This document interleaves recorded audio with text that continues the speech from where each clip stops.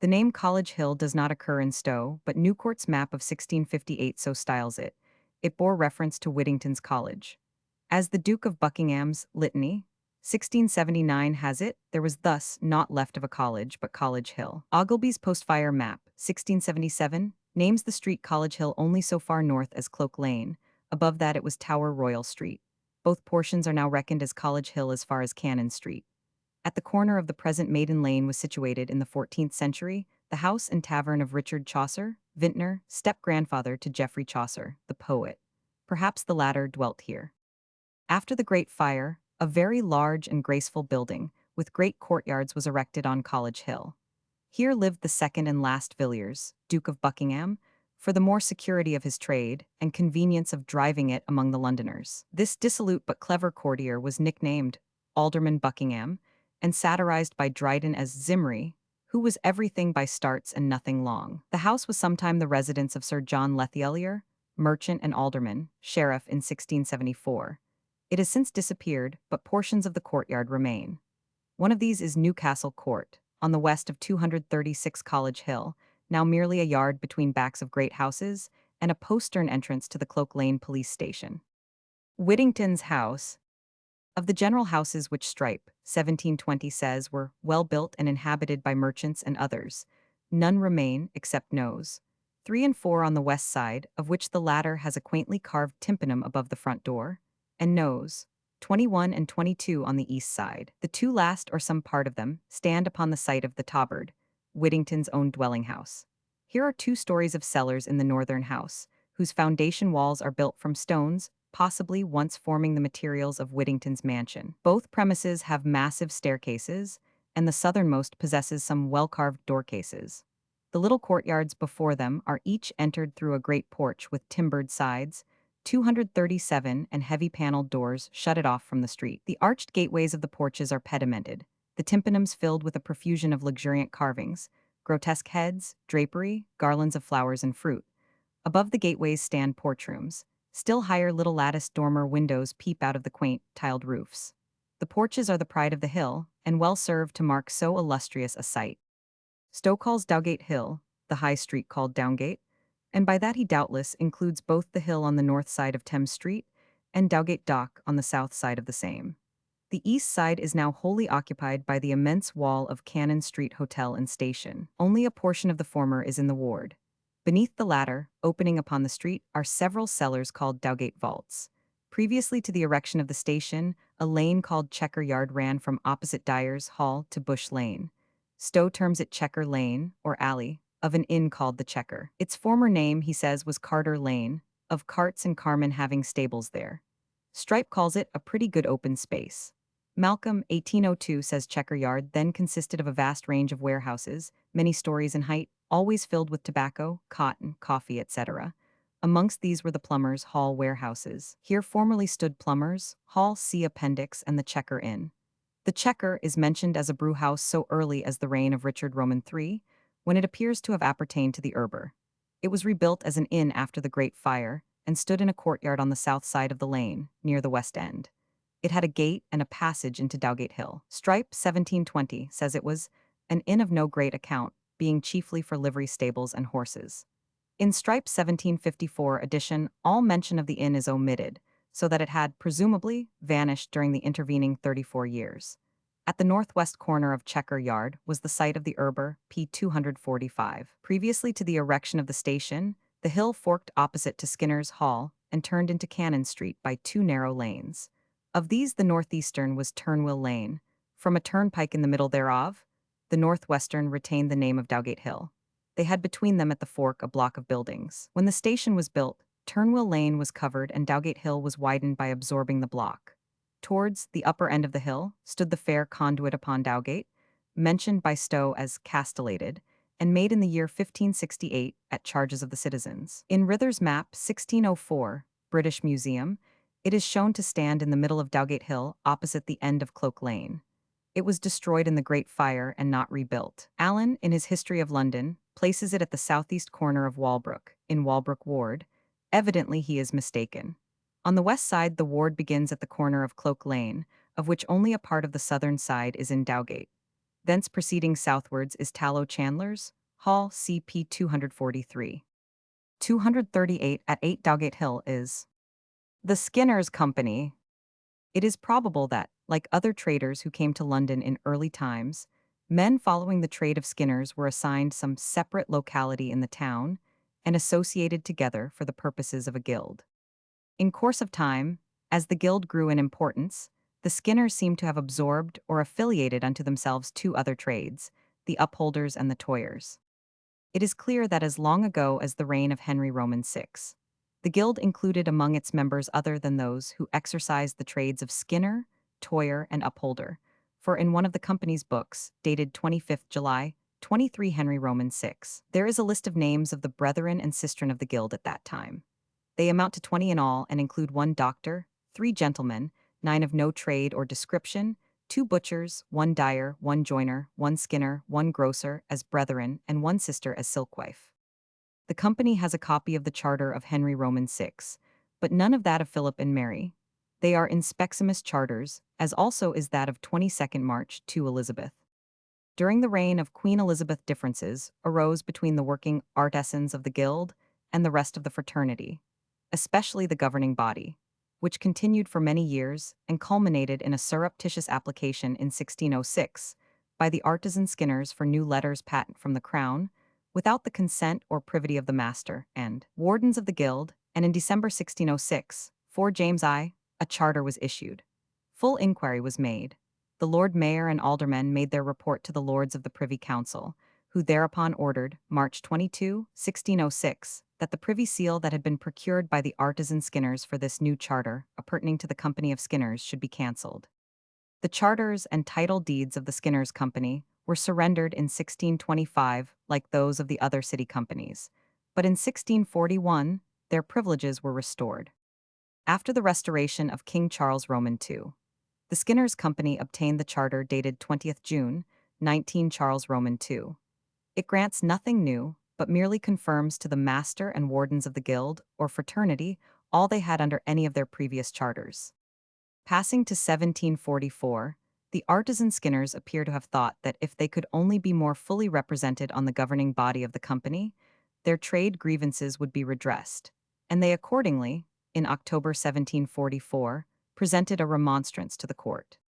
The result of this was that, in 3 months, the master and 3 wardens were served with a copy of a rule for a mandamus commanding them to choose a number of artisan skinners to be wardens and assistants. The governing body, in reply, set out the whole of the proceedings of 1606, but the mandamus was ultimately issued, and a return made to the writ. At the hearing, counsel for the prosecutors, the artisans, informed the Court of King's Bench that he had perused the return and could not find any fault with it, and accordingly the judges ordered the return of the master and wardens to be affirmed. In December 1740, 7 similar hostile proceedings were renewed, and led finally to an information for a false return being filed against the master and wardens in June 1748. The cause came on for trial at the King's Bench Bar on the 24th April following, and the jurors, without going out of court, brought in a verdict of not guilty. The number of liverymen is 200. The corporate income is £27,500. The trust income is £17,500.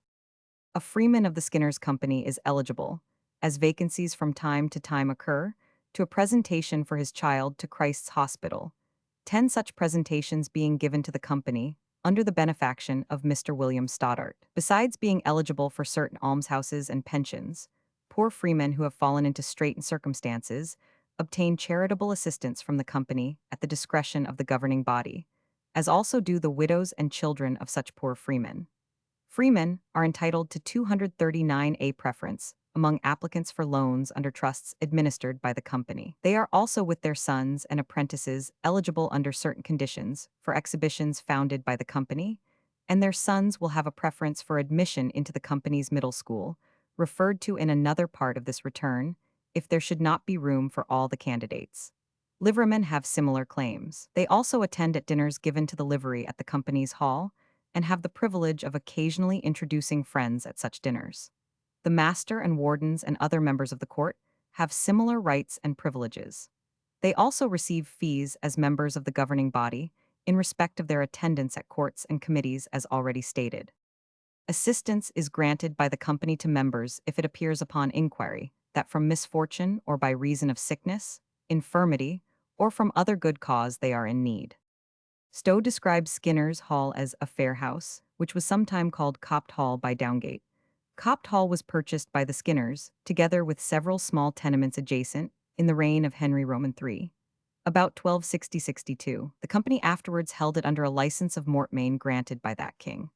It was subsequently alienated, though by what means is uncertain, and in 1326, according to Stowe, it was possessed by Ralph de Cobham, the brave Kentish warrior who made Edward Roman III. His heir, Edward Roman III, restored the hall to the Skinners at about the time of the company's legal incorporation, 1327. Of Copt Hall no plan exists, but it is probable that 4 small tenements occupied the Dowgate Hill frontage, 50 feet, and it is known that there was a court or quadrangle somewhat like the present one, with an entrance from it direct into the hall. It perished in the Great Fire of 1666, soon after which the rubbish and lead were sold. There still remain, however, some of the old walls, and the great stone fireplace of the kitchen was discovered when excavating in the present cellars about 1870. On October 15, 1668, a committee of which Sir George Waterman, Master of the Skinners, and Sir Thomas Pilkington were members, was appointed to carry out the rebuilding, the company meanwhile holding their courts in various places as at Salters Hall, the Red Bull Inn, Bishopsgate, and in the Church of St. Helen. In November 1688, the front houses at Skinner's Hall were ordered to be rebuilt. In the February following, the renter was empowered to make a gateway of stone or timber as he thought fit, and the quadrangle was ordered to be 40 feet square. By 1672, the rebuilding must have been practically finished, for Sir George Waterman kept his mayoralty here in 1672–73, renting the hall for £160. The Dowgate Hill front was rebuilt under the company's surveyor in 1777, and Mr. Jupp, afterwards surveyor to the company, also made some alterations. This front is somewhat like that of old Covent Garden Theatre in the time of Garrick. It is a regular 3-storied building of the Ionic order. The basement part to the level of the first story is of stone and rusticated. From this rise 6 pilasters supporting an entablature and pediment, all of the same material.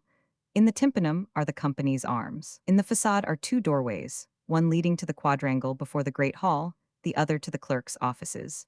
Across the quadrangle is a carved doorway, the principal entrance to the lobby in front of the Great Hall. This hall is a very handsome apartment. It was rebuilt 1849–50 under the direction of Mr. G.B. Moore and was restored and decorated in 1891 at much expense. Up to that time the walls had been wainscoted. They are now paneled in light oak to a higher level, the paneling being crowned by a fine frieze decorated with raised shields and a cornice. The carved roof is richly decorated and contains a wagon-headed skylight. The entrance to the hall is at the north end through a splendid carved oak screen, which in 1891 supplanted the original Ionic screen ordered for the hall in 1760. Behind the hall is a small committee room with a good fireplace, above which is a carved panel in the style of Grinling Gibbons. Beyond is the courtroom. On the floor above is the great cedar parlor or withdrawing room. It is a magnificent chamber, redolent with the scent of the red cedar, in which material the whole of the interior is executed. The cedar wood is said to have been presented by the East India Company. The walls are wainscoted up to the frieze and cornice, the former of which is carved both in light and dark wood, the whole being richly gilt. From the cornice springs the coved ceiling, which is paneled and painted, and which, some years ago, when the room was redecorated under the mastership of Mr. Charles Barry, architect, was substituted for the old ceiling. The doors are 240 handsomely carved and pedimented. Over the fireplace is a panel carved in Grinling Gibbons' best style, displaying the company's arms wreathed about with festoons of dark wood on the light cedar panel.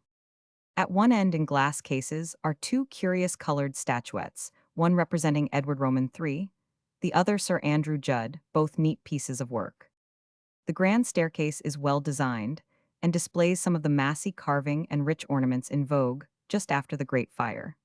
Attached to the hall is a small garden, in which are a tree and several flower beds, also a curiously embossed cistern dated 1768. The original cost of the Skinners' Hall was, according to the New View of London, 1708, £18,000, but much has since been spent upon it. Several Lord Mayors and Sheriffs have kept their year of office here, and in 1691, the new East India Company, before their incorporation with the old company, began to hold their meetings here, paying an annual rent of £300.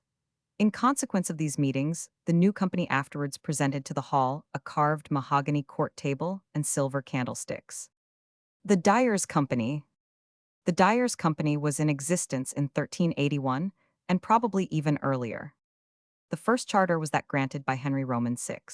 In 1471, this was renewed by Edward Roman IV.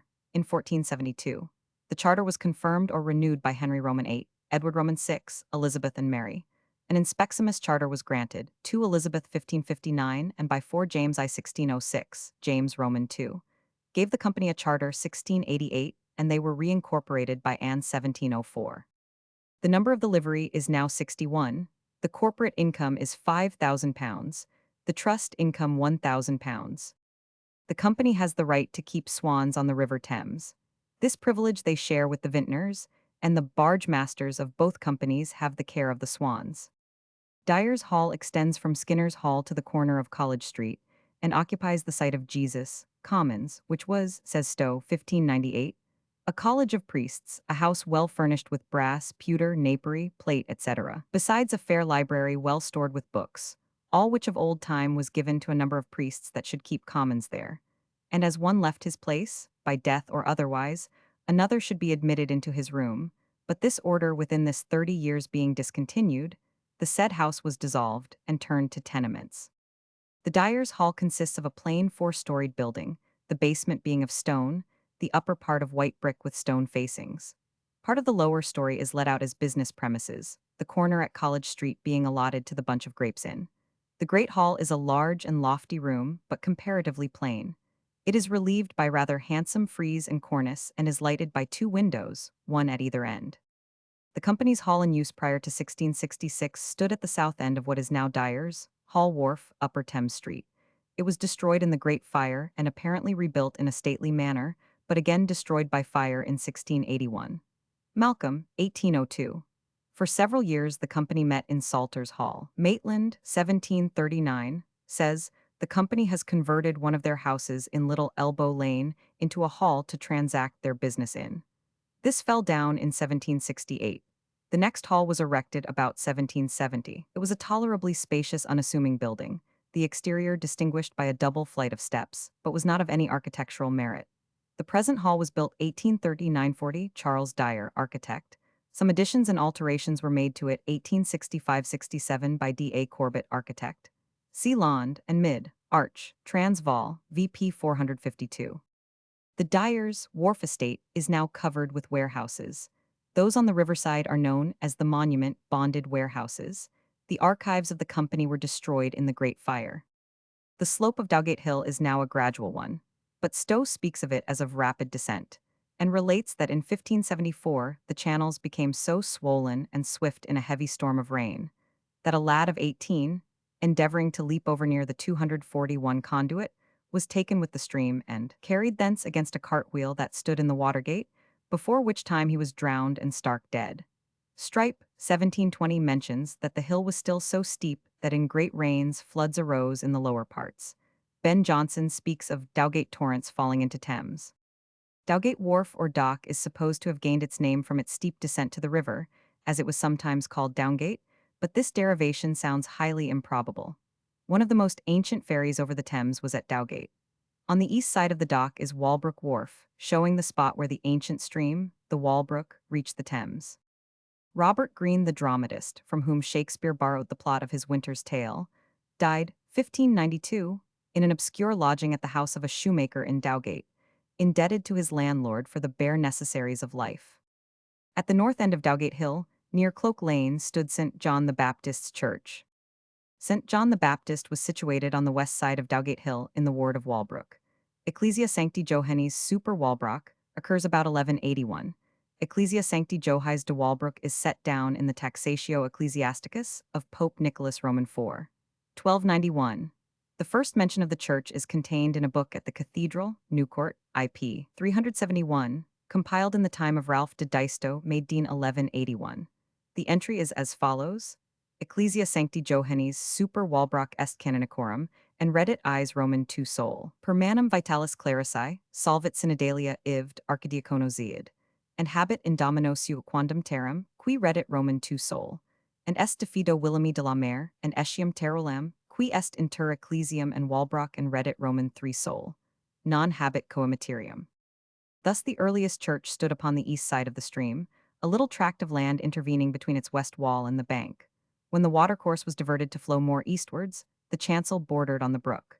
It was rebuilt about 1412, and again in 1621, but destroyed by the Great Fire in 1666, when its parish was annexed to that of St. Anthelin. The earliest date of an incumbent is 1150.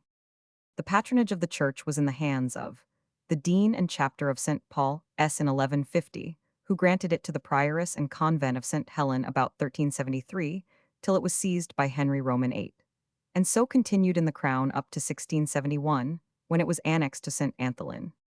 Houseling people in 1548 were 375. Only 2 monuments are recorded by Stowe as being of note. W. Combarton, Skinner, who gave lands to the church, buried 1410, and John Stone, Taylor, Sheriff 1464. The site of the building was converted into a churchyard, and upon the wall is a stone with this inscription. Before the dreadful fire, Anno Domini 1666, here stood the parish church St. John Baptist, upon Walbrook, William Wilkins, James Whitchurch, churchwardens this present year Anno Domini 1674. The above stone was refaced, and the letters fresh cut Anno Domini 1836, Rev. John Gordon M.A. Rector, Edward Jones, Lewis Williams, churchwardens. The parsonage was not rebuilt, and striped notes, 1754 vol. IP 516, that neither its site nor that of its garden was given in the 1693 visitation. Newcourt Repertorium, IP 371, further notes that the same visitation records great 242 encroachments having been made on the churchyard since the fire, to some of which the parish had consented, and others have been done by the Lord Mayor and Court of Aldermen, without the consent of the Archbishop and Bishop of London, as Tees said, and the Chamberlain of London receives the rent for them. It was reserved for the commercial civilization of this century to encroach the churchyard out of existence. The Act of the Metropolitan Railway gave the company power to construct their Cannon Street Station, 1883, under the burial ground, and to remove the human remains. The churchyard is no more. The greater part of its site is enclosed by a brick wall, which screens the opening in the roof of the station below. At the extreme west end, an asphalted square has been railed in and reserved as a home for gravestones, and a large ornament bearing this melancholy and curious inscription. Sacred to the memory of the dead, interred in the ancient church and churchyard of St. John the Baptist upon Walbrook during 4 centuries. The formation of the district railway having necessitated the destruction of the greater part of the churchyard, all the human remains contained therein were carefully collected and reinterred in a vault beneath this monument AD 1884. Rev. Louis Borrett White, D.D. Rector, John R. W. Luck, Edward White, churchwardens. But why sacred to the memory of the dead during 4 centuries only? Had not those buried previously to 1484 any right to commemoration? The churchyard existed in 1378, and the church in 1181. Truly, inscription writers are marvelous in their discriminating powers. The vault containing the remains is situated alongside the railway line beneath. Very interesting discoveries were made when excavating for the station. Mr. E. P. Seaton, the resident engineer, has preserved some careful notes, from which the following is an extract. At the west end of the churchyard was found a subway running north and south. The arch was formed of stone blocks, Kentish rag placed 3 feet apart, the space between being filled up with brickwork. The sides were of worked red ragstones, 8 by 11 inches and 3 feet long, some 1 foot 4 inches long, surrounded with rough rubble masonry, set in mortar of a brown color. The flat bottom varied from 2 to 4 feet in thickness and was formed of random rubble masonry. The brick invert was of much later date, about 6 inches thick and almost a semicircle. The space between the underside of that and the bottom was filled with made earth. A portion of the arch had been broken in and was filled with human bones. The other parts of the subway or sewer were filled with hand-packed stones. This is supposed to be the center of the ancient Walbrook. This supposition is quite correct, and made earth was found to a distance of 35 feet from the surface. Clay of a light gray color was then found, impregnated with the decayed roots of water plants. The foundations, it is a matter of regret that no plan of the foundations was taken. the opportunity is now lost forever of the old church of St. John the Baptist, destroyed 1666, and pulled down 243 about 1677, were discovered about 10 to 12 feet from the surface, and composed of chalk and Kentish ragstones. They ran about north-northeast to south-southwest. Piles of oak were found which seemed to denote that the church was built on the edge of the brook, which must have been filled up during the Roman occupation, as numerous pieces of Roman pottery were found. The bottom of the Walbrook Valley was reached at 32 feet below the present street level, and is now 11 feet below the level of the lines in the station. During the excavations, the piles and sill of the horseshoe bridge, which crossed the Walbrook hereabouts, were also found near the churchyard, together with the remains of an ancient boat. These were unfortunately too rotten to preserve, but a block of Roman herringbone pavement, formerly constituting part of a causeway or landing place on the brook, is now at the Guildhall Museum. It was found beneath the churchyard 21 feet below the present level of the street, and was presented by the rector and churchwardens. Most of the Samian pottery and Roman coins found at this time were also presented to the Guildhall. The Tallow Chandlers Company. The first charter of incorporation of this company bears date the 8th of March 1462, 2 Edward Roman 4, wherein the then members of the company are described as our beloved and faithful subjects, the freemen of the mystery or art of tallow chandlers of our city of London. It is evident, however, that a company, guild, or other association of tallow chandlers existed in London before the date of the above charter, seeing that in the year 1426, or 36 years prior thereto, letters patent were granted by Henry Roman VI to the mayor of the city of London, and the master and wardens of the mystery or craft of tallow chandlers of the same city for the time being, empowering them to search for and destroy all bad and adulterated oils.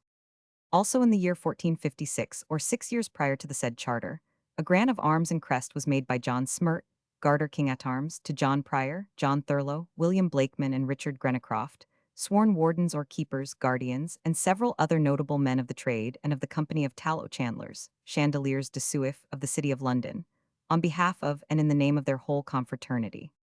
At present there is a livery of 102. The corporate income was not returned to the commissioners. The trust income is £220.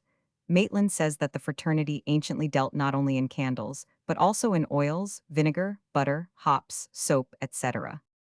Stowe designates the Hall of the Tallow Chandlers a proper house. After the Great Fire it was rebuilt, 1672. In 1884, a large red brick and terracotta building of 5 stories, standing upon a granite base, was erected on Dowgate Hill instead, and upon the site of the old house of the company's clerk and beadle, and the hall is now approached by a vestibule running under this building. The vestibule leads into an open quadrangle, which was diminished when the above-mentioned house was built. It is surrounded by a Tuscan piazza of 10 arcades. This piazza in part belongs to the 1672 building. It was restored in 1871. The building itself is of red brick. On the first floor is the Great Hall, a handsome apartment 50 feet long by 27 feet wide, having a decorated ceiling, and walls wainscoted with oak paneling and looking-glass to a height of 30 feet. On the south wall are 3 great mirrors. In a broken pediment over the central one are the arms of Charles Roman II. At the north end is a carved oak screen, in the center of which are the entrance doors, of handsome carved work filled with stained glass, erected in 1894. The screen itself is of the 1672 building. A heavy carved frieze and 244 cornice passes round the hall above the long windows. The pictures include 2 by Sir Godfrey Kneller.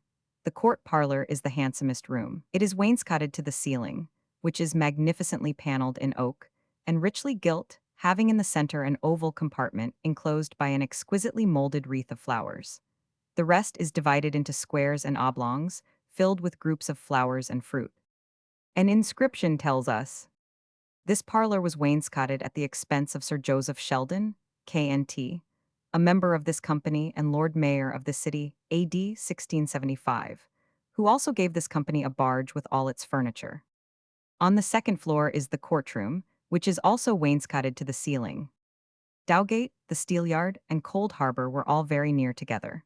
The Steelyard was so called from the beam of steel by which goods imported into London were weighed. It stood just where Cannon Street Station now is. It had a fine hall and courtyard, and was for 300 years held by the members of the Hanseatic League, a community of foreigners who enjoyed the monopoly of importing hemp, corn, wax, linen, and many other things into England, to the great loss of our own traders. See London in the time of the Tudors, p. 82. Beyond the station is the City of London Brewery. The archway spanning the central entrance to this occupies the site of an earlier arch which once carried the choir and steeple of Allhallows the Less, and led to what Stowe speaks of as the great house called Cold Harbour. Its site is now covered by the brewery.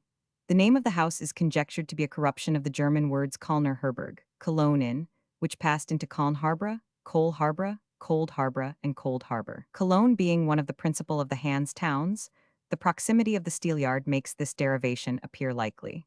There are several cold harbours in England, none of them remarkable for bleak situations, but most of them existing in places where commerce once greatly throve. The house stood at the water's edge.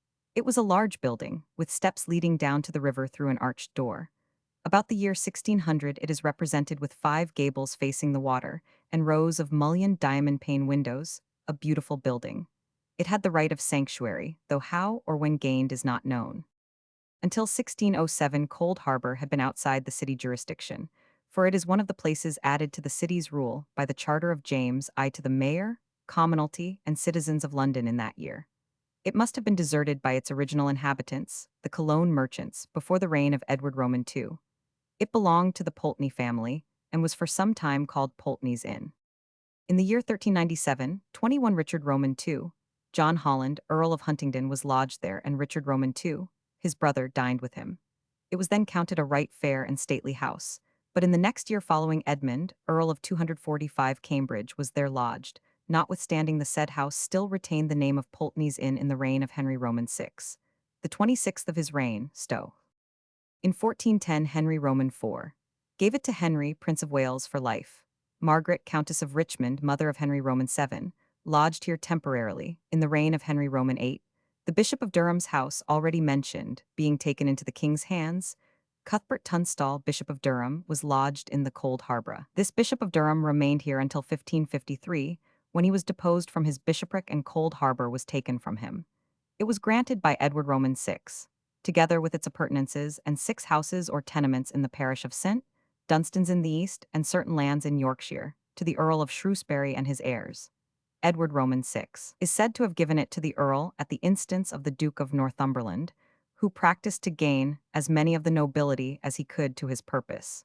It then became known as Shrewsbury House. Francis, 5th Earl of Shrewsbury, who died in 1560, and his son, the 6th Earl, the guardian for 15 years of Mary, Queen of Scots, took it down, and in place thereof built a great number of small tenements, now letten out for great rents to people of all sorts. Stowe. The Earl died in 1590. The tenements were destroyed in the fire of 1666. No remains of the building exist unless Wren utilized some of the stones in rebuilding Allhallows the Great. Hubbard, writing in 1843, says that a foundation wall of the house and the ancient stairs still survived in his time. Stowe calls the Erber a great old house, and says that Geoffrey Scroop held it by gift of Edward Roman III. In 1341, it subsequently belonged to John Neville, Earl of Raby, who appears to have died some years prior to 1396. The last of the honourable family of the Scroops to possess it was William de Scroop, KNT, who lived in the reign of Henry Roman IV. He gave it for life to his brother Ralph Neville, Earl of Westmoreland, who married as his second wife, Joan, daughter of the Duke of Lancaster. Ralph Neville died, seized of the Erber in 1426 and his wife in 1441. Their son Richard Neville, Earl of Salisbury, was lodged here in 1547. He died in 1460 and the Erber passed to his son Richard, Earl of Warwick and Salisbury, the Kingmaker, who was slain at the Battle of Barnet Field in 1471.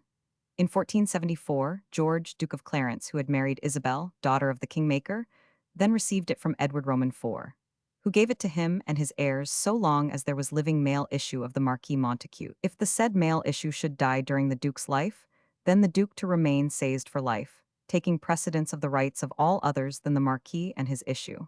The Duke of Clarence died in 1479. After his death, Edward, his son, was seized of the Erber, and George, Duke of Bedford, son of John Neville, Marquis Montacute, dying without male issue in 1483, the lands remained in the hands of Edward till 1500, when he was attainted and the lands thus came to the crown.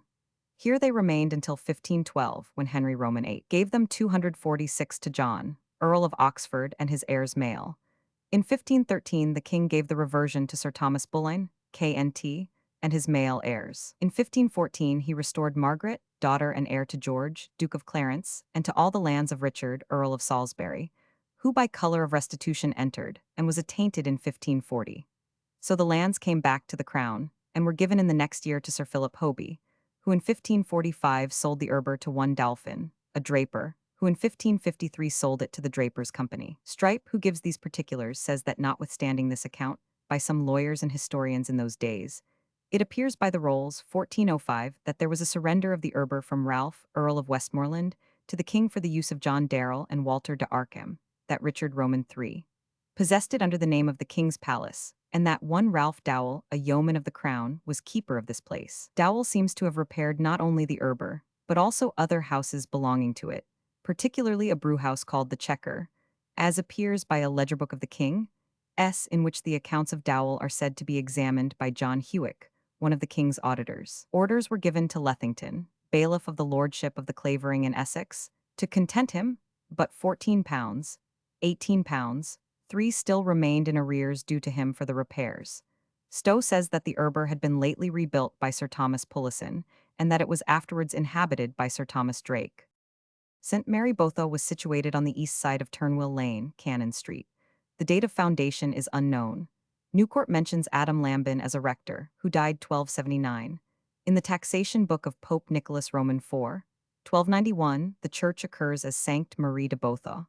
It was destroyed by the Great Fire, but not rebuilt, its parish being annexed to that of St. Swithin. Stowe supposes, for want of a better theory, that this church being near unto the down gate in the river of Thames, hath the addition of Botha, or boat ha, of near adjoining to a ha or yard, wherein of old time boats were made, and landed from Downgate to be mended.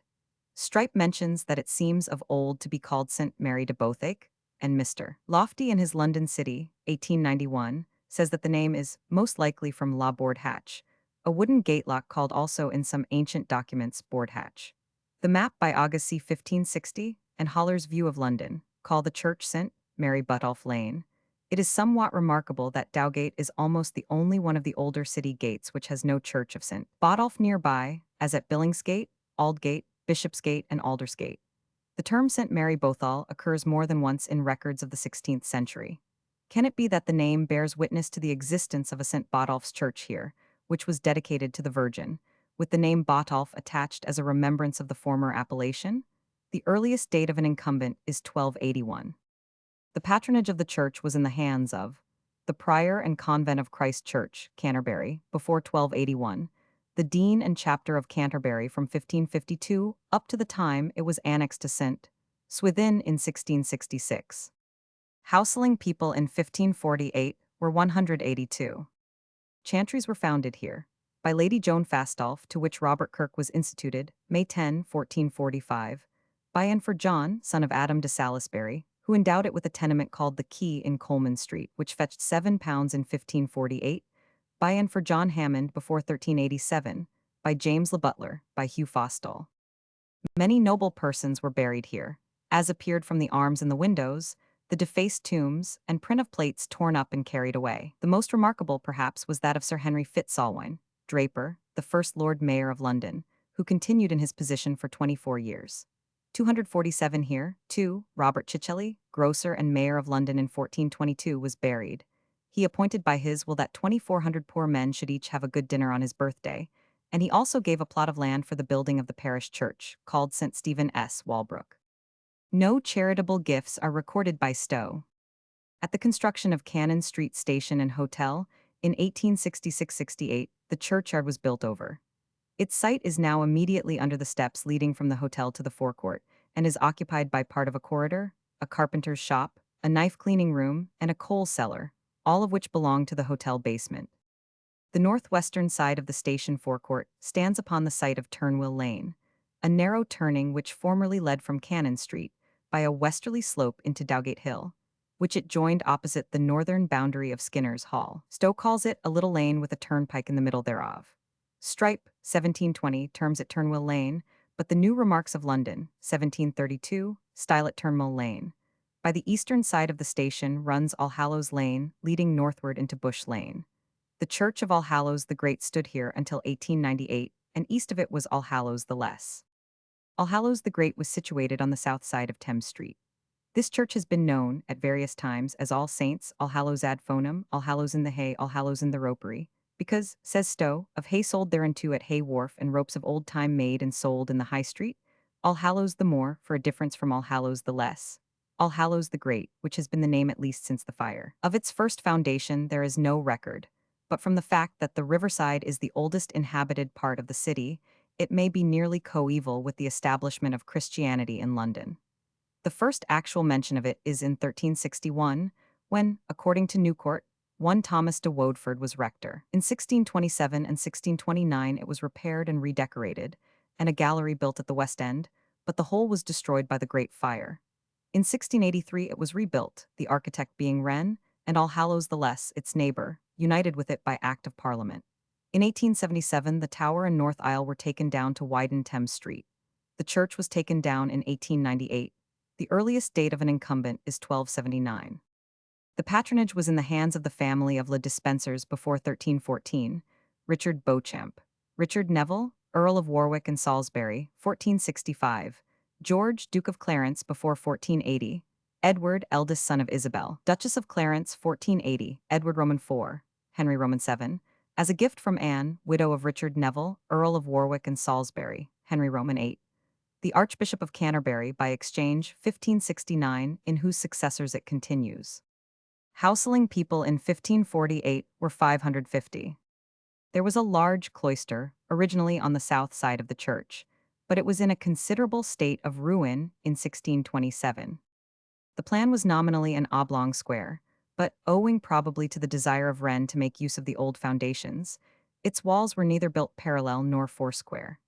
The length was 87 feet, the height 33 feet, and the width 60 feet, of which the nave was made 48 feet wide, and a north aisle 12 feet wide. To the north aisle was also attached a heavy square tower, occupying a portion of the aisle. The elevation was finished with a cornice and parapet. The tower rose above the second division from the east to a height of 86 feet.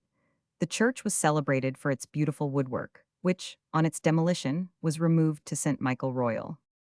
Chantries were founded here by Richard de Preston, citizen and grocer at the altar of St. Catherine for himself and Agnes his wife, and to which Alfred Linden was admitted chaplain in 1396. Peter Cosson, whose will is dated 1291, Pat 43 Edward Roman III. P2M12, Sir Nicholas Leven for himself 248 and Dame Margaret his wife, William Lichfield, augmented by Thomas Westhow, both of which endowments fetched £8, £16, 8 in 1548, and William Peston. The church formerly contained monuments to William Lichfield, Doctor of Divinity, John Brickles, a great benefactor. Queen Elizabeth's monument, if royal virtues, etc., was also in this church. 2 charity schools were erected in 1715, consisting of 30 boys and 20 girls supported by voluntary subscriptions from the inhabitants of the ward. Among the notable rectors of this church are Thomas White, 1628-98, Bishop of Peterborough, Hun. James York, Bishop of Ely, 1781, Robert Richardson, D.D., 1732-81, Dean of Lincoln, Edward Waddington, D. 1731, Bishop of Chichester, William Vincent, 1739-1815, Dean of Westminster, William Cave, author, 1637-1713. In 1877, a new vestry was built on the south side of the church. It is approached from Allhallows Lane by steps, through an arched doorway, above which stands what is called the Tower, a mean erection and a mere apology for a tower.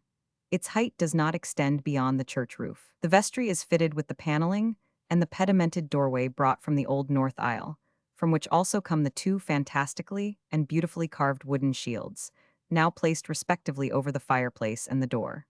The ceiling is a neat piece of paneling. The room is used for the holding of the Dowgate ward motes. The churchyard, south of the church, is much higher than the lane at its side. It contains 1 tree, several tombs, and in the northwest corner the vestry room. The enclosure remains an open space even after the demolition of the church. Allhallows Church was dismantled in 1894. The screen, the pulpit, the altar rails, the brass candelabra, and some of the woodwork went to St. Margaret Lothbury.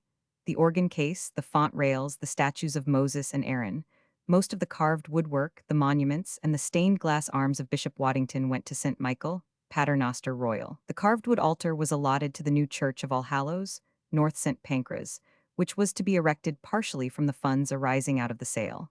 The clock by Eric was bought by a gentleman connected with the City of London brewery, where it now stands.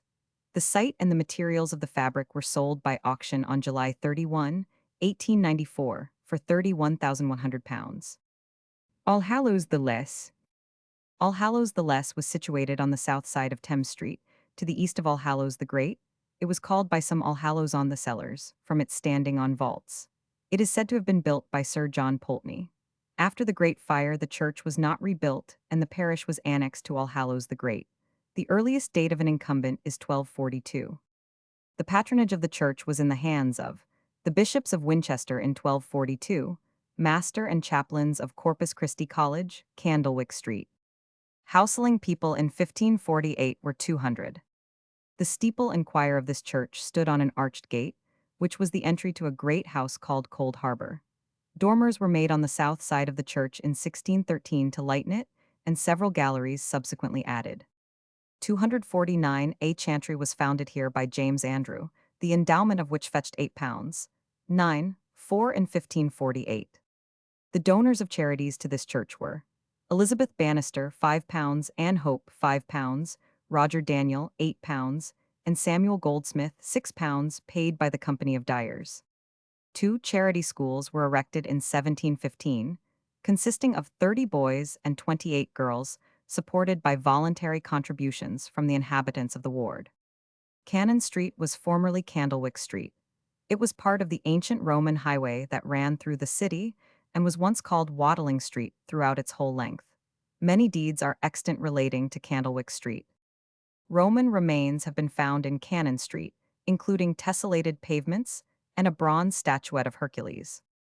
In 1369, mention is made of the Yeldihal in Candlewick Street, probably the Hula Decorum, Hall of the Danes mentioned in the Liber Albus, where we learn that it was occupied by the Cologne merchants and perhaps by those of Dinant also. The building was probably the Great Stone Bin, called Oldie Hall, mentioned by Stowe. One of the Caxton family, of whom there were so many in the city, named William de Caxton, lived here in 1342 and left to the rector of St. Swithin his mansion in this street for the maintenance of a chantry. The calendar of wills proves that we are in the most populous and ancient part of London. Between 1259 and 1350, there are more than 50 references to Candlewick Street. The place is famous for its weavers, and especially for the coarse cloth they made here called burrel. There was a fraternity of the burrelers working here. In 1330, 4 100-foot soldiers were provided with gowns of cloth made in Candlewick Street. There was also a petition drawn up by the good folk of this street and Clement's Lane against the melting of lead in their midst. From Eastcheap to Walbrook, the title was for many centuries Candlewick, Candlewright, or Canewick Street. Candlewick Street is mentioned in the city records as early as 1308. Canewick Street appears 1376-99 and again as Canewick St. in the map of Ralph August c. 1560. Stowe gives 3 possible derivations: 1 from Candlewright, a maker of candles; 2 from the yarn or cotton Candlewick; 3 from Candlewyke, a wyke being a place where things are made. The proximity of Tallow Chandlers Hall in Dowgate Hill points to this as the candlemakers' quarter of the city, and favors the first and third theories rather than the second. In Rither's Map of London, 1604, it is styled Conning Street, probably a misprint for Canning Street, and Newcourt in his 1658 Map of London calls it Cannon Street, so that the change from Candlewick to Canwyke, Conning, and Cannon appears to have taken place within a comparatively short space of time. The weavers of woolen cloths brought from Flanders by Edward Roman III probably dwelt here. Cloth of Candlewyke Street is mentioned in city records in 1334, and Stowe says that these weavers obtained permission in 1371 to meet in the churchyard of St. Lawrence Pountney close by. They appear not to have remained long in the neighborhood, but their advent led to a settlement of many drapers in this part of the city, and ultimately to the founding of the Drapers' Hall in St. Swithin's Lane. In Stowe's time, the street was possessed by rich drapers, sellers of woolen cloth, etc. After the Great Fire, the street, Strype says, was well built and inhabited by good tradesmen. There are 2 churches in the street, which is now extended to the southeast corner of St. Paul's, sweeping away Distaff Lane, Basing Lane, Little St. Thomas Apostle, and a bit of Budge Row. London Stone is in this street. Beside London Stone, Henry Fitz Aylwin or Alwyn, first mayor of London, had his residence. Here lived the Earl of Oxford, who, About the year 1540, according to Stowe, rode to his house with 80 gentlemen in livery of reading tawny, and chains of gold about their necks, and 100 tall yeomen in the like livery to follow him without chains, but all having his cognizance of the blue boar introduced on their left shoulders. This retinue was discountenanced by the Tudors and fell into disuse. Perhaps this earl was the last to maintain so great a following. London stone was probably the pillar set up in the Roman fort to mark the miliarium, the beginning of mile. Some have supposed this stone to be the remains of a British druidical circle or religious monument. Strype quotes Owen of Shrewsbury as giving rise to this view by his assertion that the Druids had pillars of stone in veneration, which custom they borrowed from the Greeks, who, as Pausanias writes, adored rude and unpolished stones.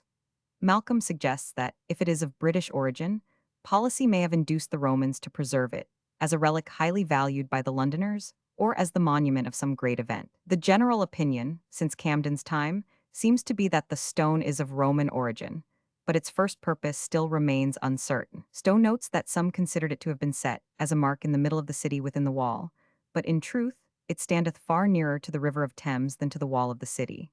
He says also that others thought it was set for the payment of debts on appointed days, till of later times, payments were most usually made at the font in Ponce Church, St.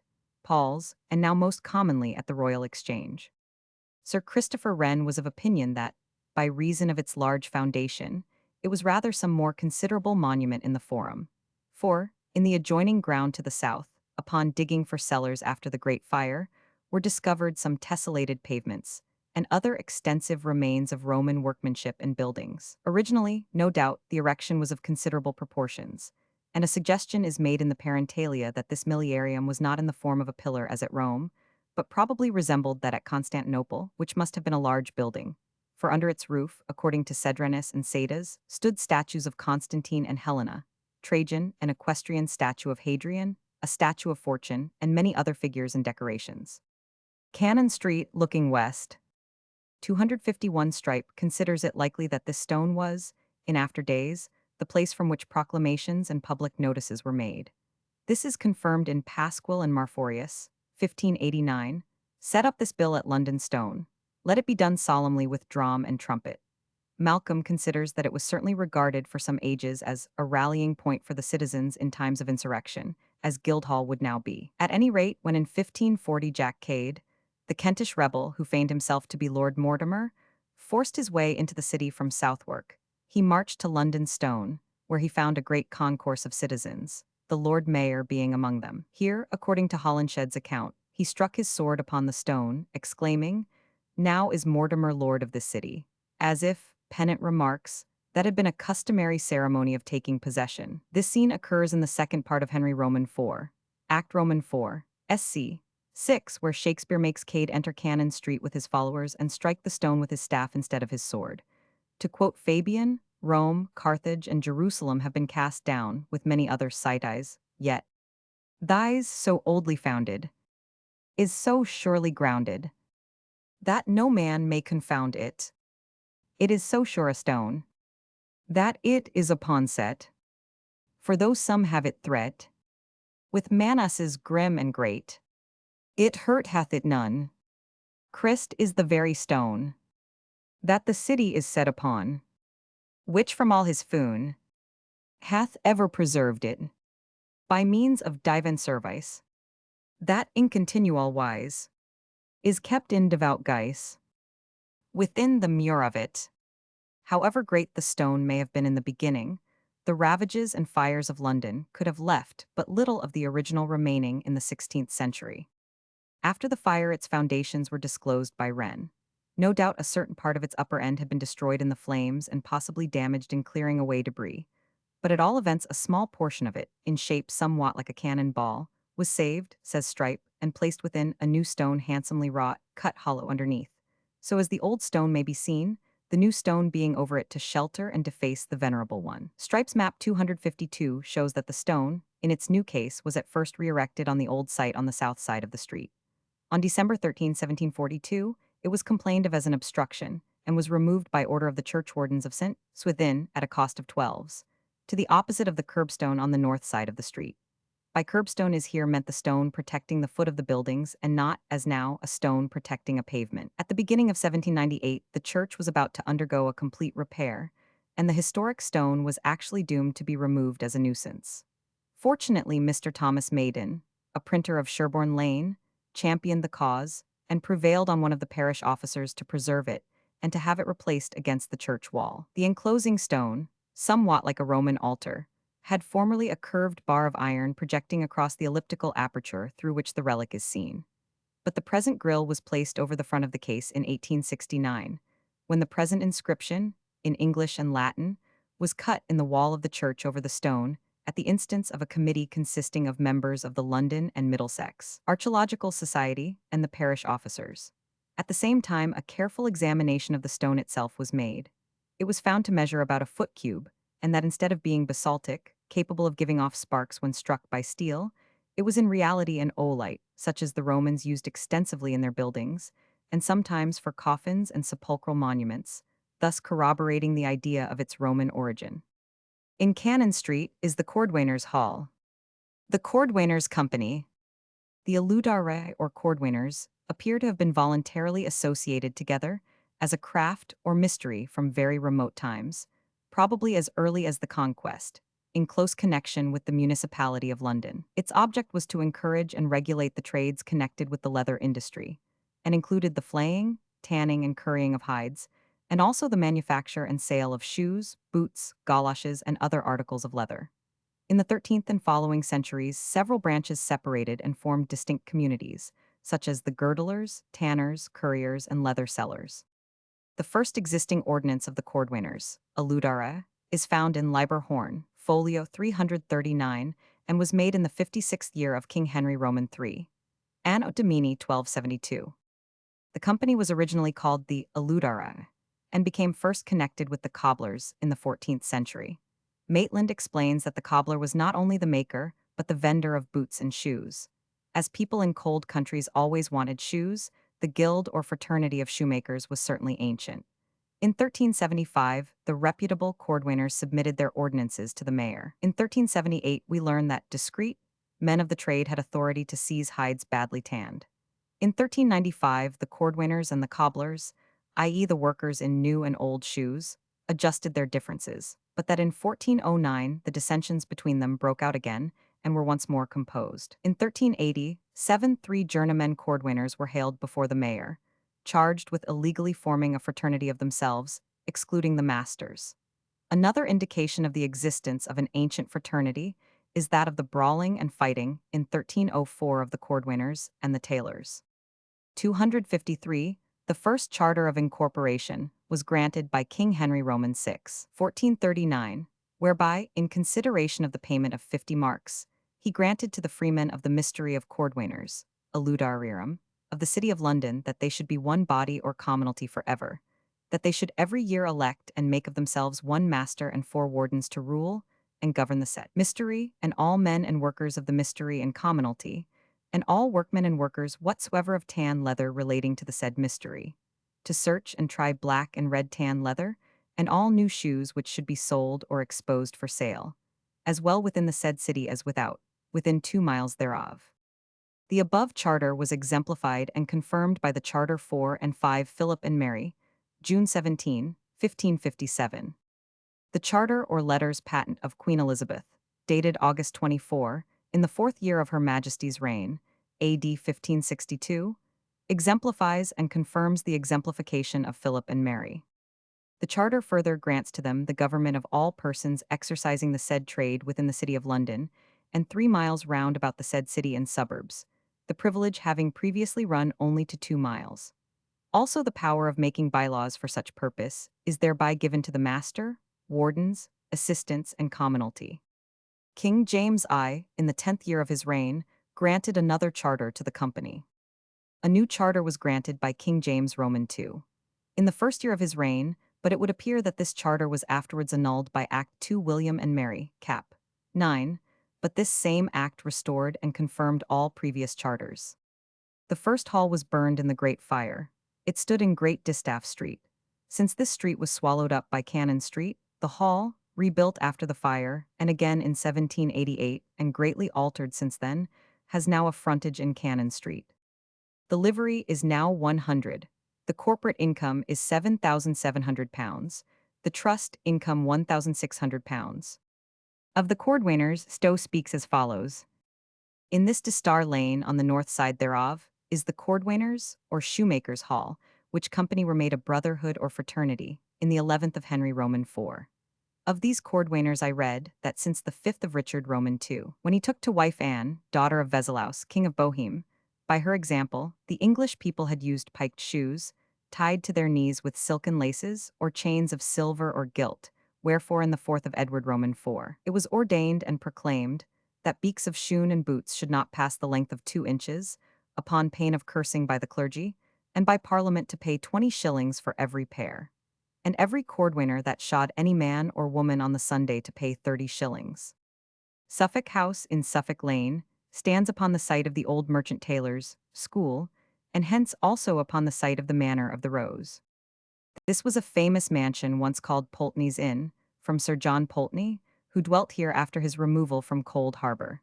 This was probably in 1348, for in that year, the year after he founded his College of Corpus Christi, by the Church of St. Lawrence Pulteney, or Pountney, on Lawrence Pulteney Hill, he gave the Cold Harbor to the Earl of Hereford and Essex, for 1 rose at midsummer, to him and his heirs for all services if the same were demanded.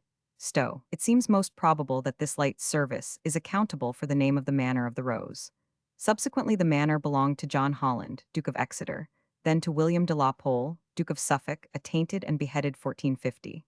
His son John, made Duke of Suffolk in 1463, does not appear to have possessed it, but his son John, Earl of Lincoln, owned it at the time of his attainder in 1487. It remained 254 with the crown until 1495, when it was restored to Edmund de la Pole, Duke of Suffolk, on whose forfeiture of it by treason it was granted in 1506 to Edward Stafford, Duke of Buckingham, who kept possession of it until he was attainted and beheaded in 1521. Shakespeare, Henry Roman VIII, Act ISC 2, alludes to the Rose within the parish of St. Lawrence Pulteney, in connection with the Duke of Buckingham. After remaining with the crown for about 4 years, it was granted in 1526 to Henry Courtenay, Earl of Devon, who had recently been created Marquis of Exeter. He was beheaded in 1539, when the property again fell to the crown. In 1540, it was granted to Robert Radcliffe, Lord Fitzwalter, Earl of Sussex, whose son and grandson held it in turn. In 1560-61, it was sold, and shortly after divided into moieties, of which one part was afterwards sold for the use of the merchant tailor's school. All that remained intact of the mansion perished in the fire of 1666, except a few portions of which the chief were a wall in Duxfoot Lane, and a crypt extending from Suffolk Lane to Lawrence Pulteney Hill. At the rebuilding of the city, number 3 Lawrence Pulteney Hill stood over this crypt, which remained until that house was pulled down in 1894, when, despite the protests of the antiquarians, the crypt was ruthlessly destroyed. Old Merchant Tailor's School, Suffolk Lane, Cannon Street. 255. After the fire, the school was rebuilt on the old site, in 1675, the headmaster's house being erected adjoining it. The school premises were enlarged at various times, especially in 1829. In 1875, they became too small for the requirements of the school, and the old Charterhouse School having been removed to Godalming, the Charterhouse site was bought by the Merchant Tailors Company for £90,000, and Merchant Tailors' School was moved to its present quarters. The old premises were taken down, and Suffolk House was erected in part upon their site in 1882. The pious Robert Nelson, author of the Fasts and Festivals, was born in Suffolk Lane, June 22, 1656. His father, John Nelson, was a wealthy trader to the Levant. Strype calls Duxfoot Lane Duxford. The name is perhaps a corruption of Duke's Footman's Lane, tradition asserting that this lane contained the servants' entrance to the Duke of Suffolk's house, the Manor of the Rose. In that case, footmen is equivalent to retainers or men-at-arms, whose quarters would probably be at the back of the mansion. Wilson, History of St. Lawrence Pulteney, thinks it was once called Duke's Foot Lane, meaning a narrow way to the mansion. The only old house in the lane is number 2, which possesses a very interesting interior. The building is now used for offices, but was originally a merchant's residence. The old dining room is a fine chamber, having paneled walls profusely decorated with florid designs in raised composition. The panel over the chimneypiece is particularly good. The entablature of the handsome mantel is supported by fluted Ionic pilasters, the frieze filled with flowers and fruit, and the keystone embellished with a curious rural scene. There are several other quaint mantels in the house, one being of colored marbles exquisitely painted with figures and scenes. The great staircase with its wainscoted walls and fine balusters is a good piece of work. The cellars are very extensive, and there are traces of a subterranean passage which formerly led to the Thames. The staircase and the old dining room were copied by Mr. John Hare and staged at the Garrick Theatre for Mr. Pinero's play The Profligate, first performed in 1889. Lawrence Pountney Hill. Stowe calls this hill St. Lawrence Hill. The part from Cannon Street to Suffolk Lane was formerly Green Lettuce Lane, but was renamed under the present title only, on the widening of Cannon Street, 1853-54. The two houses at the corner of Suffolk Lane are splendid specimens of early 18th century architecture. Both are finished with a handsome cornice. The doorways of both are side by side, and have lintels and architraves of such rich 256 carving as to be unsurpassed in the city by any doorways of similar size and style. The lintels are both concave. That on the southern house contains garlands of flowers, a cherub's head, and the date 1703, that on the northern consists of a large scallop shell, having in it two naked children. The staircase in the northern house, with its fine twisted balusters, is one of the best original staircases left in the city. The southern house has been modernized for business premises and spoiled. Next below is a plot recently bared, where was the vault alluded to under Suffolk Lane. At the northeast corner of Duxfoot Lane is an old house, a good specimen of the domestic architecture after the fire. Next to it eastwards is the southern half of St. Lawrence Pountney Churchyard, now disused. It contains 3 trees and several tombs. In summer, a large-leafed plant covers almost the whole area. Across the enclosure is another fine old house, now used for offices, containing handsome rooms and a fine balustered well staircase. Dr. William Harvey, the discoverer of the circulation of the blood, came to live with his brother Eliab opposite St. Lawrence Pountney Church, after the surrender of Oxford. Both Eliab and another brother Daniel were rich and distinguished merchants on the hill. Richard Glover, the author of Leonidas, was also an eminent merchant on this hill. The character of Lawrence Pountney Lane on both sides, except the modern warehouses on the east side at the corner of Upper Thames Street, is that of the rebuilding after the fire. Perhaps as a whole, this lane preserves this character better than any other thoroughfare in the ward. At the Upper Thames Street end, on the west side, is a house which, though rebuilt on the Upper Thames Street front, retains the old side wall. This is still pierced with narrow windows filled with little squares of glass in leadwork. On the same side of the lane are several carved lintels and well-paneled, deeply recessed doorways. Near the lower end is an old house beneath which is an archway leading to a courtyard, cellars, and offices. The house is partly tenanted by Messrs.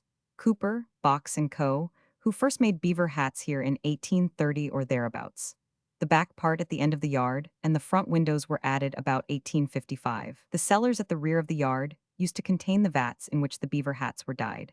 The lease of the house dating from shortly after the fire is still in existence. In the yard is an arched doorway of stone, and solid arches of the same material support the walls of the house in the basement cellars. The stone, no doubt, came out of the ruins of buildings destroyed in the fire, possibly some of it from the Manor of the Rose. At the beginning of 1543, Master Arundel kept a house of entertainment in this lane, much resorted to by the gay young men of that time. Henry, Earl of Surrey, the poet, was summoned before the Privy Council to answer certain charges, when Mistress Arundel, being examined, said that the Earl of Surrey and other young noblemen frequented her house. They ate meat in Lent and committed other 257 improprieties. At Candlemas they went out at 9 o'clock at night, with stone bows, and did not return till past midnight. And next day there was a great clamor of breaking of windows, both of houses and churches, and shouting at men in the street, and the voice was that those hurts were done by my lord and his company. Again at night, rowing on the Thames, they used these stone bows to shoot, as she was told, at the Queen's on the Bankside, misquoted by Froude Vol. Roman 4, p. 253.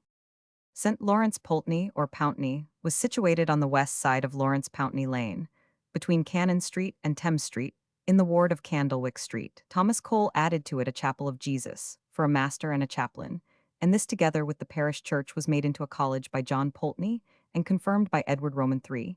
At the suppression of the religious houses it was valued at £97, £17, £11, and surrendered in the reign of Edward Roman VI. The church was burnt down by the Great Fire, and its parish annexed to that of St. Mary ob Church. The earliest date of an incumbent is 1318. The patronage of the church was in the hands of the chaplains of this college, Henry Roman VIII, who seized it and so continued in the crown till Queen Elizabeth granted it to Edward Dorning and Roger Rant as an appendage of the manor of East Greenwich. Houseling people in 1548 were 270. No benefactors are recorded by Stowe. There are few monuments recorded, and those of little note. John Olive, alderman, was buried in the church in 1577, also Robert and Henry Radcliffe, Earls of Sussex. William Latimer was master of this college. He was prosecuted for complaining with John Hooper of Edmund Bonner, Bishop of London. In Martin's Lane, a high tower resembling the steeple of a church projects at the end of a block of modern buildings. The old clock, which is attached and hangs out over the street, makes the resemblance to a church more noticeable. The building was erected on the site of the old church of St. Martin Orgar. The churchyard below is comparatively large and includes a row of trees. It is considerably above the level of the street. At the east end are some old 17th or 18th century houses with rusticated woodwork beneath their gables. On the west side of the lane number 7 is an old 18th century house, a fine specimen, with brick courses across its frontage. St. Martin Orgar was situated in St. Martin's Lane, near Candlewick Street. It was burnt down in the Great Fire and not rebuilt, its parish being annexed to St. Clement's, Eastcheap. The earliest date of an incumbent is 1348. The patronage of the church was in the hands of Orgaris, who gave it about 1181 to the dean and chapter of St. Paul's, who held it up to 1666, when the church was burnt down. Houseling people in 1548 were 280. Chantries were founded here by William Cromer, whose endowment fetched £30, 4 in 1548 when John Carr was priest. John Weston, who gave to the augmentation of Our Lady's Mass to be songed by note £12, 8 a year in 1548. William Orsic, whose endowment for 2 chaplains fetched £13, 5 in 1548. The church contained monuments to William Cromer, mayor, who built a chapel on the south side of the church and who was buried there in 1433, Sir Humphrey Brown, Lord Chief Justice, d. 1562, Sir Allen Cotton, Lord Mayor, d. 1628. There was also a monument to Queen Elizabeth. According to Stowe, the parish enjoyed the benefits of many benefactors. Among others, Benedict 258 Barnum was donor of £10 yearly, Thomas Nicholson of £5, Sir Humphrey Walwyn of £5, and James Hall of 3 tenements to the value of £18, 10. Brian Walton, d. 1661, Bishop of Chester, was rector here. Crooked Lane has been partly destroyed to make way for the approach to London Bridge, which has also swallowed up St. Michael's Lane and Great Eastcheap. In Crooked Lane stood a house before the fire called the Leaden Porch, which belonged to one Sir John Shurston in the 15th century. The lane also contains St. Michael's Church, the burial place of William Walworth. St. Michael, Crooked Lane, was situated on the east side of Miles's Lane, Great Eastcheap, and was one of the 13 peculiars in the city, subject to the Archbishop of Canterbury. It was repaired and redecorated in 1610, but burnt down by the Great Fire and rebuilt from Wren's designs in 1687. The steeple was not built till 1698. In 1831 the building was pulled down, its parish being united with those of St. Magnus and St. Margaret. The earliest date of an incumbent is 1286. The patronage of the church was in the hands of the Prior and Convent of Christ Church, Canterbury, before 1286, the Archbishop of Canterbury, who presented in 1408, in whose successors it continued up to 1848, when the church was annexed to St. Magnus the Martyr. Houseling people in 1548 were 354. The church built by Wren, which was without aisles, measured 78 feet in length and 46 feet in breadth.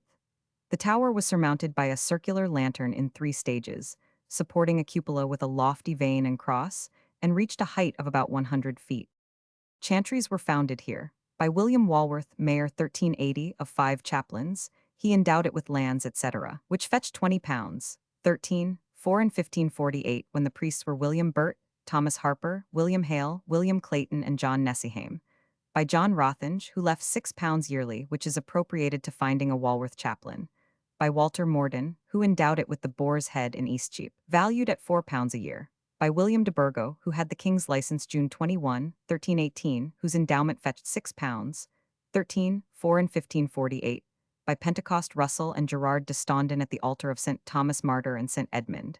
The king granted his license July 14, 1321, for himself, his father and mother, and G. de Stondon, late parson of Stevenage, Herts, by Henry Grubb, for which the king granted his license April 20, 1371, by Roger Steer, who endowed it with tenements valued at £8, 8 yearly, which is spent towards finding the Walworth chaplains, by William Jordan, who left £5, £16, 8 to find a priest, but this was also appropriated to the Walworth chaplains, by Robert Brockett, who endowed it with £7 a year, by John Lunge, who left tens per annum, March 10, 1380-81. The king granted his license to William Walworth, citizen and merchant of London, to unite diverse chantries in this church, founded by Pentecost Russell, Matilda and Roger Steer, John Harrow, John Abel, W. Berg, Henry Grubb, William Jordan, Walter Morden, and Thomas Attelet, which by changes of time are insufficient to maintain these chantries, and he was further empowered to found a college of 1 master and 9 chaplains there. The church formerly contained monuments to John Lovekin, fishmonger, 4 times Lord Mayor, through whom the church, 1348, 1358, 1365, and 1366 was rebuilt.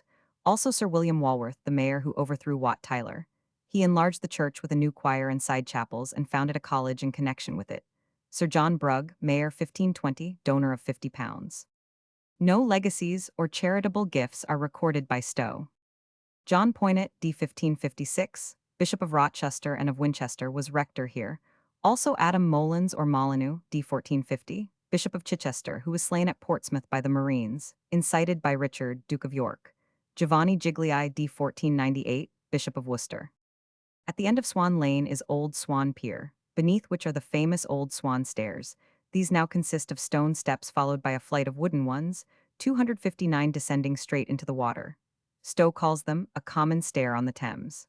In 1441, when the Duchess of Gloucester did penance at Christchurch Baldgate, she landed here and walked the rest of the way. When persons did not care to risk shooting London Bridge, it was customary for them to land at these stairs, walk to the other side of the bridge, and then take to the water again. Pepys in his diary, 1661, mentions taking Mr. Salisbury to Whitehall, but he could not by any means be moved to go through the bridge, and we were fain to go round by the Old Swan Pier. And Boswell says that he and Johnson landed at the Old Swan and walked to Billingsgate, where they took oars for Greenwich. The race for Doggett's coat and badge, open to watermen, is rowed between the Old Swan and the White Swan at Chelsea. Near these stairs was John Hardcastle's counting house, where were first brought forth the Hibernian Society, the London Missionary Society, the British and Foreign Bible Society, and the Religious Tract Society. At the end of Swan Lane, west side, is the entrance to the subway called Waterside. It passes beneath Tennant's, Commercial, and Dyer's Hall wharves, in front of Red Bull Wharf, the only place where it emerges into the open, and ultimately runs under the City of London Brewery into All Hallows Lane. In Stripe 1754, mapped the whole of the riverside from Swan to All Hallows Lane is shown as a broad path, 40 feet wide, open to the water, and called New Quay, upon which debouch all the lanes leading from Thames Street to the shore. It was part of a design of Wren for improving the riverbank after the Great Fire. In a map of 1819, the quay, though mostly open, is shown to be a subway under a portion of the brewery. It is marked as a public way. It has been gradually covered over by the extension of the brewery and the wharves, so that now what was once a riverside walk has become a subway, from which the water is nowhere visible, unless one of the wharf doors happens to be open.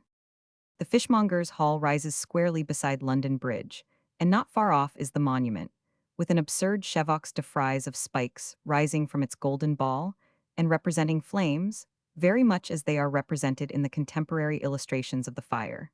St. Magnus's white steeple makes a good foreground. The Fishmongers' Company. The origin of the Fishmongers' Company is lost in remote antiquity.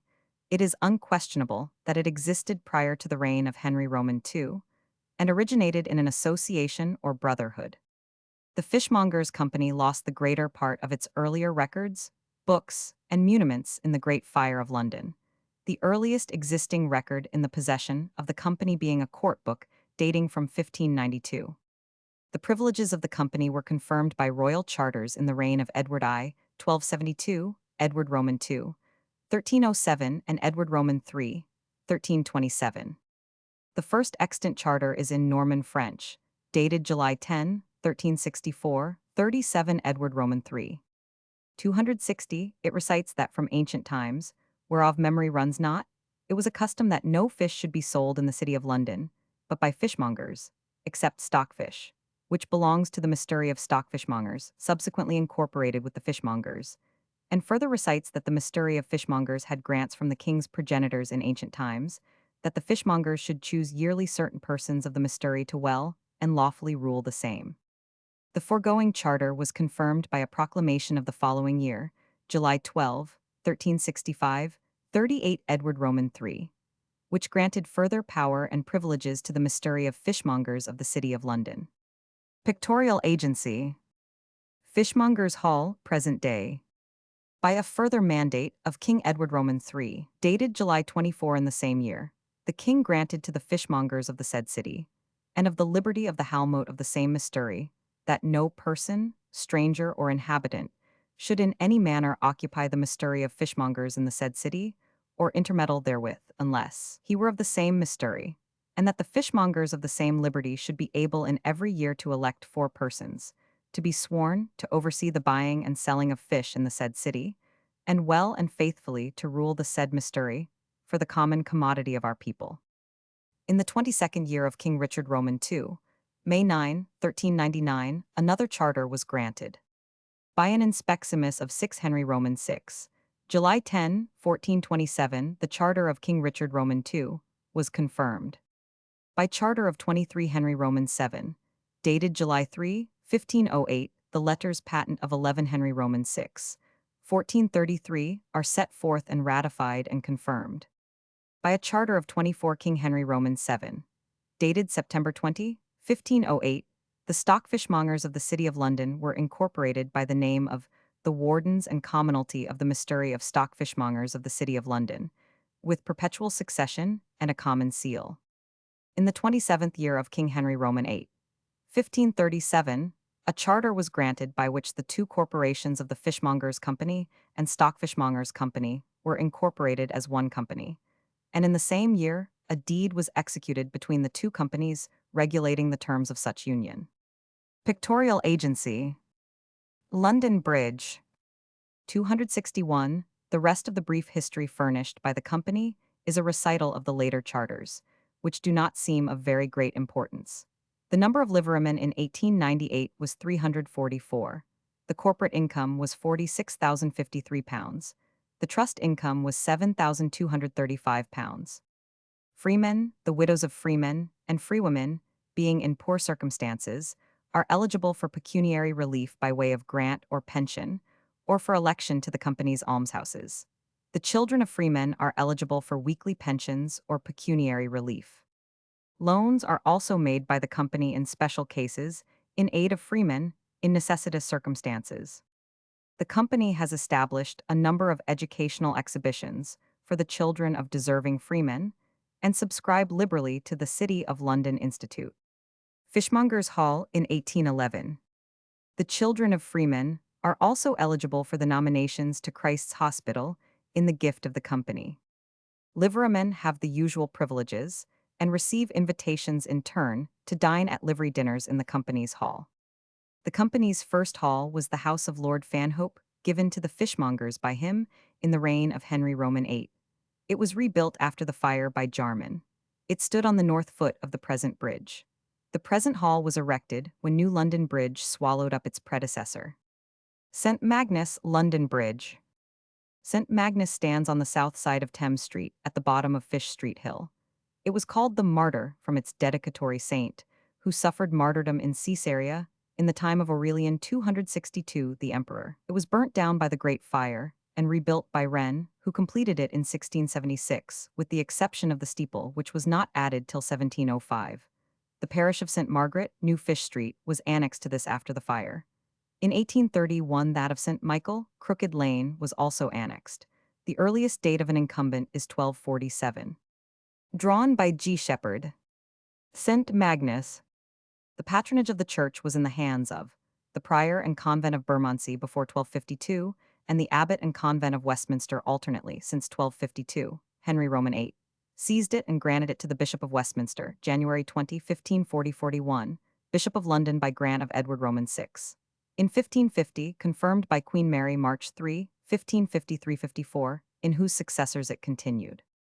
Houseling people in 1548 were 535. The building is one of the most beautiful of all the city churches. It measures 90 feet in length, 59 feet in breadth, and 41 feet in height. It contains a nave and side-aisles separated by slender Ionic columns standing a considerable distance from each other. The steeple rising near London Bridge is seen to great advantage and is considered one of the best of Wren's works. It consists of a tower with a cornice, parapet, and vases, surmounted by an octagonal lantern with a cupola, which, in its 263 turn, is surmounted by a slender lantern and spire, with a finial and vane. The total height is 185 feet. Chantries were founded here by Andrew Hunt, whose endowment fetched £6, 13, 4 in 1548 when Gilbert Smythe was chaplain; Thomas Mackinge, whose endowment yielded £16 in 1548 when Thomas Parker was chaplain; Sir John Deepdene, KNT, for himself and Elizabeth his wife, at the altar of Blessed Virgin Mary, and also at the same altar by Robert Ramsay, for himself and Jane his wife, for which the king granted his license, February 5, 1404-1405. The endowments fetched £16, 13 pounds, 4 in 1548, when Joseph Steppeneth was chaplain; Ralph de Grey, whose endowment fetched £4 in 1548; Hugh Port, who was Sheriff of London 1303, for himself and Margaret his wife, at the altar of Blessed Virgin Mary, to which Hugo de Waltham was admitted chaplain, October 10, 1322. This chantry was augmented by Roger Clovel, and the king granted his license in Mortmain, June 10, 1370. John Bever, for the support of 2 priests whose endowment fetched £20, 6, 8 in 1548, but no priests have been found since Henry Roman IV's time. The king granted his license, May 26, 1448, to constitute the Guild of S. Maxentius and S. Thomas. Andrew Hunt and several others founded and endowed the Brotherhood of Salve Regina, whose gifts fetched £49, 0, 4 in 1548, when John Swan and William Bunting were the chaplains. The old church was the place of sepulture of several persons of note in their day, amongst whom may be mentioned Henry Ewell, master mason to Edward Roman III, Richard Roman II, and Henry Roman IV; Sir W. Gerard, mayor in 1555, and Sir John Gerard, mayor in 1601, and Thomas Collett, for 20 years deputy of this ward, who died in 1703. On the demolition of St. Bartholomew by the Exchange, the remains of Miles Coverdale were brought here, as he had been rector of the church 1563-66. His monument is on the east wall, south of the communion table. 60 boys and 40 girls were maintained in the Candlewick and Bridge wards. The parish did not possess many large charitable gifts. Samuel Petty was donor of £600, of which only £250 was received, owing to the bonds not being good. Susanna Chambers, £17, Thomas Arnold, £2, 12 pounds, John Jennings, £13. Besides Miles Coverdale, other rectors of note were Richard de Medford or Mitford, Bishop of Chichester in 1389, Maurice Griffith, d. 1558, Bishop of Rochester. Great Eastcheap, now destroyed, was in Stowe's time a marketplace for butchers. It had also cooks mixed among the butchers and such others as sold victuals ready dressed of all sorts. For of old time when friends did meet and were disposed to be merry, they went not to dine and sup at taverns but to the cooks, where they called for meat what they liked which they found ready dressed, and at a reasonable rate. In Great Eastcheap was the immortal Tavern of the Boar's Head, already mentioned p. 106. There was apparently another Boar's Head in this ward. Maitland mentions it. In this ward there was a house called the Boar's Head, inhabited by William Sanderson, which came to King Edward Roman VI, by the statute about chantries, which with the shops, cellars, solars, and other commodities and easements, he sold in the second of his reign, together with other lands and tenements, to John Sycamore and Walter Williams for £2,668 and upwards. Maitland Vol. Roman II, p. 793. Fish Street Hill, or New Fish Street, formerly Bridge Street, led to Old London Bridge past St. Magnus's Church. It contained an ancient stone house which had once been occupied by the Black Prince, and was afterwards converted 264 into an inn called the Black Bell. Very frequent mention is made of Bridge Street. Here lived Andrew Horne, fishmonger, city chamberlain, author of the Liber Horn. A note which concerns him may be found in Riley's Memorials, A.D. 1315. Among the signs of the street were the King's Head, the Harrow, the Swan and Bridge, the Star, the Mitre, the Golden Cup, the Salmon, the Black Raven, the Crown, the Maidenhead, the White Lion, the Swan, etc. Foundations of Roman buildings have been found here. Riley has notices of the street between 1311 and 1340. Notices are found in the Calendar of Wills from 1273, in the Guildhall MSS. The earliest mention of the street is 1189. In this street stood the Church of St. Margaret, not rebuilt after the fire. This church was on the west above Crooked Lane. St. Margaret, New Fish Street, sometimes called St. Margaret Bridge Street, stood on the east side of Fish Street Hill, where the monument now stands. It was destroyed by the Great Fire, and its parish united to that of St. Magnus the Martyr. The earliest date of an incumbent is 1283. The patronage of the church before 1283 was in the hands of the abbot and convent of Westminster, 1283-84, Henry Roman VIII, who granted it to the Bishop of Westminster, January 20, 1540-41, the Bishop of London by grant of Edward Roman VI. In 1550, confirmed by Queen Mary, March 3, 1553-54, in whose successors it continued up to 1666, when the parish was annexed to St. Magnus. Houseling people in 1548 were 200. Chantries were founded here by Roger de Barry, for which the king granted his license in 1318, John Coggeshall at the altar of St. Peter. His endowment fetched £13 tens. In 1548, when Richard Beck was chaplain, Thomas Dursley, whose endowment yielded £4 in 1548, John Roos, whose endowment fetched £5 in 1548, Robert Waplode, whose endowment yielded 40s. In 1548. Only one monument of note is recorded by Stowe, that of John Coggeshall, 1384, and the reason of his eminence is not stated. Some of the chantries belonging to this parish were £2 tens, the gift of John Wybert, £2, the gift of Catherine Perry, £1 tens, the gift of Mr. Mosier. Candlewick and Bridge wards maintained 60 boys and 40 girls. John Seton d. 1568, Prebendary of York, author of Dialectica, William Cotton d. 1621, Bishop of Exeter, Samuel Hasnet, Archbishop of York 1629 are among the notable rectors. On the east side, higher up, stood the church and burial ground of St. Leonard's Milk Church, also destroyed by the fire and not rebuilt, CP 266. The most important building in Fish Street is, of course, the monument. For the monument, we quote the account taken by Maitland from the life of Sir Christopher Wren. In the year 1671, the surveyor began the building of the great fluted column of Portland stone and of the Doric order, commonly called the Monument of London, in memory of the burning and rebuilding of the city, and finished it in 1677. The artificers were obliged to wait sometimes for stones of proper scantlings, which occasioned the work to be longer in execution than otherwise it would have been. The altitude from the pavement is 202 feet, the diameter of the shaft or body of the column is 15 feet, the ground bounded by the plinth or lowest part of the pedestal is 28 feet square, and the pedestal in height 265 is 40 feet. Within is a large staircase of black marble, containing 345 steps, 10 inches and a half broad, and 6 inches rising. Over the capital is an iron balcony, encompassing a cippus or meta, 32 feet high, supporting a blazing urn of brass gilt. Prior to this, the surveyor, as it appears by an original drawing, had made a design of a pillar of somewhat less proportion, viz., 14 feet in diameter, and after a peculiar device. For, as the Romans expressed by relievo, on the pedestals, and round the shafts of their columns, the history of such actions and incidents as were intended to be thereby commemorated. So this monument of the conflagration and resurrection of the City of London was represented by a pillar in flames. The flames, blazing from the loopholes of the shaft, which were to give light to the stairs within, were figured in brasswork gilt, and on the top was a phoenix rising from her ashes of brass gilt likewise. The total expense was about £14,500. The monument in 1752. From a drawing by Signor Canalsti. The height, 202 feet, is supposed to be equal to its distance eastward from the house in Pudding Lane in which the fire broke out. Inside are 345 steps, by which anyone after paying 3d may ascend to the caged-in platform near the top. The pedestal has Latin inscriptions on the north, south, and east panels. In 1681, a further inscription, running round the base of the pedestal, was added as follows. This pillar was set up in perpetual remembrance of that most dreadful burning of this Protestant city, begun, and carried on by ye treachery and malice of ye popish factio. In ye beginning of septem in ye year of our Lord 1666, in order to ye carrying on their horrid plot for extirpating the Protestant religion and Old English liberty, and the introducing popery and slavery.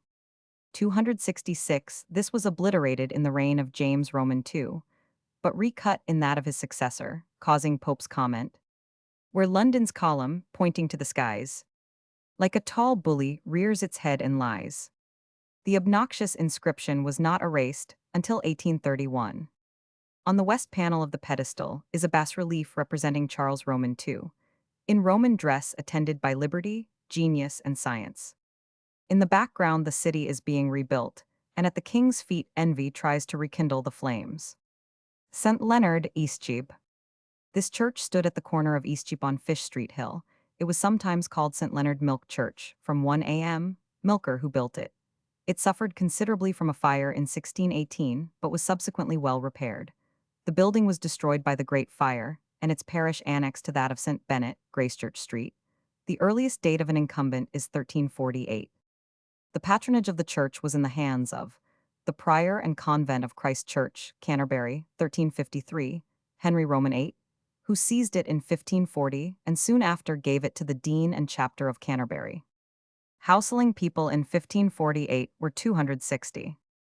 Chantries were founded here by Reginald de Canterbury, citizen at the altar of St. Thomas the Archbishop in 1329, when John de Lacelbrig was admitted chaplain, William Ivory, whose endowment yielded £8, 8 in 1548, John Bromesbury and John Wasselby, whose endowments fetched £10 in 1548, Marjorie Bedden, whose endowment yielded £10, 8 in 1548, Hugo Brown, whose endowment fetched £18, 11 pounds.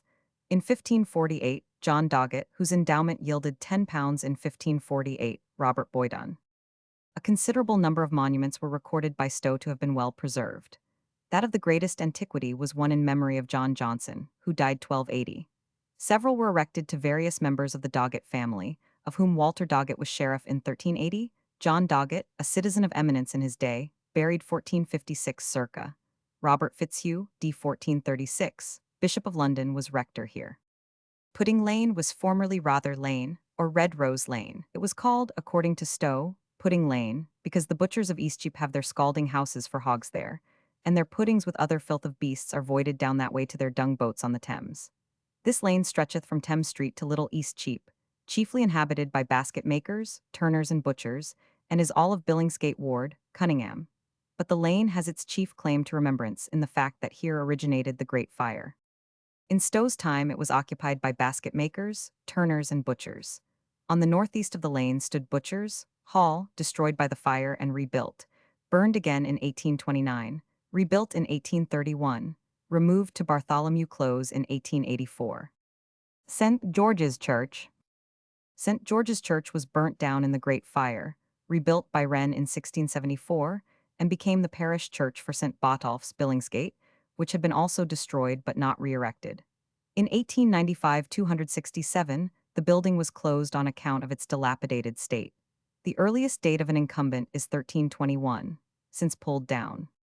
The patronage of the church was in the hands of the prior and convent of St. Saviour, Bermondsey, in 1321, then the crown since 1541 up to 1666, when it was annexed to St. Botolph, Billingsgate, and with it to St. Mary at Hill. Houseling people in 1548 were 123. The present church measures 54 feet in length, 36 feet in breadth, and 36 feet in height.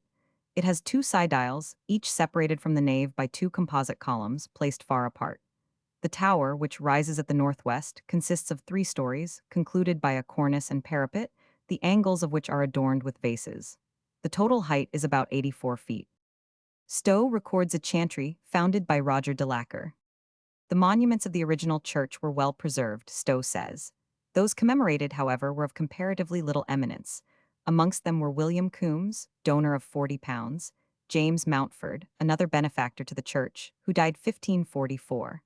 Among the more recent ones was one in memory of George Clint, parish clerk for 30 years, who died in 1605. Monument Street was only opened about 10 years ago and cost £500,000 of money. This was spent partly in compensation to the dispossessed leaseholders. It was designed to afford a wide and direct route to the city for the fish brought from Billingsgate. A row of new red brick buildings lines part of the way on the right. At the corner of St. Mariette Hill is a post office. Beyond these buildings is the ancient graveyard of St. Botolph, Billingsgate, which church was burnt in the Great Fire and not rebuilt. The graveyard is now used as a public recreation ground and is fronted by a neat wall with a parapet, and on either side of the gate is a high brick pier with a lamp on the summit. On the south side of Monument Street, fragments of waste ground remain still unbuilt on and form receptacles for decayed fish and garbage.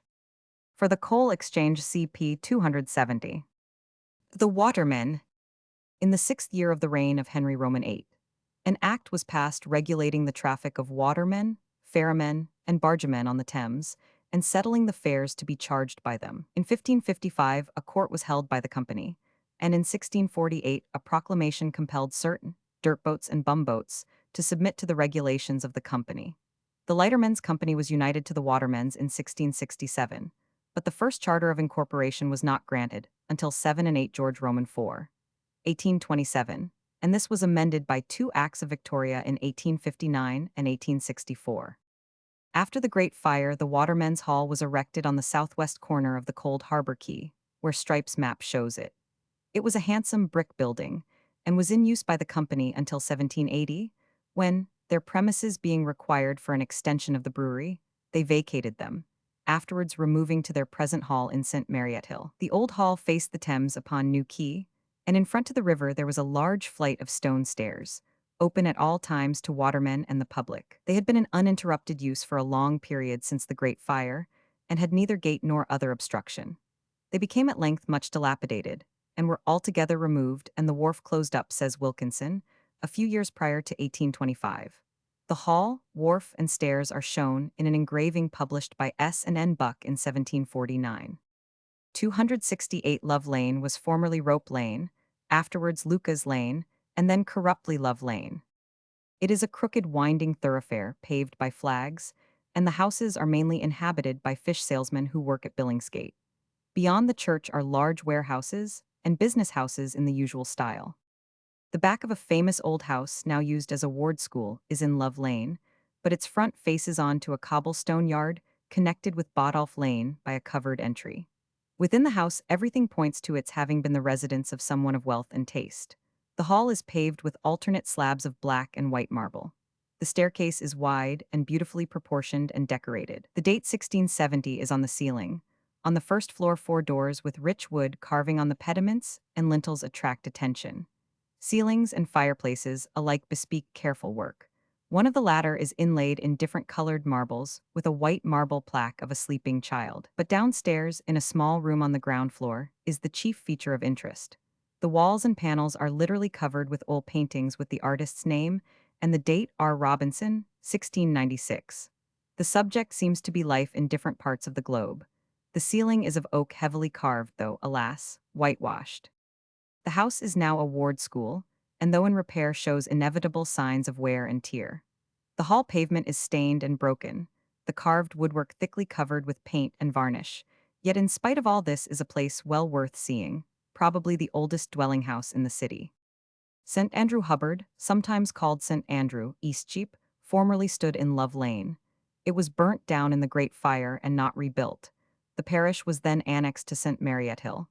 The earliest date of an incumbent is 1366.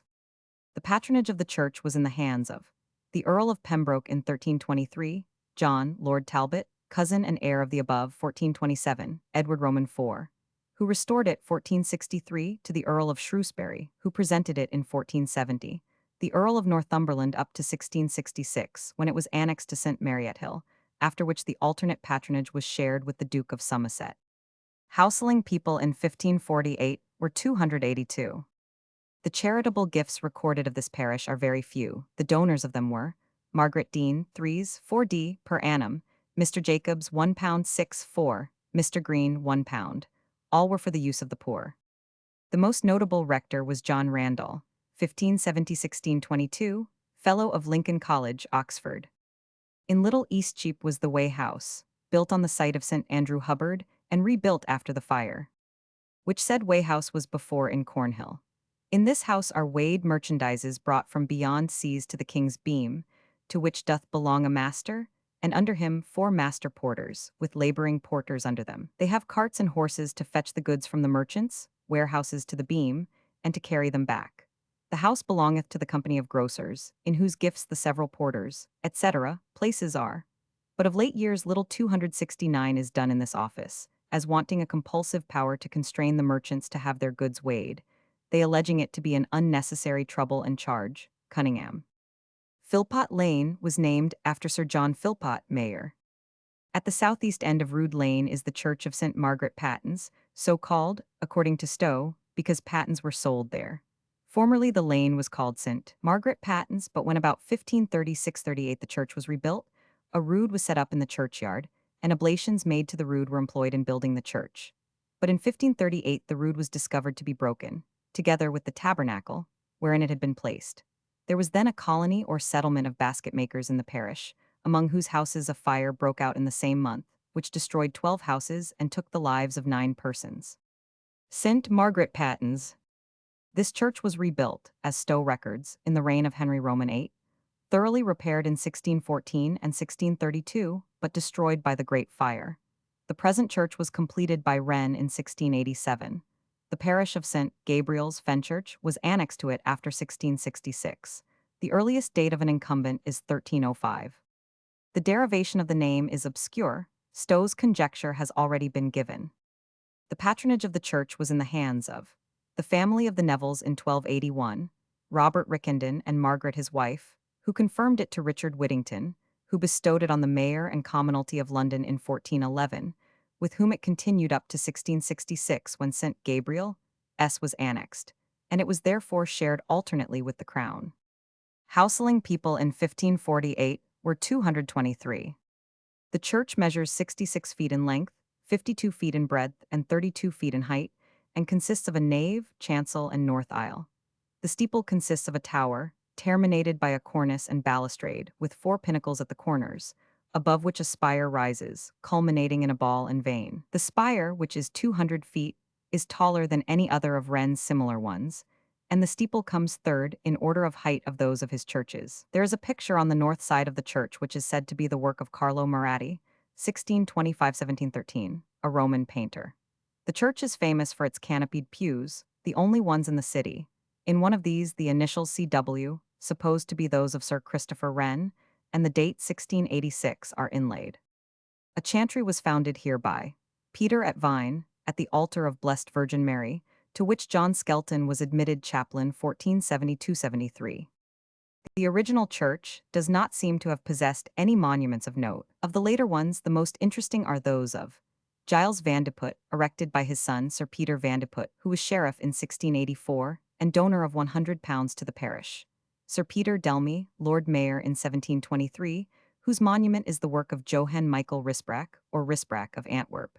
Dr. Thomas Birch, Secretary of the Royal Society, an author who was rector here for nearly 19 years, was buried in the chancel, 1766.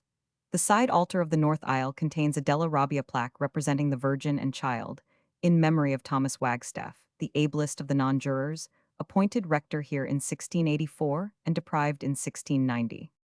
Sir Peter Van de Putte was donor of £100 to the parish, Collier of £5, Thomas Salter of £20, Richard Camden of £20. The other charitable gifts recorded amounted to £6 per annum. John Millward, 1556-1609, chaplain to James I, was rector here. Also Thomas Birch, 1705-66, secretary to the Royal Society, and Peter Whalley, 1722-91, headmaster of Christ's Hospital and author of various works. St. Mariette Hill. We pass on to St. Mariette Hill, a church well known on account of the energetic work of its rector, Rev. W. Carlyle, founder of the Church Army, who popularizes church work among his poor parishioners by lantern services and other devices. The date of the foundation of the original church is not known, but there is evidence of its existence in the middle of the 14th century. In 1616 it was thoroughly repaired, but the body of it was destroyed by the Great Fire and rebuilt by Wren, 1672-77. The stone tower remained standing till 1780, when it was considered insecure and pulled down, when it was replaced by the present one. In 1892, the church was closed for 2 years, while 3,000 bodies were removed from beneath the flooring to Norwood Cemetery. The parish of St. Andrew Hubbard was not rebuilt after the fire and was annexed to this. The earliest date of an incumbent is 1337. The patronage of the church was in the hands of Richard Hackney, Sheriff of London, who presented to it in 1337, and so on. It remained in private persons up to 1640, when the parishioners presented to it, up to 1666, when the parish of St. Andrew Hubbard was annexed to it, the patronage now being alternate, Sir Henry Peake having presented last in right of St. Andrew Hubbard in 1891. Houseling people in 1548 were 400. The church measures 96 feet in length and 60 feet in breadth, and is crowned by a cupola which rises to the height of 38 feet. The cupola is divided into panels and is supported by 4 Doric columns, forming 2 side aisles. The ceiling to the east and west of this is arched, as well as that of the side aisles between the columns, so that the appearance of the roof is thus rendered cruciform. There is a great quantity of carving in the church, but of a late date, being the work of Mr. W. Gibbs Rogers, who executed it in 1848-49 when the church was remodeled. Chantries were founded here, by Rose Riddle at the altar of St. Edmund the King before 1336. She left 6 marks for an endowment, and Michael de Leek was licensed as chaplain, November 5, 1365. The value was £8, 2, 6 in 1548 when Christopher Burley was priest at the age of 43 years, a good singer and well learned. By John Weston, whose endowment fetched £8, 13, 4 in 1548. By John Nasing at the altar of St. Catherine. Harry Yorkfleet the chaplain exchanged it with John Attewell, February 20, 1395-96. Thomas Lewes was priest in 1548, of the age of 42 years, a good singer and player on the organ and prettily learned. By William Cambridge, whose endowment fetched £10, 6, 8 in 1548, when Matthew Burriah was priest, of the age of 40 years, a good singer and indifferently well learned. By John Coston, whose endowment yielded £20, 17, 8 in 1548, when Edmund Alston was priest, of 36 years, a good singer and handsomely learned. By Richard Gosling, whose endowment produced £9 in 1548, when John Sherpin was priest, of the age of 44 years, a teacher of children. By John Bodman, whose endowment fetched £14, 6, 8 in 1548. The church formerly contained a considerable number of monuments, but the persons commemorated are of comparatively little eminence. Sir John Hampson, knight and alderman, was buried here in 1607. Within the communion rails of the present building the body of the Rev. John Brand lies interred, who died in 1806. He was fellow and secretary of the Society of Antiquaries, and rector here for some years. Edward Young, the poet, was married here to Lady Elizabeth Leigh in 1731.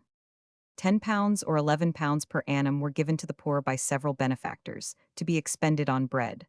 Other gifts recorded by Stowe are £40 from Sir William Lemon for the maintenance of a divinity lecture, from Jane Revel, £4 tens, to be paid every 10th year from Bernard Hyde. Andrew Snape, D.D., Master of Eton College, Vice-Chancellor of Cambridge 1721-23, was rector here. At the southeastern corner of St. Mary-at Hill stands the mighty building of the Coal Exchange. The material used is Portland stone, and the great tower and cupola which rises above the street still retains its whiteness. The exchange was 271, opened in 1849. Monday is the principal market day, but markets are also held on Wednesdays and Fridays. Under the exchange are the remains of an old Roman bath, which was discovered when the foundations were being made. Strype says that above the stairs at Billingsgate, the coalmen and woodmongers meet every morning about 8 or 9 o'clock, this place being their exchange, for the coal trade which brings a great resort of people and occasions a great trade to the inhabitants. And this place is now more frequented than in ancient time, when Greenhithe was made use of for the same purpose, this being more commodious. And therefore it was ordained to be the only port for all such sorts of merchandise. Pictorial agency. The Coal Exchange, up to 1846 Billingsgate Fish Market, contained only sheds and squalid buildings in which the fish trade was carried on. But in that year, J.B. Bunning, the city architect, was employed to build a regular market. In 1872, the great increase of the trade and the necessity for further accommodation induced the corporation to 272 pull down this building and rebuild on a larger scale. Old Darkhouse Lane and Billingsgate Stairs were utilized to gain an increased site, as the great bulk of the custom house prevented any expansion eastward. Sir Horace Jones was the architect. The building is of an Italian design and is of Portland stone with facings of yellow brick and polished gray granite plinths and wall linings.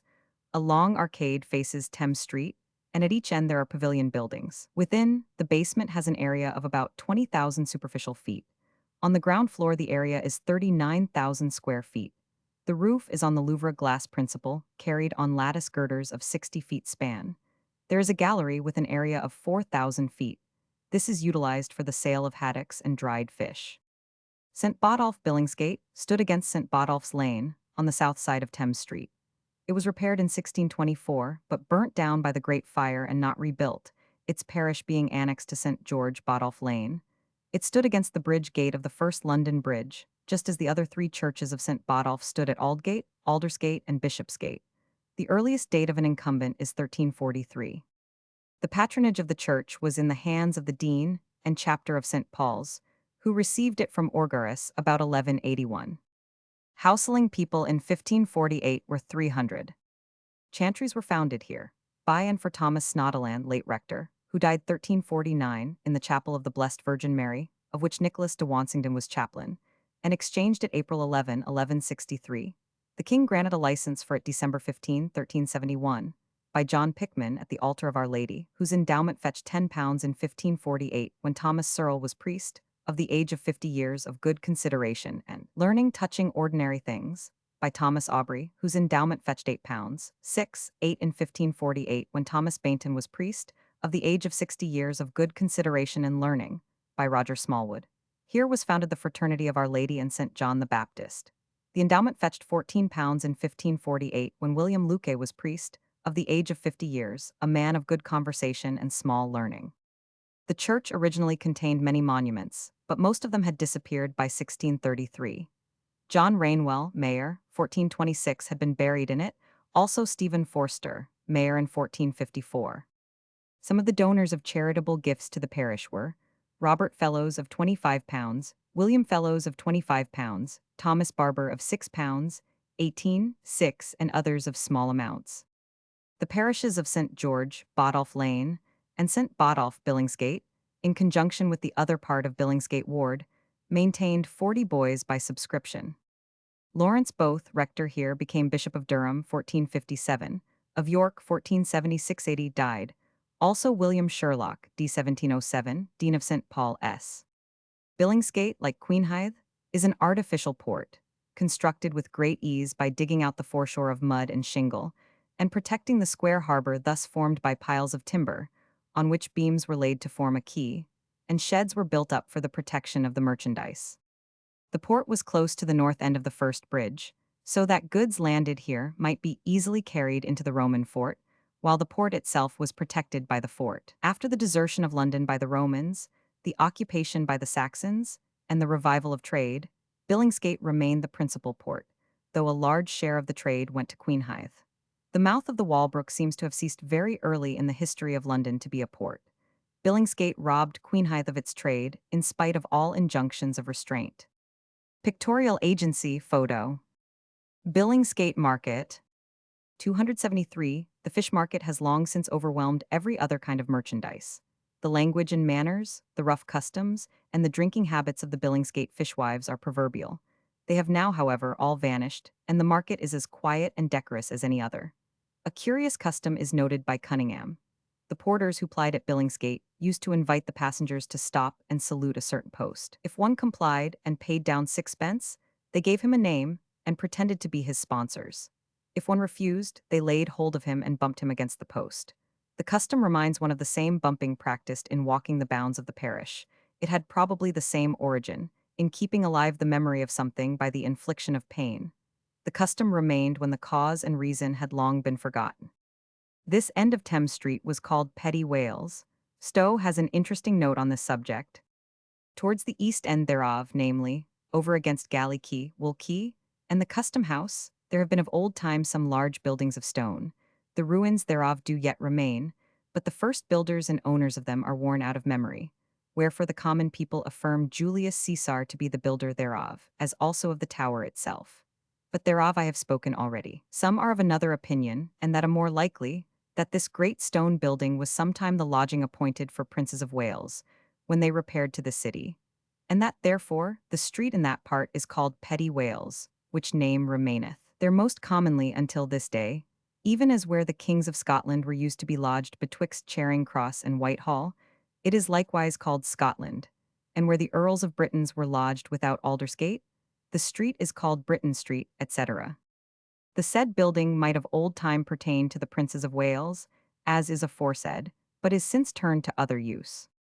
The Custom House itself, with its magnificent frontage and fine quay, is the fifth built upon the same spot.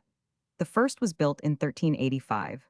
The second, third, and fourth were all destroyed by fire.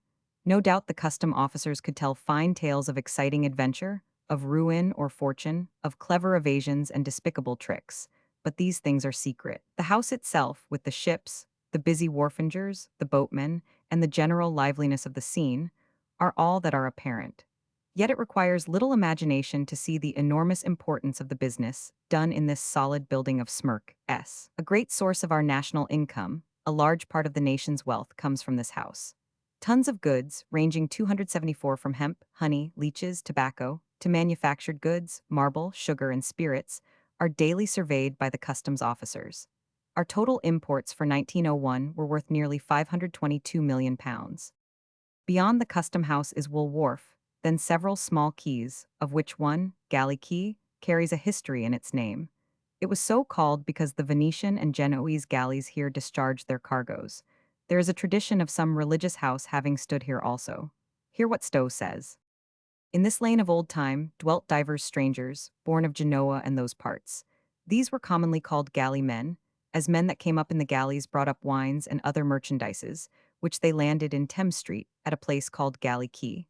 They had a certain coin of silver amongst themselves, which were halfpence of Genoa, and were called galley halfpence. These halfpence were forbidden in the 13th of Henry Roman IV, and again by Parliament in the 4th of Henry V, and it was enacted that if any person bring into this realm galley halfpence, suskins, or dodkins, he should be punished as a thief. And he that taketh or payeth such money shall lose 100 shillings, whereof the king shall have the one half, and he that will sue the other half. Notwithstanding, in my youth I have seen them pass current, but with some difficulty, for that the English halfpence were then, though not so broad, somewhat thicker and stronger. The Bakers' Company. The guild or fraternity of bakers would seem to have been in existence as early as any other, seeing that the craft or mystery of baking is the most ancient in existence. In the reign of Henry Roman II, A.D. 1155, the fraternity was charged in the Great Roll of the Exchequer with 1 mark of gold for their guild.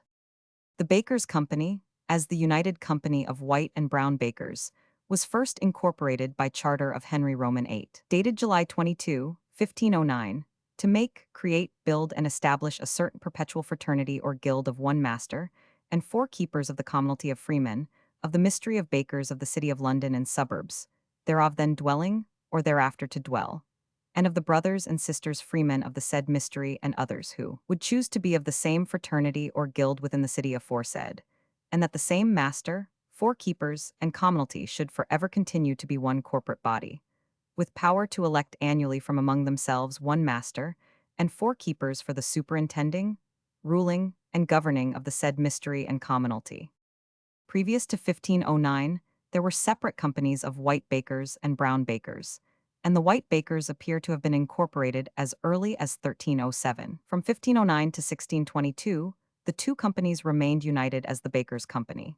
But in 1622, the brown bakers, conceiving themselves in some way ill-used or neglected, succeeded in getting a separate charter of their own, and remained a separate company for 30 to 40 years, when a peace was patched up, and the 2 companies were finally united in the Bakers' Company. Their hall in Harp Lane, formerly Hart Lane, is said by Stowe to have been the residence of one of the Chichel family, a grand-nephew of the Archbishop and grandson of his brother the Mayor, or his brother the Sheriff. It was burned down in 1714 and rebuilt in 1719. The genealogy below shows how this John Chichel was related to the Archbishop of Canterbury and founder of All Souls. Photo York and Son. Custom House. John Chichel. Henry Archbishop. Robert Sheriff 1402, Mayor 1411. William Alderman and Sheriff 1409. John Chamberlain. 24 children. William, Archdeacon. The livery consists of 111. The corporate income is about £1,580. The trust income is £320. Roman remains have been found in Tower Street. Mention is made of the street from the 13th century, if not earlier, but the street is singularly lacking in historical associations. Here the Earl of Rochester, escaping from his friends, took up lodgings and pretended for some weeks, not without success, to be an Italian physician. Here was the tavern frequented by Peter the Czar after getting through his day's work. At the west end of Tower Street was a fair house, once belonging to one Grist, by whom Jack Cade was feasted. After the feast, he requited his host by robbing him. There is also a house once owned by Sir John Champney, mayor in 1534. He built a high tower of brick, proposing in his pride to look down upon his neighbors, but he did not succeed, being punished by blindness. The house was afterwards occupied by Sir Percival Hart, knight harbinger to the Queen. St. Dunstan in the east. St. Dunstan in the east stands on St. Dunstan's Hill, between Great Tower Street and Upper Thames Street, and was anciently known as St. Dunstan Juxtaturum. The date of its foundation is not known, but an enlargement is recorded in 1382. It was partially destroyed in the Great Fire and restored under Wren's hands in 1698. This building, with the exception of the steeple, was pulled down in 1810, and in 1817 the body of the present church was built of Portland stone in the Perpendicular style by Lang and Tite. The earliest date of an incumbent is 1312. The patronage of the church was in the hands of the prior and chapter of Christ Church, Canterbury, who granted it, April 24, 1365, to Simon Islip, Archbishop of Canterbury, and his successors, in whom it continues. Houseling people in 1548 were 900. The present church is in the Perpendicular Gothic style and contains two side aisles divided from the central portion by slender clustered columns and pointed arches, with a clerestory above. It measures 115 feet in length, 12 feet in breadth, and 40 feet in height. The steeple is one of Wren's most striking works. The tower, measuring 21 square feet at the base, has 4 stories, surmounted by 4 tall pinnacles. From behind these spring 4 arched ribs, supporting a lantern and spire, terminating in a ball and vane. The total height is 180 feet 4 inches. Though it is fragile in appearance, it is very scientifically and strongly constructed. The central east window has been closely copied from fragments which were found during the excavations previous to rebuilding, and is the work of Mr. John Buckler. Many of the windows contain the coats of arms of benefactors, the work of Messrs. Bailey. 276. The only relics of the wood carving, by Grinling Gibbons, which adorned Wren's church are the arms of Archbishop Tennyson, primate from 1695, now placed in the vestry room, and the organ case for Father Smith's organ. This was sold to St. Albans Abbey, but is to be brought back. Several chantries were founded here. The Fraternity of Our Lady founded by John Joy, by Joan Macon and Alice Lynn at the altar of Jesus. Their endowment fetched £20, 11, 8 in 1548 when Philip Matthew was chaplain, for Richard de Imney in 1285, by John Bosham CL, and Alice, who was the wife of Nicholas Potton, at the altar of Holy Trinity, for John and Alice, and for Nicholas Potton. The king granted his license June 20, 1408. The endowment fetched £17, 16, 8 in 1548 when Robert Neal was priest, by Richard Coldbrock, whose endowment fetched £13, 3, 4 in 1548 when Thomas Rock was priest, by William Barrett at the altar of Our Lady. His endowment yielded £12 in 1548 when John Flood was chaplain. Before the Great Fire, the church contained a monument to Sir John Hawkins, the naval hero, and here Admiral Sir John Lawson, who was mortally wounded in the sea fight with the Dutch off Lowestoft in 1665, was buried. The present building contains a considerable number of monuments, but few of those commemorated were persons of eminence. There is a monument on the north wall to Sir John Moore, president of Christ's Hospital and friend and partisan of Charles Roman II. He died in 1702. The largest monument is one on the south side of the chapel to Sir William Russell, who died in 1705. On the north wall there is a tablet in memory of Richard Hale, in gratitude for his granddaughters, Lady Williamson, gift of £4,000 for the rebuilding of the church. The most recent memorial is one affixed to the north wall commemorating Colonel John Finney's, one of the heroes of the Indian Mutiny, 1857. The names of a large number of benefactors are recorded by Stowe. Among them, Sir Bartholomew James, William Sevenoaks, Sir William Harriot, whose coat of arms is to be seen in the windows of the north and south walls. William Bateman was a donor of £200, and Gilbert Keat of £120. Richard Smith, 1503-63, Dean of Douai, was rector here 1554-57. Also John May d. 1598, Bishop of Carlisle. Dr. John Jortin, 1698-1770, author of the Life of Erasmus. John Morton, Archbishop of Canterbury. William Barlow, d. 1613, Bishop of Rochester and Bishop of Lincoln. Mincing Lane is so called from having been at one time the residence or the property of certain Minchans or nuns, Stowe says, belonging to St. Helen S. This house was only founded in 1212. This street is not mentioned in Riley's memorials. In the calendar of wills it occurs in 1273, houses in Menichin Lane, also in 1294, in 1304, land and shops in Mincham Lane. In 1362, Mengen Lane, and many other dates up to 1620. From end to end, this street is lined with solid business houses chiefly in dark imitation stone. A building which attracts attention about halfway down on the east side is the commercial sale rooms, occupying nos. 30 to 34. This is new, of light-colored stone, and along the frontage of the top floor run small granite columns in couples. Dunster Court is surrounded by offices, etc. In it is Dunster House, occupied chiefly by brokers and merchants. Next to it is the Clothworkers' Hall. The Clothworkers' Company, the craft of fullers, and the fraternity of shearmen, arose out of an association of persons subsidiary to the ancient guild of tellare, or woolen weavers, together with the burlers and testers, who seem to have been absorbed into the great guilds or companies of drapers and merchant tailors, all being 277 associations of persons connected with the fabrication, finishing, or vending of cloth. The earliest notice existing in the company's archives is in 1456, respecting the shearmen. It appears, by reference to Patent Roll of 19 Edward Roman 4, Membrane 28, Pro Panera Civitatis London, that the wardens of the Fellowship of Shearmen, albeit unincorporate, had the power of search over their own craft, according to the laudable custom of the city. But the master wardens and fellowship of the two crafts and mysteries of drapers and tailors were thereby assured that no charter of incorporation should be given to the shearmen, etc.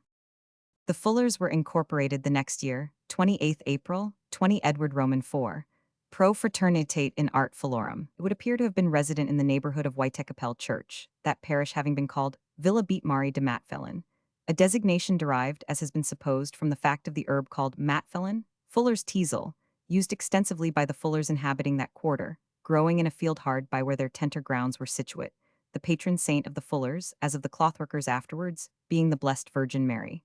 The Fullers' Hall was in Billiter Square. Drawn by those H. Shepherd. Clothworkers' Hall. The shearmen received their charter, Incorporatio de les Shearmen Land, 24th January, 23 Henry Roman 7, 15078. The guilds or companies of fullers and shearmen were united and reincorporated under the name and style of the Master Wardens and Commonalty of Freemen of the Art or Mystery of Clothworkers of the City of London. 18th January, 19 Henry Roman 8.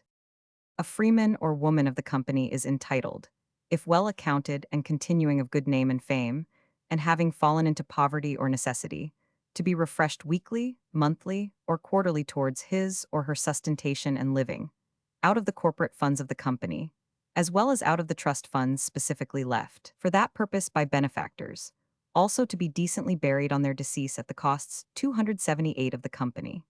There are a limited number of almshouses for freemen and women, founded by members of the company, and there are trust funds likewise left by former benefactors for the relief and sustentation of decayed or worn-out members.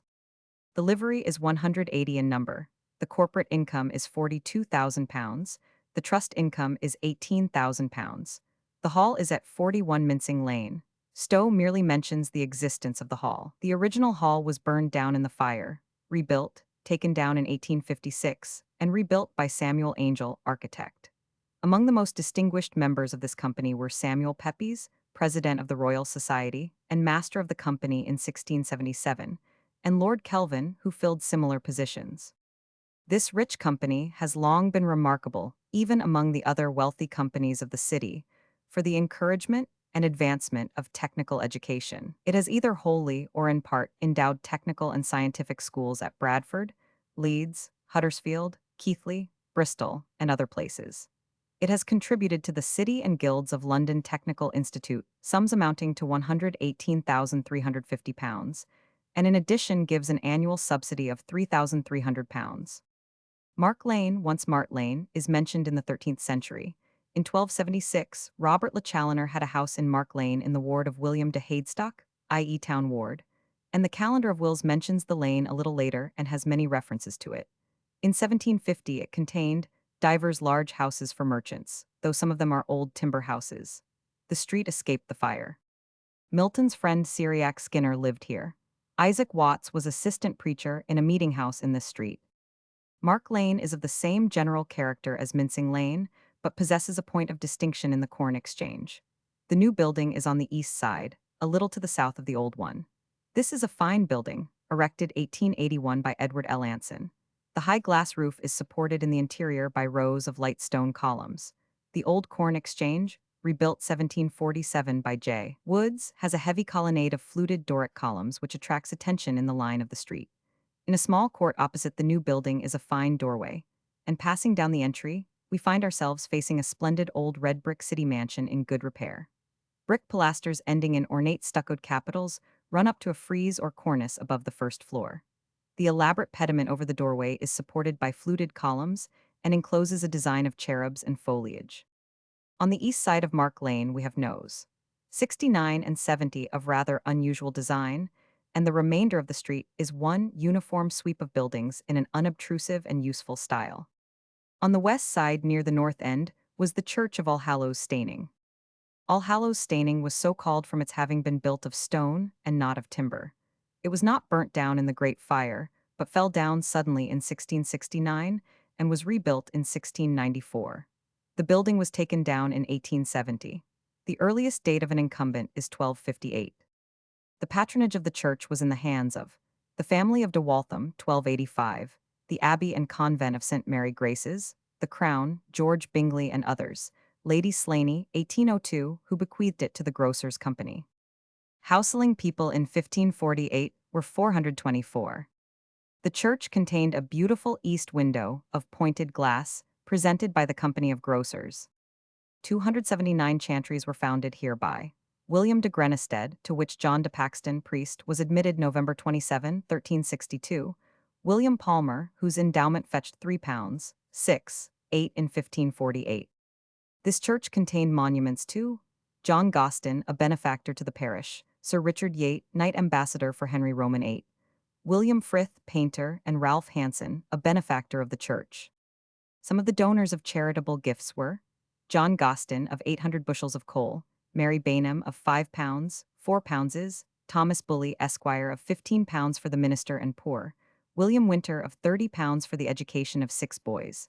6 boys were taught to read and write, and when qualified, put out as apprentices, with each of whom was given £10, in accordance with the will of William Winter. Hart Street, Crutched Friars, Seething Lane. These streets may all be taken together. The most remarkable historical association of the streets is the Crutched Friars House, on the site of which was afterwards erected the Navy Office. The square court of the office, which had one entrance in Crutched Friars and another in Seething Lane, was originally the cloister garth of the convent. The Navy Office has been removed, but the square remains, and one may still see the lions that were placed at the principal entrance. Pepys lived for 9 years in Seething Lane so as to be near his office. Sir Francis Walsingham lived and died in this street, and here the Earl of Essex had his town house. Whittington's House, Crutched Friars, 1796. The monastery of the Crutched or Crossed Friars was founded in 1298. The symbol was a cross worn upon their habit. This cross was made of red cloth. Henry Roman VIII granted their house to Sir Thomas Wyatt, who built a new mansion on part of the site. 280 after the destruction of the house, the site of the church became a carpenter's yard, a tennis court, and the like. The Friars' Hall became a glass house until 1575 when it was destroyed by fire. There appear to be no remains at all of the monastic buildings. For account, see Medieval London, Vol. Roman II, p. 342. It was in Crutched Friars that the massive fragment of the 3-seated goddesses, the D. Matters, was found. Here were the Milbourne almshouses. Concerning this gift of Sir John Milbourne, it appears by Dolphin S. Will that he built 13 almshouses in his lifetime on a plot of ground in the parish of St. Olaves near the Tower Aldgate Ward, next adjoining on the south part of the choir, or chancel of the conventual church of the Priory of Crossed Friars of London, and the convent of the said place, within the precinct sometime of their house. Pepys' connection with Seething Lane has already been mentioned. In Hart Street lived Sir Richard Whittington. His house was round a courtyard, entered by a gateway not far from Mark Lane. St. Olave, Hart Street.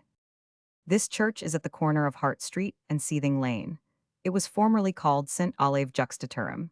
The date of its foundation is unknown, but the present building was probably constructed during the 15th century. Stowe speaks of Richard and Robert Selly as the principal builders and benefactors, but gives no date.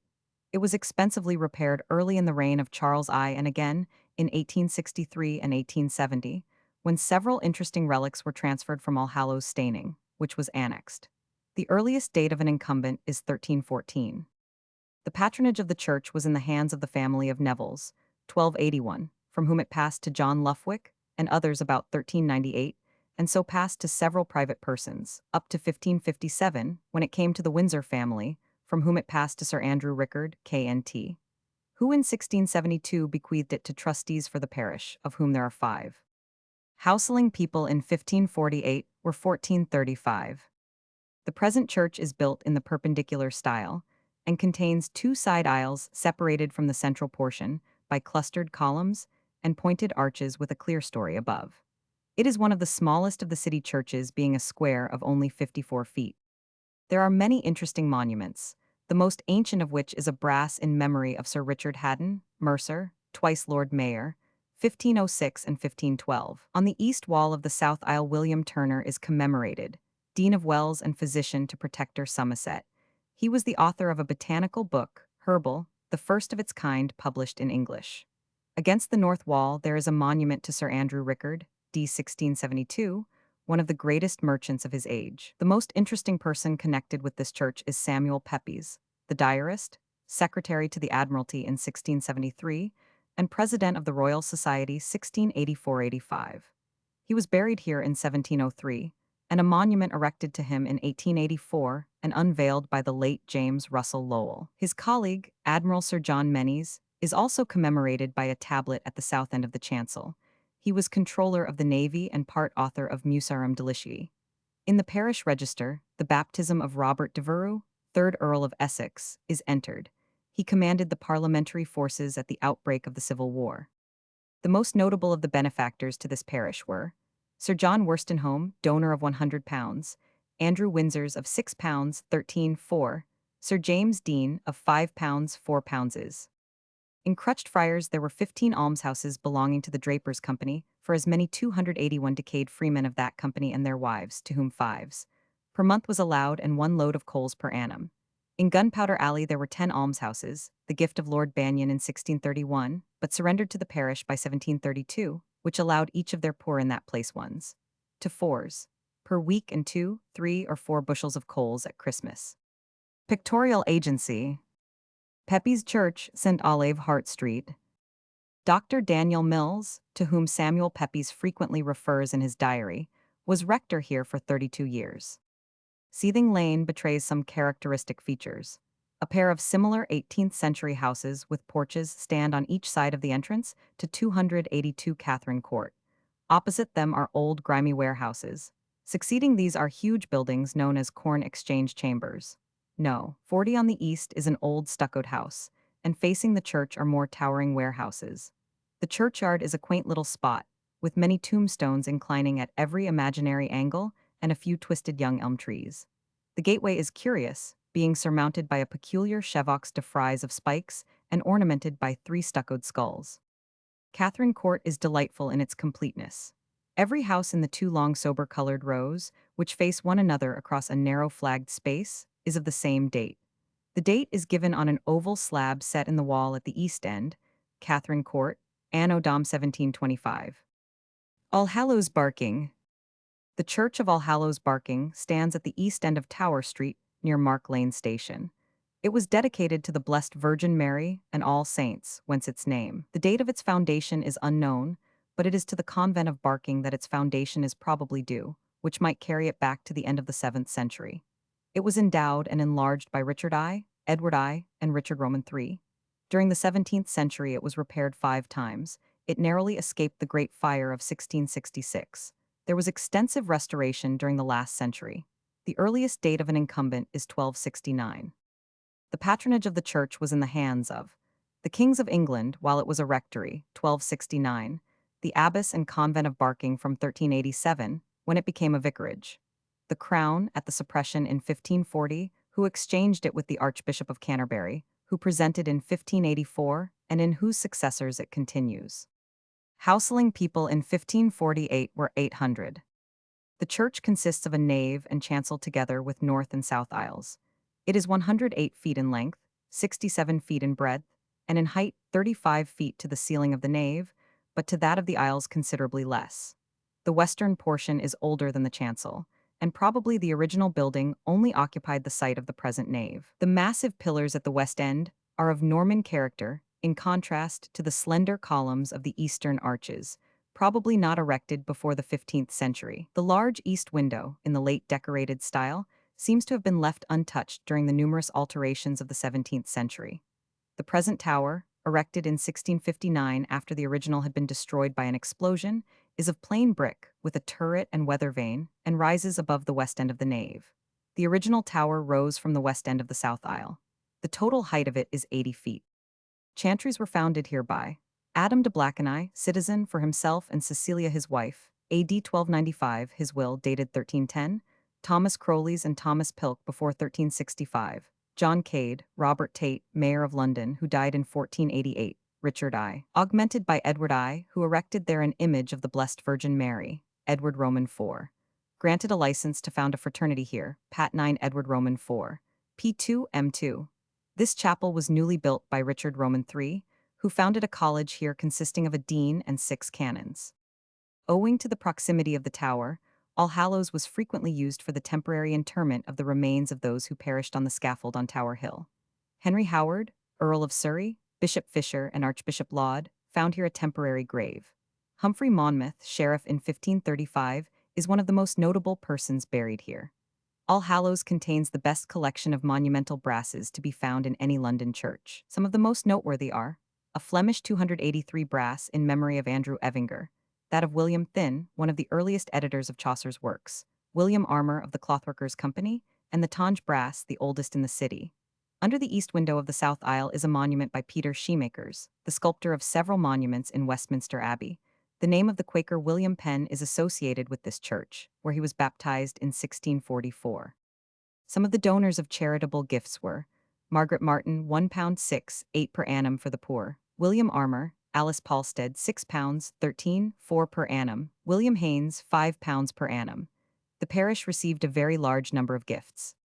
A school was founded in this parish, 1692, by Alderman Hickson for 20 boys. There was also a hospital for the insane, in the time of Edward Roman III. The most notable vicar was Thomas Raves, d. 1609, who became Bishop of London. Jury was formerly called Poor Jury Street. This street originally consisted of main tenements and was greatly improved by the removal of the wall which admitted air into the street and gave space for building. Stowe says that, in time of old, there were Jews living in this place, whence its name. In his time there were only a few poor tenements. The name Poor Jury is found in the records of 1438. As the Jews were banished in 1290, we may therefore conclude that the name was certainly older than that date. Trinity Square, Tower Hill, is of an irregular shape, including an oval garden. It is named after Trinity House, which stands on the north side. In Ogilby's map is a part of Great Tower Hill. Cooper's Row was then called Woodruff Lane. George Street was then George Yard, where was the postern of the wall. North of George Street, there is still a long piece of the wall standing within certain warehouses. Here are also other walls and fireplaces, which are said to have belonged to a workhouse. I cannot, however, discover that there was any workhouse on this spot. This is apparently the same part of the wall that is figured in Wilkinson's Londina Illustrata. Trinity House. Maitland's account of the house and the corporation is as follows. In Water Lane is situated Trinity House, which belongs to an ancient corporation of mariners, founded in King Henry Roman VIII. It's time for the regulation of seamen, and security and convenience of ships and mariners on our coasts. In the said king's reign lived Sir Those. Spurt, Knight, Controller of the Navy to that king, who was the first founder and master of the said Society of Trinity House, and died anno 1541, and was buried in the chancel of Stepney Church, to whose memory the said corporation, anno 1622, set up a monument there for him 80 years and one after the decease of the said Spurt, their founder, and by an inscription anteenter than that set up by the said corporation, lost long since in the church, but preserved by Norden. We learn that this gentleman had 3 wives, Dame Marjorie, Dame Anne, and Dame Mary, all lying in the chancel there, and that his coat of arms was 2 lances in saltier, between 4 hearts on a chief, a ship 284 with the sails furled. He was commander of the biggest ship then that the sea bore, namely, Henry Grace de Dia, built by King Henry Roman VIII, near the beginning of his reign. The house, where the corporation usually meets, belonged to them before the Great Fire, but how long I know not. They took a long lease and rebuilt it. This house was burnt down about the year 1718 again, but is now by the said brotherhood built up fairly a second time. This corporation, one of the considerablest in the kingdom, is governed by a master, 4 wardens, 8 assistants, and the eldest brothers of the company, as they are called, 31 in all. The rest of their company are called younger brothers without any fixed number, for any seafaring men that will are admitted into the society under that name, but they are not in the government. Trinity House, Tower Hill. Their service and use is that they appoint all pilots. They set and place the buoys and sea marks for the safe direction of ships in their sailing, for which they have certain duties payable by merchantmen. They can license poor seamen, antient and past going to sea, to exercise the calling of a waterman upon the Thames, and take in fares, though they have not been bound to anyone free of the waterman's company. They do maintain in pensions at this time 2,000 poor seamen, or their widows, every one of which have at least half a crown paid them every first Monday in the month, and some more besides accidental distressed seamen. They have 3 fair hospitals built by themselves, 2 at Dipford, and 285 one at Mile End, near London. That at Mile End is a very handsome structure with a fair chapel, and is peculiar for decayed sea commanders, masters of vessels, or such as have been pilots and their widows. And thus as they do a great deal of good, so they have large revenues to do it with, which arise partly from sums of money given and bequeathed unto them for charitable uses, partly from houses and lands also given them, and particularly and chiefly from ballast. For they only have, by Act of Parliament, the benefit of providing ballast for ships in the Thames, and all ships that take in ballast pay them 12d a ton, for which it is brought to their ship's side. They have also certain lighthouses, as at Scilly and Dungeness in the west, to which houses all ships pay 1/2 penny a ton. Drawn by Schnebely. Remains of London Wall, Tower Hill, 1818. The house that was burned down in 1718 was again rebuilt and pulled down in 1787, when the corporation removed to Tower Hill. Lastly, in this group of streets, we arrive at Tower Hill. The memories of this place are summed up by Stowe and others. From and without the Tower Ditch west and by north is the said Tower Hill, sometime a large plot of ground, no greatly straightened by means of encroachments, unlawfully made and suffered for gardens and houses. Upon this hill is always readily prepared, at the charges of the city, a large scaffold and gallows of timber, for the execution of such traitors or other transgressors as are delivered out of the Tower, or otherwise to the sheriffs of London, by writ, there 286 were to be executed. On the north side of this hill is the said Lord Lumley's house. The scaffold was removed about the middle of the 18th century. Many were the disputes between the king and the city as to the setting up of scaffold and gallows, which the king claimed to do, as Tower Hill was in the liberties of the city and not the city itself. Among notable persons executed there are the names of Bishop Fisher, June 22, 1535, Sir Thomas More, July 6, 1535. Going up the scaffold, which was so weak that it was ready to fall, he said hurriedly to the lieutenant, "I pray you, master lieutenant, see me safe up, and for my coming down let me shift for myself." Roper's Life. Cromwell, Earl of Essex, July 28, 1540. Margaret, Countess of Shrewsbury, mother of Cardinal Pole, May 27, 1541. Earl of Surrey the poet, January 21, 1547. Thomas, Lord Seymour of Sudeley, the Lord Admiral, beheaded March 20, 1549, by order of his brother, the Protector Somerset. The Protector Somerset, January 22, 1552, Sir Thomas Wyatt, 1554. John Dudley, Earl of Warwick and Northumberland, 1553. Lord Guildford Dudley, husband of Lady Jane Grey, February 12, 1553-54. Sir Gervase Elwes or Helwes, Lieutenant of the Tower, hanged for his share in the murder of Sir Thomas Overbury. Earl of Strafford, May 12, 1641. Archbishop Laud, January 10, 1644-45. Sir Harry Vane, the younger, June 14, 1662. The trumpets were brought under the scaffold that he might not be heard. William Howard, Lord Viscount Stafford, December 29, 1680, beheaded on the perjured evidence of Titus Oates and others. Algernon Sidney, December 7, 1683. Algernon Sidney was beheaded this day, died very resolutely, and like a true rebel and republican. Duke of York to Prince of Orange, December 7, 1683. Duke of Monmouth, July 15, 1685. Sir John Fenwick, January 28, 1697. Earl of Derwentwater and Lord Kenmure, implicated in the rebellion of 1715. Lords Kilmarnock and Balmerino, August 18, 1746. Kilmarnock was executed first, and then the scaffold was immediately new strewn with sawdust, the block new covered, the executioner new dressed, and a new axe brought. Then old Balmerino appeared, treading the scaffold with the air of a general, and reading undisturbed the inscription on his coffin. Walpole to Man, August 21, 1746. Simon, Lord Lovat, April 9, 1747. He was not only the last person beheaded on Tower Hill, but the last person beheaded in this country.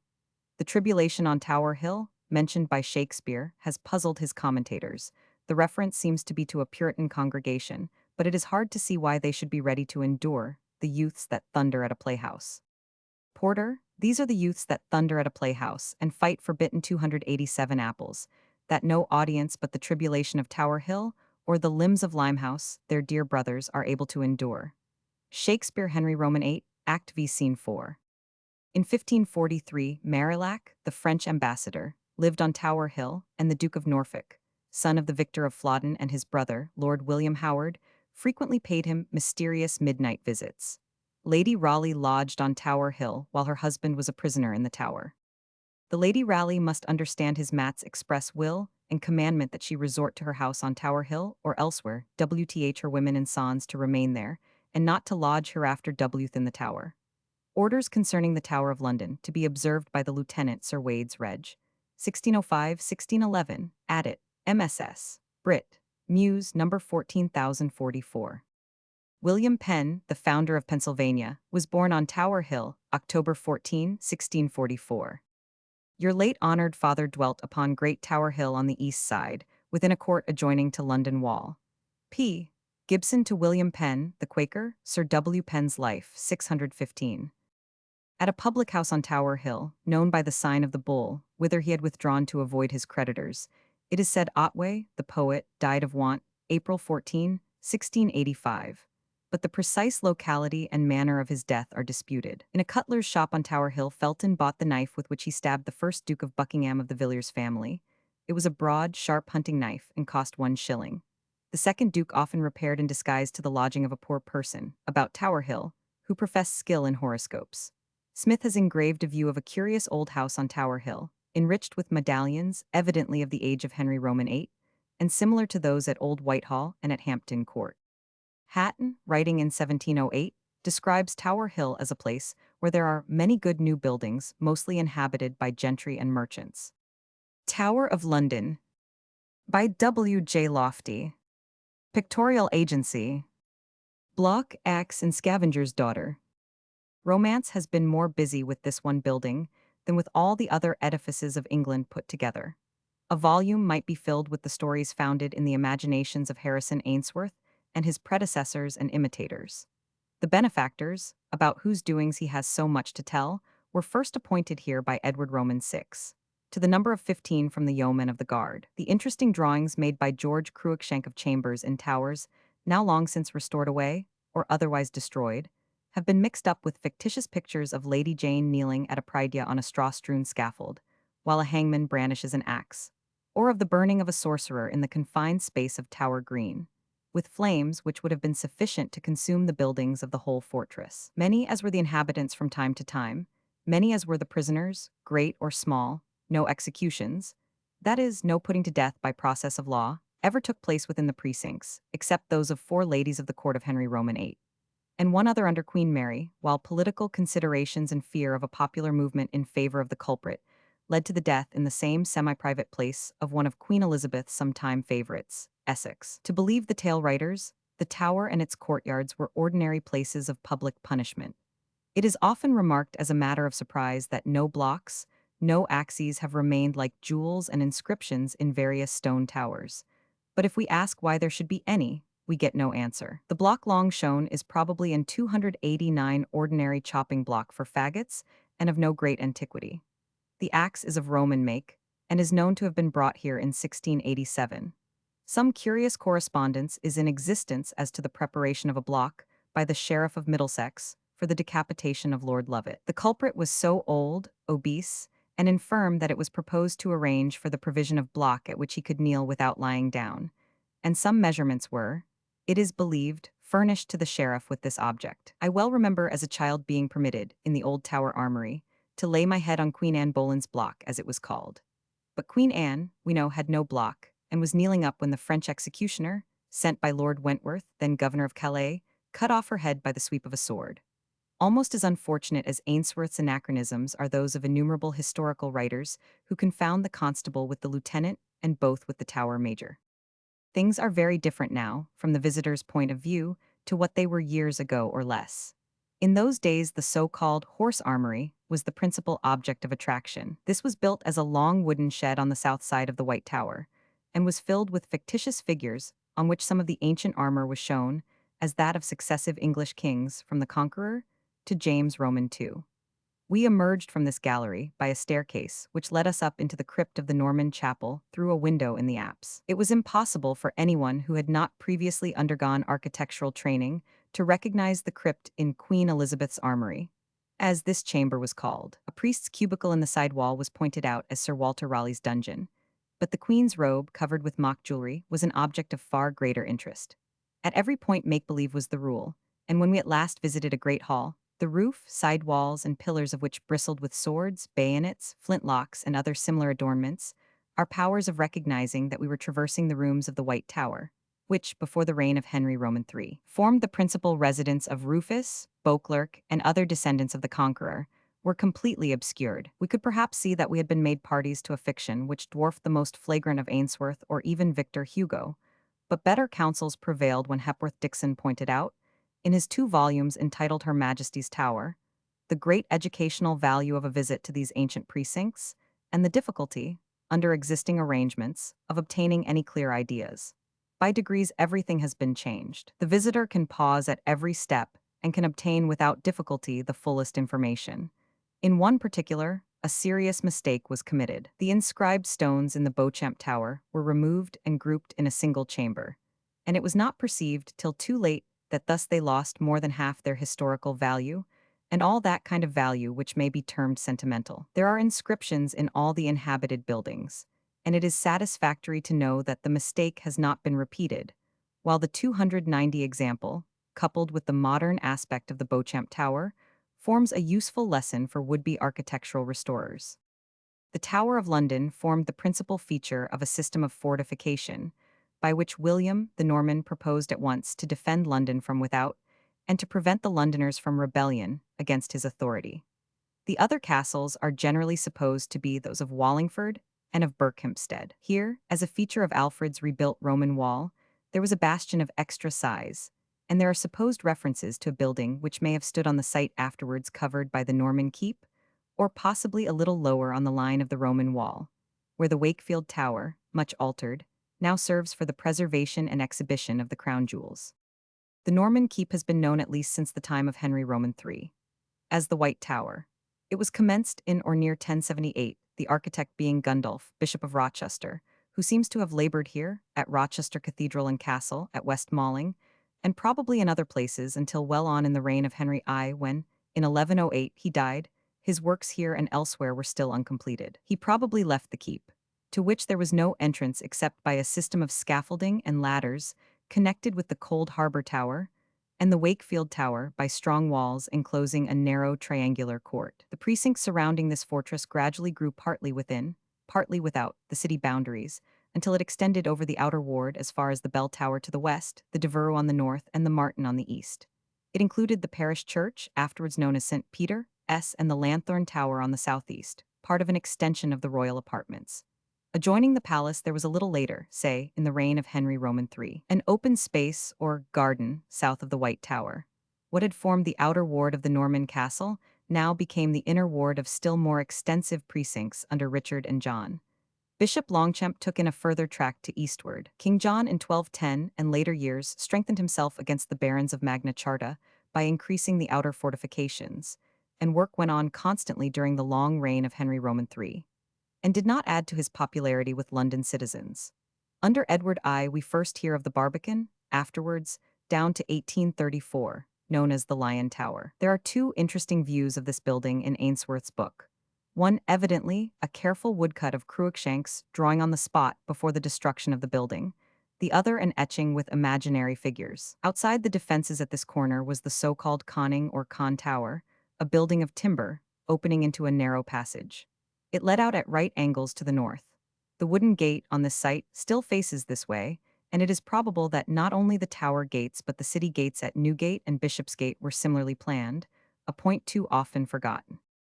291, as early as 1347 gunpowder was made in the tower for the French wars of Edward Roman III.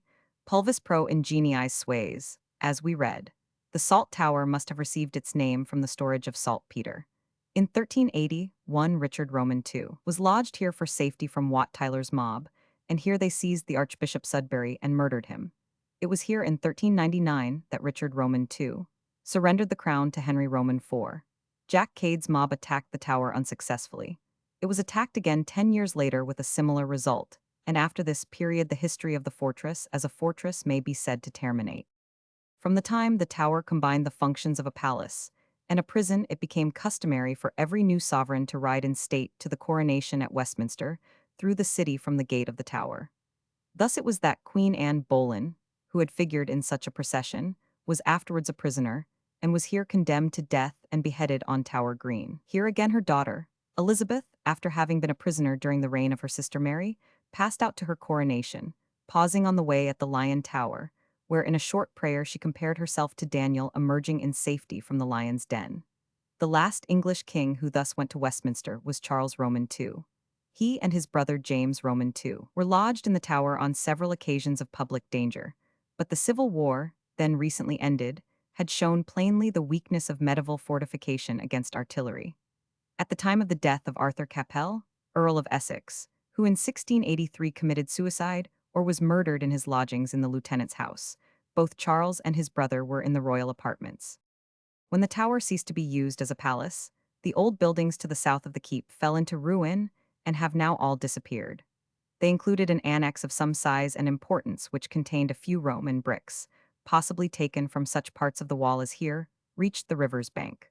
The garden disappeared with the hall and the wardrobe, and even the names of the buildings adjoining were changed. The garden tower is now called the Bloody, and the odd reason used to be given that it was because here the sons of Edward Roman IV were smothered. This is extremely unlikely, and the name of the gateway was more likely derived from the supposed suicide of Henry Percy, 8th Earl of Northumberland, who was found dead in his bed with 3 bullets through his heart on June 21, 1585. The hall tower, since the disappearance of the adjoining hall, in which Queen Anne Boleyn was tried, has been renamed the Wakefield, and here the regalia, described below, are now shown. This is the sole relic with the White Tower of the Norman buildings of Gundulph. There is a Norman crypt, but the upper structure has been restored away, with large but unsightly windows, and there is a bridge for the convenience of the keeper of the crown jewels, whose apartments are in St. Thomas's Tower, usually renamed 292 the Traitor's Gate. Between the archway of this gate and the Byward Tower, the chief entrance from the outer ward, is a long wall, facing which, on the north side of the narrow roadway, the buildings of the lieutenants' lodgings look over the walls of the inner ward, ending with the bell tower. The bell now does duty at St. Peter's Church. The roadway is continued to the north as Mint Street, which further on used to be known as Irish Mint Street.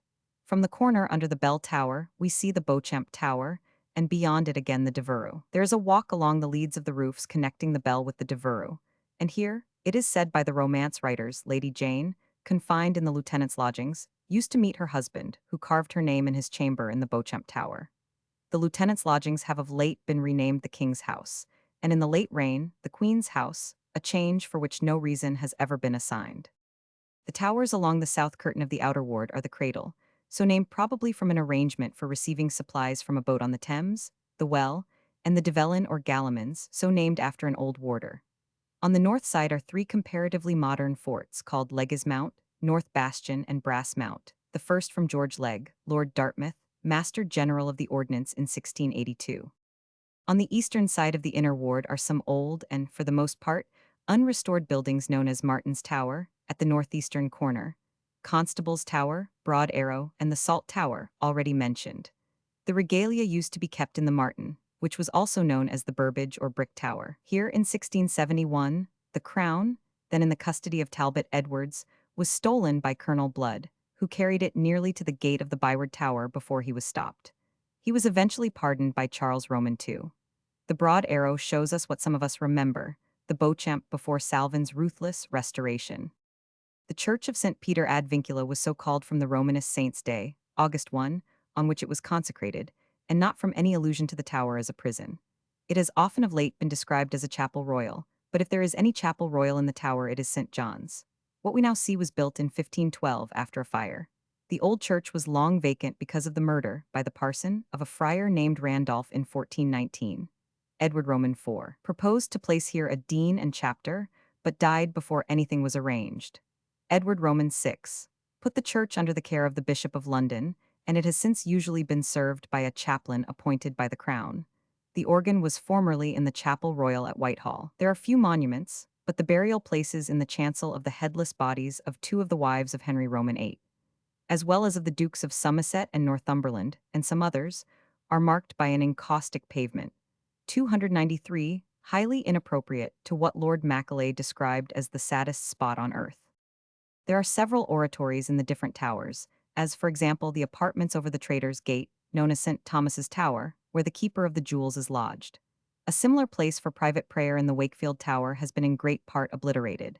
Here, according to an ancient tradition, the Duke of Gloucester, afterwards Richard Roman III, stabbed Henry Roman VI at his devotions in 1471. The yeoman waiters or warders are not yeomen of the guard, but members of a separate corps. There are 40 yeomen, all old soldiers and ranking as sergeant majors in the army. They seem to have been called beefeaters from the very beginning in Tudor times. The word yeoman is often reckoned as gentleman, being next below esquire. They were only 15 at first, but Charles Roman II improved their position and increased their numbers. Part of their duty used to be to assist the yeoman jailer in the custody of prisoners. Persons condemned were by them handed over to the Sheriff of Middlesex at the Con Gate, where the city and tower precincts meet. The jewels, the crown and other parts of the regalia of the state were long treasured in the Martin Tower. They were previously in a building adjoining the palace, on the south side of the White Tower. The removal took place about 1641, which may be the date at which the palace buildings were finally pulled down. There had been a secret jewel house in the White Tower in which the most precious or venerable objects were kept. At the time of the Great Rebellion, they were taken to Westminster and were all broken up and, as far as possible, destroyed. This sacrilege, for so it must be called, took place in 1649. In the August which followed the death of Charles, a certain number of articles were sent back to the Tower, no doubt to be melted down at the Mint. These last included Queen Edith's crown of silver gilt and King Alfred's crown of gold wirework, with a few slight jewels set in it and 2 bells. This must have been an object of the highest antiquity, perhaps reaching back to the 11th century. It need hardly be remarked that Queen Edith is a wholly mythical person in this connection, no wife of a sovereign of the House of Wessex being called Queen or wearing a crown. The confessor's wife was the Lady Edith, his mother the Old Lady. There is no saying what England lost by the wholesale destruction of these old crowns. There is a certain satisfaction in reflecting that the Roundhead treasury was not greatly benefited, the value of the objects sold or melted amounting only to £14,221, £15, 4. The crown jewels as we see them now consist mainly of those required at a coronation, but the old regalia comprised 1 crystal pot, standing on crystal balls and mounted with silver gilt, with a mannequin on the 294 handle, valued then at £9, £2 gold trencher plates at £85, more than 2 dozen crystal cups mounted in gold, and many set with jewels, crystal and gold dishes, a crystal watch valued at £30, salt cellars of all kinds of precious materials, 26 agate bowls and cups. Agate was thought to protect the drinker against poison. Mazers, some, mounted in gold, an old rusty knife, fork, and spoon, garnished with gold. It is often asserted that Charles Roman II brought in the use of forks, but there were several forks in the old collection, candlesticks, an old woman of gold for a salt cellar, and numerous objects of mother of pearl. In addition, there were many single stones, and among them, one ruby ballast pierced and wrapped in a paper by itself, valued at £4. The Puritan framers of the catalogue did not dare evidently to call any attention to the historical and monarchical associations of this stone. It remained unsold until Oliver Cromwell, coming into sole power, and perhaps foreseeing that, if he lived, these things might be useful in a coronation, stopped the sale and destruction of the crown jewels. This ruby, though it is not of first-rate quality and is pierced, was saved and is identified by antiquaries as the jewel which Peter, King of Castile, gave to the Black Prince in 1367, as part payment, it is supposed, for his help in the Battle of Najera. Peter, who received the name of the Cruel, is said to have fought the Moorish king of Granada for the sake of his jewels, of which this was one, and to have murdered him in cold blood. Henry V. wore it at Agincourt in 1415 in his helmet. Another relic of the old regalia is the sapphire in the front of the circlet. It was carried away by James Roman II, when he left England in 1688 and was restored by Cardinal York, Henry Roman IX, by will with some other jewels to George Roman III in 1807. Another sapphire figures in the cross on the summit of the state crown, as it did on that of Queen Victoria. Its history points to its having been worn by Edward the Confessor in a ring. The legend connecting it with the present regalia is in the Coronation Book of Edward Roman VII, p. 56, Cassell and Company, 1902. A silver-gilt spoon of 13th century work, possibly of 12th, is the only other object known to have been in the old regalia. The other objects exhibited were chiefly made for the coronation of Charles Roman II. Silver or silver-gilt plate of that period is very scarce, and the examples before us, most of which were made by Sir Robert Viner, are of the highest quality of which the period was capable. It is not necessary to go through the different items of which the collection consists. It will be sufficient to warn the visitor that, when he reads on the label Crown of St. Edward, he must take it as if the words were crown, made by Viner in imitation of that in the old regalia called the Crown of St. Edward. The state crown was worn by King Edward Roman VII at his coronation, and is the same as that of Queen Victoria, somewhat enlarged. It is of silver and has about 3,000 diamonds, 227 pearls, 5 rubies, 17 sapphires, and 11 emeralds. The sword of state was carried by the Marquis of Londonderry, the 295 sceptre by the Duke of Argyll, and the sword of mercy by the Duke of Grafton. At the coronation of George Roman III, the sword was forgotten and was left behind in St. James's Palace. The Lord Mayor's sword was borrowed in the Abbey and was borne by the Earl of Huntingdon. The right sword was, however, brought and laid on the altar before the close of the service. At the coronation of George Roman IV, it was carried by the Duke of Dorset, and at that of William Roman IV, by the Duke of Wellington. At the coronation of Queen Victoria, the sword was borne by Lord Melbourne. 3 other swords were borne at the coronation of George Roman IV, those, namely, of temporal justice, of spiritual justice, and of mercy. A visitor who has time should not leave the Wakefield Tower without seeing an interesting series of stars, collars, and badges of the different orders of knighthood. They are exhibited in the side cases, as are also the silver trumpets of the guards and other objects of the kind. The armory. Although great stores of arms were accumulated in the tower during the Tudor reigns, we do not know of any special collection of ornamental suits until much later.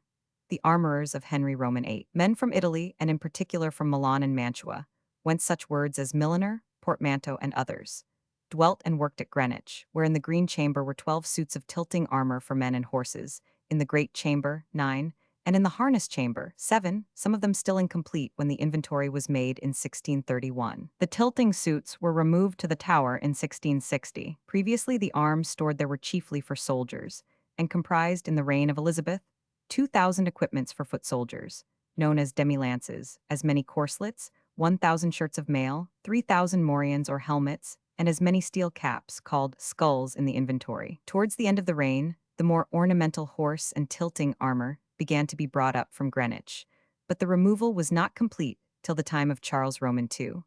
when the old palace was pulled down to make way for the first buildings of what is now Greenwich Hospital. Soon after, the picturesque building, now used as a military hospital, was designed by Sir Christopher Wren for the reception of the armor. About the same time, Wren's friend, Grinling Gibbons, was employed to carve the horses on which the full knightly panoply could be exhibited. Some of these horses still remain and must be admired as real works of art. Previously, no doubt, the equestrian armor was placed upon horses such as are now called clothes horses in a house, or saddle horses in a harness room, convenient enough for the purpose, but unsuitable for any scenic effect. The armor was next removed to the small armory. The name does not 296 mean that the building was small, but that it was designed for the storage and exhibition of small arms, as distinguished from cannon and other great guns. It was situated where the Waterloo Barracks are now, and was entirely destroyed by fire in 1841, having become a store and being full of inflammable material. It must have resembled the central part of the Great Barrack at Winchester, built also by Wren. It was 245 feet long by 60 wide. Founded by James Roman II, it was finished by William and Mary, who at the opening dined in the great room in state, having all the warrant workmen and laborers to attend them, dressed in white gloves and aprons, the usual badges of the orders of masonry, as Dodsley tells us, writing in 1761, the entablature and triangular pediment of the Doric order, of which he speaks, and the king's arms, with enrichments of trophy work, were saved, and are now built into a wall on the south side of a storehouse near the new Lanthorn Tower. The great small armory was undisturbed in 1821, but large quantities of weapons had overflowed into the White Tower, where an armorer named Harris, whose operations were much admired in their day, with his successors, arranged them in various fantastic designs, many of them very ingenious. It was Harris who made the trophies of arms at Hampton Court. He was a common gunsmith, but after he had performed this work, which is the admiration of people of all nations, he was allowed a pension from the crown for his ingenuity. This small armory contained, at the time of the fire in 1841, 280 stands of muskets and small arms, ready for use. The horse armory had fortunately been removed some 10 or 12 years before the fire. A shed-like gallery, already mentioned, was built south of the White Tower, and was ready in 1826, when the collection was removed and arranged by Sir Samuel Merrick. The visitor on entering saw a long line of equestrian figures, 22 in number, clothed in the armor supposed to belong to various reigns from Edward I to James Roman II. As a fact, very little of the armor dated before the time of Henry Roman VIII, and the chain mail on a figure labeled Edward I probably came from India. A rearrangement was made by Mr. Hewitt about 1859, and a catalogue.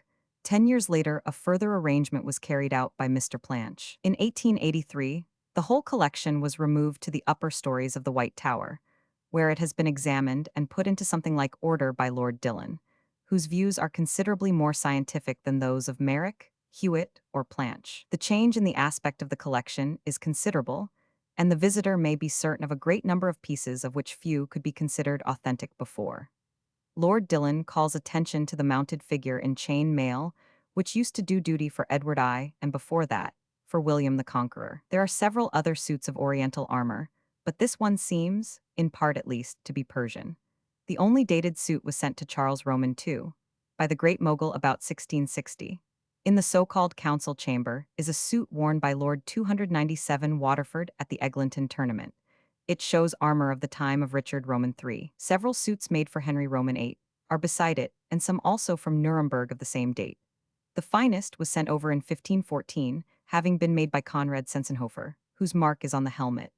It was a present from the Emperor Maximilian to his ally and relative, Henry Roman VIII. Another maker is well represented, Missaglia of Milan, by a suit for foot combats. Another bears the Burgundian cross ragule, which must not be confused with the ragged staff of Robert Dudley, Queen Elizabeth's Earl of Leicester. This last-named suit is very rich in extra pieces for the protection of the left side in tournaments. Another was worn by Dymoke of Scrivelsby at the coronation of George Roman II. It would be tedious to go through all the armor, but a case in the first room contains an extensive collection of helmets, many of them modern imitations, made in Germany of ancient forms. The genuine tilting helmets, says Lord Dillon, will be distinguished from false ones by the arrangement of the ocularium, or eye slit, which in the modern examples would allow of the easy insertion of the opponent's lance point. It may be worth while here to observe that in the lists 2 knights passed each other on the left hand. In many modern pictures of medieval fights, we see the knights each with his lance in the right hand and pointing towards another knight on his right. This would have been impossible, the weight of the lance alone being sufficient to make it so. If the combatant struck his opponent, he must infallibly have put his shoulder out and probably would also have broken some of his ribs with his heavily mailed elbow. In old pictures, and particularly in those representing tilt yards, the knights will be seen keeping the offside, the lance being held diagonally across the horse's neck, the elbow being free so that no fracture ensues when the point strikes anything hard. The extra pieces in the so-called Leicester's suit were, therefore, as Lord Dillon points out, for the tilt yard and protected the left side, that on which the riders passed each other. Pictures in the National Gallery and illuminated manuscripts in the British Museum may be consulted on this subject. Of the more miscellaneous objects in the collection, it is not necessary to say much here. Everything is carefully labeled. There is some Greek bronze armor from Comnear, Naples. The series of halberds is remarkably fine and varied, as are the swords, the maces, early firearms, and gauntlets. We may sum up, in the words of the guide of 1888, and make up our minds, that of the early linen armor, supplemented with iron, of the Bayeux tapestry. We have no examples extant. That of the Crusaders and their panoply, in the 12th century, we are almost equally ignorant. That monumental brasses and illuminated manuscripts enable us both to judge how the knight was armed in the 13th century, and also to identify a rare helmet here and there as of the same period. But that for authentic suits of cap, a pi 298 and even much less. And for horse armor, apart from mere saddlery or harness, we must depend on a period long after the invention and common use of guns and gunpowder, a period when the skill of the armorer was exercised to ornament tilting suits, defense against firearms proving impossible. For an account of the ancient foundation known as St. Catherine's by the Tower, see Medieval London, Vol. Roman II, p. 335. St. Peter ad Vincula. For history, see p. 292. The earliest date of an incumbent is 1355. The patronage of the church has always been in the hands of the crown. It was constituted a rectory with a rector and 3 chaplains by Edward Roman III, February 10, 1353-54. The chapel consists of a nave and chancel and an aisle on the north side, separated from the nave by columns of the decorated period of architecture. It is 66 feet in length, 54 feet in width, and 25 feet in height. In this church are buried Anne Boleyn, Catherine Howard, Sir Thomas More, Cromwell, Earl of Essex, Lady Shrewsbury, Admiral Lord Seymour, the Protector Somerset, John Dudley, Earl of Northumberland, Lady Jane Grey, Lord Guilford Dudley, Sir Thomas Overbury, Sir John Elcott, Oakey the Regicide, the Duke of Monmouth, Lords Lovat, Kilmarnock, and Balmerino, and others of lesser note. The Minories lies within Portsoken Ward, Stowe says. This Portsoken, which roundeth as much as the franchise at the gate, was sometime a gilda, and had this beginning as I have read. In the days of King Edgar more than 600 years since, there were 13 knights well beloved to the king and realmy, for service by them done, which requested to name a certain portion of land on the east part of the cit, left desolate and forsaken by the inhabitants by reason of too much servitude. They besought the king to have this land, with the liberty of a gilda forever. The king granted to their request with conditions following, that is, that each of them should victoriously accomplish 3 combats, one above the ground, one underground, and the third in the water. And after this, at a certain day in East Smithfield, they should run with spears against all comers, all which was gloriously performed. Of the Minories, Stowe says, from the west part of this Tower Hill towards Ealdegate being a long continual street, amongst other smaller buildings, in that row, there was sometimes an abbey of nuns of the order of St. Clare called the Minories. This abbey was founded in 1293 by Edmund, Earl of Lancaster, King Edward I's brother, and was suppressed in 1539. For accounts, see Medieval London, Vol. Roman II, p. 329. The Minories was later noted for its gunsmiths. In place of this house of nuns is now builded divers fair and large houses for armor and the habiliments of war. Holy Trinity, Minories. On the suppression of the abbey, its chapel became a parish church for the inhabitants of the old monastic precincts. It escaped the Great Fire, but was entirely rebuilt in 1706, at the expense of Daniel King, Lady Pritchard, and the parishioners. The earliest date of an incumbent is 1595. The patronage of the church, originally in the hands of the crown, passed by its union with St. Botolph, Aldgate, 1899, to the Bishop of London. The building is very unpretentious. Since 1899, it has been used as a Sunday school and parish institute. It has no proper tower, only a turret at the west end. There is some fine carving at the west end, preserved from the old church and bearing the date 1620. No chantries were founded here. The church contains monuments to Colonel William Legge, Lieutenant General of the Ordnance to Charles I and Charles Roman II, who died in 1672, also his son, First Lord Dartmouth, Admiral of the Fleet, who died in 1691. When the vaults were examined in 1849, a head was brought to light, said to be that of Henry Grey, Duke of Suffolk, father of Lady Jane Grey, which had been preserved from decay by sawdust. It is now kept in a glass case in the vestry of St. Botolph, Aldgate. The church was attended by Sir Isaac Newton, when Master of the Mint. Daniel King was donor of £200 and Lady Pritchard of £100 in 1706 for the rebuilding of the church. No legacies or bequests are recorded by Stowe. Group Roman 6. The sixth group of streets in our division of the city contains all those streets lying north of St. Paul's Churchyard and Ludgate Hill. We may consider this group as connected with Newgate Street and the streets to the north, and Paternoster Row with the streets and lanes to north and south. These lie partly in the ward of Farringdon within and partly in that of Farringdon without. Probably at or before the beginning of the 13th century, certainly in its latter half.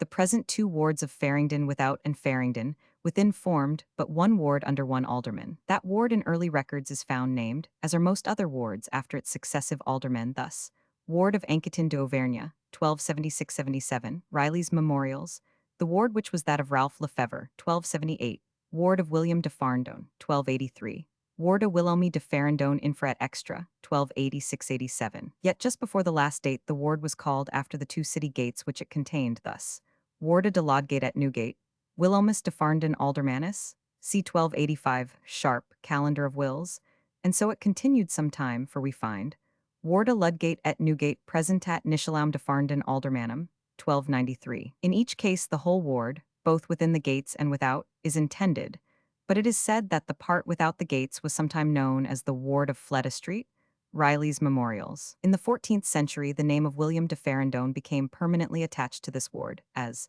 Warda Farndon Infra et Farndon Extra, Nishalaus de Farndon Aldermanus, 1319-20, Sharp, Warda Farndon Infra et Extra, 1320, Riley, Warda de Farndon, 1320, Guard de Farringdon, 1383. In 1393 the ward was made into two wards, each with its separate alderman.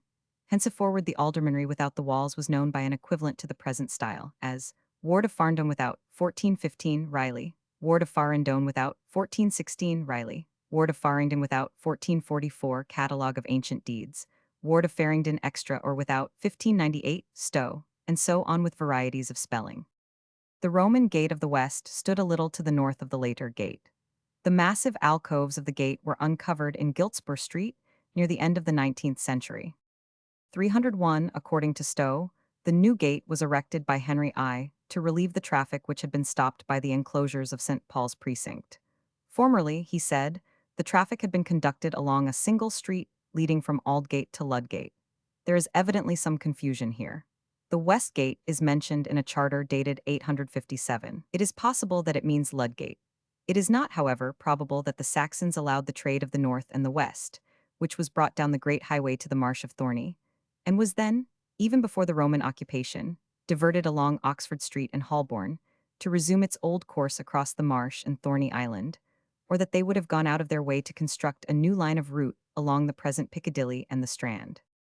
It seems perfectly certain that the old line of trade was followed, partly because trade always does follow in accustomed lines, and partly because there was no reason why it should not do so. I read, therefore, the history of Newgate as follows.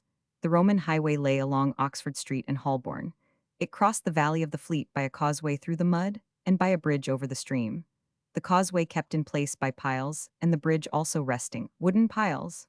On the other side, the causeway sloped up the bank to the West Gate, which stood on the hill as part of the Roman wall. When the Saxons in the 6th century came into the city, the causeway and the bridge had been swept away and destroyed. The old gate was ruinous. The merchants themselves, when they resumed the former trade, found it easier to break through the wall than to clear away the ruins of the old gate. They then made their own causeway and built their own bridge over the marshy valley and the stream. When Alfred restored the walls, he accepted the new gate and probably strengthened it, and built up the wall over the old Roman gate. This gate it was which Henry I rebuilt, not, as Stowe says, built. By this time, however, Ludgate had been opened as a postern. Another causeway and another bridge had been built across the valley, and houses were springing up along the rising ground of Fleet Street and the Strand. And it is also quite possible that the rebuilding of the gate led to some reconstruction of the line of way through the city. Henry I, therefore, rebuilt Newgate. It was a prison from the first.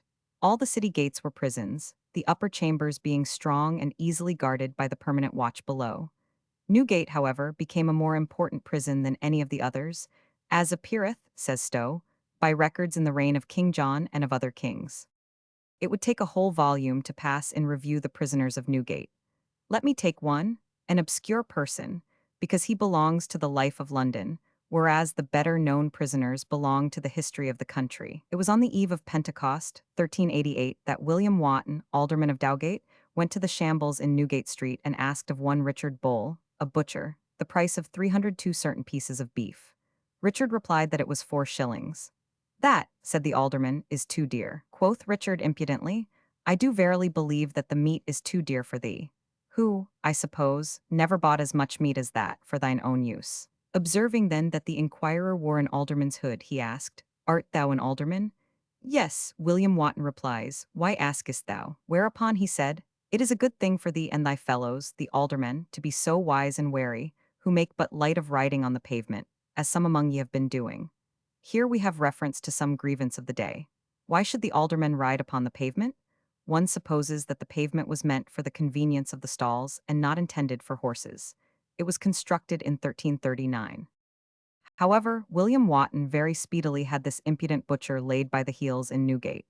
He was haled before the mayor and sentenced to 6 months' imprisonment, after which he was to carry a lighted taper through the shambles and cheap as far as St. Lawrence Lane, when he was to offer his taper at the Guildhall Chapel. His fellows of the same trade, however, petitioned, and the imprisonment was remitted, but he walked in procession bearing that lighted taper, an object lesson to those who would beard an alderman. In the 15th century, the want of ventilation and the confinement of many in so narrow a place bred jail fever, which never afterwards left the prison. In 1419, the jailers of Newgate all died, and prisoners to the number of 64. The case of Hugh le Bever may also be mentioned. He was charged with the murder of his wife Alice. He refused to plead. He was therefore taken to Newgate and there put in penance until his death. That is to say, he was placed in solitary confinement. One can still see the narrow cell in the old gate prisons, for example, that at Rowan, and there left to his own meditations, with a daily allowance of bread and water. One wonders how long the poor wretch lingered there. Perhaps his mind fell into a comatose condition, in which the days passed on without any other feeling than that of blank misery, while the body grew weaker. Perhaps he went mad. Perhaps he begged to be taken out and hanged. So difficult it was, so heavy the task of making the people obedient to the law. In the 14th century, we find a new departure of a remarkable character. There sprang up a new thing in the land, a feeling of compassion for the misery of the unhappy prisoners of Newgate and other jails in London. The wills beginning in the year 1348 show bequests for the poor prisoners. From 1348 to 1500, the wills published in the calendar show 81 such bequests. This is very curious. It shows an humanizing influence of some kind. What was it? Not the influence of monks and friars, because their spiritual force was fast declining. Was it the lollarding with which the city of the 14th and 15th centuries was notoriously infested?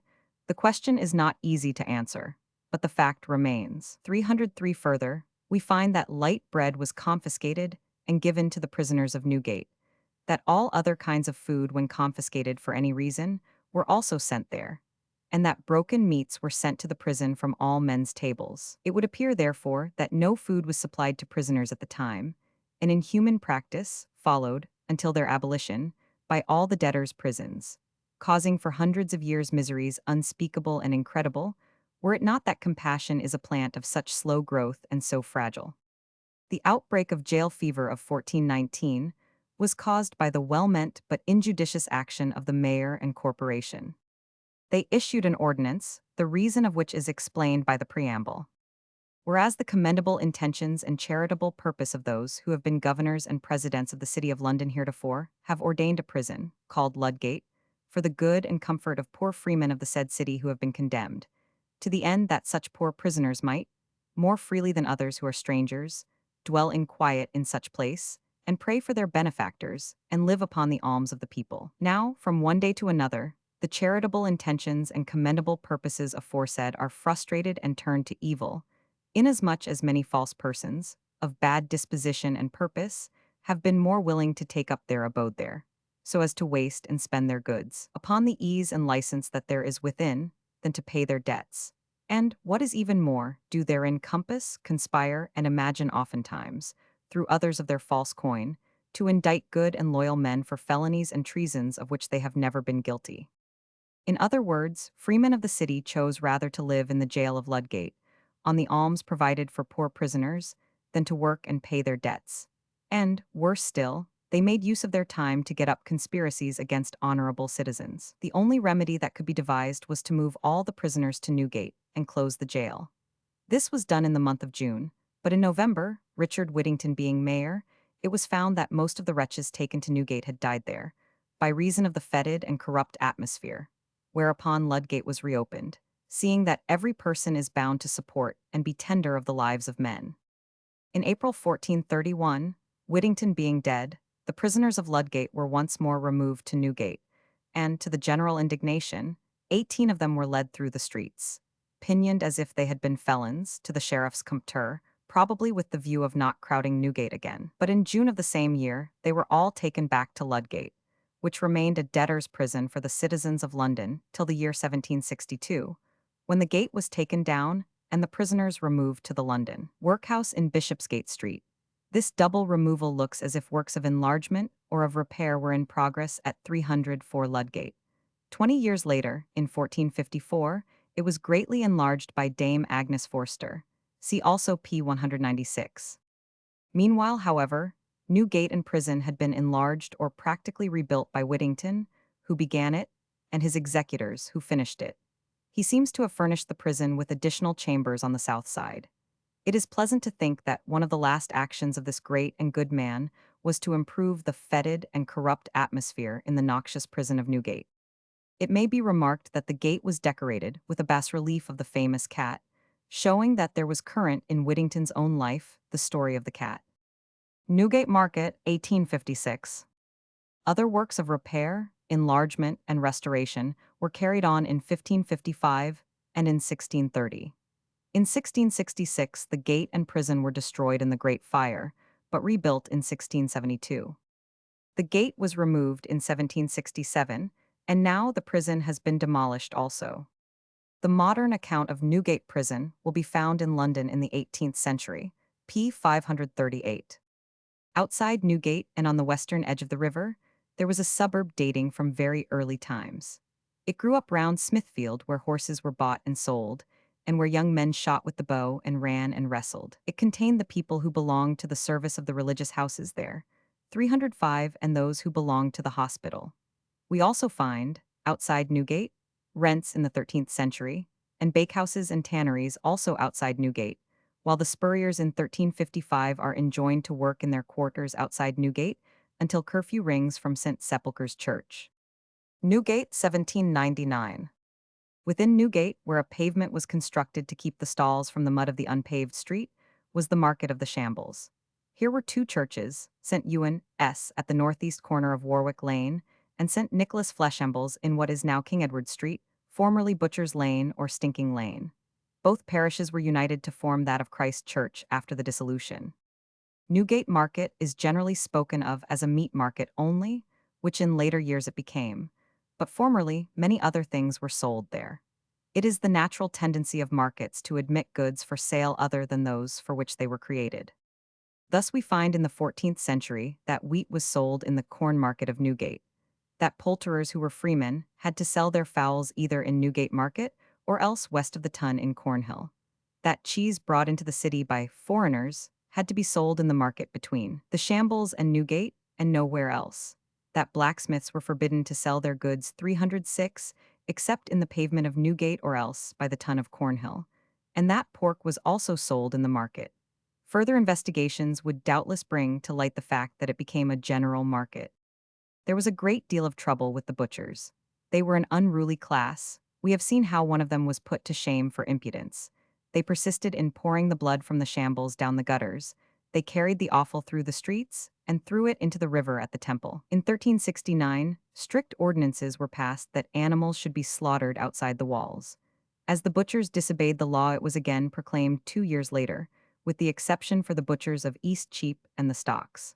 I do not think, however, that the slaughter of beasts was ever carried on without the walls. The market stood all along Newgate Street, with a middle row of sheds, under which were the stalls for the sale of grain, cheese, butter, poultry, etc., besides that of meat. The butchers also had their stalls in Butcher's Lane. The middle row became like that in Holborn, a row of houses over shops. This middle row must have made Newgate Street narrow and intolerably dark and close. The Great Fire swept it away, and among the improvements made after the fire it was ordered that the ground where the middle row of the shambles stood, and the ground of the 4 late houses in Newgate Market between Warwick Lane End and the Bell Inn there, shall be laid into the streets. Maitland. Those who can remember Newgate Street before the butchers' shops were taken to Smithfield can bear witness to the horrible appearance of the street, lined as it was with butchers' shops, where the passenger, who never went through the street if he could avoid it, was jostled by greasy blue smocks and saluted on the cheek with ribs and legs of bleeding ox flesh. The end of Newgate Street and of Paternoster Row facing Cheapside was, in 1720, called Jackanapes Row, a modern name given for some unknown reason. Passing along Newgate Street on the north side, we come to Christ's Hospital. Christ's Hospital.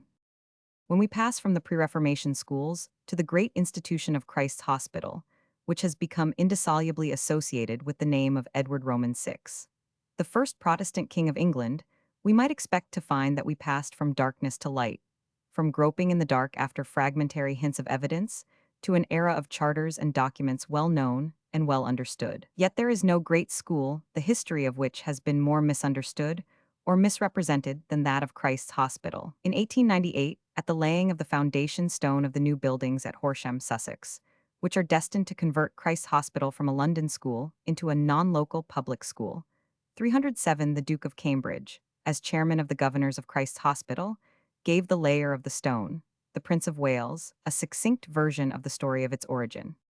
It was founded, he said, by the saintly King Edward the VIII, who, besides assigning it a site in the city of London, with his own hands inserted in the charter power to take lands in Mortmain, which has enabled the munificence of subsequent benefactors to provide for nearly 3.5 centuries for the nurture and education of children. So the historian of Cambridge University, Mr. J. Bass Mallinger, 13 speaking of Edward Roman VI, had said, upwards of 30 free grammar schools founded at this time have permanently associated the name of Edward Roman VI with popular education, and among the 30 free grammar schools founded by him, he includes Christ's Hospital. Carlyle, in his Endowed Grammar Schools, made a more cautious statement. The precise endowment of the institution by the royal founder is not known. It is certain that part of the premises which it now comprises, commonly called Grey Friars and the Cloisters, with a part of the building, were given by Edward Roman VI. A closer examination of the facts will show us that Christ's Hospital was not founded as a grammar school, that neither site nor buildings were given by Edward Roman VI, and that he did not inscribe a license in Mortmain with his own hand. Christ's Hospital was founded as a foundling hospital and ragged school for gutter children of both sexes, by the inhabitants of London, by means of public subscriptions and rates, on a site, and in buildings already acquired by the city from Henry Roman VIII and Edward Roman VI. S. contribution to it consisted of a piece of parchment, some confiscated church linen, and his name. Perhaps the most startling revelation to those who have heard so often of the magnificence of the foundation of Edward Roman VI is to find that Christ's Hospital at first had no endowments beyond its sites and buildings, and never received a penny of income from the property comprised in Edward's charter. Christ's Hospital is alone among the great public schools in that it has entirely departed from the class and the objects for which it was originally intended. Winchester and Eton, Westminster and St. Paul's were intended always for the same class or classes which now frequent them. The scholars were meant to be, and were, taken from the poorer members of the upper middle class, squires, parsons, barristers, merchants, and the like, who could not without help send their sons to the university, the commoners or paying boys from the richer members of the same class. Christ's Hospital, unlike these, was intended for the poorest of the poor. Its foundation was not due, like that of the other ancient public schools, to any single founder, or to any desire to further education. It was a part of a great 308 scheme to put down pauperism, and so effect by voluntary and charitable effort what in Elizabeth's day and since has been effected, or attempted, by compulsion and the poor law. It was intended to rid the streets of London of the curse of sturdy rogues and vagabonds, on principles which were strictly in accordance with the doctrines of political economy, and would be highly approved by the Charity Organization Society. It aimed at getting rid of the poor by setting those who were merely unfortunate to work, while making things unpleasant for the undeserving and idle, and by bringing up their children in the way they should go to earn their own living. Christ's Hospital from the Cloisters, 1804. The establishment of Christ's Hospital is inextricably mixed up with that of the other royal hospitals, 14 St. Bartholomew's and St. Thomas's Hospital and the Bridewell. It may be traced to a movement to rid London, and especially the parish churches, of the crowds of poor, some sick and diseased, some mere idle rogues and vagabonds. Historians like Father Gasquet in his Henry Roman VIII, and the monasteries, following some older authors, Laudetors Temporis Acti, write as if beggary and vagrancy were a special product of the Reformation era, and 309 were caused by the suppression of the monasteries. This is putting the cart before the horse. It could easily be shown that hundreds of years earlier, the state made efforts to put them down. But for the present purpose, we need go no further back than the first part of the 16th century. In London, an Act of Common Council 15, passed in 1518, before Luther had ever been heard of beyond Wittenberg, and long before the suppression of monasteries had even been dreamt of by Henry, directed that for getting rid of almighty beggars, vagabonds, and all other suspect and evil-disposed persons out of the city, every alderman in his ward shall get 2 or 3 persons in each parish to form lists of all persons living on alms, and certify them to the Common Council. But while the monasteries and friaries, and especially the latter, those great schools of pauperism and seminaries of beggary, were continually creating new swarms of the poor they were supposed to relieve, any real diminution of beggary was hopeless. We find the Common Council in 1533, before the suppression, vainly trying to abate the evil by the institution of a voluntary prorate, directing the aldermen to weekly depute some honest persons of every parish to gather the devotions of the parishioners, and the same to be delivered at the church doors to poor folk, so as to prevent them crowding into the churches, carrying their disgusting sores and infection with them. Almost immediately after the dissolution of the monasteries, August 1, 1540, the city began to negotiate with Henry Roman VIII for the purchase of the 4 houses and churches of friars, the Black, White, Grey, and Austin, because they were the finest buildings in the city after St. Paul's and St. Martin le Grand. The Grey Friars' Church was no less than 300 feet long. The city urged that they would be a very great comfort, aid, and refuge for the avoiding and eschewing of plague and sickness. They offered 1,000 marks esterling, 666 pounds, 13 pounds for, if they can be got no better cheap, down for them. 16 Sir Richard Gresham was the negotiator, and had to inform the Court of Aldermen that His Highness thought the citizens pinchpence to offer so little, and refused. At last, however, in 1547, they came to an agreement, not for all the houses unfortunately, but for the Grey Friars only. They also acquired St. Bartholomew's Hospital, which had been dissolved as part of the Priory of St. Bartholomew, and Bethlehem or Bedlam Hospital, which, being in the hands of the secular clergy, had not been dissolved. What was paid for the grant does not appear in the documents, though that something considerable was paid there is little doubt. On December 27, 1547, the city got a conveyance from Henry, confirmed by charter of the same date, with a license in mortmain precisely in the same words as the one which, we are told, was so providentially invented by Edward Roman VI, as was perhaps not surprising since the formula was some 2 centuries old. 310, Henry purported to make the grants of St. Bartholomew's Hospital and the Grey Friars, church, cloisters, and conventual buildings with the whole precinct, and all the houses in it, valued at some £50 a year because he considered the miserable estate, the poor, aged, sick, sore, and impotent people, as well men as women, lying and going about begging in the common streets of the City of London 17 and the suburbs of the same, to the great infection and annoyance of his grace's loving subjects. St. Bartholomew's was to be a hospital or house for the poor. The Grey Friars was not granted for a hospital, but for a church. It was to be a parish church for the Grey Friars Precinct, Newgate and St. Sepulchre's parish with a vicar, a visitor of Newgate, or prison chaplain, and 5 other priests, partly curates, partly chantry priests, all to be appointed by the corporation of the city. The city, that is, the mayor and commonalty and citizens, were given a license in Mortmain to hold lands up to the value of 1,000 marks a year for the purposes of this grant. By the same grant, they were made the custodians of the Bethlehem Hospital. The Common Council, on obtaining possession of the Grey Friars Church, promptly gutted it 18 of all its famous and beautiful tombs, royal and civic alike, stripping down its stalwork and reducing the dimensions of the nave. In fact, they emulated the crown and nobility in the work of plunder and destruction, not sparing their own ancestors. At first, efforts were made to maintain St. Bartholomew's Hospital by voluntary donations, a weekly collection of the devotion of the people. But this was found not to take any good success or semblance of good continuance. And by an order of Common Council, September 29, 1547, a moiety or half-deal of 1 whole fiffing was levied for its support. In December 1543, certain dues levied in respect of the measuring of leather up to 500 marks a year were granted to it, and the other 500 marks to be paid out of the half 1519 was assessed instead on the companies at the rate of £24, a quarter from the mercers down to 13s. 4d. A quarter from small companies like the glaziers.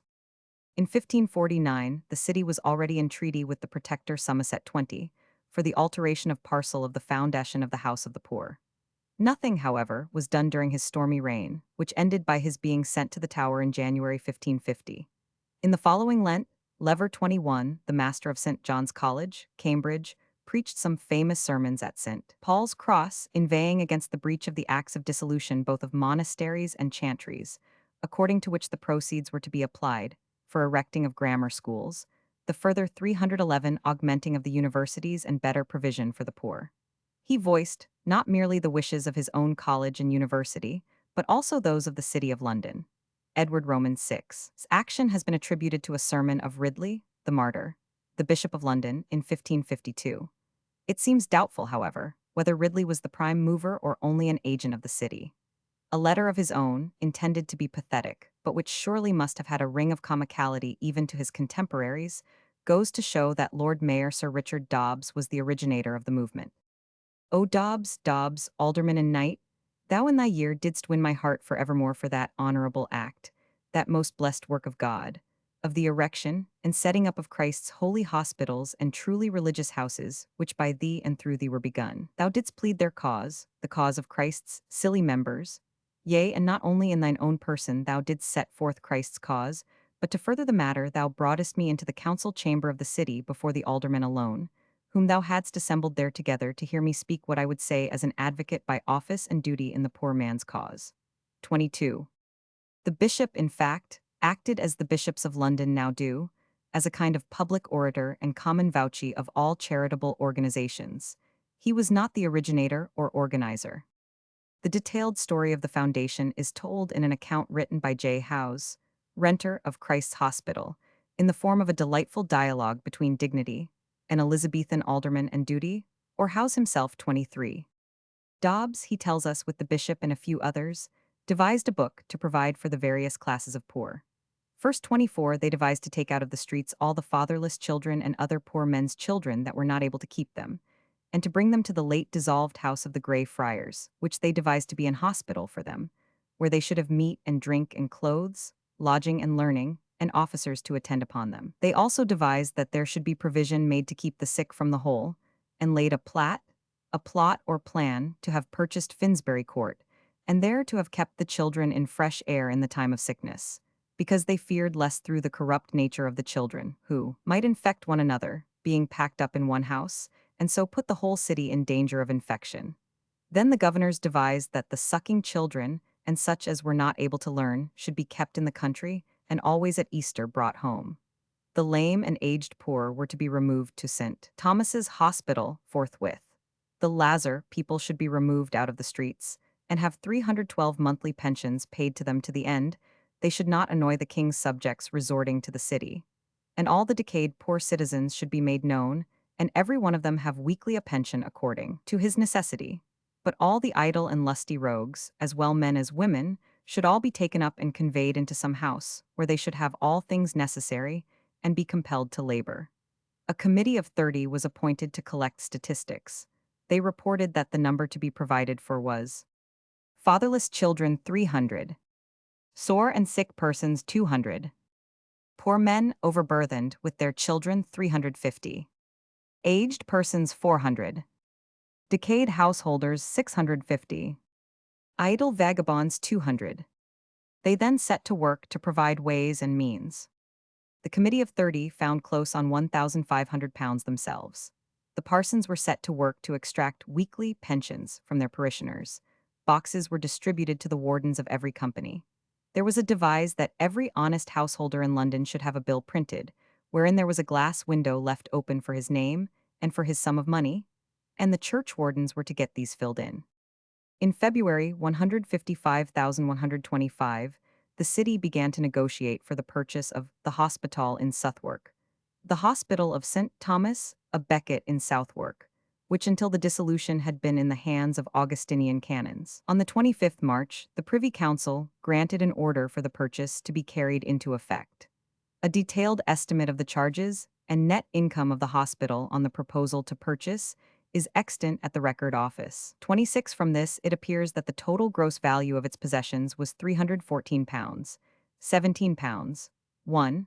The charges for the poor, the priests, and so on were estimated at £154, £17, 1, leaving a surplus of about £160 a year. Of this, £36 odd was derived from land estimated at 20 years' purchase, and £123 from houses and cottages taken at 14 years' purchase. The city paid £2,461, £2, 6 down for the grant of the endowment, with the hospital site and buildings thrown in.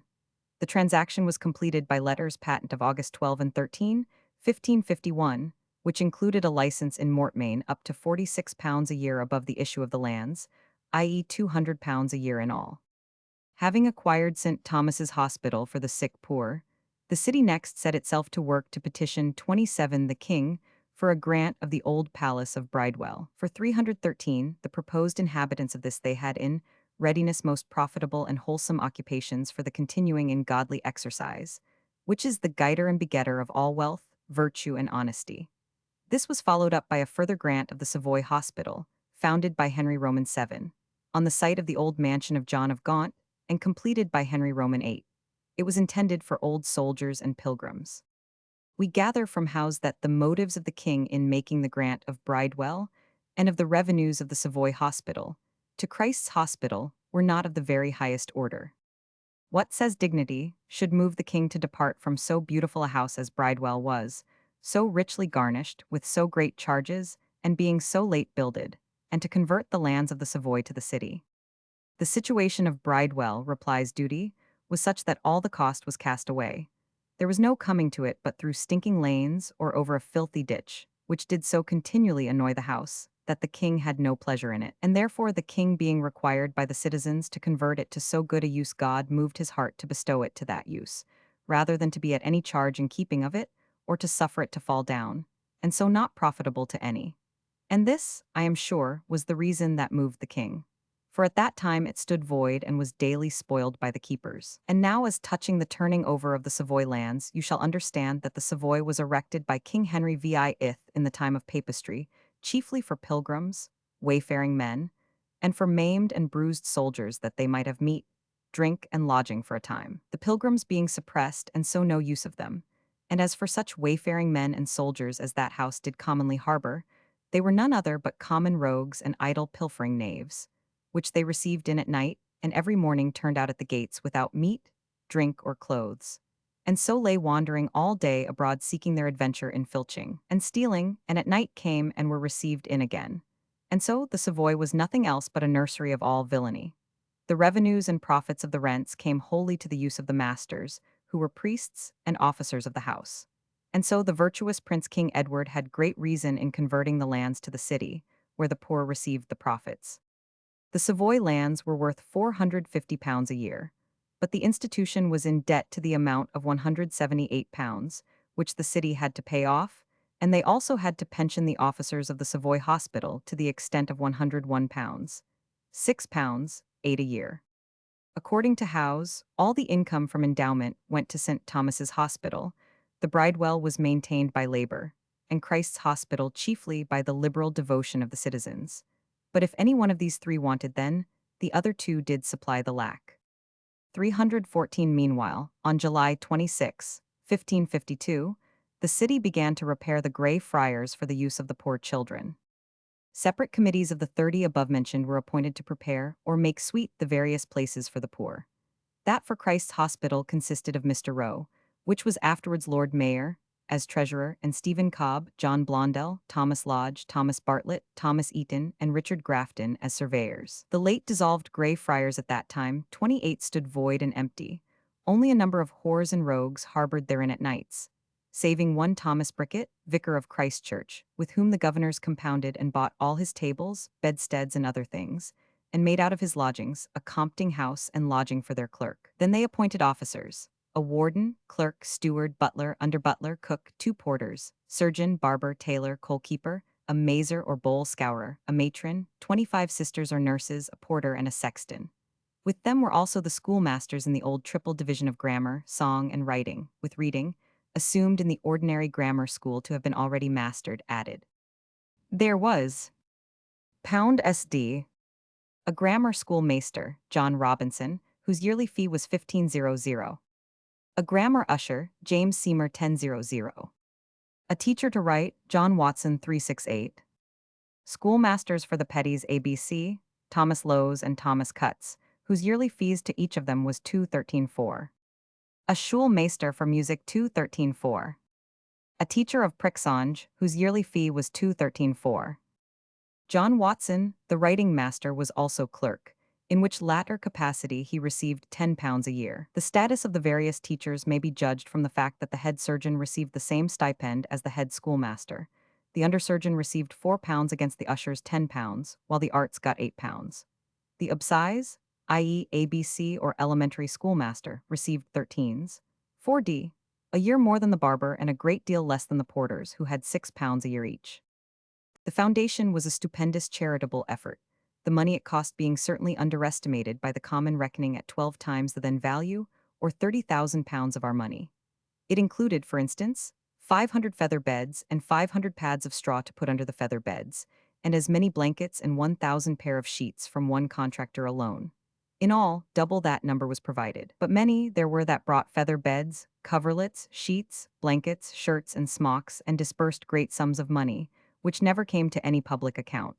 The virtuous prince himself was most generous. He issued a warrant 315 under his own hand, that all the linen belonging to the churches in London should be brought and delivered to the governors for the use of the poor, reserving sufficient for the communion table, with towels and surplices for the ministers and churches.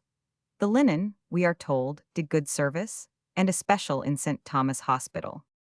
In November 155,230, no less than 380 children were taken into the house.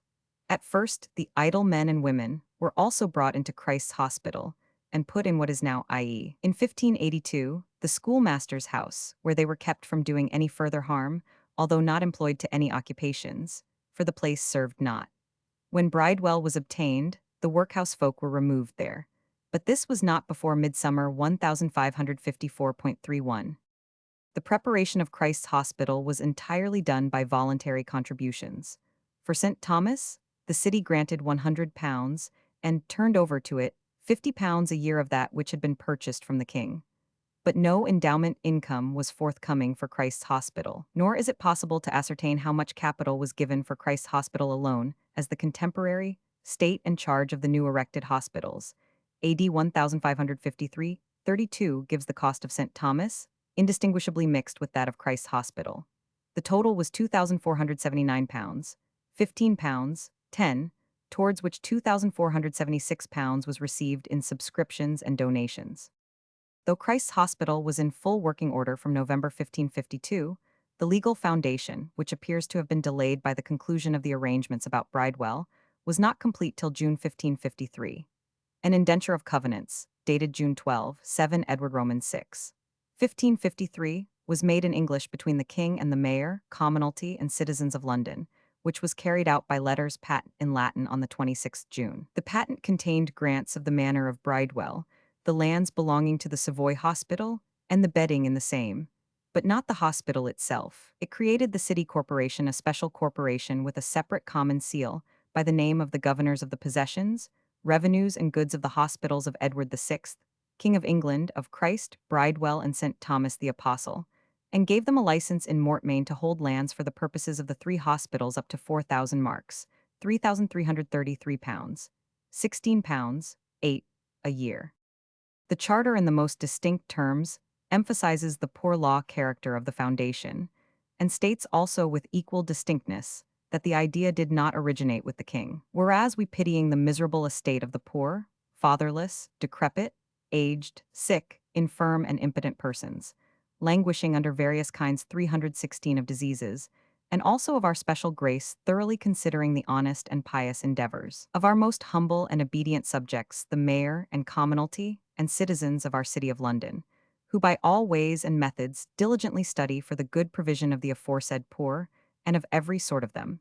Such is the preamble to the grant. The charter deals with every class of destitute poor, sick, aged, orphans, the poor by misfortune, and rogues and vagabonds, the willfully poor. The preamble states as its object that neither children yet being in their infancy shall lack good education and instruction, nor when they shall attain riper years shall be without honest callings and occupations, nor that the sick or diseased when they be recovered and restored to health may remain idle and lazy vagabonds, but that they in like manner may be placed and compelled to labor.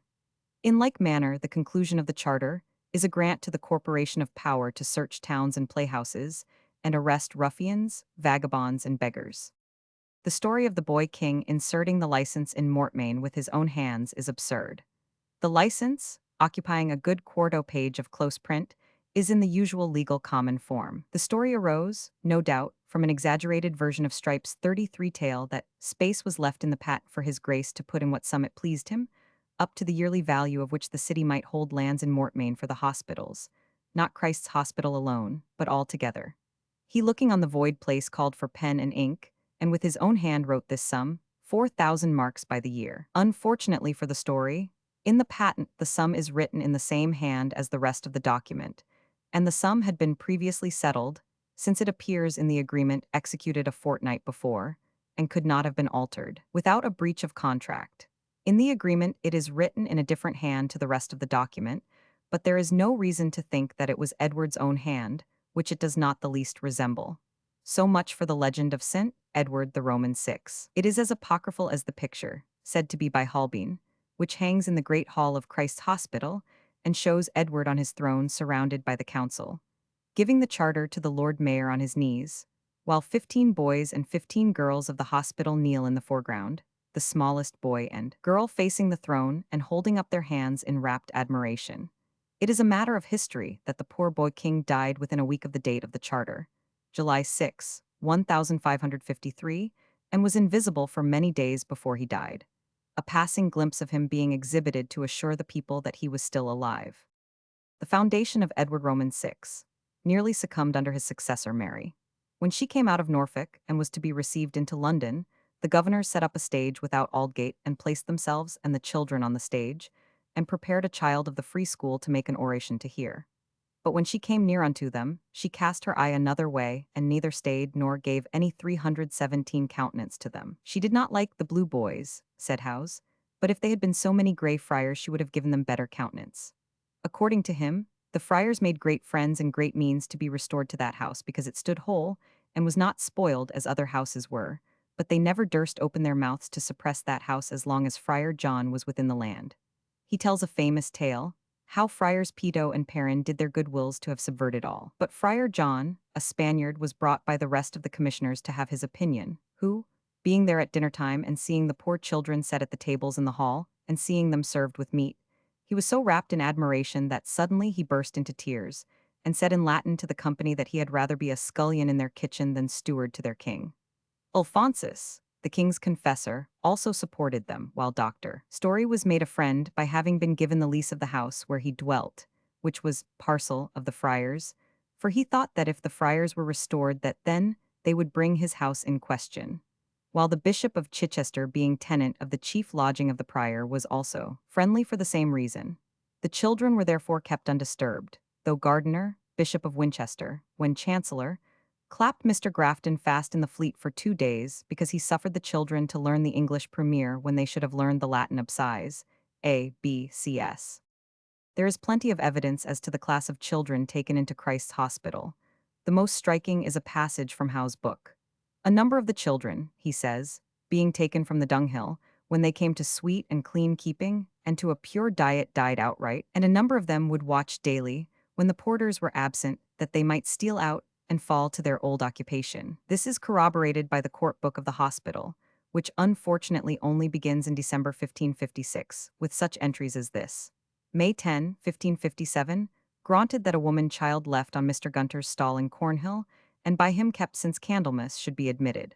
November 8, a woman child left in a pew at St. Peter's, Cornhill, admitted. March 14, 1557, a child found in Thames Street near the bridge admitted. In the Children's Register, beginning 1563, we come across many names pointing to the foundling origin of the children. Richard Namornoan, 5 years old. He died in the sick ward in 1570. Augustine Old Change, 6 years old. To service, March 30, 1567. Dorothy Buttredore, she had evidently been deposited behind the buttery door, 3 years old. To service, 1570. Delivered to Mr. His for his own, but received back. Delivered to Margaret Garraway for her own, 1571. Again to F. Towsbury, April 19, 1572. Jane Fridaya Street, aged 6, sent to service 1568. Perhaps the two quaintest names were Grace That God Sent Us, delivered out on the 19th and died April 21, 1563, and Jane That God Sent Us, sent to service 1568. 318 Stowe says of Christ's Hospital. A full curt shall be when zeage of the governors of this said hospital be assembled at the least, whereof 2 shall be aldermen, the one of them to be the president, with 10 commoners besides the threshorer. And, what these zeage persons or vig of them at the least, the president being one of the number, shall decree, ordain or agree upon, the same shall stand in force, and shall not be altered nor disallowed except by a like curt to be called in that behalf. Item, that no governor be taken into this hospital in the place of any that shall happen to die within the year, except it be at a full curt, to be holden as afore, for weighty causes, and the name of him so admitted to be presented to the mayor and curt of aldermen, before he be called to receive his charge. Item, that no sale of land, timber or wood, lease, alienation, buildinge, or reparation be determined or done, of lands or tenements given to th, on the use of Christ's Hospital, or in any wise belonginge properly to the same, except at a full curt, to be holden in the said hospital as before. Item, that no reward be given to any person above the sum of v shillings at once, which must be done by the consent of the threshorer, and one of the almoners at the least, except first the same be granted and determined in a full curt as before. Item, that there be no leases let in reversion, but 1 year before the oud lease be expired, and that no such grant be made but by a full curt, as before, or else not, and that all the same leases be drawn in paper by a scrivener, one of the governors of the said hospital, before they be engrossed, and he to be allowed for every draft according to the quantity, and the clerk of the said hospital to engross them, and to procure the sealing of all such leases before the Lord Mayor and curt of aldermen, in the Chamber of London, where the common seal of the hospital doeth remain. That no manner of bargains be made for timber, tile, or such like, or any other necessaries for the said house, before the same be determined at a full curt, to be holden as before, and the persons then and there to be named and appointed which shall be the doers thereof. Stowe, Appendix Roman 2.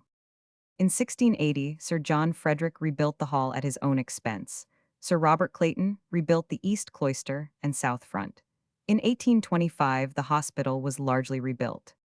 The 2 chief classes in the school are the Grecians and deputy Grecians, of which many of the former go on to the universities with exhibitions. The mathematical school was founded by Charles Roman II in 1672, and the boys are called King's Boys. The King's Boys and Grecians are the only boys who remain in the school after the age of 15. The ancient costume, consisting of long blue gown, leather belt, yellow stockings, combined with an absence of head covering, 319 makes the boys conspicuous wherever they may be. The old customs of supping in public in Lent and the visit to the Lord Mayor on Easter Tuesday are still kept up. But the old English diet of bread and beer for breakfast was done away with in 1824. Among the most distinguished names of old scholars are those of S.T. Coleridge, the poet, d. 1834, Charles Lamb, d. 1834, Leigh Hunt, d. 1859. The system of admission is by presentations by governors. The Lord Mayor makes 2 presentations annually. A governor must give at least £500. For an account of the Grey Friars, see Medieval London, Vol. Roman 2, p. 348. Photo R. W. Thomas. An exciting game, Christ's Hospital. Christ Church. Christ Church, which unites the ancient parishes of St. Ewan's and St. Nicholas and part of St. Sepulchre, stands on the eastern part of the noble Franciscan church, which was greatly destroyed by the fire. On the suppression of the convent of the Franciscans, their church was named Christ Church and was made parochial. After the Great Fire, it was rebuilt by Wren between 1687 and 1704. St. Leonard's, Foster Lane, was annexed to this parish in 1672. The earliest date of a custodian is 1225. The earliest date of a vicar is 1547. The patronage of the church was given by Henry Roman VIII to the governors of St. Bartholomew's Hospital, in whose successors it continues. The present building contains 2 side-aisles separated from the nave by slender Corinthian columns. 320 at the east part of the church shelves are attached to the north and south walls to hold loaves for distribution among the poor. The steeple attains a height of 153 feet. The original church of the Franciscans was a favorite place of sepulture. Dame Mary Ramsay, a benefactress to Christ's Hospital and other institutions, was buried here in 1596, and a modern tablet records her deeds on the north wall of the church. The 2 most conspicuous monuments are those of the Samuel Crowther and the Rev. Michael Gibbs, both of whom were vicars of the parish for many years. Lady Venetia, wife of Sir Kenelm Digby, was buried here. Also the celebrated nonconformist, Richard Baxter, in 1691, and his wife in 1681. On the east wall, a tablet commemorates John Stock, who at his death in 1781 bequeathed £13,000 to charitable purposes. No large gifts are recorded in this parish by Stowe. John Banks was donor of £1 for a sermon. Thomas Barnes was donor of £1 for a sermon, and several others were donors of the same amounts. There were 2 charity schools, one for 50 boys and one for 40 girls. Some of the most notable vicars were Sampson Price, 1585–1620, William Jenkin, 1613–1685, Robert Cannon, 1663–1722, Prebendary of Westminster, Joseph Trapp, D.D., 1679–1747, and William Bell, 1731–1816, Prebendary of Westminster. King Edward Street was formerly Butcher's Lane or Stinking Lane or Chick Lane. The Franciscans, on their coming to London, were allotted a piece of ground on the west side of this lane, probably the least desirable place of residence in the whole city. When we read of shops and tenements in the shambles, this is the place intended. Roman Bath Street comes next. This place was formerly called Pinnock's Lane, i.e. Pentecost Lane. Houses in Pentecost Lane are mentioned as early as 1280. It contained the forbidden slaughterhouses. At the upper end stood the Royal Bagnio. There were 2 bagnios, this of Pinnock's Lane and another in Long Acre. The Royal Bagnio was opened in 1679. It was simply a Turkish bath, a place for sweating and hot bathing. For a time it was very much esteemed as a preventative against some forms of disease and a cure for headache. The Royal Bagnio contained 1 large room with a cupola and several smaller rooms, the walls of which were lined with Dutch tiles. The place was converted into a hot and cold bathhouse, and finally closed and pulled down in 1876. St. Sepulchre. This church was rebuilt, Stowe says, about the time of Henry Roman VI, or Edward Roman IV, mainly by one of the Pophams. The greater part was destroyed by the Great Fire, and in 1670 it was again rebuilt, by whom is uncertain. It received considerable alterations in 1738, 1837, 1863, 1875, and again 1870–1880. The earliest date of an incumbent is 1249. The patronage of the church was in the hands of Roger, Bishop of Sarum, 1107–39, who gave it to the prior and convent of St. Bartholomew Smithfield, Henry Roman VIII, who seized it, and so it continued in the crown up to 1609, when James I gave the advowson of the vicarage to Francis Phillips and others. The president and scholars of St. John's College, Oxford, who presented to the vicarage in 1662 and in whose successors it continued. Houseling people in 1548 were 3,400.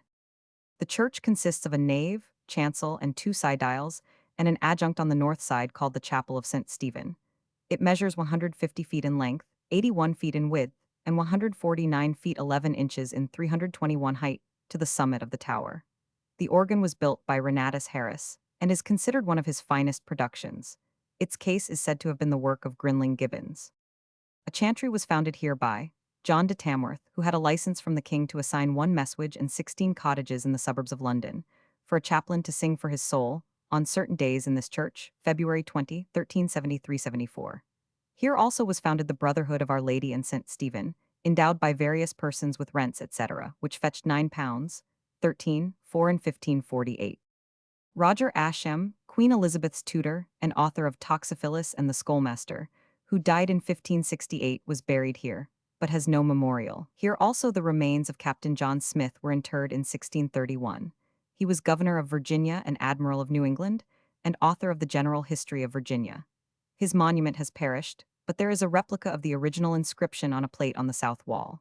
Sir Robert Peake, a distinguished cavalier and engraver, was also interred here in 1667, but no one else of eminence appears to have been buried in the church. In 1605, Robert Dow gave £50 to the parish on condition that the night before every execution a handbell, which he presented, should be rung in front of the condemned prisoner's dungeon, and an exhortation given them. His donation has now passed into the hands of the charity commissioners. No names of benefactors are recorded by Stowe. According to the record of the parish clerk of 1732, the donations of the poor, forever, amounted to £250, besides which there were 47 other donations of less value than £40 or £20 per annum. Richard Reeves left £100 per annum. In addition, the stock of money given by 8 persons was £500, and 8 others gave £128, £15 per annum to provide coals and fuel.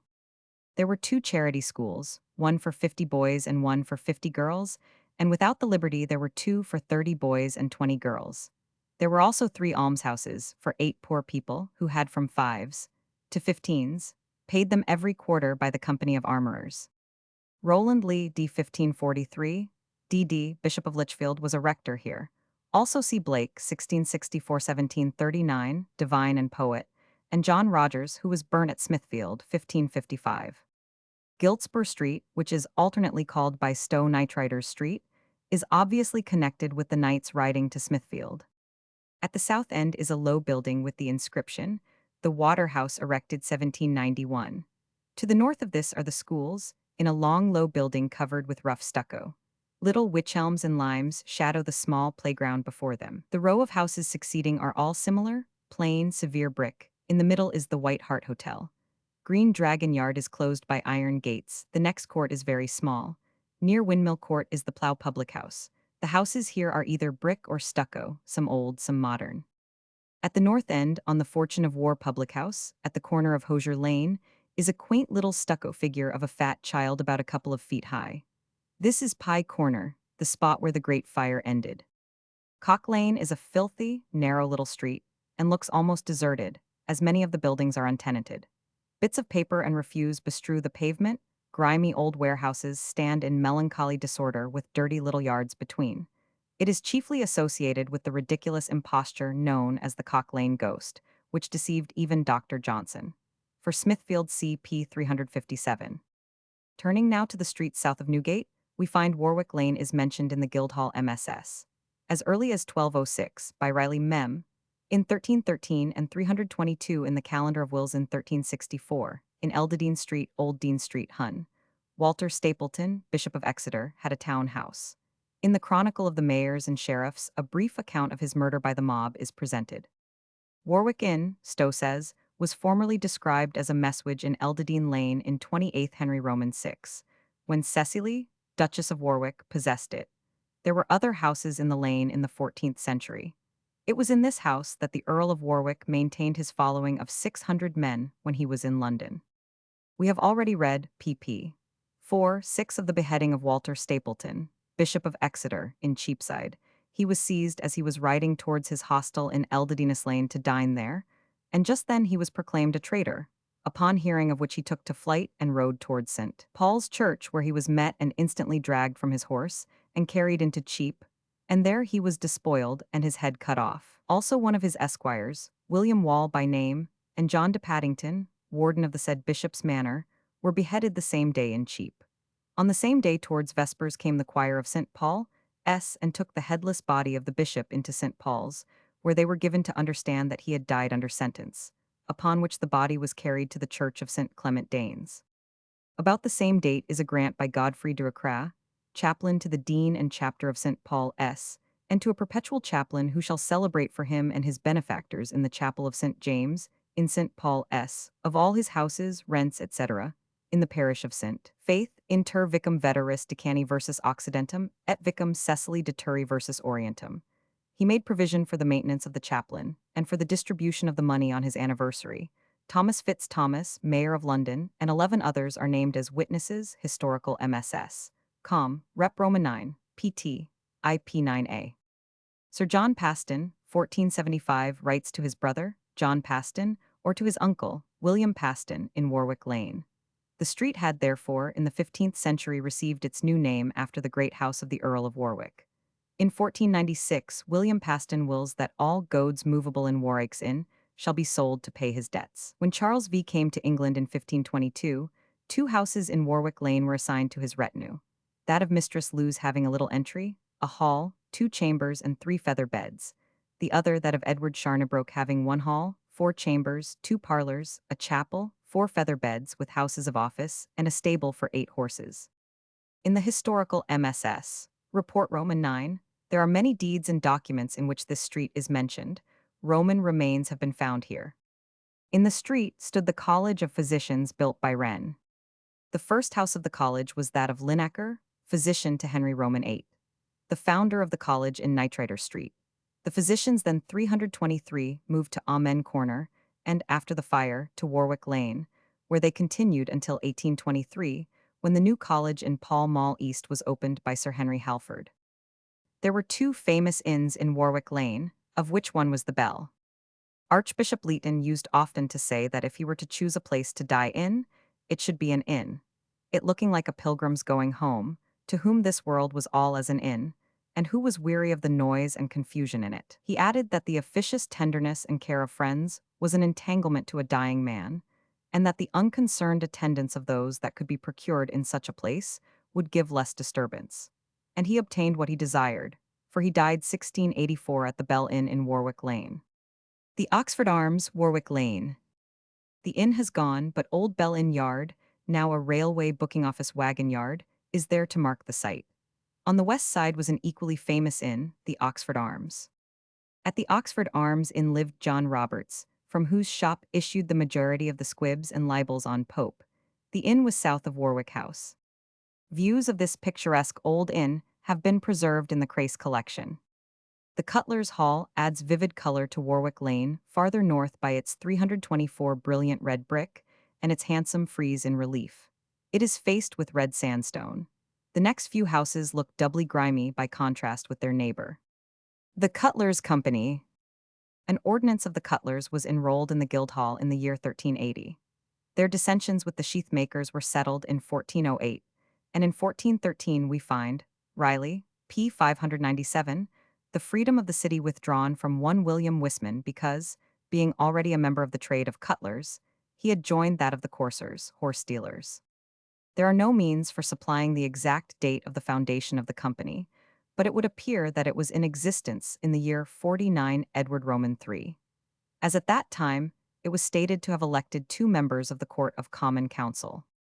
It would appear that the first charter granted to the company was in the reign of Henry V, 1415, which was confirmed by a charter of Henry Roman VI. In 1422, charters were also granted by Henry Roman VIII. In 1509, Philip and Mary in 1553, Elizabeth in 1558, and James I in 1607. James Roman II, in 1685, revoked these charters, but in 1668 the Act of James Roman II was made void, and by a statute of William and Mary in 1689, the charter of James I was confirmed, and it was subsequently reaffirmed by a charter of Queen Anne in 1703. The charter, therefore, of James I, which was granted in 1607, is now the governing charter of the Cutlers Company. The company has no means of furnishing an abstract of the earlier charters, nor would this appear to be necessary, inasmuch as they are documents of record. The Cutlers were united sometime with the sheath and haft makers, a fact commemorated in their arms, the supporters of which are two elephants. In 1898, the number of the livery was 100. The corporate income was £5,350, the trust income £50. On the south side of Cloak Lane, east of College Hill, is the old site of Cutler's Hall. The history is retraceable to the 12th century.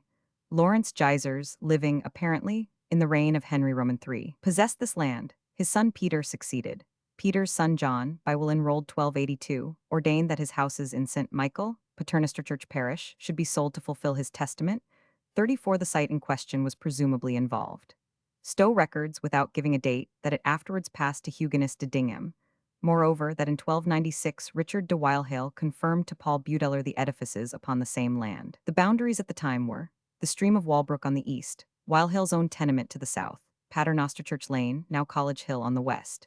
Budeller was to pay yearly 1 clove geriflowers 35 at Easter, and to the prior and convent of St. Mary over Rye, Southwark, 6 shillings. Simon Dalselly, Pepperer, Mayor 1359, owned it and bequeathed it for life to his wife Johanna, by will dated 1362. 36 In the year 1451, Thomas Frill executed to the Cutlers Company a conveyance of messuages in College Hill and Cloak Lane. The property consisted of 2 houses. One became converted into the company's hall, and one served as a house for their beadle. The fire of 1666 necessitated complete rebuilding. The new hall was erected in 1667-68. It received Maitland's praise in 1739 as convenient and beautiful. Allen, 1828, differs. In his eyes it was a plain brick building, totally devoid of architectural adornment.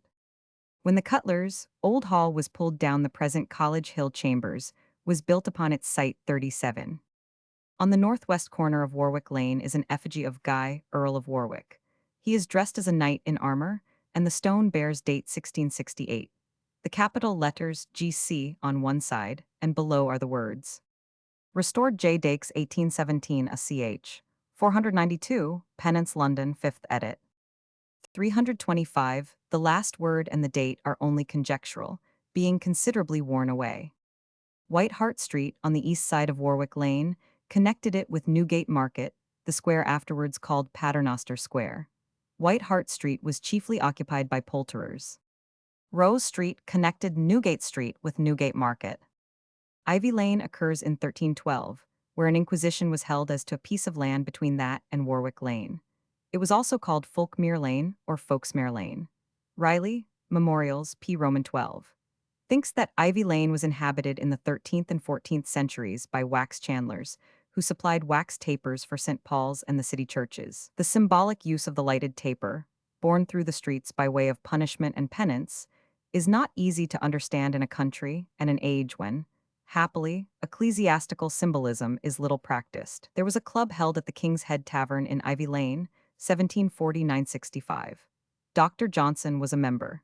Every visitor to London turns out of St. Paul's Churchyard or Newgate Street to see the sign still remaining on the east wall of Panmure Alley. It consists of a pannier with a boy sitting upon it, and the inscription, "When you have sought the city round, yet still this is the highest ground." With the date August 26, 1668, I believe that this is not the highest ground. The site of the Standard in Cornhill is slightly higher. Newgate Street formerly ended at Panmure Alley, where Blowbladder Street began, which ran on into Cheapside and is now included in it. It is evident, by a glance at the map, that Newgate Street was here a continuation of Cheapside. So far Stowe's statement about the continued street from Aldgate to Ludgate is confirmed. But if we consider the improvements effected here after the fire, we shall understand that there was at first no thought of a continuation of Cheapside into Newgate. Newgate Street, then, ended at Panmure Alley. What followed was a narrow lane bending sharply to the south. Into this lane on the north ran another narrow lane, now St. Martin's Le Grand. Panmure Alley was a passage only wide enough for one person at a time, and there were many of these narrow passages from one street to another. After the fire, Blowbladder Street was enlarged to the breadth of 40 feet. This increase of width made it possible for Newgate Street to appear as a continuation of Cheapside. The lane running through St. Martin's Legrand was also enlarged to the breadth of 40 feet, and Panmure Alley was enlarged to the breadth of 9 feet and paved with freestone. Further, to block the passage from Cheapside to Newgate, there stood outside Paternoster Row the parish church of St. Michael le Quern. 326. Michael le Quern derived its name quern, or corn, from its proximity to a corn market. It was repaired in 1617, but burnt down in the Great Fire and not rebuilt, its parish being annexed to that of St. Vedest. The earliest date of an incumbent is 1274. The church has always been in the gift of the dean and chapter of St. Paul S. Houseling people in 1548 were 350. Chantries were founded here by Robert Newcomen at the altar of the Blessed Virgin Mary about 1304, for himself and for Matilda his wife. William Wilton was chaplain and died in 1370, by John Combe at the altar of St. Catherine for himself and Petronella his wife. License was granted by the king, May 18, 1405, by John Lidet, whose will was dated June 23, 1545. He gave £7 tens for a priest for 7 years, by John Mundham before 1310. John Leland, the antiquary, was buried here in 1552. His monument perished in the fire, but his great work, the itinerary, still remains. The church also contained a monument in memory of John Banks, who died in 1630, leaving £6,000 to be distributed amongst various charities and parishes. In 1605, Sir Thomas Browne, author of Religio Medici, was baptized here. There were several bequests given to the poor for clothing and bread, but no names are recorded by Stowe. Anthony Tuckney, 1599–1670, master of Emmanuel College, Cambridge, and vice-chancellor of Cambridge, was rector here. Also George Downham, d. 1634, Bishop of Derry. St. Paul's, by W. J. Lofty. St. Paul's Church is the cathedral of the Diocese of London, and was so dedicated by its first founder. According to Beda, this was Ethelbert, King of Kent, who had command over all the nations of the English as far as the river Humber. His nephew, Sebert, King of the East Saxons, held London in 604, when Augustine, the first Archbishop of Canterbury, sent Mellitus to preach Christianity north of the Thames. He does not seem to have succeeded very well, and after the deaths of Augustine, Ethelbert, and Sebert, Mellitus was expelled. From that time for 60 years or more, we hear nothing of St. Paul S., and the next bishops of the East Saxons do not seem to have lived in London. They converted the kings who made Rendlesham, Tillingham, and Tilbury their headquarters. The city within the Roman wall was probably but sparsely inhabited. The Anglo-Saxons disliked Roman sites, and especially hated the repair of walls. There is a tradition that Erkenwald, or Archibald, the fourth bishop, incited the Londoners to this task and himself built the northern gate, since named Bishopsgate. Another tradition relates that at his death, which is variously placed in 685 and 693, the citizens buried his body in the cathedral. In 1148, it was translated into a sumptuous tomb. Against the whole legend of St. Erkenwald, as it grew in the Middle Ages, there is so much of inconsistent anachronism to be alleged that we must pass it by, merely assuming that a bishop of that name comes forth on the list, that he was designated by Eni, King of Wessex, a predecessor of Alfred, as Erkenwald, my bishop, and that he made a serious effort to restore the bishopric to the bishop's stool of Mellitus. Authentic history, however, does not begin till the time of King Alfred. Even here we cannot be certain of the name of the bishop for whom the king built or rebuilt the cathedral church, but it was probably Heathston or Ethelstan, who died in 898. It is not even certain that the old site was retained. When Alfred came to London, he saw its capabilities as a bulwark against the Danes, but the Roman wall was empty. For 30 years, we read, London had lain desolate. Alfred repaired the wall. He probably built the church. He revived as much as he could the ancient memories. The 2 land gates were placed nearly, though not exactly, 328 on the Roman sites. One, Bishopsgate, opening on the 2 great northern roads, and the other, Westgate, on the Watling Street. It is possible that he repaired the bridge. The church was placed in the triangular space cut off by the course of the Watling Street from the bridge through the city, and when the wards were divided, this corner became the Warda Episcopi.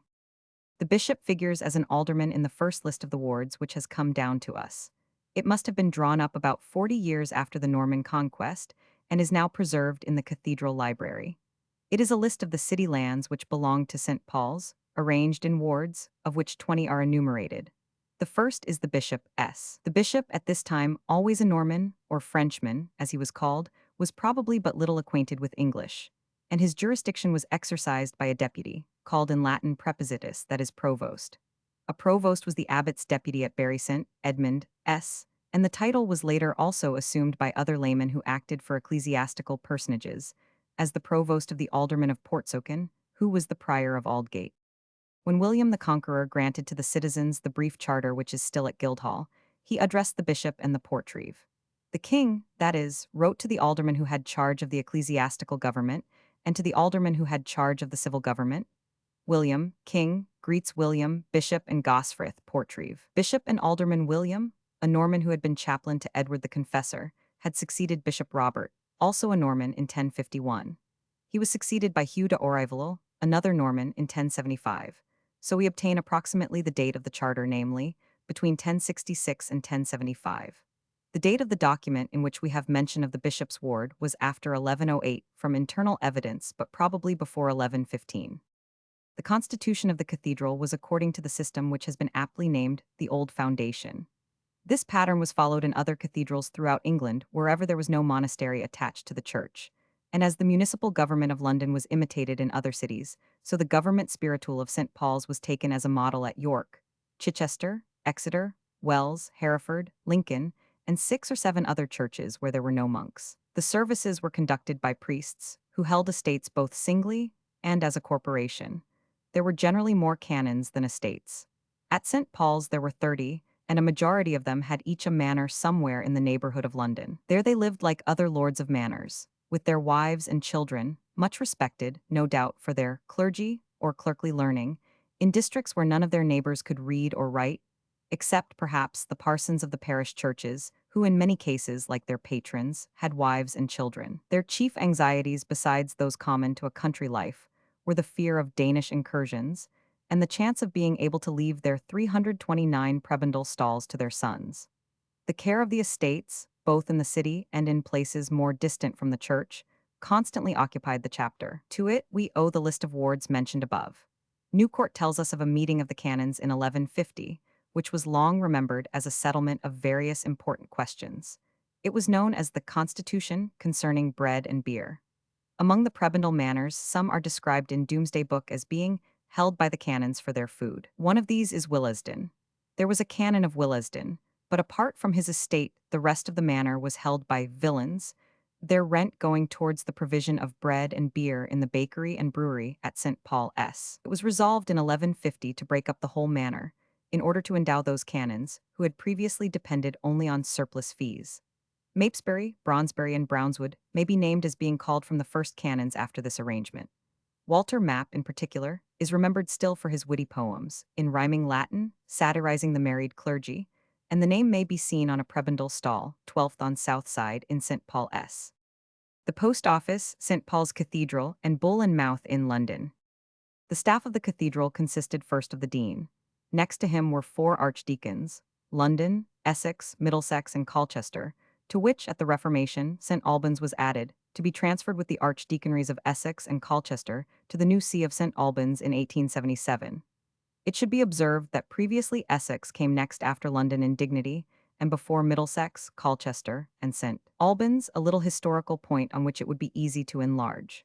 After the archdeacons came the precentor, likewise called cantor, whose office it was to look after the singing men and singing, the treasurer, 330, whose office does not seem to have existed till after the conquest, and the chancellor, who was at first called Magister Scholarum, and had charge of education in the city, with the duty of appointing the master of St. Paul's School, not, says Newcourt, that long after founded by Dean Colet, but that which was endowed by Bishop Richard Belmays or Balmes in the reign of Henry I. After these officers came the 30 canons, of whom there are some further notes below.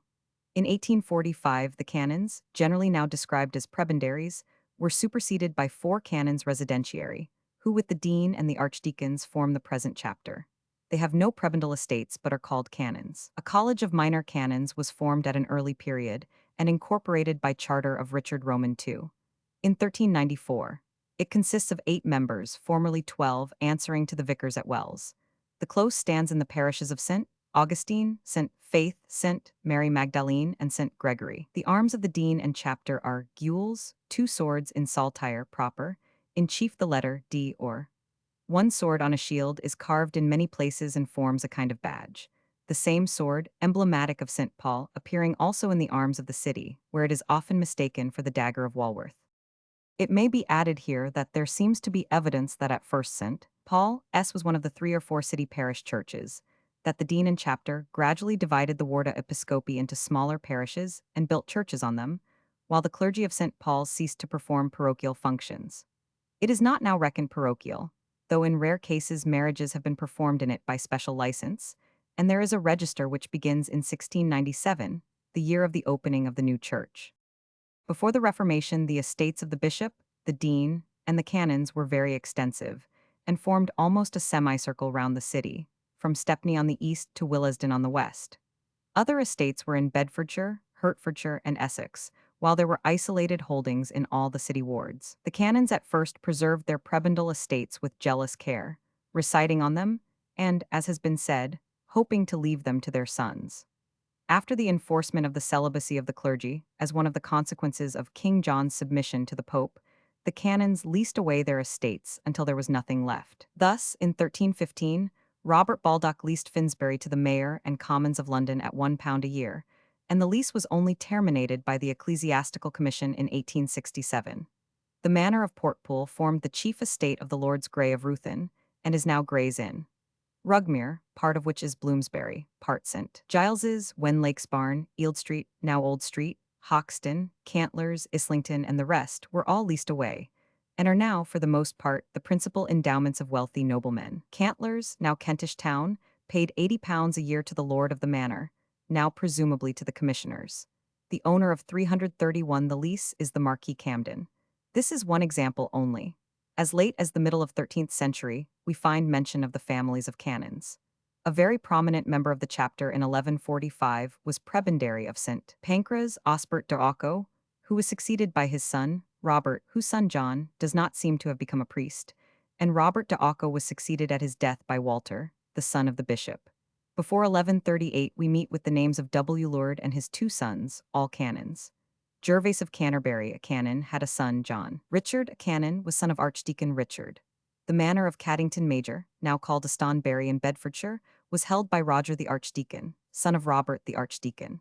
A little earlier we find that Ralph Flambard, appointed Bishop of Durham in 1099, who figures in the history of the Tower of London in the reign of Henry Roman II, and who died in 1128, was prebendary of Taton Hall. His son, Elias, was prebendary of Sneeding, near Kirkby in Essex, where he was succeeded by William, son of Archdeacon Otho, at whose death Ralph, brother of Canon Elias, a younger son of the Bishop of Durham, succeeded to the stall. Of another of the married archdeacons, Nicholas Croseman, we read that he held Oxgate, and that his son, another Nicholas, succeeded him in both archdeaconry and canonry.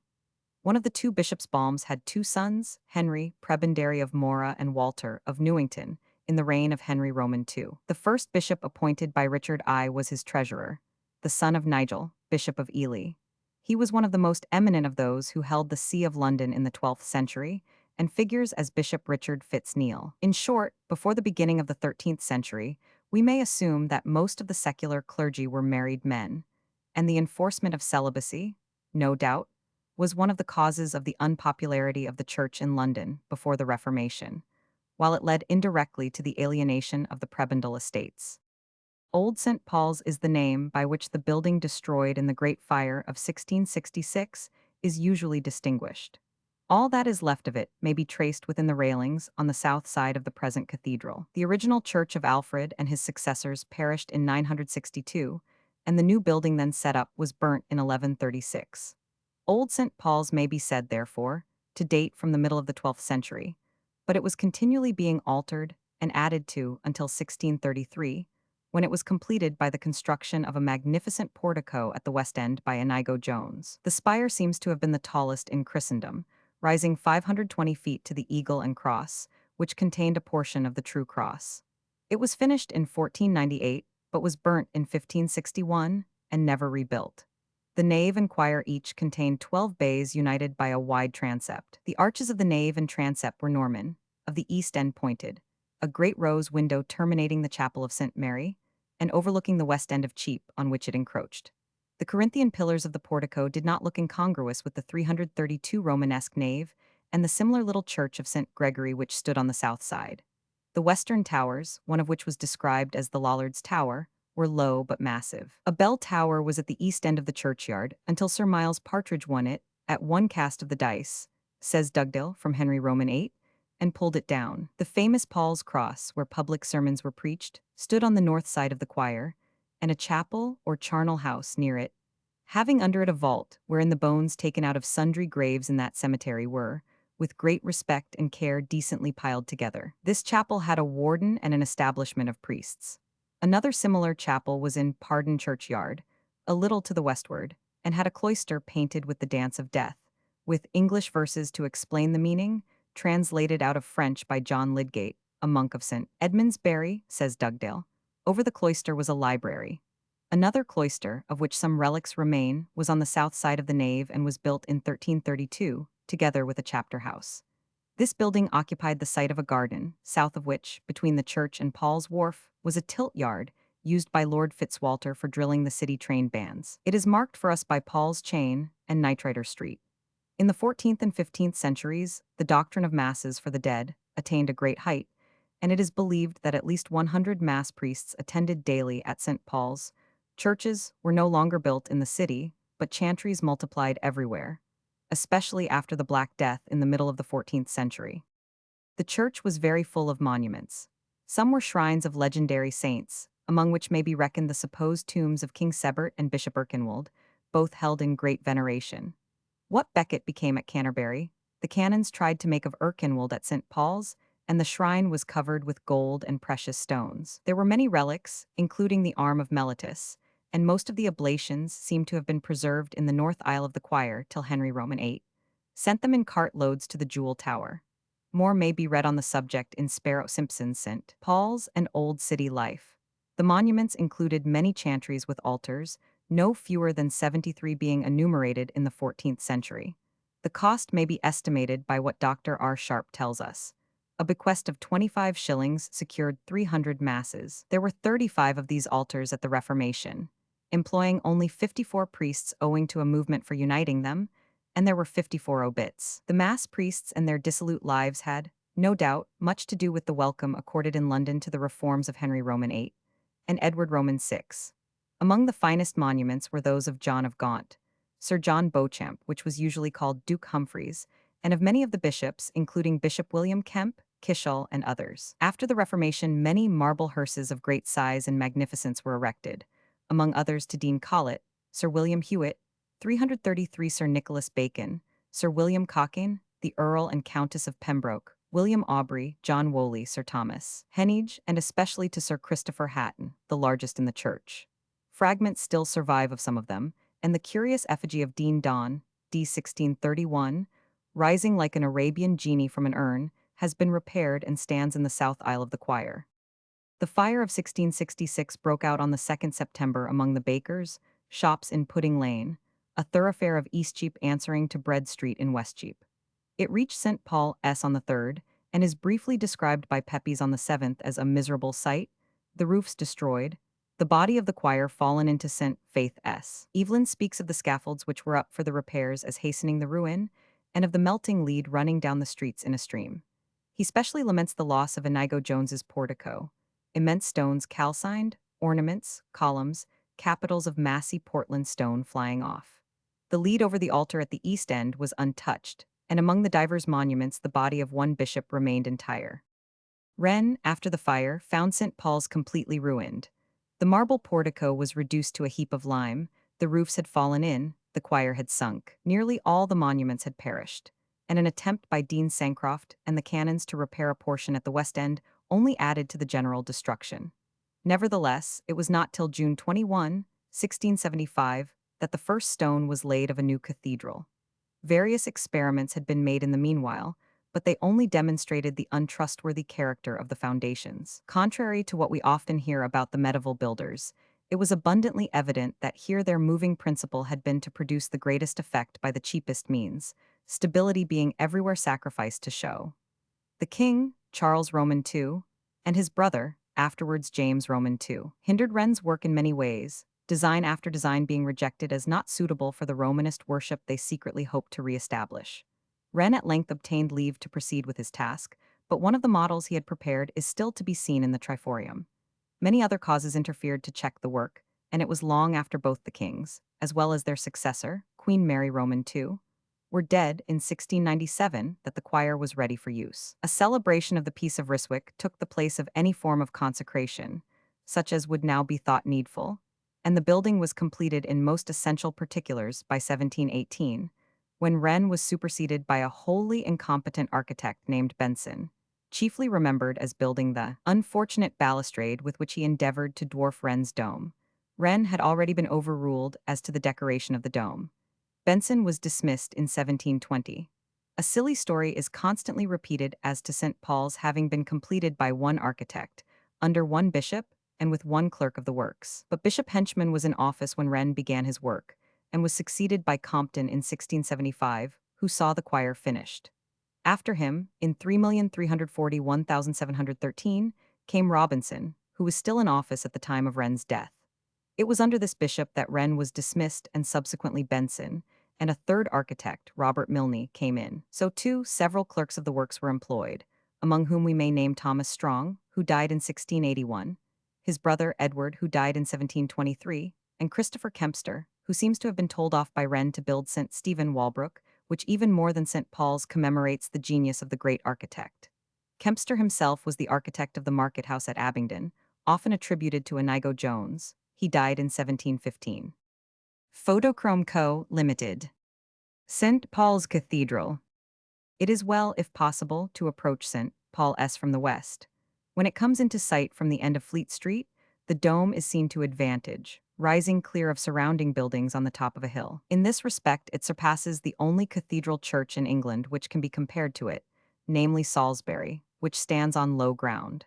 If we compare it with Lincoln or Durham, we miss the magnificent central feature. The dome competes, especially in a city, very successfully 335 with a spire. As we approach Ludgate Hill, the Tower of St. Martin, 158 feet high, offers a measure to the eye, the needlessly ugly railway viaduct interfering much less than was feared at first. From Ludgate, the two western towers, supporting the double portico, are well seen, and are esteemed as among the best of Wren's compositions. The towers, of which the southern carries the clock and the great bell, are 220 feet high. The whole west front, as seen from the entrance of St. Paul's churchyard, is 180 feet in height and the same in width. The lower pillars of the portico are 40 feet high. The statue in the front was sculptured by Francis Bird in 1712, mutilated by a lunatic in 1743, and restored a few years ago. Between it and the steps, an inscription, cut in the granite pavement, commemorates the fact that here the aged Queen Victoria gave public thanks for the 60 years of her reign in 1897. The exterior of the church shows two orders, the lower Corinthian and the upper, what Wren described as a composition. In the tympanum over the portico is a relief by Bird representing the conversion of St. Paul, and on the pediment above are statues of St. Paul between St. Peter and St. James. The railing, now removed from the front, is of iron, cast at Lamberhurst in Sussex. The plan of the cathedral is cruciform, the transepts north and south ending with graceful semicircular porticos.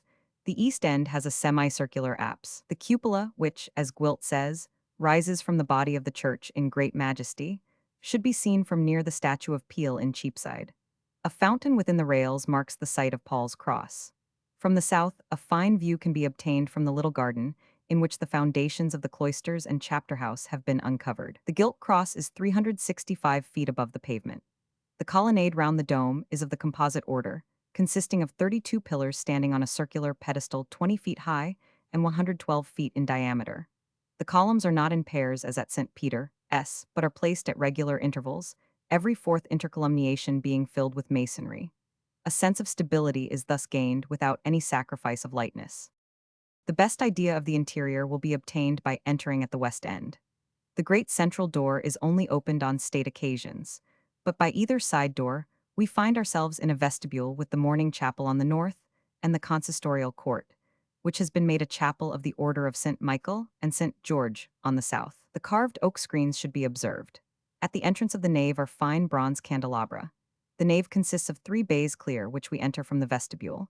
There are side aisles, the full width being 102 feet. The height of the central aisle is 89 feet. Beyond the nave, which is 340 feet long, we see the area under the dome, 112 feet across. Beyond this, the choir extends eastward 140 feet. A screen is seen behind the communion table, beyond which in the apse there is a chapel. The screen, erected from the 336 designs of Messrs.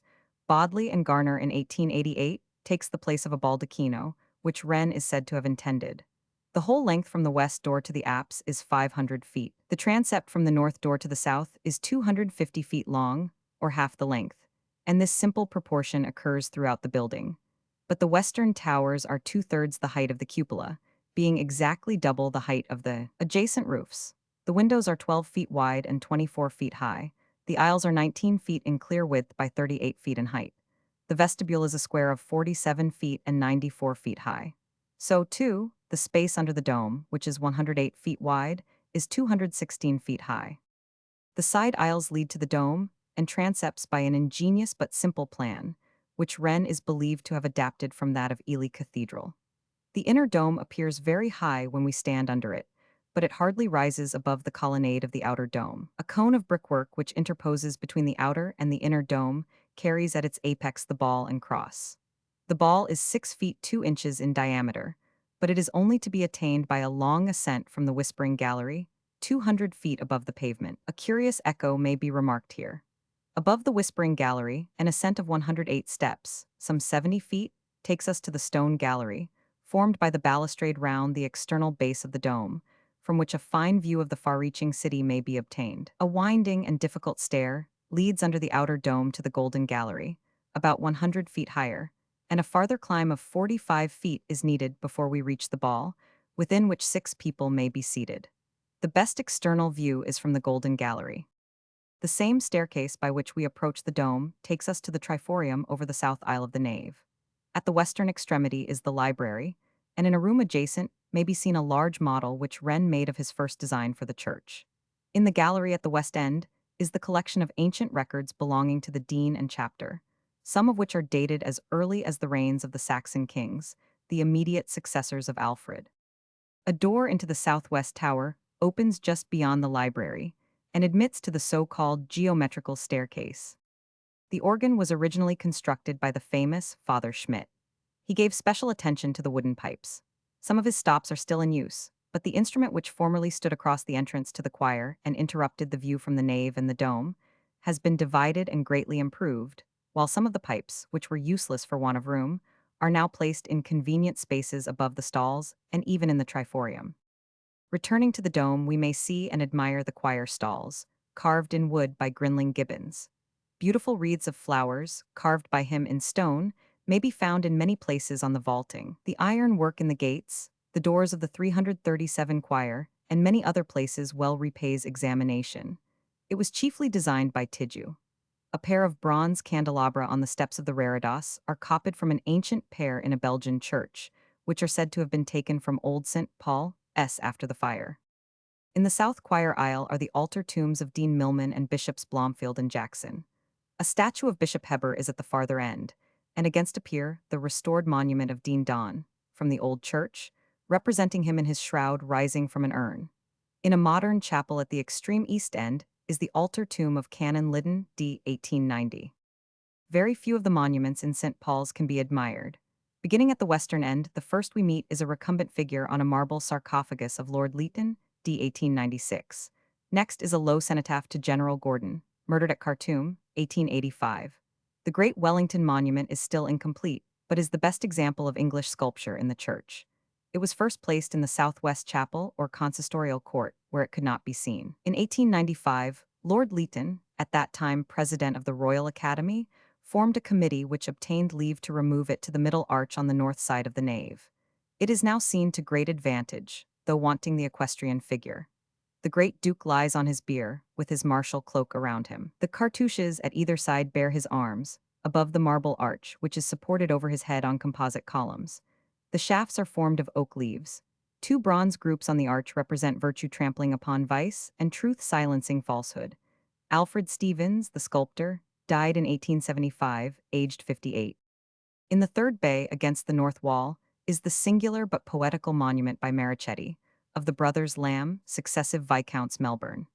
The elder William was Queen Victoria's first Prime Minister and died in 1848. The younger Frederick Lord Beauville died 5 years later.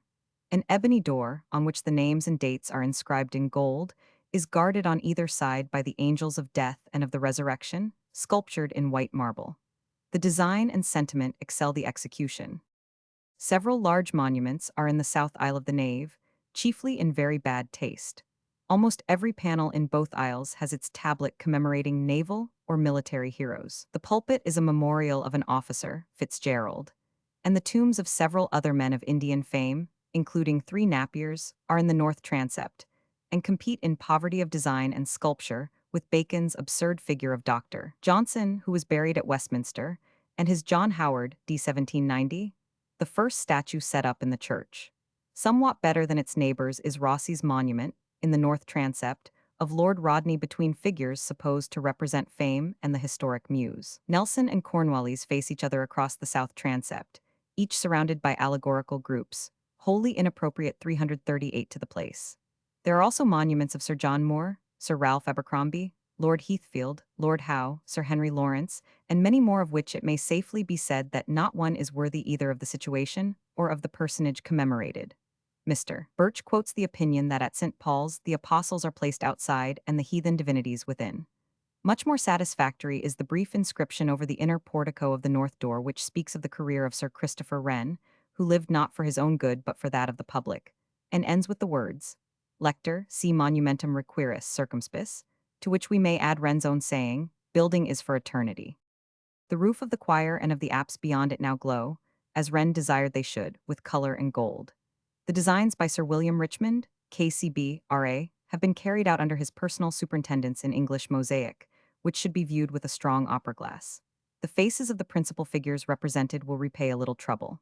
The central figure at the east end is above life-size but carefully adapted to the general proportions, already mentioned, of the building. Each panel is a picture, and the scheme is worked out in the stained glass of the windows, while the harmony of color, form, and proportion produces an effect upon the mind comparable only with that of the best music. Unfortunately, the designs for the figures of prophets and evangelists, under the dome, seem to have been made in ignorance or defiance of the conditions by which Sir William Richmond has been guided, while they are dull, heavy, and dark in color. They were produced some 50 years ago and have a highly discordant effect.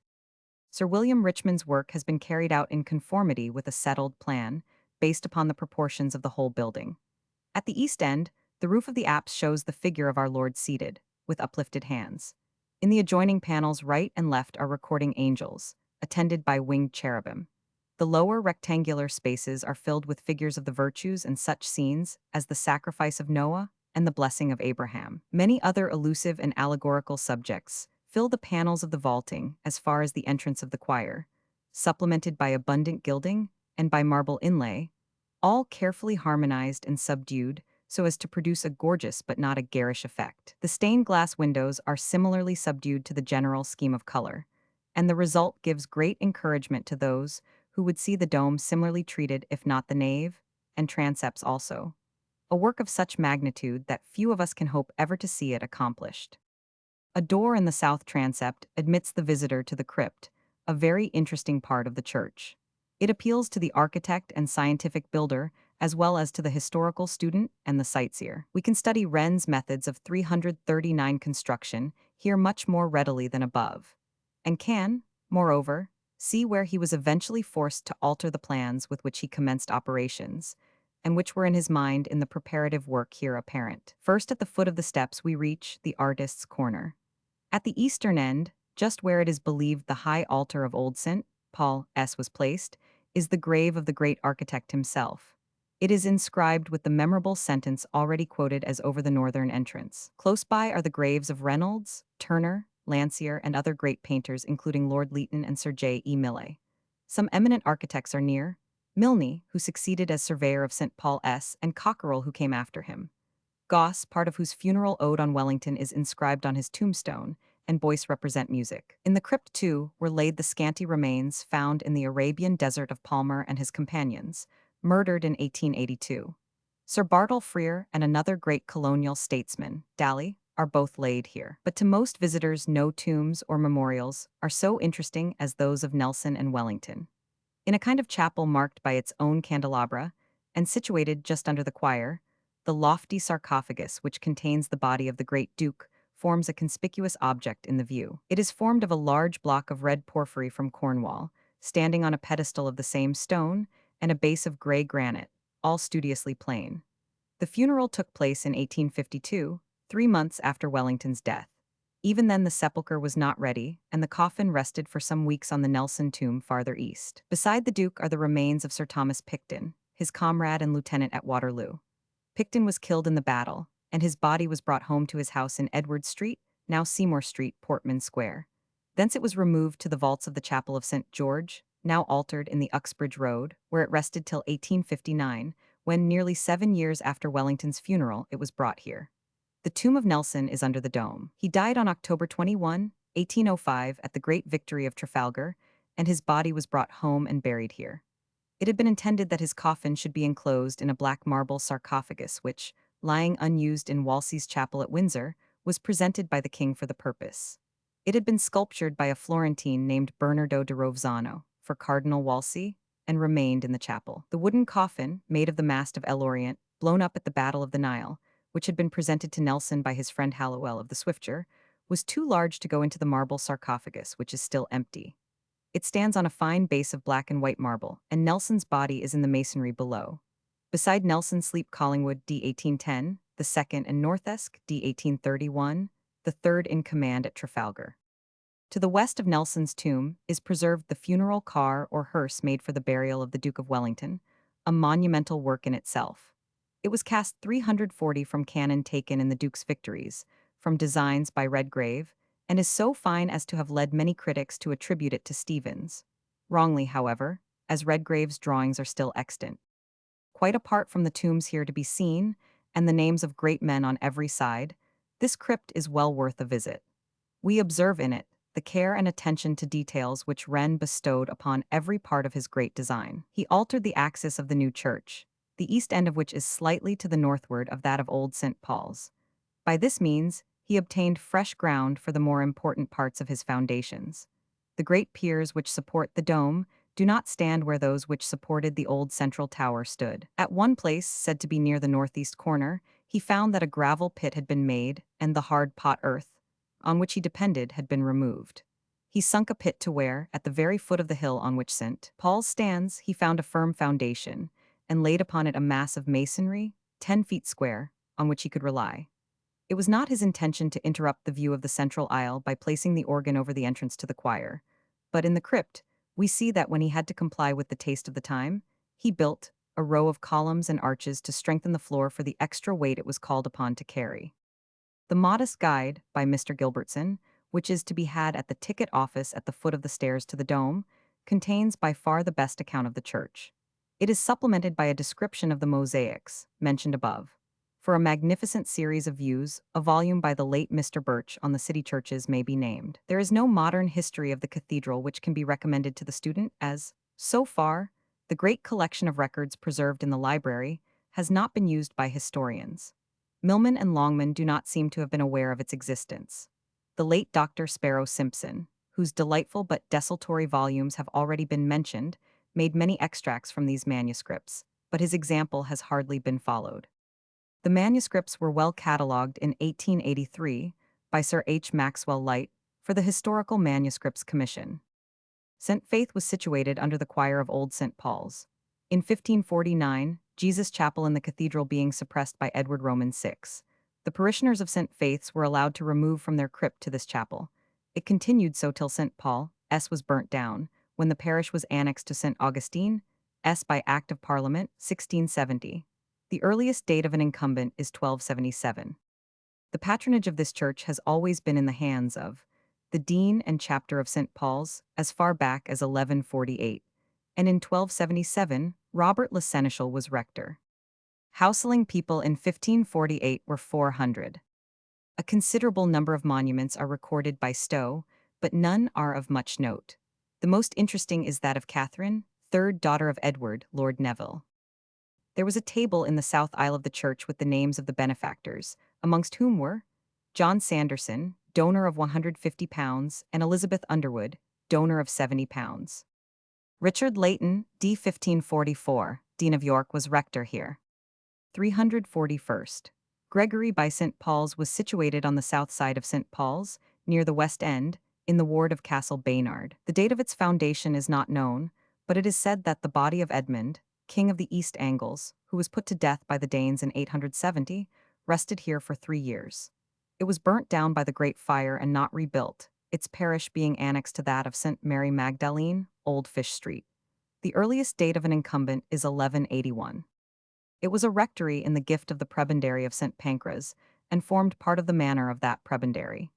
It was appropriated in 1445 to the minor canons of St. Paul's, and so continued until the church was annexed to St. Mary Magdalene, Old Fish Street, in 1666. Houseling people in 1548 were 600. A chantry was founded here by Robert Rosamond, whose endowment fetched £13, 18s. In 1548, when Peter Jackson was priest, aged 39 years, a teacher for children, and hath, for that he was a religious person, a pension of £5, 6, 8 over, and besides this his stipend of £6, 13, 4. No monuments of any special note are recorded in this church by Stowe. There was a school in this parish for 30 boys and 20 girls, purchased at the expense of Alderman Barber, and one almshouse upon Lambeth Hill. John Hewitt, tried by Cromwell's High Court of Justice, and beheaded in 1658, was rector here, and was buried in this church. In St. Paul's churchyard, the chapter house first attracts our attention, a square, plain, red brick building, with a modern office for the cathedral architect on one side. The top story was added in the last 20 years of the 19th century.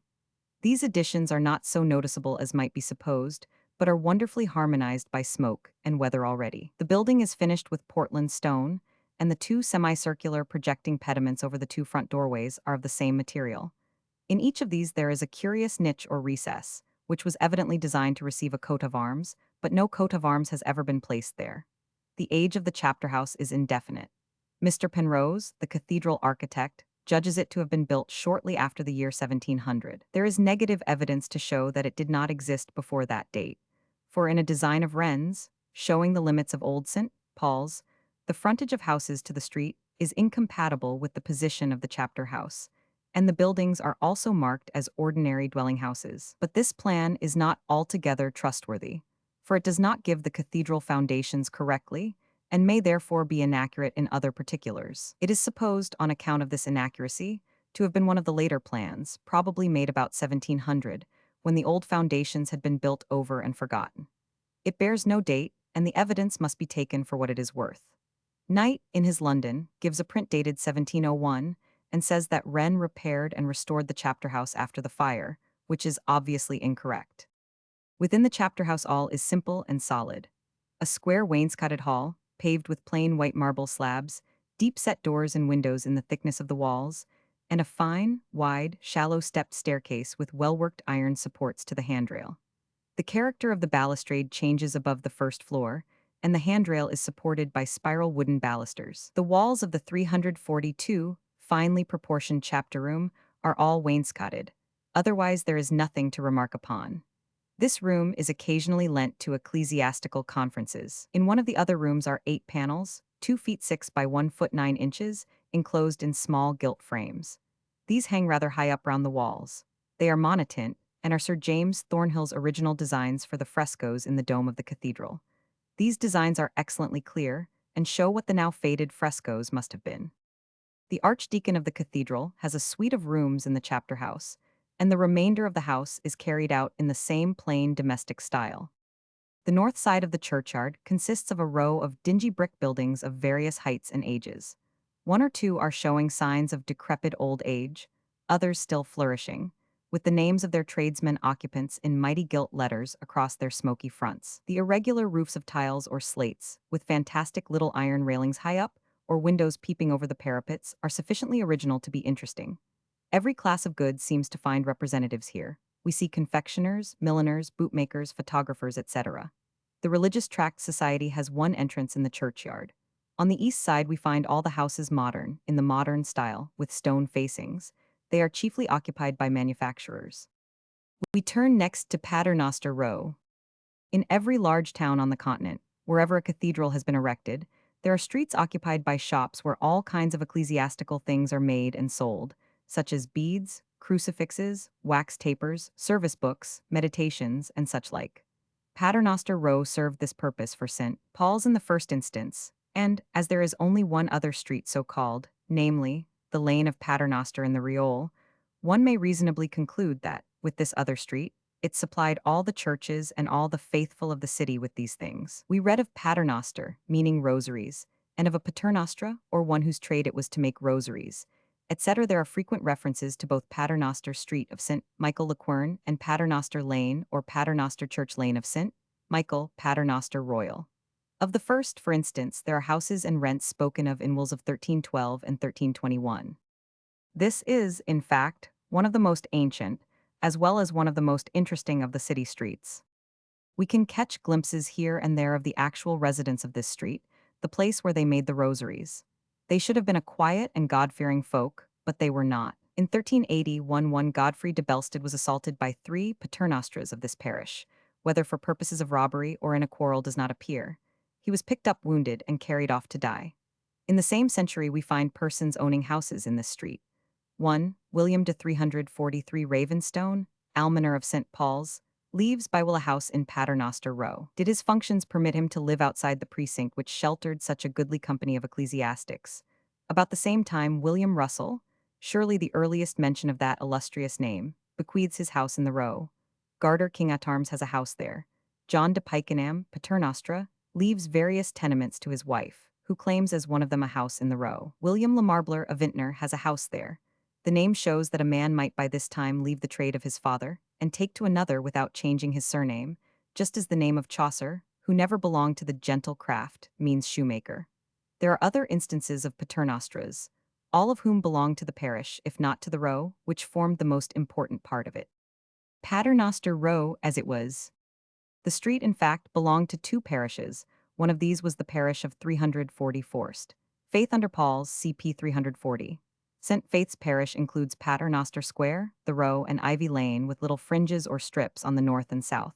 The east end of the Row is in the parish of St. Michael le Quern, CP 326.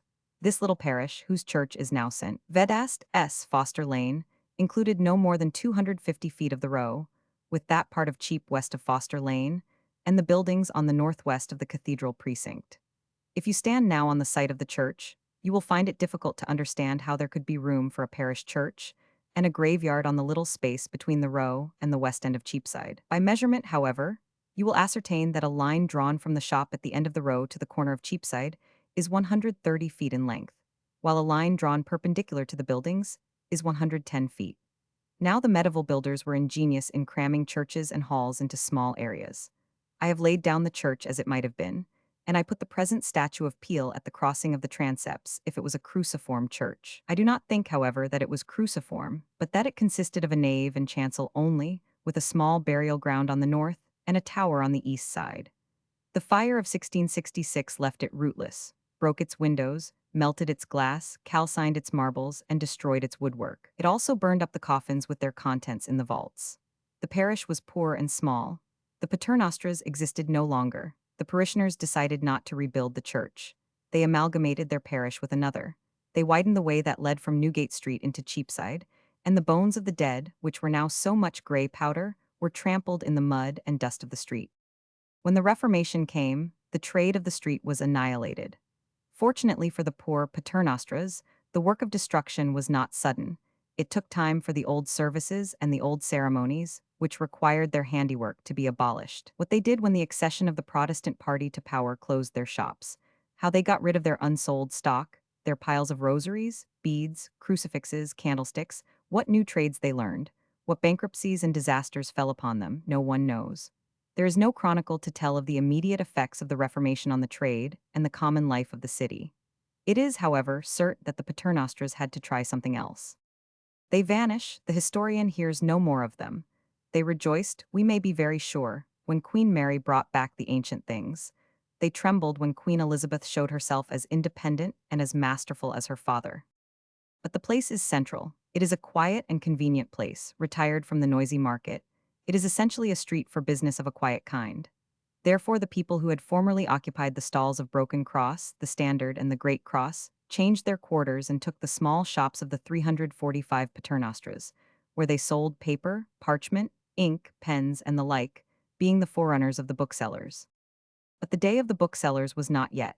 Paternoster Row was too large for the stationers. The mercers, silkmen, and lacemen found out the place and began to crowd out the stationers. It became the principal place for the sale of these fashionable goods. In the 16th and 17th centuries, all the great ladies went to Paternoster Row for their fineries. Latterly, the lane was thronged with carriages. Then came the fire. After the fire, according to Strype, the mercers migrated to Covent Garden, Henrietta Street, and King Street. According to Defoe, the row was rebuilt after the fire, for the convenience of these trades. The spacious shops, back warehouses, skylights, and other conveniences made on purpose for their trade are still to be seen. He goes on to say that the other traders were then dependent on the more important shops. Lacemen were in Ivy Lane, button shops at the Cheapside end, shops for crewels and fringe in Blowbletter Street.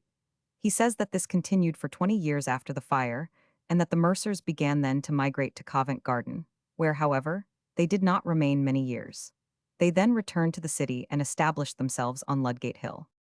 But all the mercers and silkmen did not desert the row. In 1720 there were still some, with many tirewomen. It is at this period that we first hear of booksellers in the row.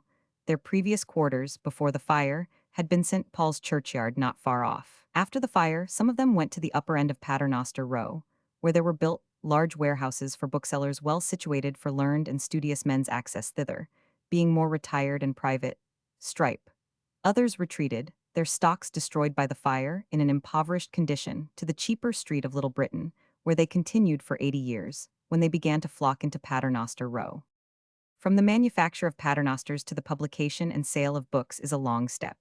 The row, however, gradually lost all its mercers, lacemen, and silkmen, and became the home of books, old and new.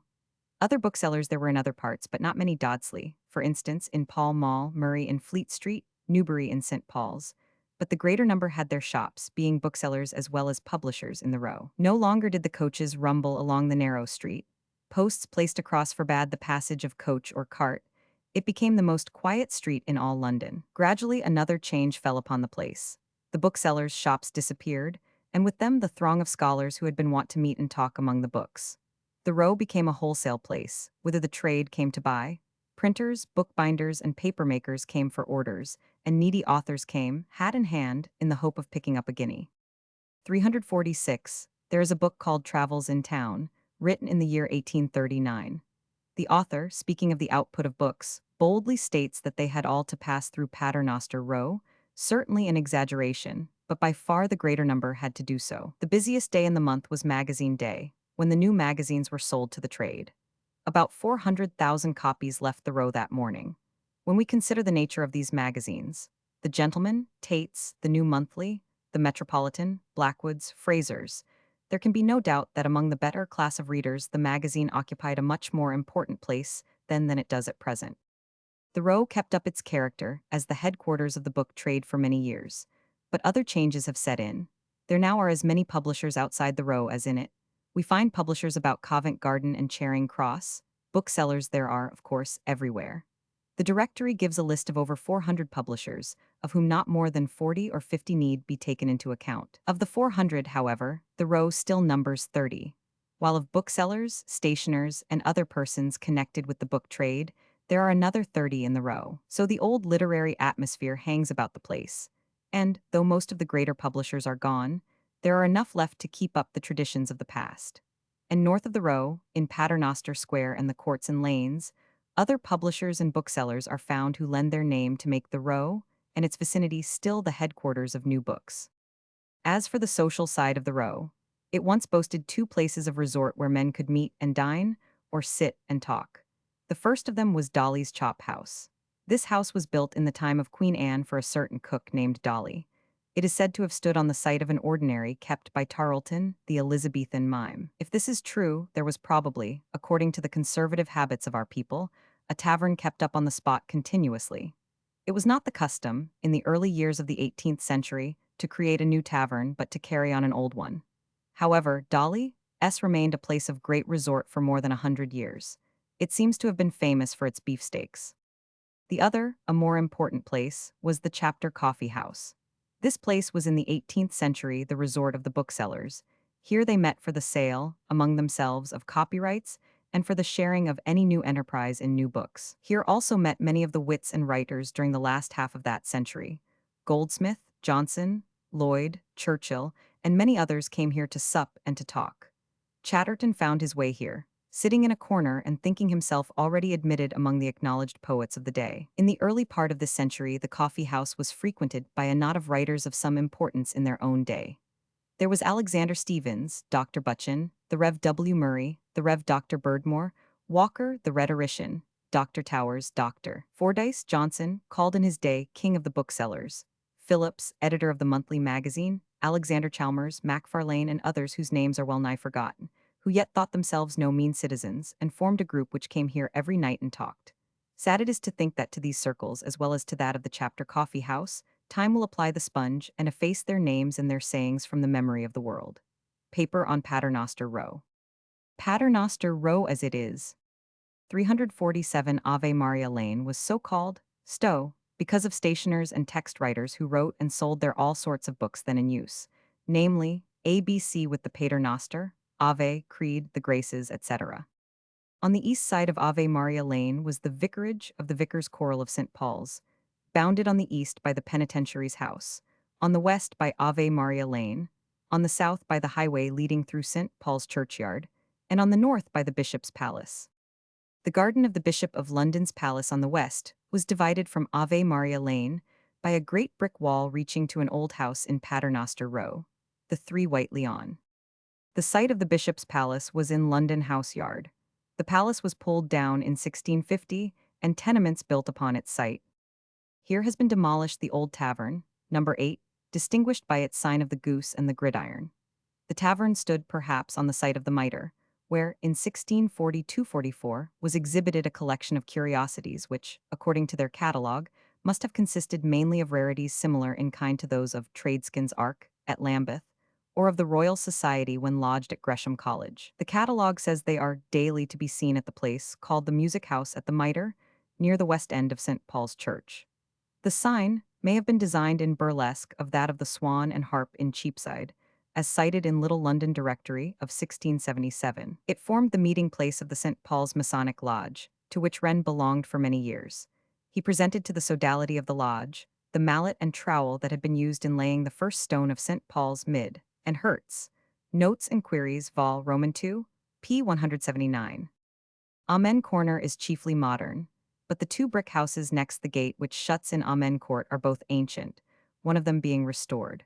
Through great claret-painted wooden gates, we pass to Amen Court, where there is an unbroken line of old 17th-century houses facing the back of Stationers' Hall. These are all of brick, creeper-covered, with iron lamp holders arching over the doorways and link sockets attached. One or two have quaint old iron scrapers. They were built by Sir C. Wren. The court is the ecclesiastical residence for many of the dignitaries connected with St. Paul's. A gravelled walk leads round the corner by a buttressed wall to the more modern part. Quite a large garden space lies before 348 the houses. The later row, built in 1876, are in a modern Queen Anne style, and the material used is glowing red brick. The lodge or entrance to the side from the lane stands back behind picturesque iron gates with red brick piers surmounted by great urns. Over the foot entry is a Latin inscription, and in the street on a stone slab set in the brickwork under a projecting cornice are the words, Pro omnibus mortis Christus, ut et qui vivant jam non sibi vivent sed, I qui pro ipsis mordus est et resurrexit. In Ave Maria Lane are the ordinary business houses. Amen Corner formerly ran from Ave Maria Lane as far as the wall. The present court has been constructed on part of the ground formerly occupied by the Oxford Arms Inn. Stationers' Hall, CP 199, was also built against the wall. Its small garden is the old burial ground of St. Martin, Ludgate Hill. St. Martin's Lane had St. Martin le Grand on the east side. This was a house for Augustine canons, and William of Wykeham was one of its deans. It formed a precinct with its own liberty, which survived the dissolution. In the sanctuary forest, the murderer of the little princes in the Tower died. See Medieval London, Vol. Roman 2, p. 234. Stowe tells the story of the famous action in which the city challenged the claims of sanctuary set up by St. Martin's in the year 1442.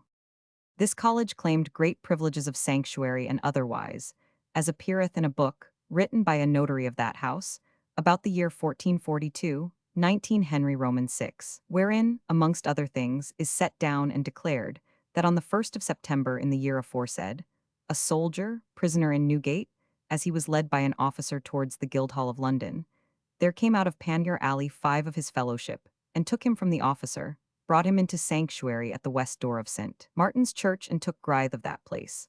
But the same day Philip Malpass and Robert Marshall, then sheriffs of London with many others, entered the said church, and forcibly took out with them the said 5 men thither fled, led them fettered to the Compter, and from thence chained by the necks to Newgate, of which violent taking the dean and chapter in large manner complained to the king, and required him, as their patron, to defend their privileges, like as his predecessors had done, etc. All which complaint and suit the citizens by their counsel, Markham, sergeant at the law, John Carpenter, late common clerk of the city, and other, learnedly answered, offering to prove that the said place of St. Martin had no such immunity or liberty as was pretended.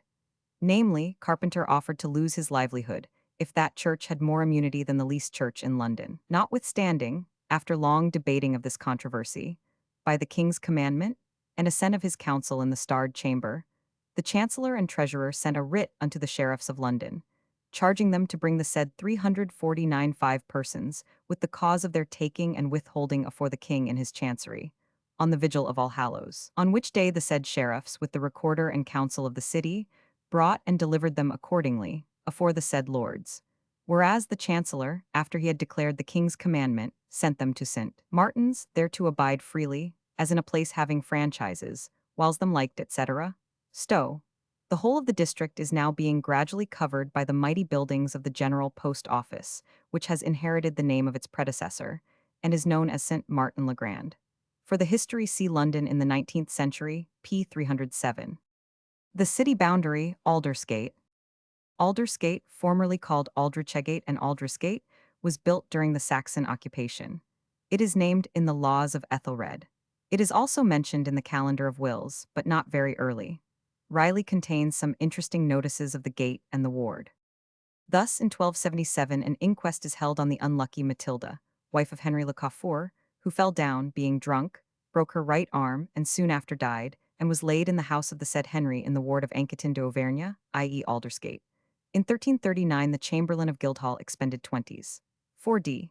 On the pavement of the gate of Aldersgate, the pavement being one of cobbled stones laid close and rammed down. The first pavements were those laid down in much frequented places, such as the city gates and markets, where otherwise the feet of 350 the passers-by would make pools of mud. In 1346, a certain Simon is hanged for robbery in the ward of Aldersgate. Observe that the name of the alderman is no longer given to the ward. In 1350, mention is made of shops within Aldersgate. In 1375, there are ordinances, already referred to, concerning foreign poulterers. In 1379, there are ordinances respecting the cattle market of Smithfield without Aldersgate. In 1391, a scrivener stands in pillory without Aldersgate for forgery. Aldersgate was not thrown open as a highway. Bishopsgate received the traffic from the north, Aldgate from the east, Newgate from the west, and Bridgegate from the south. Aldersgate simply opened upon the moor beyond, which was the great forest. It became necessary to have this gate for access to Smithfield, when that place began to be used as a market for horses and cattle, as the city playground, and as the site of races, wrestling matches, and archery practice. It was also later used as a place of execution, and it was partly occupied by religious houses. Stowe's derivation from the elder or older gate is too far-fetched. It is named probably from one Ealdred, its earliest name being Aldredesgate. It is mentioned in a deed witnessed by Henry of London Stone, Mayor of London. In 1274, John Blackthorne is alderman of this ward, but in 1115 there is found in the documents of St. Paul's a ward of Brickmere Montlare, ward of Brickman the Moneyer, which is probably Aldersgate. Stowe says of it, "This is the fourth principal gate, and hath at sundry times been increased with buildings, namely, on the south or inner side, a great frame of timber hath been added, and set up, containing divers large rooms and lodgings. Also on the east side is the addition of one great building of timber, with one large floor, paved with stone or tile, and a well therein curbed with stone, of a great depth, and rising into the said room, 2 stories high from the ground, which well is the only peculiar note belonging to that gate, for I have not seen the like in all this city to be raised so high. Stowe. The gate described by Stowe was taken down in 1617 and rebuilt the same year from a design by Gerard Christmas, the architect, as virtue thought, of old Northumberland House. On the outer front was a figure in high relief of James I on horseback, with the prophets Jeremiah and Samuel in niches on each side. On the inner or city front, an effigy of the king in his chair of state. King James, on his way to take possession of his new dominions, entered London by the old gate. The new gate referred to this circumstance, with suitable quotations from Jeremiah and Samuel placed beneath the figures of the 2 prophets. The heads of several of the regicides were set on this gate, which suffered by the great fire, but was soon after repaired and beautified. The whole fabric was sold on the 22nd of April, 1761, and immediately taken down. I may add that it is written Aldrich in the 351 London Chronicle of Edward Roman IV's time, printed by Sir Harris Nicholas, and that John Day, the printer of Queen Elizabeth's time, dwelt over Aldersgate, much in the same manner as Cave subsequently did at St. John Cunningham. Milton took a pretty garden house in Aldersgate Street on his return from his foreign tour. St. Botolph, Aldersgate. This church is opposite the General Post Office, at the corner of Little Britain. The building was repaired in 1627, but was damaged by the Great Fire. It was pulled down in 1754, when the present church was erected. The earliest date of an incumbent is 1333. The patronage of the church was in the hands of the Dean of St. Martin-le-Grand as a rectory, 1333, the Dean and Canons of St. Martin-le-Grand as a donative or curacy, united to St. Martin's December 18, 1399, the Abbot and Convent of Westminster, the Dean and Chapter of Westminster, who are still the patrons. Houseling people in 1548 were 1100. The present church is divided into a nave and side aisles by Corinthian columns and contains galleries on the north, south, and west sides respectively. The building is of brick. The tower rises at the west, crowned by a turret. There is a facade of 4 Ionic columns on the east side, constructed in 1831. The churchyard is of considerable size and extends to the south and west of the church. It is open to the public and is well laid out. Chantries were founded here, for Thomas de Lilsington and Lucy his wife, by John Both. Here was the Brotherhood of Holy Trinity at that altar in the south part of the Witch, and for which the king granted a license to Lady Johanna Estelli, Robert Cowode, and Thomas Smythe sen. July 9, 1446. The oldest monument remaining is that of Dame Anne Packington, a benefactress to the parish, who died in 1563. There are also monuments to Sir John Micklethwaite, president of the College of Physicians, and Dr. Bernard, also a medical practitioner of the 17th century, to Richard Kiswell, principal bookseller of his time, who died in 1711, and to Daniel Ray, FRS, FSA, one of the original trustees of the British Museum and friend of the poets Dyer and Akenside. The charitable gifts belonging to this parish recorded by Stowe are very numerous. Richard Kiswell, bookseller, was the donor of £50 to the schools at his death, Mrs. Hannah Jones of £60 in all during her life and at her death. 50 boys and 50 girls were clothed and educated by subscription. The churchyard has been converted into a pleasant garden with smooth grass plots and irregularly growing trees, and is locally known as the Postman's Park. In the Daily Chronicle of April 16, 1896, a condensation of a speech by Mr. Norman, senior churchwarden of St. Botolph Without, appeared, part of which was as follows. The land in question had been let by the charity commissioners for building, in spite of the protests of the parishioners. It was in digging for foundations that an enormous quantity of human remains came to light, and the workmen at last became disgusted and refused to remove any more the masses of bones disturbed. The building lessees, however, determined to go on, and legal proceedings were taken. The result was a declaration by the judge that, although about 1/2 of the site was a portion of the churchyard, technically, the whole site had now been dealt with in such a way as to enable the central governing body to build upon it.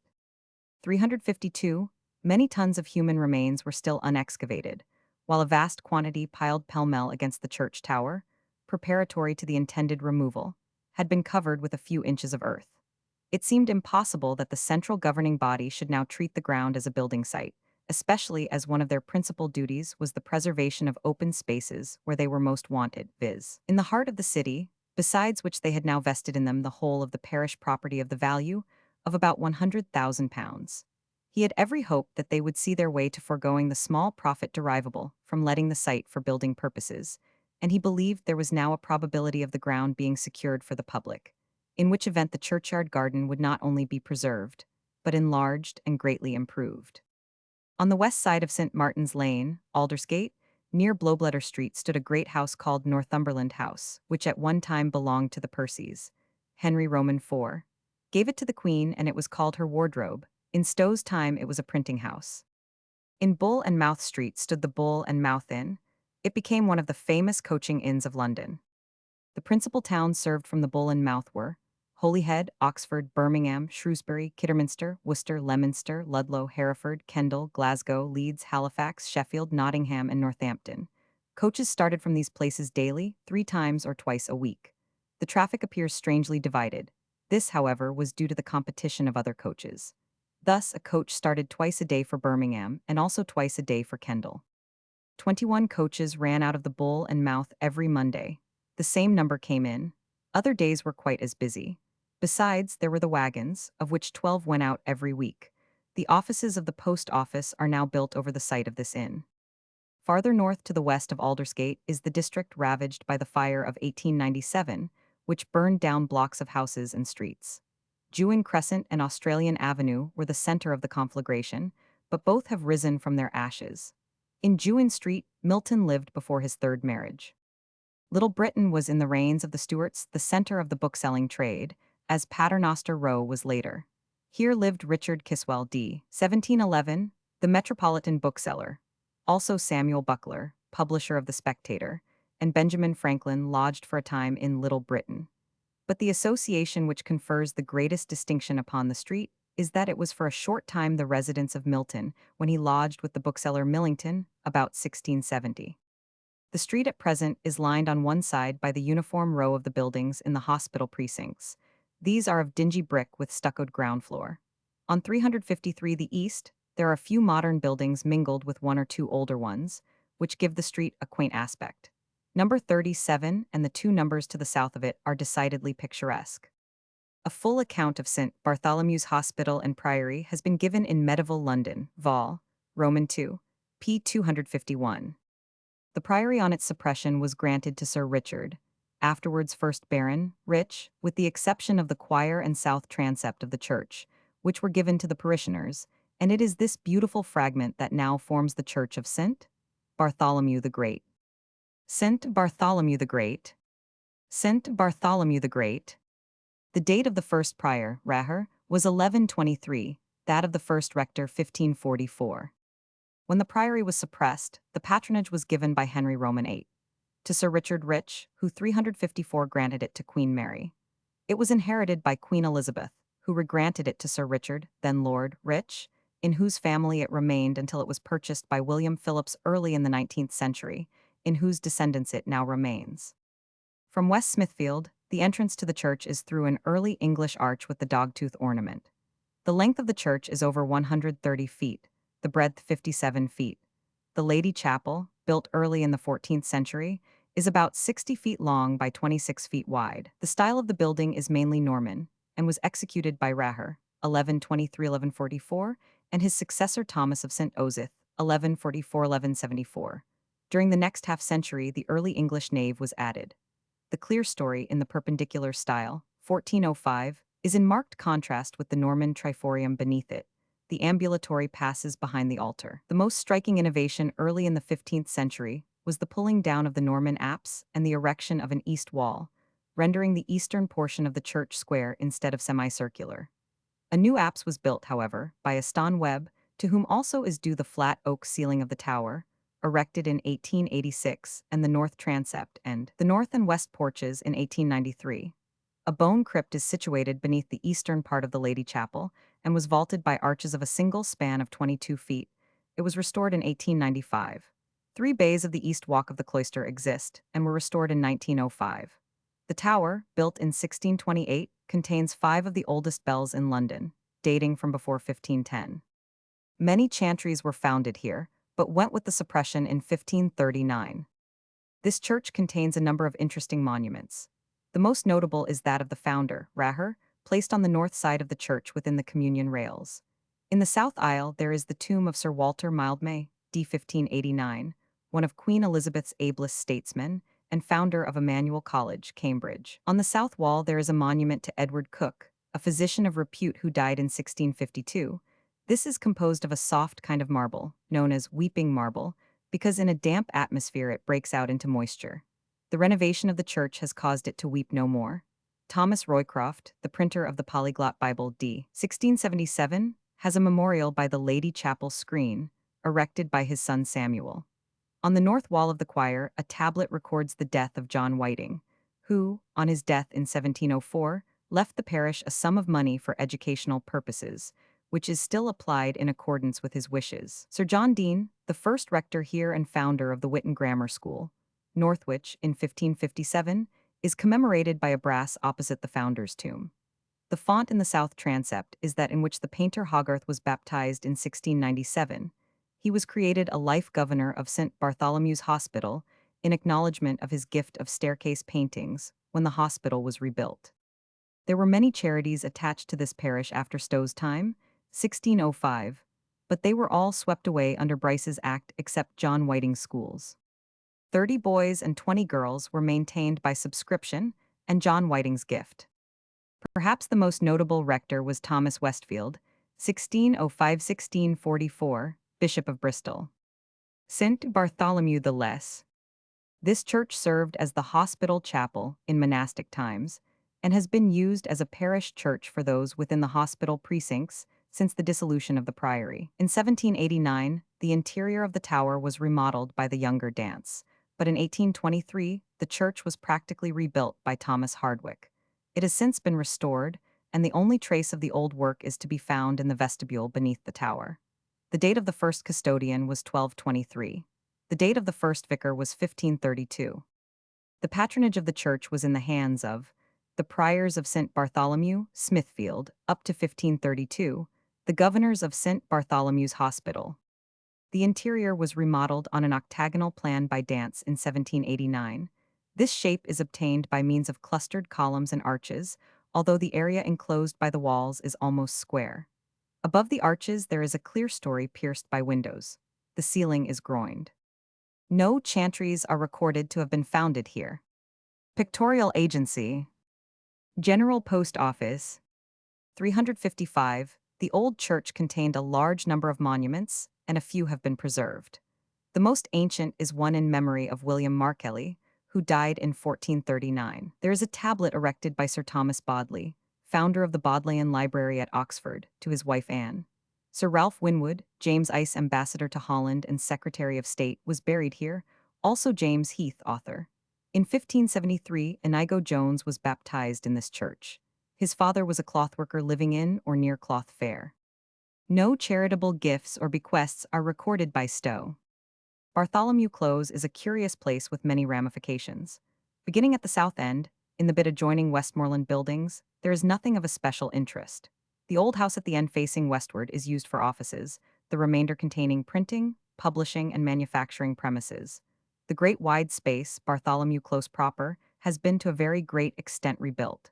On the east there are plain, substantial business houses. At the corner of the entrance from Little Britain, there is a large 18th-century house in excellent repair. This has a line of no less than 9 windows across its breadth and is 4 stories in height. It has evidently been at one time a single dwelling house. It is now cut up into 3 numbers and contains many offices. On the north side of the close, there is a row of houses of the Georgian period which occupy the site of the freighter of the monastery. These stand back a little from the line of the street. One has a small garden, and the others covered entries or one-storied offices before them. The next arm of the close, running up to the passage to the church, contains also a long line of old houses on the west. Many of these have small shops on the ground floor. Some possess the slightly bowed windows in fashion at the time they were built. The Butchers' Company. As early as the year 1180, the fraternity or guild of butchers of the city, then and long after called botchers, was in existence. This company was incorporated in the year 1606, having existed without a charter from time immemorial. I venture to advance the theory that one reason why the butchers did not seek corporation before this date was the authority which the city claimed and exercised in all matters connected with food, and especially with meat, fish, and bread, and that which every alderman exercised in his own ward. Thus it was the duty of the alderman to be notified as to the names of every person in the ward exercising any trade connected with food, and the mayor's regulations as to the trade of butcher. See Liber Albus, Passim, seemed to leave little need for the scrutiny of a master. The principal seat of the butchers was in Newgate Street, then called St. Nicholas Shambles. The spot was chosen as a place near the principal communications of the city with the north and west, respectively. Animals brought in to be slaughtered had not far to go within the city. Moreover, it was not a crowded part of London, and was removed from the principal place of trade and from the port. The butchers had also a market at the Stocks, and another at East Cheap. There was, however, a very great dislike to living near the shambles, or to keeping shops and stalls near those of the butchers.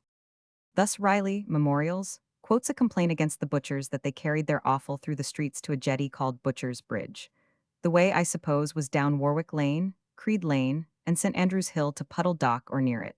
The carriage of this stuff, often stinking and always dripping blood along the street, caused great complaints. Thus orders were issued one 356 after the other in 1368, 1369, and 1371, commanding the butchers to find a place outside the city for a slaughterhouse. The law was never obeyed. Probably the butchers made some kind of compromise, or were more careful in the carriage of the offal. They had already a place on the banks of the Fleet to which they were allowed to cart their refuse, on condition that it was thrown in at the turn of the tide. The livery of the company is 159. Their trust and charitable income amounts to £831 a year. Daniel Defoe, son of James Foe, citizen and butcher, was a member of this company by patrimony. Admitted January 12, 1687. Cloth Fair. The first glimpse of Cloth Fair from the Smithfield end is full of interest and attraction. It abounds in very old houses with projecting stories and gable ends. Many of these have the bowed curve of old age, resembling the curving back of an old man. In others, door lintels and window frames have slipped out of their horizontal lines. Barley Mow Passage is dull. It contains only plain warehouse-like buildings. In Cloth Fair, Nos. 6 to 4 are covered with rough stucco and have bayed windows and gable ends. These are the fronts of those seen over the churchyard. 357 in New Court are buildings of a similar nature. There are interspersed with these quaint remnants of old domestic architecture business houses of no particular style. No, 13 on the north side, and the next one or two following it are really old, and then we come to the corner of Kinghorn Street, where one of the oldest taverns remaining in London stands. This is the Dick Whittington. The corner is rounded off, and each story projects a little farther than the lower one. There is an ornamental cornice and gable end. The whole is covered with rough stucco. Old Coach and Horses, Cloth Fair.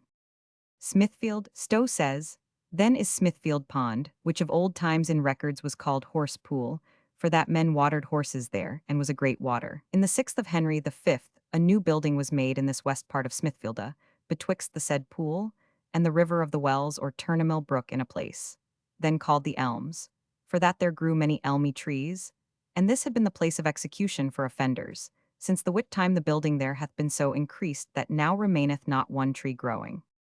Long Lane, Smithfield, 1810. The Elms here mentioned was the place of public execution until the middle of the 13th century, an honor transferred to St. Giles in the Fields, and later to the more notorious Tyburn. Among the best known of those who suffered execution at Smithfield is William Wallace. Jack Straw, the rebel, was hanged at 359 Smithfield, and here took place the picturesque scene when the beautiful boy king, Richard Roman II, met Wat Tyler and showed courage such as won admiration for the promise of his future, a promise destined to remain unfulfilled. Then and later Smithfield was the great jousting field and playground of London. Many were the brilliant tourneys held here, when knights met in chivalrous contest, and all the flower of England's manhood drew together to try prowess at arms. Smithfield, however, will be always best remembered by the blood of the martyrs which watered the ground. The spot where these cruelties took place is probably somewhere near the gate of St. Bartholomew S. Between 1555 and 1611, many were the sufferings endured at Smithfield. Tim says that of the 277 martyrs in Mary's reign the greater number suffered here. Bartholomew Fair, 1721. In Henry Roman VIII's reign, poisoners were boiled to death at Smithfield. A place more closely associated with the life of London than this could hardly be imagined, yet nowadays who associates Smithfield with anything but markets? In the center of the open space is an inclined plane winding downward with a corkscrew turn until it passes into the basement of the meat market. Northward is the huge building erected by Act of Parliament in 1860, the year preceding the dismarketing of Newgate, which was closed at its opening 7 years later. Sir Horace Jones was the architect, and the style is that generally known as Italian. The chief points of architectural effect are the four towers, the frontispieces or facades of the public roadway, which passes through the market from north to south, and the pedimented gateways to the east and west fronts. The plan or interior arrangement of the ground floor is exceedingly simple. A great central roadway runs through from north to south. This was a compromise or concession to existing interests. It is from 50 to 60 feet wide, and the gateways at the entrances are very fine. 360, that on the south is ornamented by emblematical figures representing London and Edinburgh, and that on the north by similar figures symbolic of Dublin and Liverpool. The central roadway is bisected by an east and west avenue 25 feet in width. The entrance gates at the ends of this are somewhat similar to those of the larger roadway. 6 smaller avenues run parallel to the central roadway, cutting this secondary avenue at right angles. The blocks between the avenues contain the shops. These average about 36 feet by 15 and have offices and accommodation rooms above. The 4 corner blocks formerly contained taverns, but only 2 of these now remain. The roof is an adaptation of the mansard principle and is filled in with glass louvers. A peculiar feature of the market is the great underground basement, which is hollowed out to a depth of 22 feet and extends even some distance beyond the limits of the building. This is supported by iron girders measuring roughly about 5 miles and containing about 3,000 tons of wrought iron. This is intersected by railway lines. Over the northern half, the Metropolitan Railway has running powers. The southern forms a depot of the Great Western Railway. There are here 2 hydraulic hoists, and the meat brought by the Great Western lines is hoisted straight into the market. The circular depression mentioned as being in the center of West Smithfield is in connection with this depot. All other meat is brought in vans and unloaded in the usual way. From 1 o'clock in the middle of the night for 3 mornings in the week, and from 2 o'clock the other 2 mornings the market is open, and closes alternately at 1 o'clock and 2 o'clock in the daytime. From very early times, Smithfield has been a market in addition to its manifold other uses. Stowe says, "There be the pens or folds, so called of sheep there parted, and penned up to be sold on market days." The poultry market adjoining was opened December 1, 1875. It covers an area of rather less than 112 acres. It is similar generally in exterior treatment to the market already described, but differs in small particulars. It is also on a different plan internally from the meat market, having a square of shops round the outer edge and 4 intersecting avenues which cut it up into central blocks. Here every shop has its cellar beneath, and the vaults which run beneath the avenues are occupied by a cold air storage company, to whom belongs the great ventilating shaft in the triangular bit of land facing King Street. The London, Chatham, and Dover line also cuts diagonally beneath the market, but though the tunneling is raised a little above the level of the flooring, it still leaves room for vaults where it passes. There is 1 tavern in the poultry market. The general market is more expensive to the holder than either of the above, for it is let by tender to the highest bidder, whereas the others, by Act of Parliament, cannot claim a higher rental than a penny per square foot, and something extra for office space, etc. 361, this market was built to supersede the old Farringdon market, and was at first meant for vegetables. At the time, 1883, there was a movement towards a new fish market, and so the building was devoted to that purpose. The fish business, however, was not successful, and in December 1889, the market was transformed into a general market supplementary to the meat and poultry. It is now fully occupied and brings in a very good rental. The fish market on Snow Hill was opened in 1888. It is of triangular shape and contains an inner triangle also. This is managed on much the same plan as the rest, but does not seem to be very successful. For some reason, the fish trade does not flourish at Smithfield. For a full account of Bartholomew Fair, so popular while it lasted, see London in the 18th century, p. 465. Group Roman 7. Fleet Street and adjacent streets. On the south side, Fleet Street presents a long line of historical associations, Bridewell, the Carmelites or Whitefriars, the Fleet Prison, Alsatia, and Sanctuary. These are all described in other parts of this work. See London in the 18th century. On the north side are the courts and streets of later origin. These, with the houses and shops of that side, present memories chiefly of the 17th and 18th centuries. Roman remains have been found all along the river on the west of the city. In the year 1800 was discovered a sepulchral monument, now in the Guildhall Museum. A tessellated pavement was found in 1681, near St. Andrew's, Holborn. In 1595, a stone pavement supported on piles was found near Chancery Lane, the piles proving the marshy character of the ground. The old Roman bath is in Strand Lane. In 1722, in digging for the foundations of St. Martin in the Fields, an arch, a stone sarcophagus, and other Roman relics were found, and on Thorney Island itself, numerous Roman remains have been discovered. In other words, there were Roman villas and residences all along the river from Ludgate to Westminster inclusive. Fleet Street began to be settled before the 13th century. In 1228, one Henry le Buc slew another in Fleet Street and took sanctuary in St. Mary Overwise, Southwark. In 1311, certain servants of the king's household were arrested for a burglary in Fleet Street. At the same time, complaints were made that the way from La Barre du Novel Temple and the Palace of Westminster was choked with bushes and thickets. One of the residents of Fleet Street supplied Edward Roman II with boots and tassels of silk in 1321. Shortly after, the houses from the Temple Church northwards were erected by the Templars. The history of Fleet Street from the 16th century is much more detailed than can be given here. The reader must be referred to the special histories of the street and the locality. It suffered greatly in the plague of 1625, when over 500 of the parishioners of St. Dunstan's were carried off. The fire of London terminated on this side in the third house, east of St. Dunstan's Church. The plan of the ruins drawn up by Wren and Hooke shows that 363 Fleet Street was 37 feet in width west of Fetter Lane. At Water Lane it was 70 feet. At St. Bride's Court 63 feet, thence to Bride Lane 32 feet, and to Fleet Bridge only 23 feet. Shoe Lane was only 9 feet wide at the south end, Water Lane 11 feet at the north and 26 at the south, Salisbury Court 23 feet at the north end. After the fire, parts of Fleet Street were set back, and the street made more convenient for the increasing traffic. Fleet Street is especially remarkable for its taverns, its booksellers, and its banking houses. In a valuable paper contributed by Mr. Hilton Price to the Archaeological Journal, December 1895, may be found a list as complete as can be hoped for of all the houses in Fleet Street with their signs.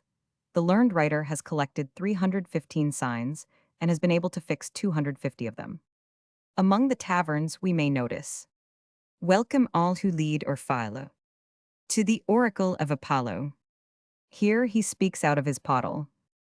Or the Tripos, his tower bottle. All his answers are divine. Truth itself doth flow in wine. Hang up all the poor hop drinkers. Cries old Sim, the king of skinkers. He who the half of life abuses, that sits watering with the muses. Those dull girls no good can mean us. Wine it is the milk of Venus, and the poet's horse accounted. Play it and you all are mounted.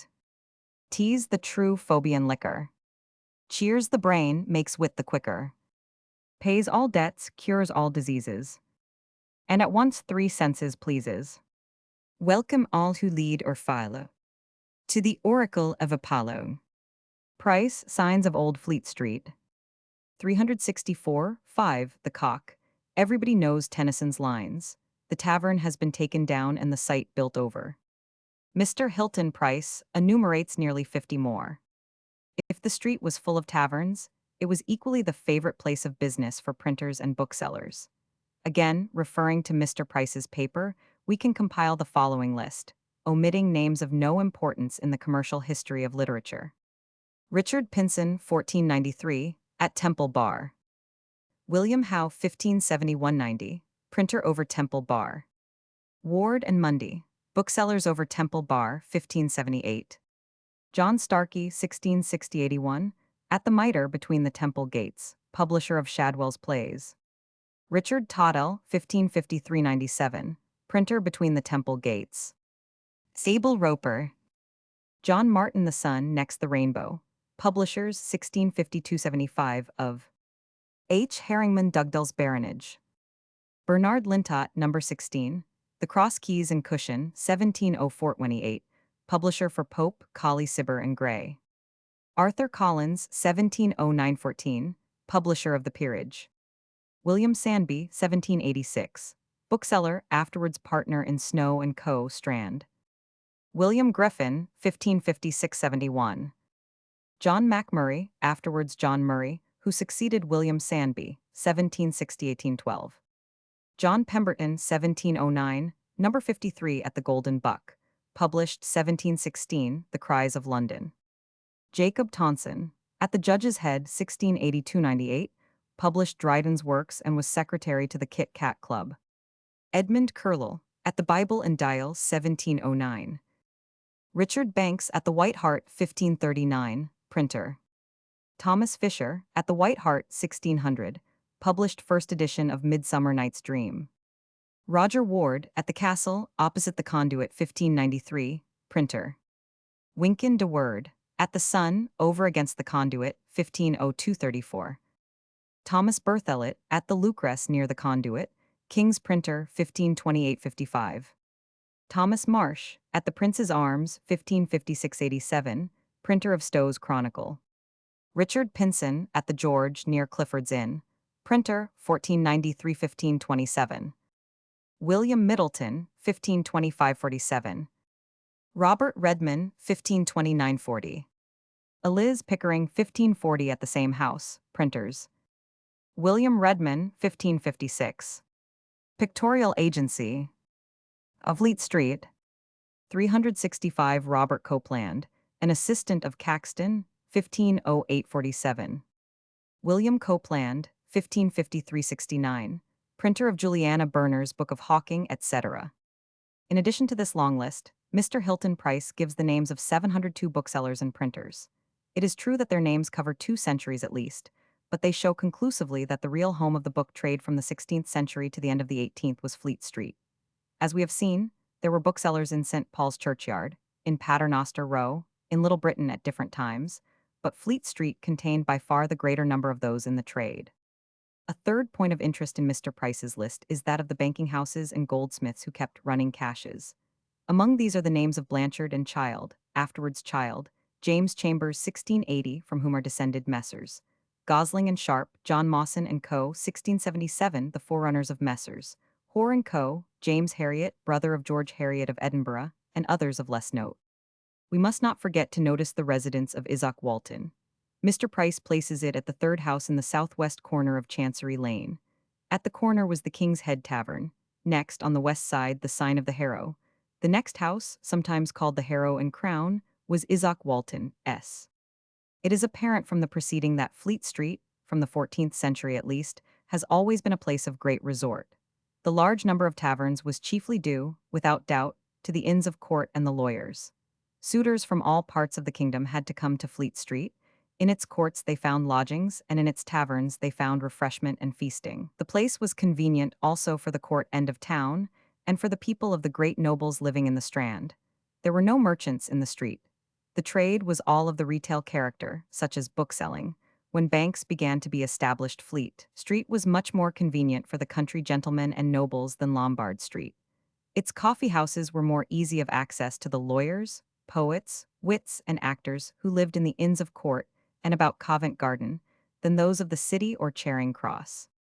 The preceding lists do not exhaust the well-known names connected with Fleet Street. In addition, to mention only a few are those of Cowley, the poet, Drayton, many of the early printers, successors of Caxton, many booksellers of note, Milton, Dr. Johnson, Goldsmith, Samuel Richardson, Tompion the watchmaker, Alderman Waithman, William Hone, Douglas Jerrold, the many distinguished writers who have created the Daily Telegraph, the Daily Chronicle, the Daily News, the Standard, and the host of papers and journals whose offices are in the street. In the burial ground of St. Andrew's, Shoe Lane, lie the remains of Thomas Chatterton. In Fetter Lane, Wesley and Whitefield preached. In this street was 366 published Abbott's Weekly Register.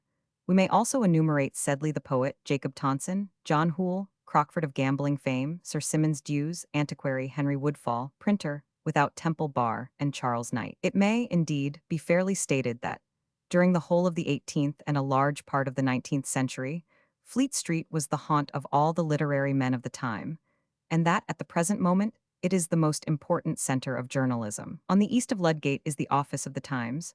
All the other London dailies, and a great number of provincial and colonial journals, have their offices in Fleet Street.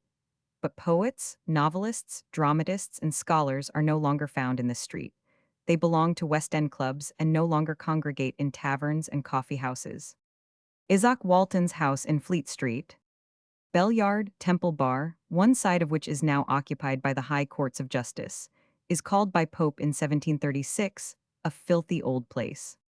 Shire Lane, now built over by the courts, was known also as Rogers Lane. 367 it was also called Sheer Lane. This lane, in spite of an evil name, possessed many associations. Here, at an inn called the Trumpet, Isaac Bickerstaff was supposed to receive his friends, and was fabled to have his residence. In this lane was founded the Kit Kat Club, a society of gentlemen devoted to the Protestant interest. Here lived Elias Ashmole, the antiquary. Here Sir Charles Sedley, the dramatic poet, was born, and here in a sponging house Theodore Hook made the acquaintance of Dr. Magin. On the south side of Fleet Street, Wynkyn de Worde, the printer, lived in Falcon Court. In Mitre Court was the Mitre, where Dr. Johnson and Boswell met to drink port. The Royal Society used to dine at the Mitre, 1743-80. Sarah Malcolm, whose portrait was taken by Hogarth, was hanged opposite Mitre Court for the murder of Lydia Duncombe, Elizabeth Harrison, and Anne Price. Ram Alley, now Hare Court, opposite Fetter Lane, was one of the later places of sanctuary. That is to say, a place where bailiffs and writs were not admitted. It had a passage into the Temple and another into Serjeant's Inn, and was, as might be expected, a place of evil reputation. The date of the first building of St. Dunstan's Church is not known, but it was before the 13th century. It narrowly escaped the fire, and was extensively repaired in 1701. The church, which was taken down in 1829-30, was a later edifice. It occupied part of the present street, and had a row of shops along its south side. It was famous for its saints, a couple of figures which struck the hours. They were purchased by the Marquis of Hertford and set up at St. Dunstan's Villa, Regent's Park. The statue of Queen Elizabeth, originally on the west front of Ludgate, was happily preserved and still stands over the vestry of the new church. St. Dunstan in the west. This church stands on the north side of Fleet Street, between Fetter Lane and Chancery Lane, in the ward of Farringdon Without. It escaped the Great Fire, but very narrowly. It was extensively repaired in 1701, and towards the close of 1829 taken down. The new building, the work of John Shaw, was set back 30 feet from the former site, and consecrated in 1833. The earliest date of an incumbent is 1318. The patronage of the church was in the hands of the abbot and convent of Westminster as a rectory, who gave it to Henry Roman III. About 1272, when he founded the Domus Conversorum, then the Custos Domus Conversorum, Edward Roman II, and his successors, the abbot and convent of Alnwick, October 29, 1386. A vicarage was ordained here in 1437 in the same patronage, and so continued up to 1540, Henry Roman VIII, William James, 1556, Lord Dudley by grant of Edward Roman VI, Sir Richard Sackville, KNT, George Rivers, Simeon trustees since 1834. Houseling people in 1548 were 110. The interior of the present church is octagonal in shape, containing 7 recesses, separated from each other by clustered columns and pointed arches, with a clerestory above. The roof is groined and is formed by 8 beams of iron, united at the center. The tower, which rises at the south, contains 3 stories and is surmounted by an octagonal lantern. The whole is terminated by a high open parapet. At each angle of the tower there are large pinnacles. The total height of the steeple is 130 feet. The body of the church is chiefly composed of brick, but the tower is of yellow freestone. 368 chantries were founded here.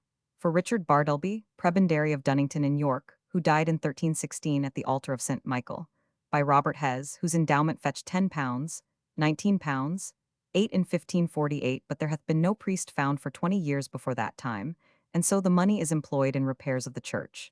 For Nicholas Coningsto, John Nape at the altar of St. Catherine, by John Burrell de Askham, for himself, and for John de Langeton and Simon Fleming, for which the king granted his license, May 8, 1375.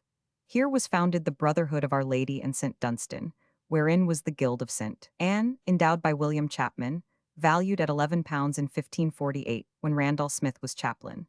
Within the same guild was a chantry, founded by William Marshall, whose endowment fetched £22 in 1548, when William Neal was chaplain. and yet another chantry was endowed in the same brotherhood by William Westwood, and for which the king granted his license July 22, 1440, at the altar of St. Mary in the south part of the church. St. Dunstan in the west, Old Church. A large number of monuments belonging to the Old Church are affixed to the walls, commemorating Gerard Legge, a member of the Inner Temple, who died 1563, Cuthbert Featherstone, the king's doorkeeper, who died 1615, Alexander Leighton, a famed swordsman, who died 1679, and others. Among later monuments are those of two Sir Richard Hores, both Lord Mayors, in 1712 and 1745, whose descendants were liberal benefactors of the new church. Ralph Bain, Bishop of Lichfield and Coventry, and Oglethorpe, Bishop of Carlisle, were buried here in 1559. Also Dr. Thomas White, founder of Sion College. Here, too, were baptized the great Earl of Strafford in 1593 and Bulstrode Whitelocke in 1605, author of the Memorials of English Affairs. William Tyndale was a frequent preacher in this church, and in more recent times William Romaine was appointed lecturer, 1749. In 1895, a stained glass window at the northwest was erected in memory of Isaac Walton. 369, a considerable number of gift sermons are recorded by Stowe. Dr. White gave £18, Mr. Adams gave £2. The total of the smaller contributions was £5, 6, 8. There were two charity schools, one for 50 boys, 4 of whom were taught navigation, the other for 40 girls, who were fitted for service. These were established in 1708, and an infants' school was founded shortly after in Fetter Lane. The 3 still exist as fee-paying church schools. Among the clergy of the church have been William Tyndale, d. 1536, Dr. Thomas White, d. 1624, founder of Sion College, Dr. John Donne, 1573-1631, Dean of St. Paul's, the silver-tongued Dr. William Bates, ejected in 1660, Richard Baxter, 1615-91, and William Romaine, 1714-95. The Temple, by W. J. Lofty. The temple is situated on the left bank of the Thames, partly within the city of London, and partly within the ancient county of Middlesex. It consisted originally of the inner, middle, and outer temples, of which the first and second were in what was described in the 13th century as the suburb of London, and afterwards as the ward of Farringdon without. This former suburb had many descriptions and designations, owing to its geographical situation between 2 tributary brooks or bournes and the tidal waters of the Thames. The brooks have now disappeared underground, but the Fleet, along the city wall, and the Millbrook, where Milford Lane is now, formed the east and west boundaries of a green slope between Fleet Street and the river. Strictly speaking, this whole region, as far as the wall, was in Westminster, but Henry Roman III, and the citizens divided it between them when the London boundaries were pushed out to the bar of the new temple, and when Peter of Savoy built his palace on the open strand beyond it. After the conquest, the only access to the city was by a lane which followed a ridge of higher ground from the Roman landing place at the Millbrook, and it entered the city walls at Newgate. When Ludgate, a postern, as its name denotes, was opened and a bridge crossed the Fleet, all was changed, and the easy way from Westminster by land no longer led up Showell Lane, now Shoe Lane, to Newgate, but through Fleet Street to Ludgate. Then a church was built at St. Bride's Well. The Whitefriars or Carmelites settled beside it in 1241, and the Templars, an order of military monks, bought the lands called after them the Inner and Middle Temples, with, outside the city bar, the fields known as the Coney Garth, Fickett's Field, and the Outer Temple as tilting and exercising grounds. Fetter Lane recalls the existence of armorers who made fetters, that is, lance rests, for the knights, and the city still pays an annual rent to the crown for the forge, where, no doubt, weapons were mended and war horses shod. The Templars had lived at first at the Holborn end of Chancery Lane, where Southampton buildings are now, and after they migrated here in 1184 their house was called the New Temple. It was situated on the eastern part of the site, and the circular church was built in the year following, namely 1185, the choir being added in 1240. As long as the 371 Templars remained here, it seems probable that their buildings did not extend any farther west. The local names, such as Fountain Court, Garden Court, Elm Court, are all in the Middle Temple, and seem to contain reminiscences of the time when it was still part of the gardens. The names in the Inner Temple, Cloister Court, King's Bench Walk, Crown Office Row, have an appearance of greater antiquity. But Fig Tree Court is in the same division, and Brick Court in the Middle Temple, so it will not do to press the argument very far. In December 1307, the temple was seized by the sheriffs of London in obedience to a writ issued by King Edward Roman II, and the order was soon after formally suppressed. The Templars had long been remarkable for their wealth and pride.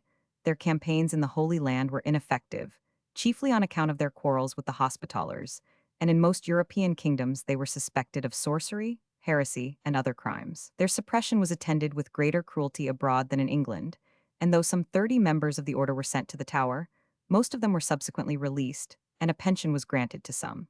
The new temple was given by the king as a residence to his cousin, Aymer de Valence, Earl of Pembroke. He died in 1324 but had left the temple long before, having in 1314 transferred it to Thomas, Earl of Lancaster, with the king's consent. The grant includes Fickett's Field, and as Lancaster's wife was the heiress of Lacy, Earl of Lincoln, he came into possession by a curious coincidence of the future sites of Lincoln's Inn, the two temples, and the new law courts, as well as of the Savoy.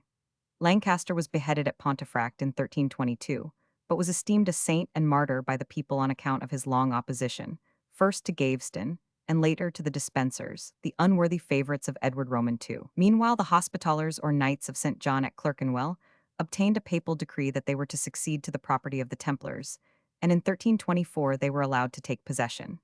The Pope made it a condition that the temple was not to be put to profane uses, and the new owners in promptly letting it to the lawyers, who were in those days almost all in holy orders, clergy, that is, able to read and write, may have supposed they were fulfilling the papal injunction.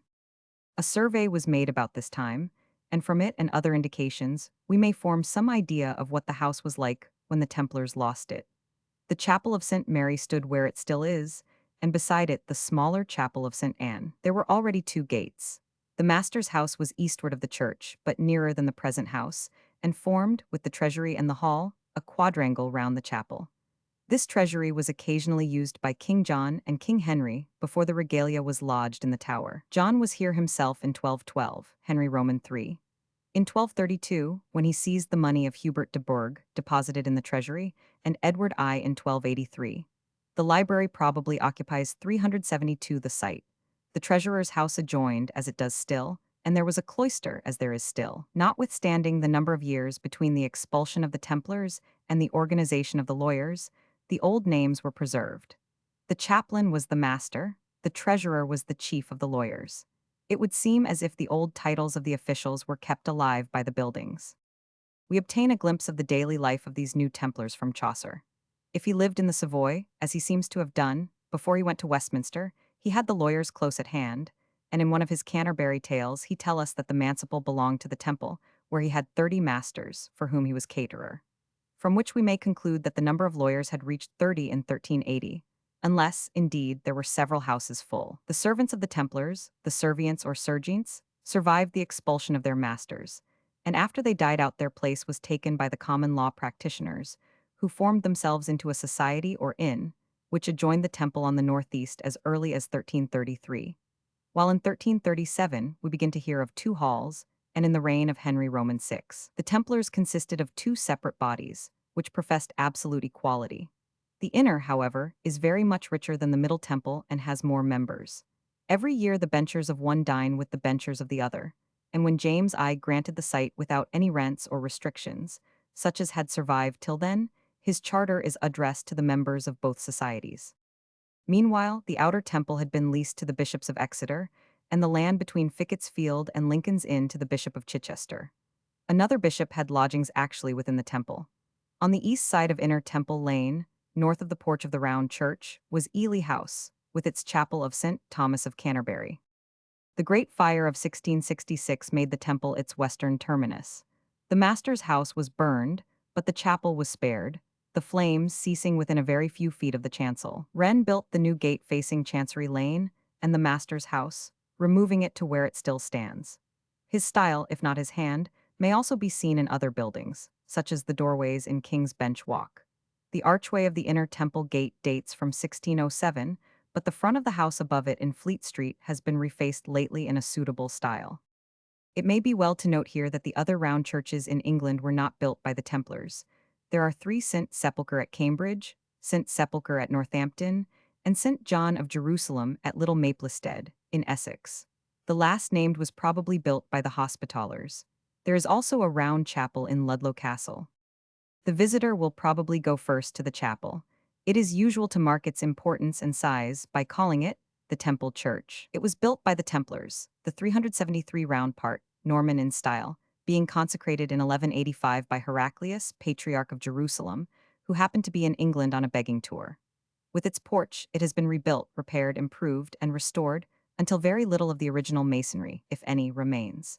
The choir was added in 1240 and was a very pure and beautiful example of the early English or first pointed style. It has been ever since very obnoxious to ignorant builders, and a mere list of the alterations would perhaps produce an impression that nothing is left worth seeing. This is not the case, but it is true that after an ornamental reparation in 1685, another after a fire 10 years later, and again after 40 years, it must have seemed very venerable and still in parts very picturesque, even after a general repair in 1811. The monuments, some very magnificent, others historically interesting, were still undisturbed, and from the recumbent effigies in the Norman round nave to the judges in their robes and collars in the chancel, formed an unequaled series of curious and sometimes fine works of art. The exquisite carving of the Corinthian reredos behind the communion table sufficed to bring the various inconsistent styles together. But the first notions of those who began to study Old English architecture led to an attack on this incongruity in 1824. The Norman carvings were all replaced by modern work and some additions. The arcade, with its grotesque heads, was set up in 1827, and though it is out of place and, moreover, deceptive, will certainly be admired. Various ancient buildings, one of them the Chapel of St. Anne, were removed.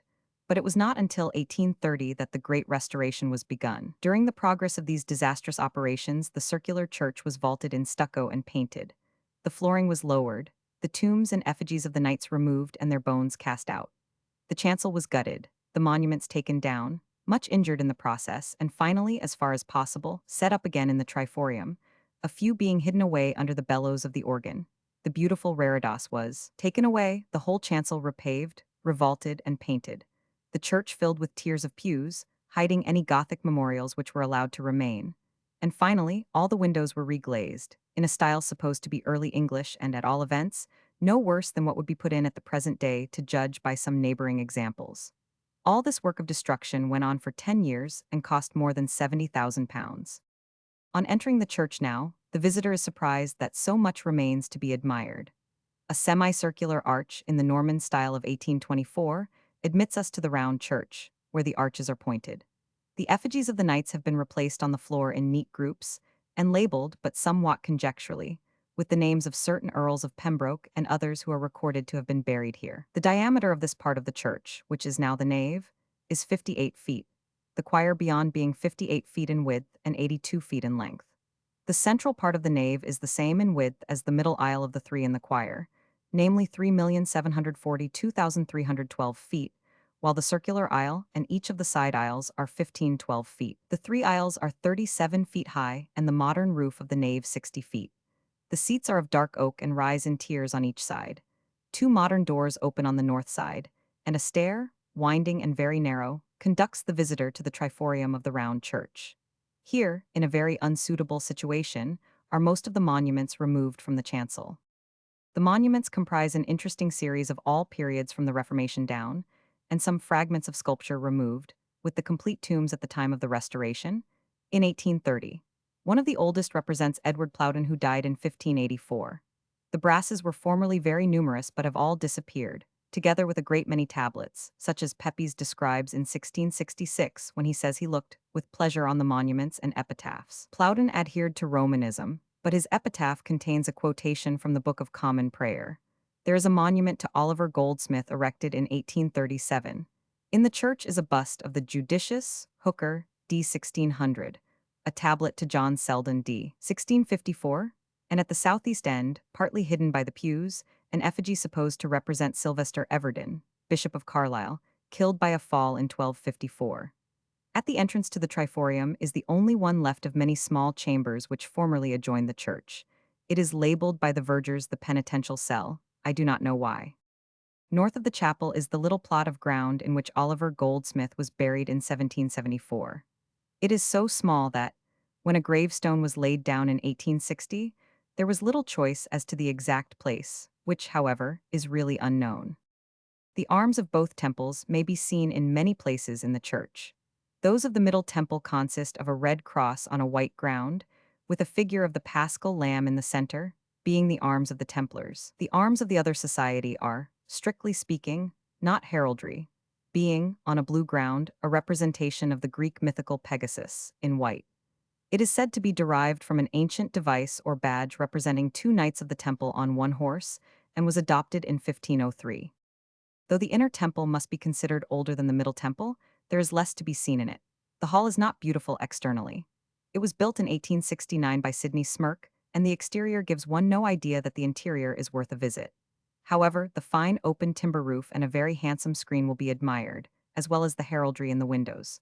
The library is spacious within and convenient, but suffers without, like the hall, from a want of proportion.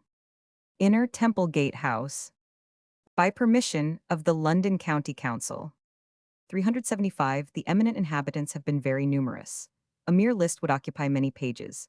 In the master's house have lived Sherlock, Dean of St. Paul's, his son, the Bishop of London, Vaughan, Dean of Llandaff, and Alfred Anger. Charles Lamb was born in 1775 at number 4 Inner Temple Lane, now rebuilt. Thackeray had chambers at 10 Crown Office Row. William Cowper lived in the Inner Temple in 1755.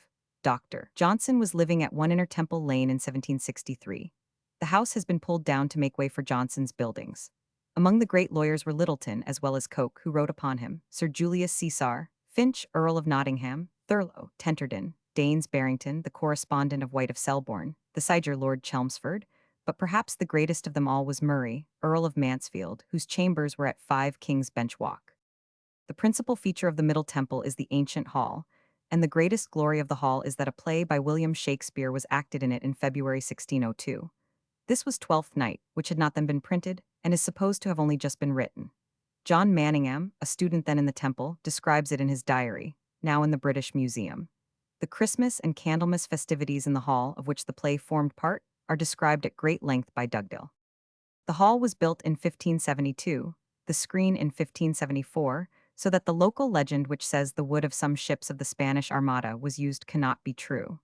The heraldry is copious and interesting, both in the windows and on the paneling and roof, some of it being as old as the hall. The whole building is of great interest architecturally. The windows are strictly Gothic, while everything else is Elizabethan or later in form. The screen has Tuscan columns and round arches, and is exquisitely carved from a bold design. The internal length is 100 feet, the width 42, and the height 47. The roof is extremely fine but simple in construction. The library is an imposing but modern building south of the hall and garden near the embankment. It is in an early style of Gothic, the principal room being 86 feet long, 42 wide, and 63 high, designed by H. R. Abraham in 1861. A couple of stories of offices and an external staircase are rather picturesque, and the whole building is by far the best erected in either temple during the last 50 years. A gateway near, leading to the embankment, can only be described as an eyesore. Returning through the gardens to Fountain Court, we note several sundials near the hall, in Pump Court and Brick Court, one in particular near the exit to the outer temple, Vestigia Nulla Retrorsum, which seems to convey a warning to those who seek the lawyers.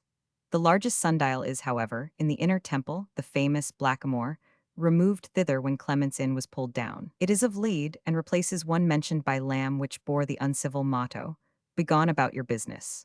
In Brick Court, near the fountain, with the Middle Temple Hall on one side, memories of 3, if not 4 great authors seem to meet. Goldsmith bought the chambers at 2 Brick Court, looking on the fountain and the hall, about 1765, and lived here till his death in 1774.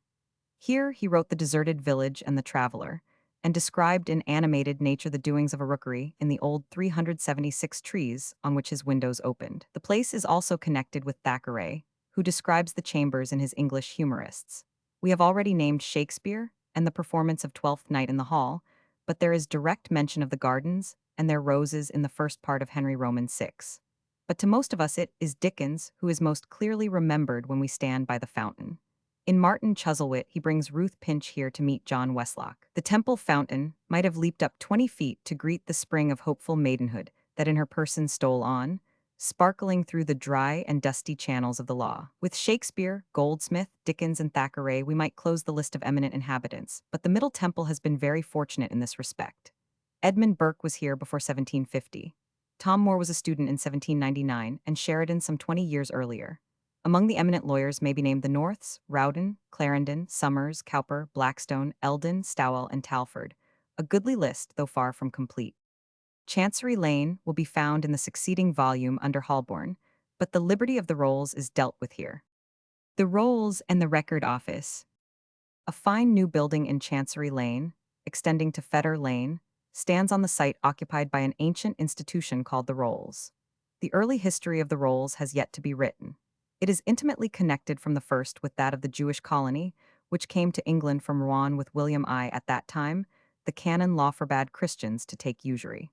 The Jews were the licensed usurers of the king. A masterly essay, prefixed to the Catalogue of the Jewish Exhibition in 1887, explains the situation in a few words. The exchequer treated the money of the Jews as held at the pleasure of the king. Special justices were appointed to preside in the Jews' exchequer. All deeds, contracts, bonds, and other documents relating to monetary transactions had to be registered and placed in charge of the Rolls Court or Record Office at the King's Palace at Westminster. The Hebrew word sheder, which means a legal document, gave its name to the Star Chamber, and long after the Jews had left England, the court held there retained the old name. We may assume that the chief of the justices of this Rolls Court was the principal controller of the whole colony, and that, when Henry Roman III opened the house for converts, it fell naturally under the same jurisdiction. Accordingly, we find from the first that the master of the rolls was also connected with the House of Converts. A similar house was founded at Oxford, but this one in London owed its continued existence to the fact that the master of the rolls lived in it. When the law was relaxed and the Jews ceased to be the only usurers, 377, the master's jurisdiction extended to the Lombards and Italian bankers. And when, 60 years after the foundation of the house, the Jews were expelled, the double office continued to exist and in the same place. Converts were still received there till the reign of Charles Roman II. Meanwhile, under the Commonwealth, the laws of 1290 against the Jews had been in great part rescinded, but the master of the rolls continued to be called Keeper of the House of Converts, down to 1873, when Sir George Jessel, himself a Jew, was appointed master of the rolls but not keeper of the house. The history of the house has been detailed by Mr. W. J. Hardy. It became ruinous early in the 18th century, and a new building of good proportions was erected by Colin Campbell in 1717. This, in its turn, was pulled down to make way for the Record Office. With it also perished the chapel, usually called the Rolls Chapel, of which Sir Henry Maxwell Lyte, who holds the office of Deputy Keeper, instituted in 1837, has written an account, appended to the 57th Annual Report in 1896. The first master of the rolls, who is known to have also been keeper of the House of Converts, was Adam de Osgodby, appointed in 1307. The next master was William Eremine, who also held both offices, but they were not formally united till 1378. The house stood in Chancery Lane, a little to the north of the present principal entrance of the Record Office. Henry Roman III endowed it with 700 marks a year, calling it the house in New Street in the suburbs of London, which he had founded for converts from Judaism. It was rebuilt by William Burstall, master in 1372, together with the chapel. Here, and in the subsequent house, the successive masters held their court and also lived. At the opening of the new law courts, all the space was surrendered to the records, the house disappeared, and, though a strong effort was made to save it, the chapel too, except the monuments. The present great building, begun in 1856, from designs by Pennethorne, in a very stiff style of Gothic, was completed in 1897.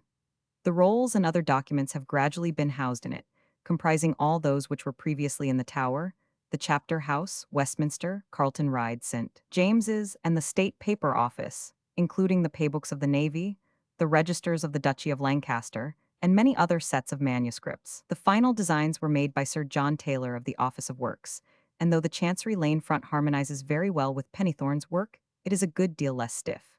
Two statues on the inner face of the entrance tower represent Henry Roman III and Edward Roman III, and the removal was effected in October 1895. All the floors are now fireproof, and the cases to contain the rolls are of steel with slate shelves. The Chancery Lane front is 225 feet long and 84 feet high. There are two great public reading rooms where both legal and historical researches are daily carried on, with the learned assistance of a large staff of clerks, trained to decipher the most crabbed writing and to translate 378 medieval Latin and law French, as well as to calendar thousands of documents bearing on the ancient official correspondence here preserved. Such subjects as chancery and exchequer proceedings, court rolls, colonial letters and dispatches, domestic state papers, accounts, and 100 other kinds of affairs of public and private interest and importance. The most interesting part of the record office used to be the Rolls Chapel. An arch of the 14th century, probably of Burstall's building, has been set up in the garden against an east wall. The site of the destroyed chapel is on the left as we pass through the principal entrance from Chancery Lane. Here a handsome hall, with 5 fine windows in the perpendicular style, has been built for a museum. On the north side, very nearly as they stood in the chapel, are 2 most interesting monuments, and a third which was formerly on the opposite side. The rest of the space is taken up with the desks and cases described below. The museum is open free every afternoon. The monuments comprise those of masters of the rolls and of members of their families whose graves were underneath the flooring of the chapel. The most ancient is that of John Young, master from January 22, 1508. 3 converts, we are told, 1 man and 2 women, were received during his keepership of the house, which lasted till his death. Young was Dean of York and an eminent diplomatist under Henry Roman VIII. He was a friend of Erasmus, who dedicated a book to him of Colet and the other early reformers. He died of the sweating sickness on April 25, 1516, the day on which he had made his will, enjoining upon his executors that he should be buried in the Rolls Chapel.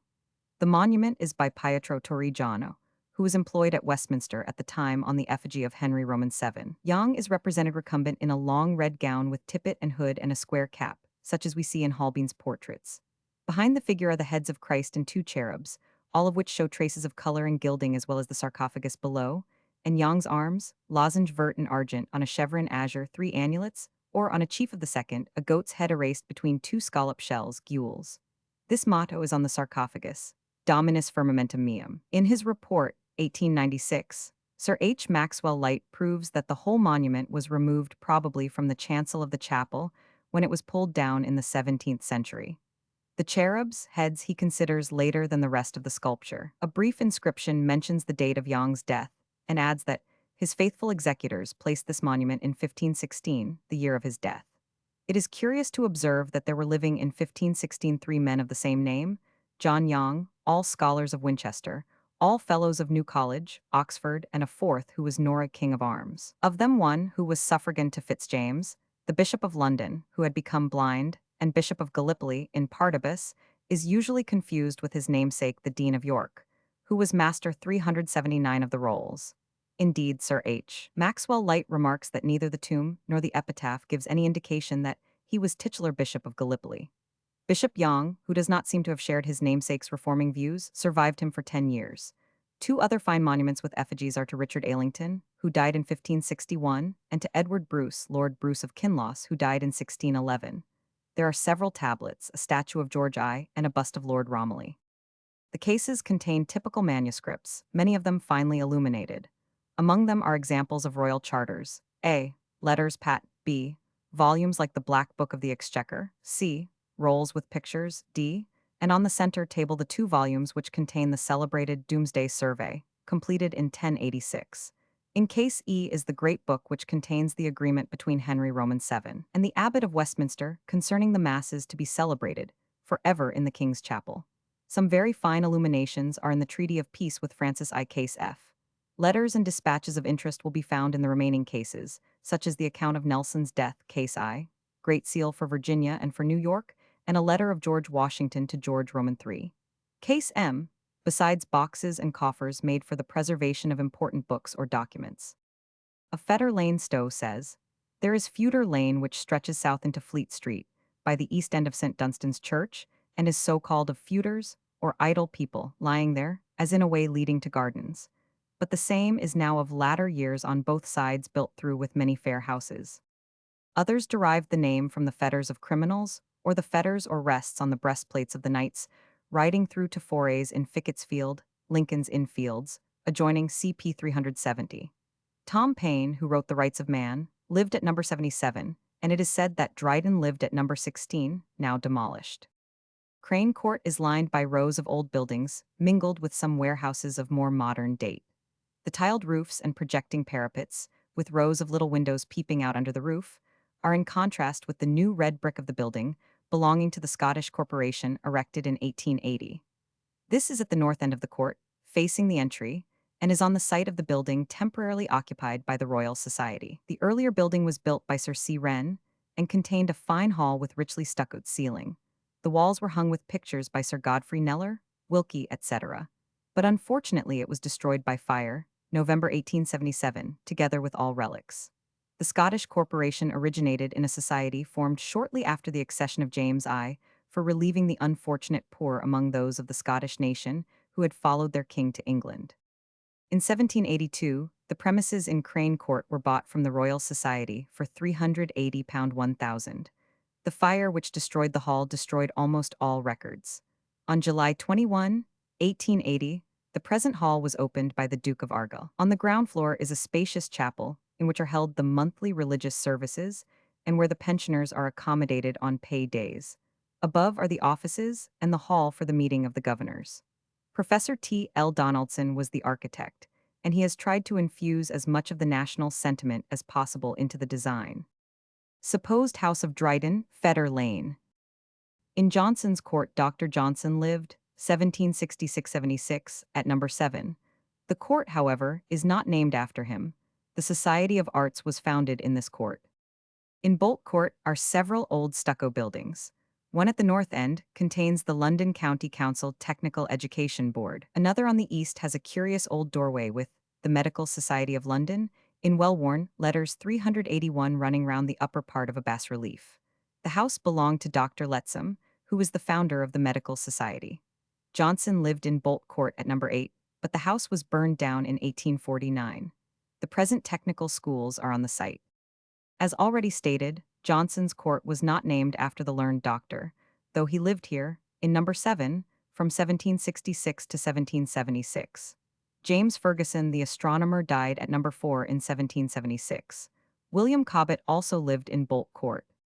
Pictorial Agency. Dr. Johnson's house. Go Square is also associated with the name of the great lexicographer. The Society of Arts have placed a circular tablet on the wall of the house, number 17, which faces eastward. Johnson lived here from 1741 to 1758. The house is an old 18th century brick one, not very large and not remarkable in any way. A printer and a publisher share the ground floor, and above is a reading club. The doorway is slightly decorative, and the heavy woodwork of the door itself and the massive chain remain as they were in Johnson's time. The club was founded by a Mr. Campbell in 1887 for the recreation and assistance of working lads and girls in the district. There are now 100 members. The remainder of the square varies in character. On the south side, and at the east end, there are old 18th century brick houses of the usual pattern. One or two of the doorways have carved brackets, and one fluted pilasters. Over the entry from Goldsmith Street is another 382 house similar in character, but the rest of the north side is of obtrusively new brick buildings. The square continuing southward contains some warehouses and a few old houses. The name of Water Lane was changed to Whitefriars Street. Thomas Tompion, d. 1713, the father of English watchmaking, lived at the corner. Salisbury Square occupies the site of the courtyard of Salisbury House, the residence of the Bishops of Salisbury, afterwards called Dorset House.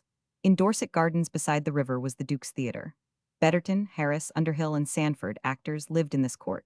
Here also lived for a time John Dryden, Shadwell, and Lady Davenant, widow of Sir William Davenant.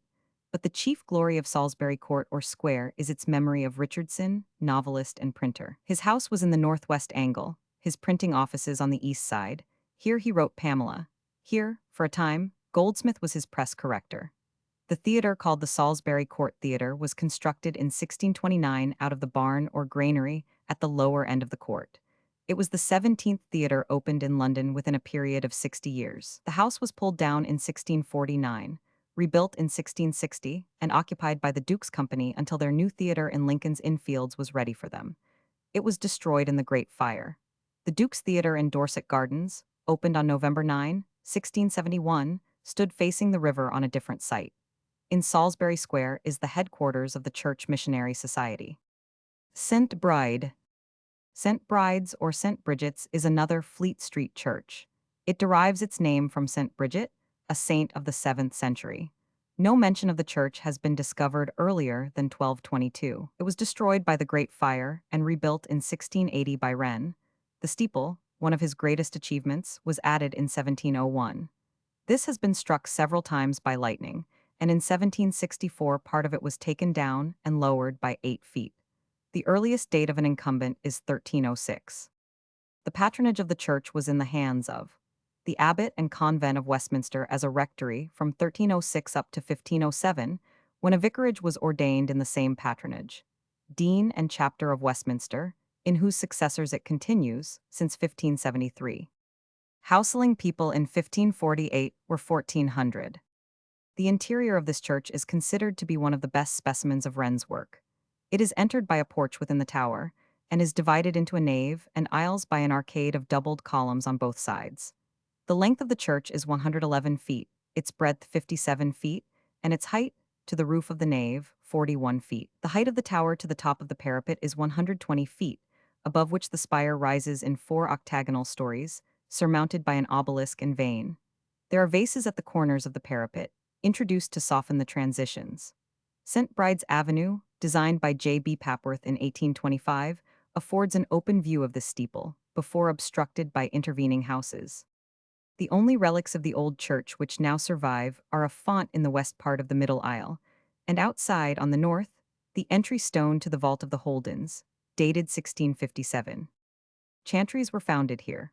For William de Evesham, John de Ugly and Lettice his wife at the altar of St. Catherine, of which Thomas de Weston was chaplain in 1564, the endowment fetched £6 tens.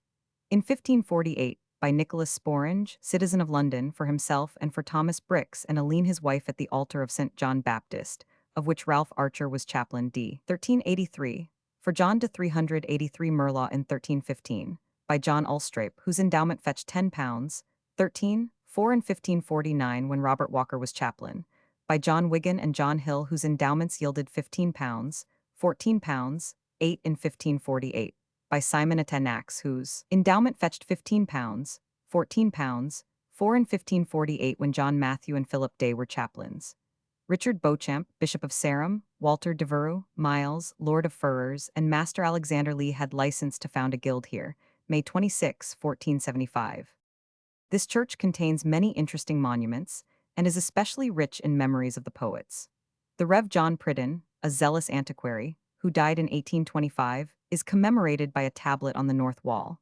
Here, too, a brass plate has been placed to the memory of John Nichols, author of the History and Antiquities of the County of Leicester and other works. Wynkyn de Worde, the 16th-century printer, was buried in this church. Also Sir Richard Baker, author of the Chronicle of the Kings of England, and also, perhaps, Richard Lovelace, the Cavalier poet. Samuel Richardson, the novelist, who died in 1761, was interred in the middle aisle. In the vestry room there is a portrait of the Rev. Thomas Dale, a former vicar, see below. Milton is recorded to have taken up his abode for a short time in lodgings in St. Bride's churchyard on his return from his travels. Fleetditch, West Street, Smithfield, as it was in 1844. Only 2 benefactors' names are recorded by Stowe: Robert Lewis, who gave £30 per annum for coals for the poor, and Robert Dove, £50 for a bell to warn prisoners of their approaching death. There was one charity school for 50 boys and 50 girls, who were clothed, taught, and apprenticed by voluntary subscriptions, added to a yearly collection at the church door. John Taylor or cardmaker was vicar here. He was burnt at Smithfield for heresy, May 30, 1555. Also Richard Bundy, D.D. D. 1739, Prebendary of Westminster, John Thomas, 1712-93, Bishop of Rochester, Thomas Dale, 1797-1870, Dean of Rochester. The Fleet River, which gave its name to all this district, was anciently known as Turnmill Brook or the River of Wells, under which name Stowe speaks of it. He 384 says that in 1307, at a parliament held at Carlisle, Henry Lacy, Earl of Lincoln, complained of the decay of this river. For whereas in times past the course of water running at London, under Oldbourne Bridge and Fleet Bridge into the Thames had been of such breadth and depth that 10 or 12 ships, navies, at once with merchandises, were wont to come to the foresaid Bridge of Fleet, and some of them to Oldbourne Bridge, now the same course, by filth of the tanners and such others, was sore decayed. He also complained of the diversion of the water by mills of the Templars at Baynard's Castle. After this the river was cleansed and the mills removed, but the old depth was never restored so that the river became a mere brook and was called Turnmill Brook. The Fleet Bridge, connecting Fleet Street with Ludgate Hill, was destroyed in the Great Fire, and another built which was removed in 1765. Fleet Ditch became very dirty and proved a nuisance. It is several times referred to in no complimentary terms in the trivia and the Dunshed. Part of it was arched over and the Fleet Market held here. In 1765, the Thames End was arched over at the building of Blackfriars Bridge. Since 1841, the whole has been covered in and now runs underground as a sewer. Its course is marked by Farringdon Street and Newbridge Street. The Ancient Schools in the City of London. By A. F. Leach. The history of schools in London, like the history of schools in England and medieval Europe at large, necessarily begins with the history of its great churches. Throughout England until the Reformation, and, in theory at all events, until the Revolution, schools were ecclesiastical institutions, and education was a matter of purely ecclesiastical cognizance. The ordinary, that is, the judge of the ecclesiastical court of first instance, had everywhere cognizance of all matters in dispute which concerned schools and scholars, their internal discipline, and their relations to the external world. It could and did settle the question of school supply, how many schools there should be, and where. If we want to know, therefore, what were the earliest and chief schools of London, we have only to ask, what were the earliest and chief churches of London? When we say churches, we must be careful to remember that the word churches for such purpose means churches of the secular clergy. That is, college and parish churches, not those of monasteries and religious orders. We must be careful not to confuse the two, and not to talk of St. Paul's Cathedral Church as conventual, or of St. Martin's le Grand Collegiate Church as a monastery. To do so is precisely like confusing New College, Oxford, with a Jesuit seminary, or Trinity, Cambridge, with a Salvation Army barracks.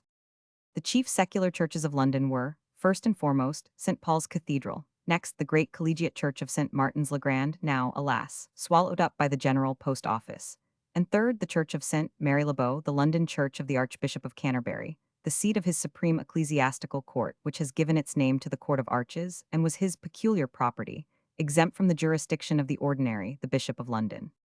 In these three churches, some of the earliest extant documents of St. Paul's reveal the existence of grammar schools, which were already old in the year 1138. These three schools, and they alone, constituted the whole of the public provision for education in London until the year 1441, when another grammar school was established in St. Antony's Hospital. Some other schools were afterwards founded in connection 386 with other churches before the Reformation.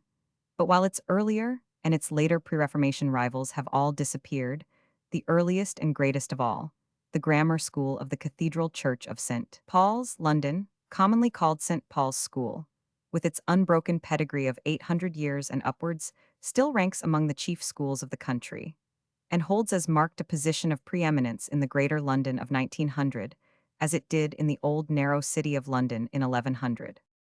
The story of London schools should, then, be simplicity itself, the more so as it suffers from a lack of material.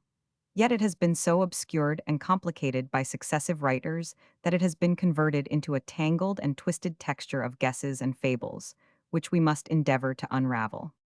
It ought not to have been so, for, earlier probably than any other city in Europe, except York, London found its Vates-Sacer, who, for the admiration of his own and the information of later ages, sung the glories of its schools and scholars, their studies and their sports. Alcuin's 9th-century poem 38 in Latin hexameters, on the archbishops and saints of the Church of York, giving a vivid account of St. Peter's school there, of which he was himself master in the 3rd quarter of the 8th century, is the earliest account we have of any English school. The picture, drawn in poetic Latin prose of the 12th century by the son of Stephen, of London schools and scholars, as they were during the boyhood of Becket, is not less full or vivid. One almost suspects from the way in which quotations from Latin poets are lugged in, by the hairs that Fitzstephen was himself at one time a schoolmaster, before he became Becket's chancellor and ended as a judge.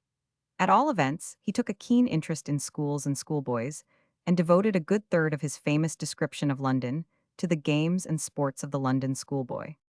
In London, 39 he says, the three principal churches have famous schools privileged and of ancient preeminence, though sometimes through personal favor to someone noted as a philosopher more schools are allowed. On feast days the masters celebrate assemblies at the churches, arrayed in festive garb. The scholars hold disputations, some augmentatively, others by way of question and answer. These roll out enthymemes, those use the forms of perfect syllogisms. Some dispute merely for show, as they do at collections, 40 others for the truth which is the grace of perfection. The sophists and pretenders are pronounced happy because of the mass and volume of their words, others play upon words. The rhetoricians with rhetorical speeches speak to the point with a view to persuasion, being careful to observe the precepts of their art and to leave out nothing that belongs to it. The boys of the different schools hold contests in verse, or pose each other on the principles of grammar, or the rules of preterites and supines. Others in epigrams, rhymes and meters use the old street eloquence, with Fescennine license scourging their schoolfellows, without mentioning names, hurling 387 abusive epithets and scoffs at them, with Socratic salt girding at the failings of their fellows, or perhaps of their elders, and in bold dithyrambics biting them with the sharp tooth of Theon. The audience, ready to laugh, with crinkled noses, redouble their shrill guffaws. The beginning of this passage states as plainly as can be that there were schools attached to the three principal churches, that they were ancient even then, and privileged. By privileged is meant, not as Lord Lyttelton 41 in his Henry Roman II, interprets it that by particular privilege was taught not only grammar, but poetry, rhetoric, and logic. But, as the context shows, that these schools were the only schools allowed at all, though occasionally a special schoolmaster was allowed on sufferance and by personal favor. Stowe, who was the first to quote this passage, went on 42 to identify the three schools. The first, he supposed rightly, was St. Paul's, but for the second he puts Peter S. at Westminster, and supports it by a quotation from Ingulphus' Chronicle, now admitted on all hands to be a 15th century forgery. The third, says Stowe, seemeth to have been in the monastery of St. Saviour at Bermondsey in Southwark. For other priories, as of St. John by Smithfield, St. Bartholomew in Smithfield, St. Mary Overwise in Southwark, and that of the Holy Trinity in Aldgate, were all of later foundation. This is a curious conglomeration of errors, which has unfortunately been blindly adopted by subsequent writers. Even if there had been a grammar school at Westminster, it could not possibly be described in the 12th century as being in London, since Fitzstephen himself speaks of Westminster as being 2 miles off. The placing of a London school at St. Saviour, Bermondsey, is even more open to the same objection of not being in London. It is an interesting question from what Ms. of Fitzstephen Stowe derived his knowledge of this passage about schools.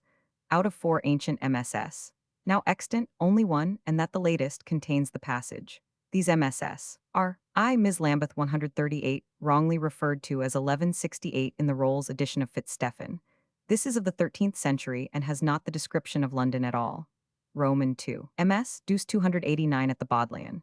This is also of the 13th century. It has the description of London, but having lost its first leaf has only the last few words about schools. Roman 3.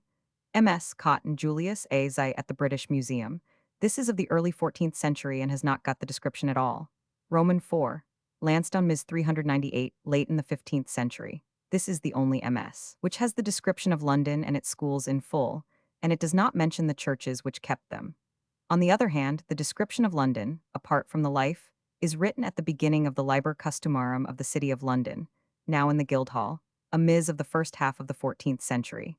It contains the passage 388 about the schools, and after the word churches inserts, viz. The Bishop C., the Church of St. Paul's, the Church of Holy Trinity, and the Church of St. Martin. Mr. Riley, in his edition of the Liber Customarum, thinks that Stowe had this book before him.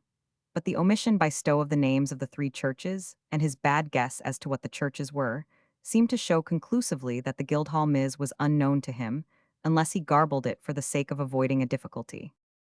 As we have seen, Stowe says that Trinity Priory was not founded till after the time of which Fitzstephen was writing. In this he was mistaken.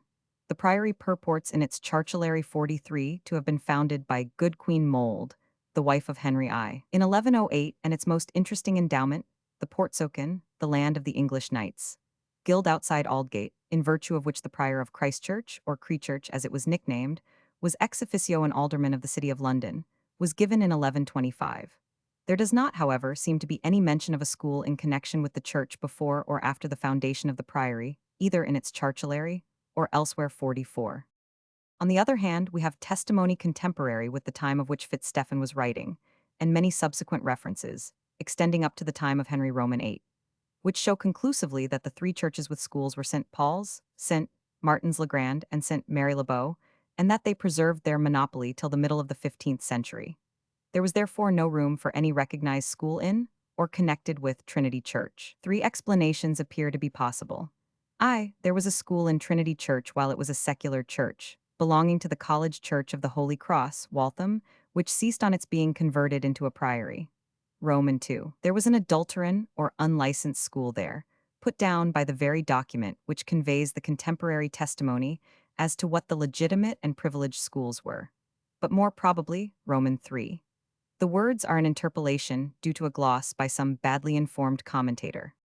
The curious thing is that in the very passage quoted Stowe cites, though inaccurately, a patent of Henry Roman 6, by which, as we shall see, authority was given for the erection of certain schools, besides those at St. Paul's, at St. Martin's le Grand, and St. Mary le Beau in Cheap. It is rather strange that Stowe did not know 389 of the famous document at St. Paul's, which tells us plainly what these three ancient and famous schools were.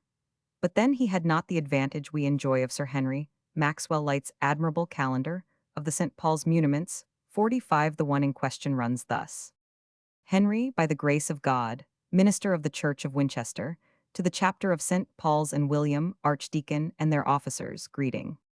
I command you by your obedience that after 3 summonses, you launch the sentence of excommunication against those who, without a license from Henry, the schoolmaster, presume to teach anywhere in the whole city of London, except those who teach the schools of St. Mary of the Arch and St. Martin's the Great. Witness Hilarious at Winchester. It is at first sight mysterious that Henry of Blois, Bishop of Winchester, should, even though he was King Stephen's brother, thus interfere in the affairs of another diocese. The explanation is that he was in fact acting as Bishop of London at that time, holding the see during its vacancy in commandum, or in charge. This fact enables us to fix the date. It must lie between 1138 when, according to the chronicler, Ralph de Deisto, 46, who was Dean of St. Paul's, the Pope with the King's consent, committed the care of the Church of London to Henry, Bishop of Winchester, and 1140, when the Empress Matilda was received by the Londoners for their lady, and she made Robert of the Seal, Bishop of London. Rival schoolmasters had no doubt taken advantage of the relaxation of discipline during the prolonged vacancy of the see, consequent on the Pope's setting aside the election of the abbot of St. Edmundsbury to it, to set up adulteran or unlicensed schools. When the see was placed under a strong guardian, the arm of the church was stretched out to defend the monopoly of its children. But the injunction against rival schools was not, as has been represented by Dugdale, 47, any special favor to Henry the schoolmaster of St. Paul's. It was merely in accordance with the common law of the church. We find precisely the same kind of proceeding going on at Winchester itself, 48, at about the same time, and again, as late as 1629, while copious instances of its use are to be found at Canterbury in the 14th, and at York and Beverley 49 in the 14th and 15th centuries. Master Henry had been appointed schoolmaster by Richard Belmays, Bishop of London, and his appointment is still extant among the archives of St. Paul's, not only in a Charcelary copy, but in the actual original itself. As it is probably the oldest instrument of its kind in England, it is given in full. Collation of the School 50. Richard, by the grace of God, Bishop of London, to William, Dean, and the whole assembly of his brethren, and to William of Oshenden his steward and all his men, greeting and blessing in Christ. I make known to you, my beloved, that I have granted to Henry, my canon, the pupil of Master Hugh, the school of St. Paul's, as honorably as the church in best and most honorable wise ever held it, and the land of the court, atrio, which the aforesaid Hugh enclosed there to house himself in, and the meadow which I had granted to the same Hugh in Fulham, 4 acres, namely the whole land from the ditch to the Thames, he paying 12d. a year by way of acknowledgment at Michaelmas, and in alms the tithes of Ealing and the tithes of Madeley. Witnesses, William of Winchester, William of Ockenden, Steward, and Hugh de Cancericio. On the strength of this and a previous document, Bishop Stubbs speaks 51 of Bishop Richard de Belmays, de Bello Manso, or Fairhouse, as having founded the schools of St. Paul's. The previous document is only preserved in a copy in the early Charcelary called Liber A. It is addressed to W. Dean and the whole assembly of canons, Fratrum Conventui, and informs the bishop's best beloved sons that he has confirmed Stabilis to Hugh the schoolmaster ex officio as master, and to his successors in that dignity, the place of Mr. Durand in the corner of the tower, where Dean William placed him by my orders between Robert de Occo and Odo. The bishop then proceeds, I grant to him and to the privilege of the school the custody of all the books of my church, and orders the dean to have a list of the books made out in an indenture, one part of which is to be placed in the treasury, the other to be kept by the schoolmaster, who is to be given season of the books, while any books that have been lent out, whether theological divinorum or of secular learning, are to be returned on pain of excommunication. Hugh was also to have the keys of the cupboards, armorium, aumbries as they are now somewhat affectedly called, which I ordered to be made for the purpose. As no witnesses are recorded, the date of this cannot be fixed, except as being between 1111, when William became dean, and 1127, when Bishop Richard died. It must, of course, be before the document appointing Henry as schoolmaster in succession to this same Hugh. Neither of the two documents supports Bishop Stubbs' statement that Bishop Richard founded the schools of St. Paul's. It is odd that the bishop should have fallen into this mistake, as Dugdale 52 described the documents quite accurately as grants to the schoolmaster of St. Paul's. Both of the grants imply that the schoolmaster's office or dignity was in existence before. The later document is, of course, as it is called, merely a collation, an appointment of a new master, 391 Henry, who had himself been a scholar in the school, to succeed a deceased master, Hugh. The earlier one merely confirms, not grants, to an existing officer or dignitary of the cathedral the residence he already enjoyed, at the same time annexing that particular residence to the office, while giving him the apparently 53 new duty of taking care of the books belonging to the church. The title of master applied to Durand suggests that he too had been schoolmaster before Hugh and lived in the same house as Hugh did, but that the house, then only an ordinary prebendal house, was now definitely made the schoolmaster's official residence. It is particularly unfortunate that Bishop Stubbs should also have been misled by the plural form, used in the original for a school, into misunderstanding the mention of the School of St. Paul's for a reference to schools, meaning more than one. There has been no more prolific source of misrepresentation as to the whole status and history of medieval schools than this misunderstanding. Yet it is beyond doubt that until the middle of the 15th century, the word school was habitually not schola but schol. 54. The official title of a grammar schoolmaster was not Magister Schol Grammatices or Grammaticales, but Magister Scholarum Grammaticalium. He was schoolsmester, not schoolmaster. This was the style almost universally used in official and formal documents up to the reign of Edward Roman VI. In less formal documents, such as account rolls and the like, the singular form began to oust the plural as nearly as possible in the year 1450.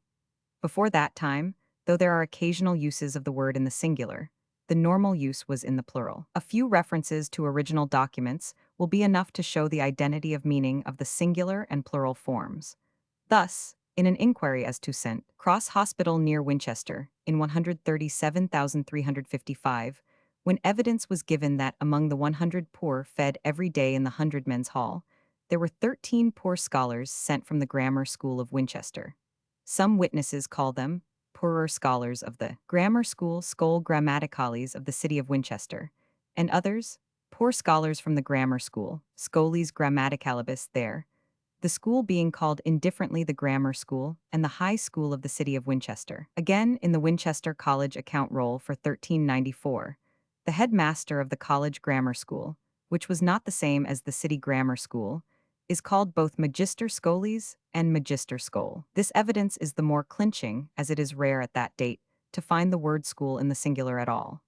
Indeed, except at Winchester and London, as will be seen presently, where there seems to have been a higher standard of classical accuracy, I do not know of another instance of the word school in the singular in the 14th century.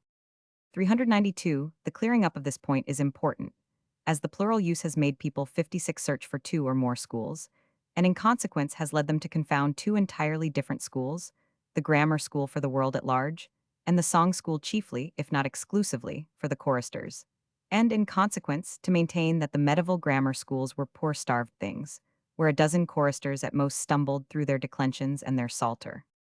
The documents of Richard de Belmaze then are not the foundation of St. Paul's School. On the contrary, they point to it as previously existing, and to the schoolmaster as already one of the dignitaries or principal persons of the chapter.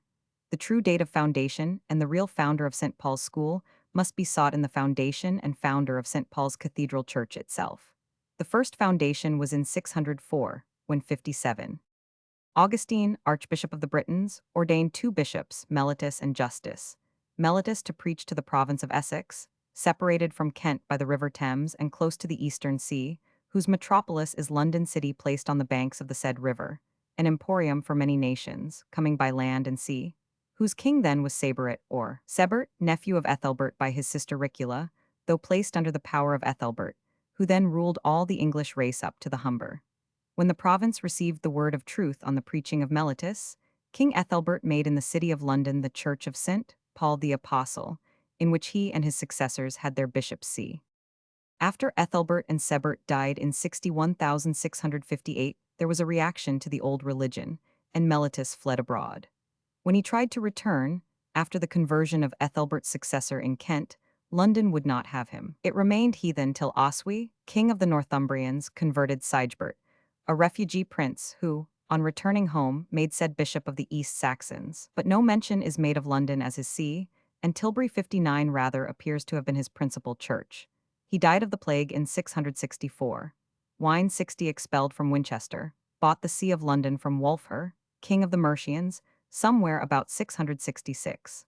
Thenceforward the history of the see and church is unbroken. It is only therefore from this last date that we can reckon the continuous history of St. Paul's Cathedral or its school. There is no direct reference to the school in Bede, as there is to that of Canterbury, when the king of the East Angles got schoolmasters thence in 631. But the place 61 where lived the learned Nothelm, Bede's principal informant as to the history of southern England, afterwards Archbishop of Canterbury, and Erkenwald or Irconwald, bishop from 675 to 692, whose name and fame in later ages as the local saint of London completely eclipsed that of St. Paul himself, much as St. Swithin did that of St. Peter at Winchester, can hardly have failed to maintain a school, any more than Canterbury or York or Winchester. The original statutes of St. Paul's Cathedral have not survived. The earliest 393 statute affecting the school appears in a collection made during the deanery of Henry of Cornhill, 62-1243 to 1254, who had been Chancellor of St. Paul's from 1217 till he became dean. It is a statute relating to the duties of the chancellor. When present, it is said, the chancellor makes out the table tabulam of lessons, masses, epistles, gospels, acolytes, and performers of the service in course for a week hebdomadaires, and here's the lessons, i.e. the reader has to read them over to him beforehand to see that he reads them correctly. On feast days he hears the bishop read, hands him the book to be read from at the beginning of matins, and, clothed in a silk cope, holds the book for the bishop to read at the last of the 9 lessons. The chancellor himself, a later statute informs us, read the 6th lesson. He introduces the clerks of lower grade to be ordained, and after examining them in school, presents them to the bishop for ordination, and administers justice to everyone who makes any complaint as to their conduct. All scholars living in the city are under him, except those of a school of the Arches, and a school in the Basilica of St. Martin's the Great, who claim that they are privileged in these and other matters. The chancellor also keeps the chest with the school books in it.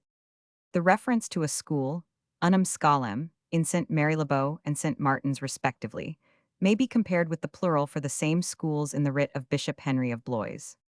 In the digest of the statutes of St. Paul's, made during the deanery of Ralph of Baldock, 1294-1304, the words as to the chancellor's supremacy over the schools are repeated almost verbatim, but the plural form scholarum is used instead of the singular for the single schools at St. Martin's and St. Marylebone, respectively. This is pretty conclusive testimony of the identity, in meaning of plural and singular for a single school.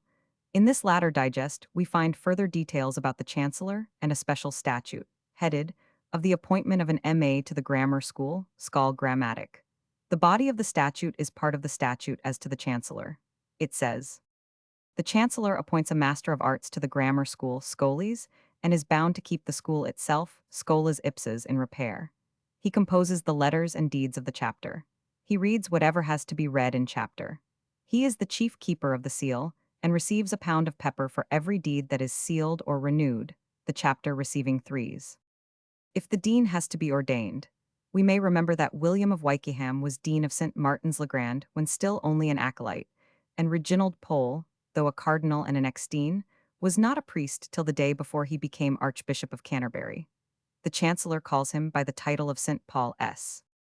The Chancellor is the chief keeper of the school books in the chest, and ought to show them once a year to the dean and others appointed for the purpose. And a copy of the list of them is to be kept by the dean, the chancellor, and a third brother, i.e., canon, appointed for the purpose. It is possible, of course, though not perhaps very probable, that there were no 394 written statutes of St. Paul's affecting the school earlier than those quoted. Whether there were written statutes or not, the writs of Bishop Richard prove the schoolmaster's office to have been in existence at least 150 years before this earliest written statute.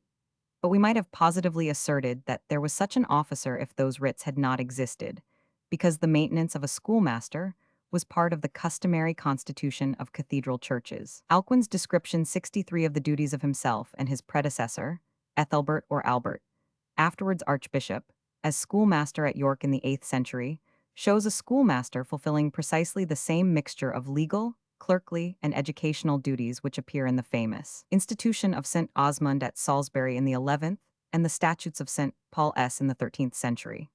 As early as 832, a definite conciliar decree embodied in the written canon law the obligation, already crystallized into custom, that every cathedral church should maintain a school. When Earl Harold 64 founded, or rather augmented, in 1060, the Collegiate Church of Secular Canons of the Holy Cross of Waltham with a dean and 12 canons. The principal person next to the provost or dean, as he is indifferently called, was the schoolmaster. The history of the foundation was written for us by one who was made a canon before 1144, having been, from tender years, brought up in the church and taught Latin in its bosom. He was one of those who were turned out in 1177, when, with vicarious liberality, Henry Roman II converted the college into a priory of regular or Augustinian canons, in satisfaction of his vow to found a monastery in expiation of Becket's death. This canon tells us 66 how Harold, having heard that the Dutch was the best model, imported Master Athelard, a native of Liege, who had been educated at Utrecht, to assist Wulfwin the Dean in settling the constitution of the church. Our author himself, who does not give his name, says that his Master 67 was Master Peter, son of Master Athelard. For the secular canons were, like their modern successors, allowed to marry, and this was the real reason why the favors of monkery charged them with evil living. He tells us how. A copious stream of learning flowed from this Peter after the fashion of the Dutch, Teutonicorum, and yet the lessons and classics and verse composition in no way lessened the practice of singing in the churches. So far from boyish habits were they, that they walked in procession, stood, read, and sang, with as much gravity as if they had been monks, and chanted and sang by heart solos or in duets or trios, without book whatever had to be sung at the steps of the choir or in the choir itself. As they came in procession, like canons getting up to midnight matins, from school to choir, so when leaving choir they go to school. Here, then, we see that a school, a grammar school, was regarded as an integral and necessary, and a most important part of the foundation of a collegiate church before the conquest. 395 similar evidence comes from another collegiate church of pre-conquest foundation, that of St. Mary, Warwick. This church, situate in the middle of the town, is recorded in Domesday Book as possessing a hide of land. There was also a collegiate church of All Saints, a kind of garrison chapel, in the castle, the stronghold founded by Ethelfold, the Lady of the Mercians, against the Danes in 916, but which after the date of Domesday Book passed into the hands of one of the Norman invaders. 40 years after Domesday Book, in 1123, disputes having arisen between the two churches, the second Norman lord, Roger de Beaumont, confirmed to these two churches all their respective property as they held it in his father's time. Then by a separate deed he confirmed, in alms, i.e. in perpetuity free from feudal service, to the Church of St. Mary of Warwick the school, scholas of the said church, that the service of God in the same may be improved by the attendance of scholars. By a similar deed he must have confirmed all saints in its school, as a writ of King Henry I addressed to this Earl Roger, and the ecclesiastical lords, the bishops of Worcester and Chester, directs that the Church of All Saints Warwick shall have all its customs and judgments of iron and water, i.e., the right of administering the ordeal, as they did in the time of Edward, and in like manner shall have its school scholas. A few years later the two collegiate churches were consolidated, the canons of All Saints being transferred from the castle, their residence there being inconvenient, and the property of the United Church of St. Mary and All Saints was confirmed to it first by the Earl, then by the bishop, including the School of Warwick and Trial of Iron, Water, and Duel. So here again the school, and the right to keep it, is regarded as one of the most important attributes of a pre-conquest collegiate church. The statutes made on the new foundation of Salisbury Cathedral within 25 years of the Norman conquest are preserved.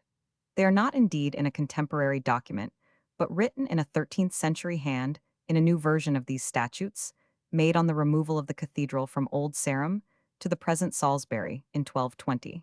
There seems no reason to doubt their authenticity. These are the dignities and customs of the Church of Salisbury, which I, Osmund, bishop of the same church, in the name of the Holy Trinity, in the year 1091, have instituted and granted to the persons and canons of the same, with the advice of the Archbishop and the assent of King William. The Dean and Chanter, Precentor, Chancellor and Treasurer shall be always resident in the Church of Salisbury, without any kind of excuse. The chanter ought to teach the choir as to singing, and can raise or lower the chant. The treasurer is chief in the custody of the treasures and ornaments, and the giving out of lights. In like manner the chancellor, cancellarius, is chief in teaching school and correcting the books. Dean and chapter, treasurer and chancellor have double commons, the rest of the canons single commons. The subdean holds under the dean the archdeaconry of the city and suburbs, the sexcentor under the precentor that which belongs to the choir, cantarium. If the dean fails, the subdean fills his place, so the sexcentor has the precentor s. 396. The schoolmaster, archiscola, ought to hear the lessons and determine on them, carry the seal of the church, compose letters and deeds, and mark readers on the list, and the precentor in like manner the singers. Here, then, we find four principal persons, of whom one, the chancellor, is also called schoolmaster. He is the legal and educational, while the chanter or precentor is the musical officer of the chapter. In the 14th century copy of the Statutes of York Minster, it is said of the chancellor that he was anciently called schoolmaster, and the 12th century historian of the Minster, a contemporary of Bishop Richard of Belmays, describes how Thomas of Bayeux, the first Norman archbishop there, had just established, or, as we may infer, re-established a provost and schoolmaster, but afterwards, about 1090, established that which afterwards became the regular cathedral foursquare, constitution of dean, instead of provost, precentor, treasurer, and chancellor. In the oft-quoted Liber A at St. Paul's, written in the 13th century, the copies of the writs of Bishop Richard of Belmays and Henry of Blois, with some later documents, are headed of the schoolmaster de magistro scholarum and chancellor 7 letters, and a marginal note to a later document of Bishop Richard Fitz-Neal, 1189-99, increasing the endowment of the schoolmaster, runs, note, the tithes given to the schoolmaster of St. Paul's, now the chancellor. The analogy, therefore, of other cathedral and collegiate churches, corroborated as they are by the records of St. Paul's itself, the knowledge that we have of the existence of schools, not only at great capitals like Canterbury, Winchester, and York, but even at small places like Warwick and Waltham, amply justify us in asserting confidently that the schoolmaster and school of St. Paul existed not merely before the days of Bishop Richard de Belmays, but before the conquest, and in all reasonable probability from the days of Bishops Wine and Irconwold. What were these London schools? What did they teach? Lord Lyttelton 68 in his History of Henry Roman II spoke of them as schools or rather colleges, meaning university colleges, and Sir George Buck in 1631 described them as the Third University of England 69. This was because of the mention of logic, and the statement that, not indeed as Lyttelton says, many but other schools were occasionally opened by persons of note in philosophy, by special favor. But to infer from this a University of London in the 12th century is to transfer to it the ideas of the 18th century. The trivial task of the 12th century schoolboy, included rhetoric and dialectic as well as grammar.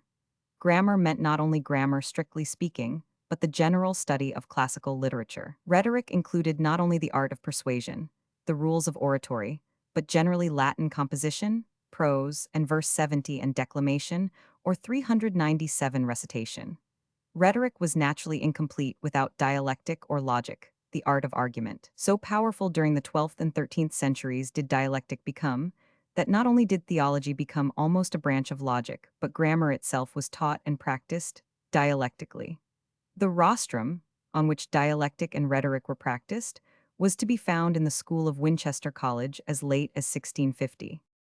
The distinction drawn by Fitzstephen between the boys who capped verses and the other scholars who held debates in rhetoric and logic was not coincident with that between a grammar school and a university college. The word boy was used strictly, as it still was as late as the Elizabethan statutes of grammar schools, for those under 14 years of age, who were carefully distinguished on the one hand from children or infants under 7, and from youths, juvens, of 14 to 21. Then, as now, youths of 18 and upwards were found in the grammar schools, and William of Wykeham, and the advisors of Henry Roman VI. In the foundation of Eton, all Wykehamists were no innovators raising the age of schoolboys when they prescribed 19 as the leaving age for the scholars of Winchester and Eton. There is therefore no necessary ground for the inference that the schools of London in the first half of the 12th century bore any different character from that which they had in the 15th or 16th centuries, when the same schools are described simply as grammar schools. On the other hand, the period of which Fitzstephen wrote was that of the origin of universities. It saw the birth of Bologna, of Paris, and of Oxford. At Paris, the university grew out of the extension and the rivalry of the schools, the grammar schools, of the Cathedral Church of Notre Dame and the Collegiate Church, as it then was, of St. Genevieve. At Oxford, there is every reason to believe that the university developed in like manner from the schools of the collegiate churches, as they then were, of St. Fridswide and St. George in the Castle. 71, the university side of the schools finally emancipated itself, at an earlier period even than at Paris, from ordinary ecclesiastical control, through the conversion of these two collegiate churches into houses of regulars, and the extinction therewith of their control of secular scholars, while the Chancellor of Lincoln was too remote to exercise any effective government such as was exercised by the Chancellor of Paris. It was quite within the bounds of probability, then, that London also would develop a university out of the three ancient schools, and the permitted rivalry, by special favor, of the schools of other doctors of philosophy. But it was not to be. London even then was too great a commercial emporium. The prizes of successful trade were too attractive. Business was too absorbing. The hum of markets and wharves was too loud for the voice of learning to make itself heard, or for schools, 398 whether of theology, or arts to attract the pick of the intellect of the city. Paris, though the political capital, was not also the commercial capital of France, where Rouen, the independent capital of a rival power, occupied to it the position which the port of London bore to London. The King's Court and the King's Chancery were the main avenues to success for clerks, and even so late as the reign of Henry Roman III. The Castle of Winchester and Beaumont House at Oxford, or the Manor of Windsor, rather than the Tower of London, or even Westminster Hall, were the favorite resorts of the King's Court, and the residence of the Royal Treasury and the Royal Chancery. Hence London never developed an Abelard, and a mainly theological university like Paris. The settlement at Westminster of the royal courts, and the superior importance in England of the common law to the civil law, for somewhat similar reasons, prevented London from producing an Irnerius or a Gratian, and giving rise to a legal university such as that of Bologna. Indeed, the greater fame of Paris and Bologna universities themselves was in the cosmopolitan spirit which, under the centralizing influence of the Roman Church, made learned Europe almost a single nation, a potent obstacle to the development of a University of London. No exact definition of a university has yet been given, nor is capable of being given, and it may be doubted whether there is any university now in existence which really corresponds to the medieval university. But one salient mark of a university, a number of teachers and a number of adult students in the higher faculties, in theology and law, or philosophy, certainly existed at Paris in the days of Abelard, and to some extent in Oxford, but did not seemingly exist in London, or if it did exist was quenched by Henry of Blois' mandate. If the London schools formed a university in 1138, a forgery did the School of York form one in 735. In Alcuin's description of the School of York as it flourished under Archbishops Egbert and Albert, an even greater multiplicity of subjects was taught than in the three schools of London in Fitzstephen's day. Albert, its master 72, moistened thirsty hearts with diverse streams of teaching and varied dews of learning, giving to some the science of the art of grammar, pouring on others the rivers of the tongues of orators. These he polished on the whetstone of law, those he taught, to sing together in Aeolian chant, making others play on the flute of Castaly, and run with the feet of lyric poets over the hills of Parnassus. Here we get the grammar, song, and rhetoric of later days, Song had in London in 1130 already been relegated to a separate school. At York there was taught also arithmetic and geometry, and the method of calculating the ecclesiastical calendar, the music of the spheres, astronomy, physiography, the rising and falling of the wind, the movements of the sea, the earth's quake, and natural history, the nature of men, cattle, birds, and beasts. Above all, Albert taught theology. This curriculum is considerably more extensive than that of the London schools, embracing many of 399 what we should now regard as university subjects. York afterwards branched off into three schools: the Chancellor's Theological School, the Grammar School under the Chancellor's deputy, who became the schoolmaster par excellence, and the Song School under the precentor. Yet as we should not call York School under Albert or Alcuin a university merely because many subjects were taught in it, neither can we dub the London schools of the 12th century a university. We must therefore negative the claims of London to the possession of a university in the first half of the 12th century. But we can at least claim that St. Paul's School occupied the same position then as now, as the chief day school for the sons of middle-class citizens. Becket's biographer tells us what his education was. Thomas spent the years of infancy, boyhood, and youth quietly in his father's house, and in passing through the city school, Scholies Urbis. But when he became a young man, he went to study at Paris, Parisius Studuit. As soon as he came back, he was taken into public life in London, being made a clerk and accountant in the sheriff's office. The true translation of Scholies Urbis is the city school, and the city school meant the school of the Cathedral Church of the city, the School of London. To this school, Becket, whose father had at one time been Sheriff of London, was sent. After leaving school, Becket went, in modern parlance, to Paris University before entering on professional life. He was born in 1118, so, as he may be presumed to have gone to Paris at about 18 or 19 years of age, he must have gone there about 1137, the time when John of Salisbury, the greatest writer of the age, was also there, sitting at the feet of Abelard, then lecturing in the College of St. Genevieve. Mr. Rashdall, laying down a somewhat arbitrary definition, maintains that Paris was not then, strictly speaking, a university, though he admits it was such probably by the middle of the century. However that may be, it is clear that in Becket's case, as in John of Salisbury, the schools of Paris, not the schools of London, were regarded as giving university training. 50 years later Becket would have gone to Oxford, and the martyrdom would never have occurred. As it was, after his English and Pauline training, he was, with disastrous results, inoculated with the full fury of the Seine. Still, St. Paul's School may claim in him one of the earliest and most famous known Paulines, Henry the Schoolmaster being the earliest.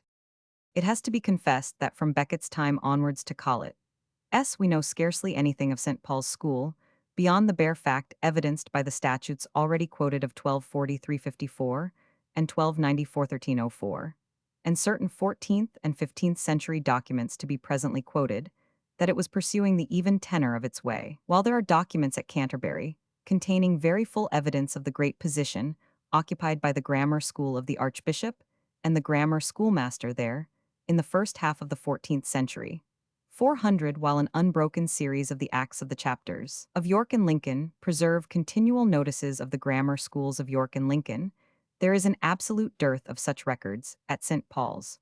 One solitary chapter act book of the canons of St. Paul's remains, and that is one of the last quarter of the 15th century. It is singularly uninteresting, being almost entirely concerned with continual renewals of leave of absence granted to the canons who were called residentiary because, unlike the other canons, they were supposed to be always resident, with renewals of leases and the division of the spoil among the residentiary canons, and the correction of vicars, choral and minor canons, for devotion to the forbidden sex. All we know is that the grammar school went on, and that it was not the song school or a chorister's school, because we have conclusive evidence that this song school was a different institution. 2 Statutes 73 in terms corresponding to those about the chancellor and the grammar schoolmaster deal with the precentor, cantor, and the song schoolmaster. It is the precentor's duty to rule or teach, regure the choir in the raising and lowering of the chant, and in singing the psalms. It is his duty through the song schoolmaster to place the singers' names on the table, to stir up the lazy to sing, and gently rebuke those who run about the choir in a disorderly fashion. On the greater feasts, if he is in choir and instructed as a singer, he begins the antiphons after the Benedictus and Magnificat, and the processional chants and sequences. He examines the boys to be brought into the choir and given a title as choristers.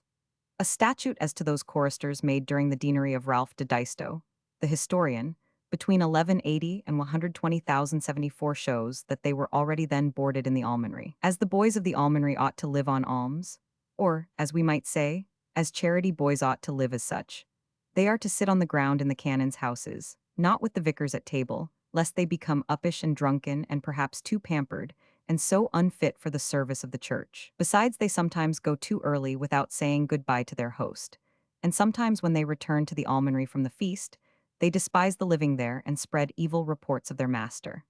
The statute refers to the custom under which the residentiary canons had to give 3 meals daily to 2 minor canons, 2 chaplains, 4 vicars choral, 2 almonry boys, the vergers and bellringers. The master referred to was not the grammar schoolmaster, as has been rashly assumed by some, but the almoner, the master of the almshouse. To the early cathedral churches, a hospital or almshouse was as essential an appendage as a choir and a grammar school. Some of them still survive. The Dean of Hereford is still ex officio master of St. Ethelbert's Hospital, attached to St. Ethelbert's Cathedral. York had its St. Peter's Hospital, the ruins of the chapel of which, afterwards called St. Leonard's Hospital, may still be seen. St. Paul's, therefore, had its almonry, a Norman French word for almshouse, and its 401 almoner. In statutes made in 1263, the almoner is enjoined to distribute alms according to the method ordained by those who gave endowments for the purpose. Poor people and beggars who die in or near the churchyard, he is to bury gratis without delay. He is to have, moreover, daily with him 8 boys fit for the service of the church, whom he is to have instructed either by himself or by another master in matters pertaining to the service of the church and in literature, i.e. grammar and good behavior, taking no payment for the same. An almoner's register begun in 1345 is fortunately extant 75, which records the statutes, charters, and customs of the office. In it, the almoner records against himself that, if the almoner does not keep a cleric to teach the choristers grammar, the schoolmaster of St. Paul's claims 5s a year for teaching them, though he ought to demand nothing for them because he keeps the school for them, as the treasurer of St. Paul's once alleged before the dean and chapter, is to be found in ancient deeds. The allegation that the grammar school was kept for the choristers is historically untrue, though it is probably true that the choristers ought to have been admitted free to it. At least, the question was solemnly raised at Beverley in 131,276, when the grammar schoolmaster wished to make all choristers beyond the original number attending the grammar school pay fees. But the sexcenter, the song schoolmaster, contended that he was bound to teach all the choristers free, and after inquiry by the chapter into the ancient customs of the church, it was decided that he was so bound. Only the sexcenter was not to defraud him by admitting boys to the choir, merely for the sake of getting free education in the grammar school. Whatever may have been the choristers' rights in the matter, the fact that the grammar schoolmaster claimed and received payment for them shows, with absolute conclusiveness, that the grammar school was not a choir school or a choir boys' school.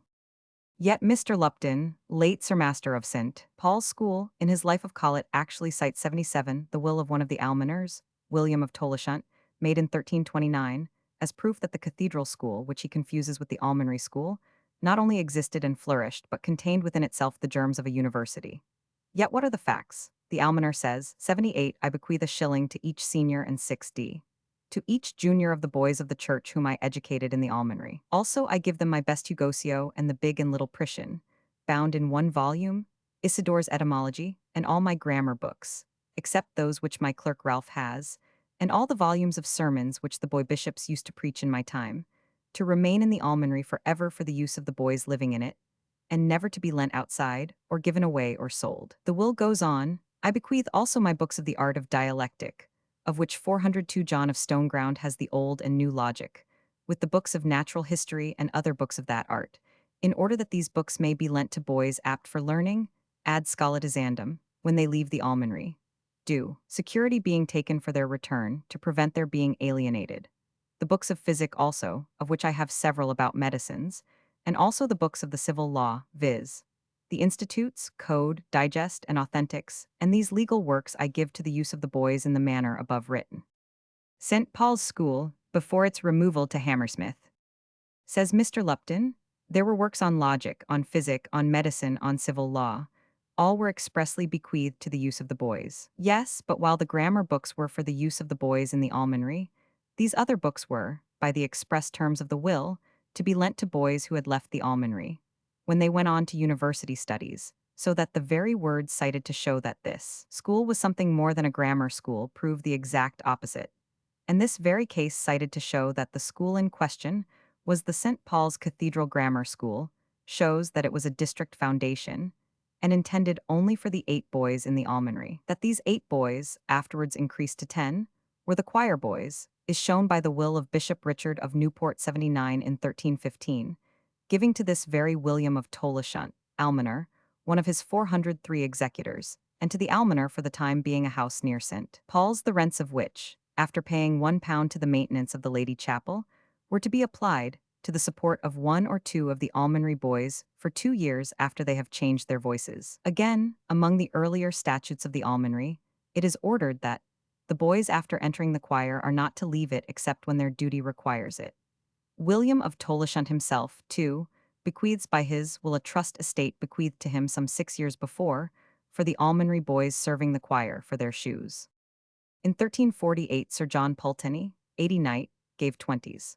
A year to the almoner to provide the choristers with summer clothes, 81 in return for the shoes the boys had to sing de profundis, with the usual Pater Noster, Ave Maria and collects, every morning on getting up and every evening on going to bed, and for the summer clothes to sing an anthem after complin with prayers for the dead in the Pulteney Chapel. In 1358, William of Ravenstone, 82 almoner, gave a tenement called the Stonehouse in Pater Noster Row, for the support of an additional chorister or 2. That the choristers when clever were meant to go on to the universities is clear from a payment out of the chantry of Bishop Ralph Baldock, who died in 1313. He gave 3s. To poor students being sometime choristers of the said cathedral church towards their exhibition yearly, while a later benefactor Thomas Ever, in the reign of Henry Roman IV, gave a like sum specifically to the poor choristers of Paul's towards their exhibition in the university. There is no question, therefore, that, while there was a grammar school maintained for the benefit of the choristers, it was quite distinct from the choir school for teaching them singing, and from the cathedral grammar school open to all boys.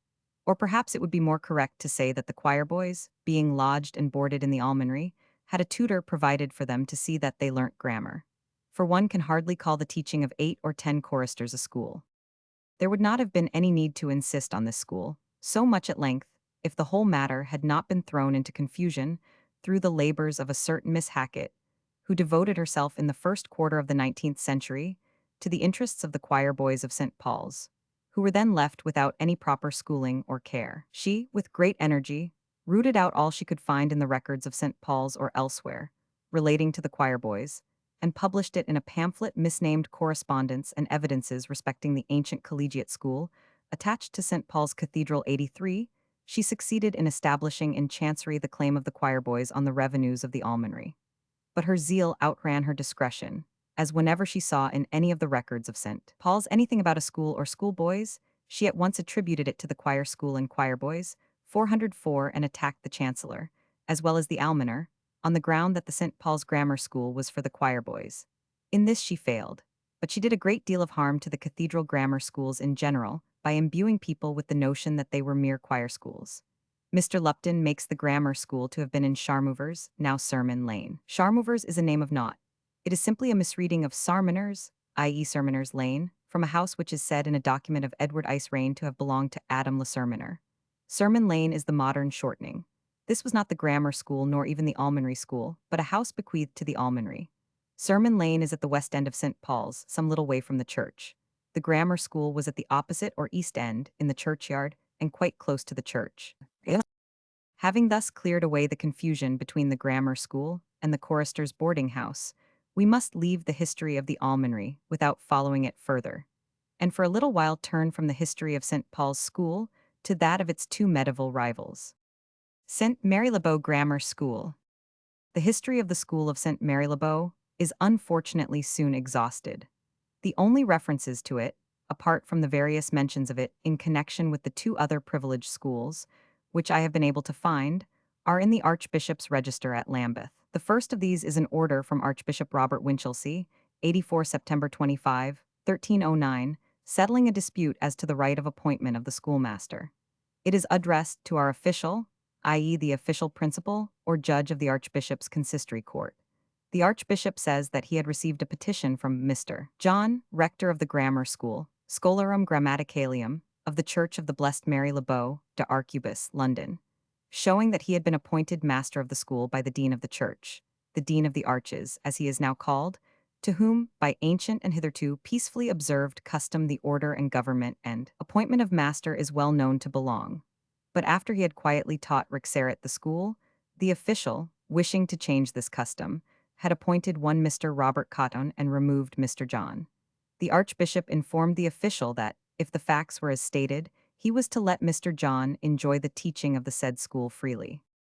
The fact that the patronage of the school was vested in the Dean of Arches explains why we do not find appointments of the master in the archbishop's registers, as we do in the case of the Canterbury Grammar School. On March 23, 13,823, however, an entry in Archbishop Courtney's register shows him committing to 405.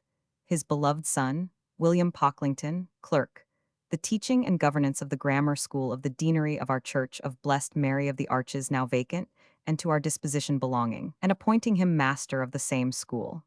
The peculiar form of the appointment suggests that it was made by the archbishop either because the deanery was vacant or because the appointment had lapsed to him in default of the dean. For some reason unknown, this entry is cancelled in the original MS. On October 4, 1399, Archbishop Arundel 85, at his manor of Lambeth. It is never called a palace in ancient documents.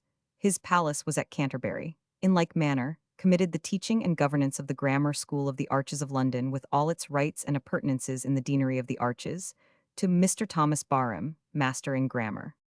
The school was clearly still in existence in 1446, when it is mentioned among the 5 grammar schools authorized by the ordinance of the ecclesiastical authorities, confirmed by Henry Roman VI. Letters patent of that year to be discussed later. These letters patent were interpreted by Stowe 86 into a creation of the School of St. Mary Le Beau. In this parish, he says, was a grammar school by commandment of Henry Roman VI, which school was of old time kept in a house for that purpose prepared in the churchyard, but that school being decayed, as others about the city, the schoolhouse was let out for rent, in the reign of King Henry VIII for 4s a year, a cellar for 2s a year, and 2 vaults underneath the church for 15s. Both. It is probable, however, from the terms of the letters patent, that the school was held actually in the church, since St. Paul's School is expressly described as being in the churchyard, while this school is, with equal exactness, described as being in the church. The grammar school of St. Martin's-le-Grand. Of the third ancient school, that of St. Martin's-le-Grand, there seems to be no history recoverable. Presumably when Henry Roman VII annexed the college to Westminster Abbey, the documents were transferred to, but only one small register of St. Martin's, written in the 15th century, remains in the Westminster chapter muniments, and there is no mention in it of the school. There is, however, one reference to the schoolmaster in the city letter books 87, on Thursday before 24 August, 26 Edward I. 1298, John, the cap, hat, or hoodmaker, capeller of Fleet Street, entered into a recognizance to Master Hugh of Whittington, schoolmaster magistro scholarum, of St. Martin's-le-Grand for payment of £8 at 406 Michaelmas year. Afterwards Master John of Whittington, brother and executor of the said Hugh, came and acknowledged that he had been satisfied of such sum. Therefore it was cancelled. The entry is enough to show that the school was going on, and that the master was a man of substance, being able to lend the then considerable sum of £8. The latter half of the 14th century was signalized by considerable activity in the foundation of new or changes in old grammar schools. This was due to 2 conflicting forces. On the one hand, it was due, as it was expressed in Wykeham's foundation deed of New College, Oxford, to the general disease of the clerical army, which through the want of clergy, caused by pestilence, wars, and other miseries of the world, we have seen grievously wounded. Or, as it was more shortly put in changing the appointment of a master of St. Peter's School, York, in 1369, from a 5 years' appointment to a life tenure, to the late death and the rarity of MAS. The demand for clergy to fill the ranks thinned by the Black Death of 1349 and its subsequent outbreaks, caused a demand for grammar schools. On the other hand, the incipient revolt of the townspeople against clerical domination, which manifested itself in the substitution of lay for clerical ministers in the field of politics, and by the open propagation of Lollard opinions against image worship, transubstantiation, confession, and the celibacy of the clergy, and so forth in the field of religion created a demand for learning and for schools. The conflict of the two opposing forces is shown in the petition presented to Richard Roman II. In 1394, the very year, it may be noted, of the transfer of Winchester College, founded in 1382, to its present buildings, by the ecclesiastical authorities of London, who claimed the monopoly of education in the three ancient and privileged schools. The king's devout chaplains and orators, William 88, Archbishop of Canterbury, the Bishop of London, the Dean of your Frank Chapel of St. Martin's le Grand, and the Chancellor of the Church of St. Paul in London, set out how to them, as well by the law spiritual as by customary prescription in that behalf. The order, management, and examination of the masters of certain schools of the Faculty of Grammar in London and the suburbs belong, or ought to belong, to them, with the advice of the Bishop of London from time immemorial. Yet they complained, lately certain strangers, feigning themselves masters of grammar, having no sufficient learning in that faculty, without the assent or knowledge and against the will of the petitioners, willfully usurped their jurisdiction, and kept general grammar schools in the city in deceit and fraud of the children, to the great prejudice of the king's lieges and the jurisdiction of Holy Church. But when the three masters of the schools of St. Paul S, the Arches, and St. Martin's for the care and profit of the king's 407 subjects, had gone to law against the foreign masters in court Christian, according to ecclesiastical law, their adversaries had sued them in the secular courts to make them abandon their pleas. The petitioners, therefore, asked the king, both because of his interest in his free chapel of St. Martin and of the prejudice done to the petitioners, to direct letters to issue under the privy seal to the mayor and aldermen, to attempt nothing whereby the jurisdiction of Holy Church, or the process between the parties in court Christian might be disturbed. Whether the privy seal asked for was issued does not appear.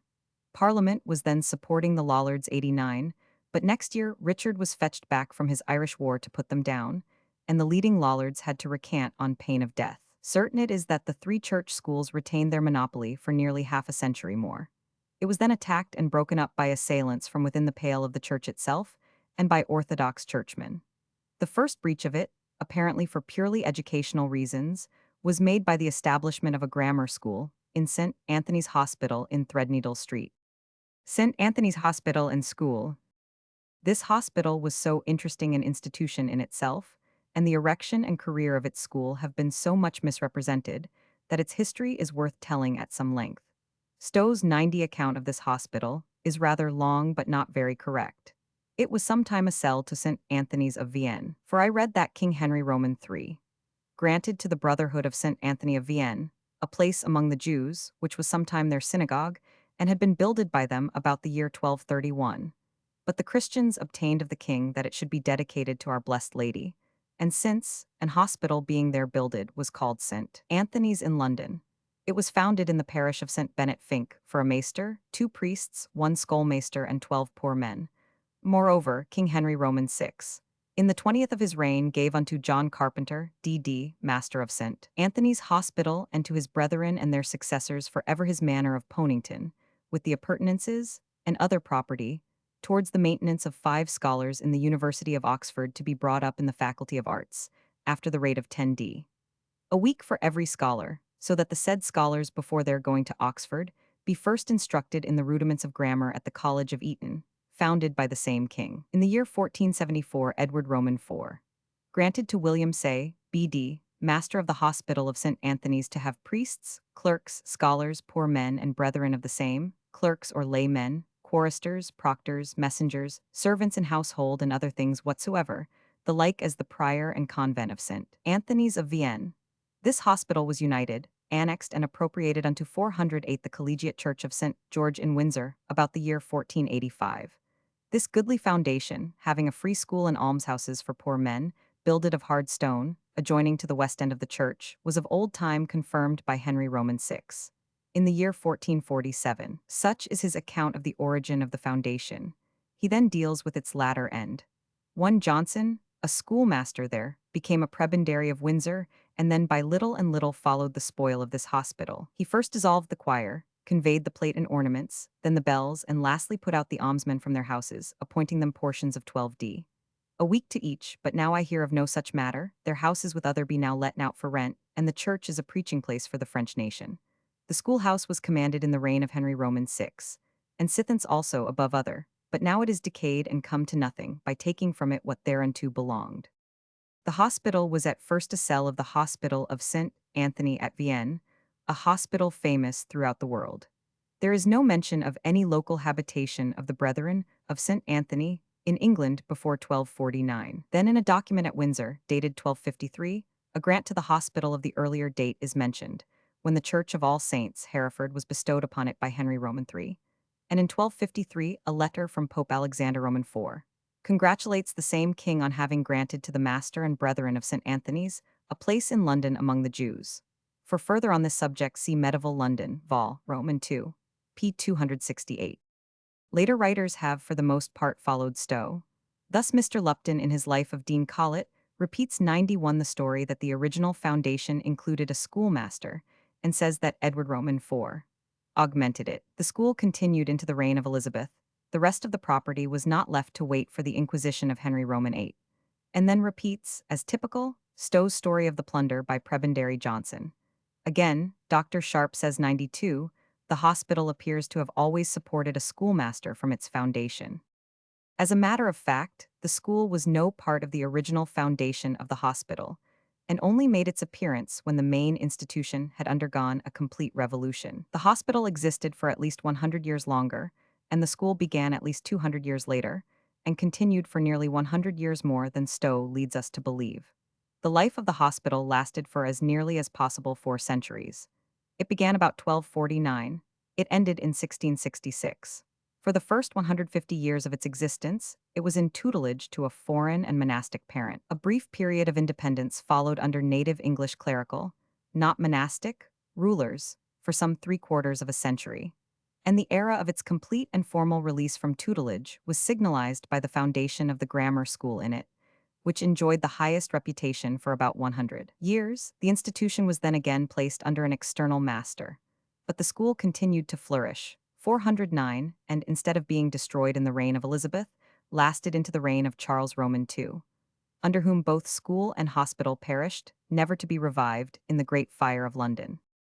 In 1434, John Carpenter became master or warden of the hospital, and he must be regarded as the second founder of the hospital and the actual founder of its school.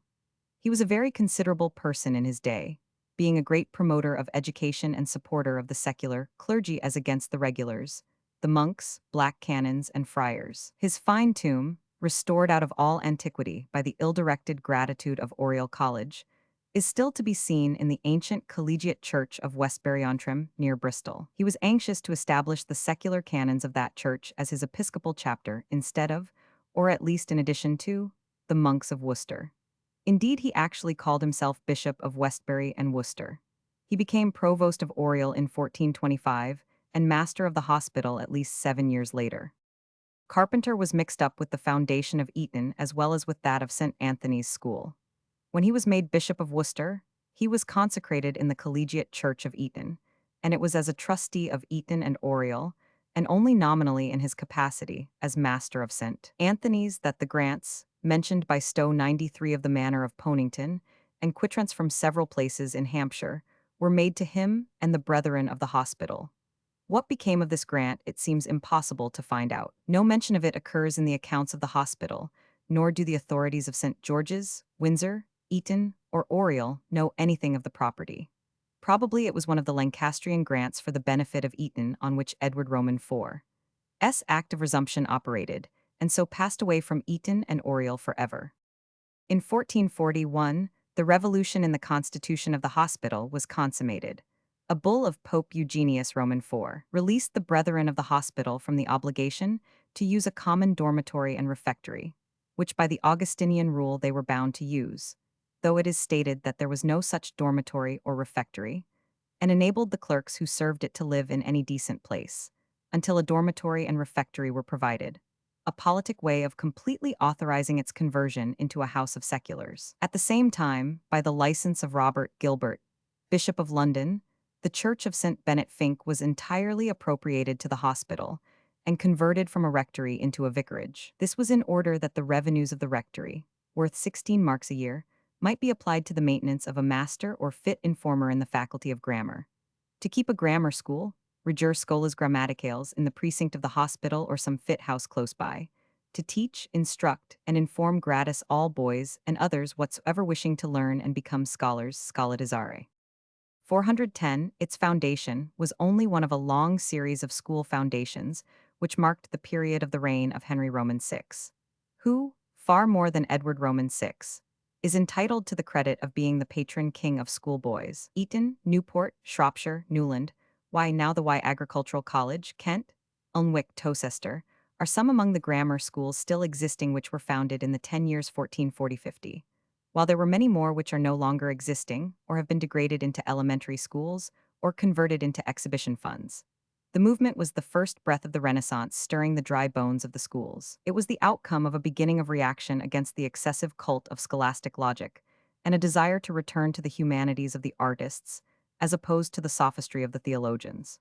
Considering the conspicuous part taken in the new movement by men like Beckington, Waynflete, and Say, all Wykehamists, we may attribute a considerable share of it at least to the influence of Wykeham's foundation at Winchester.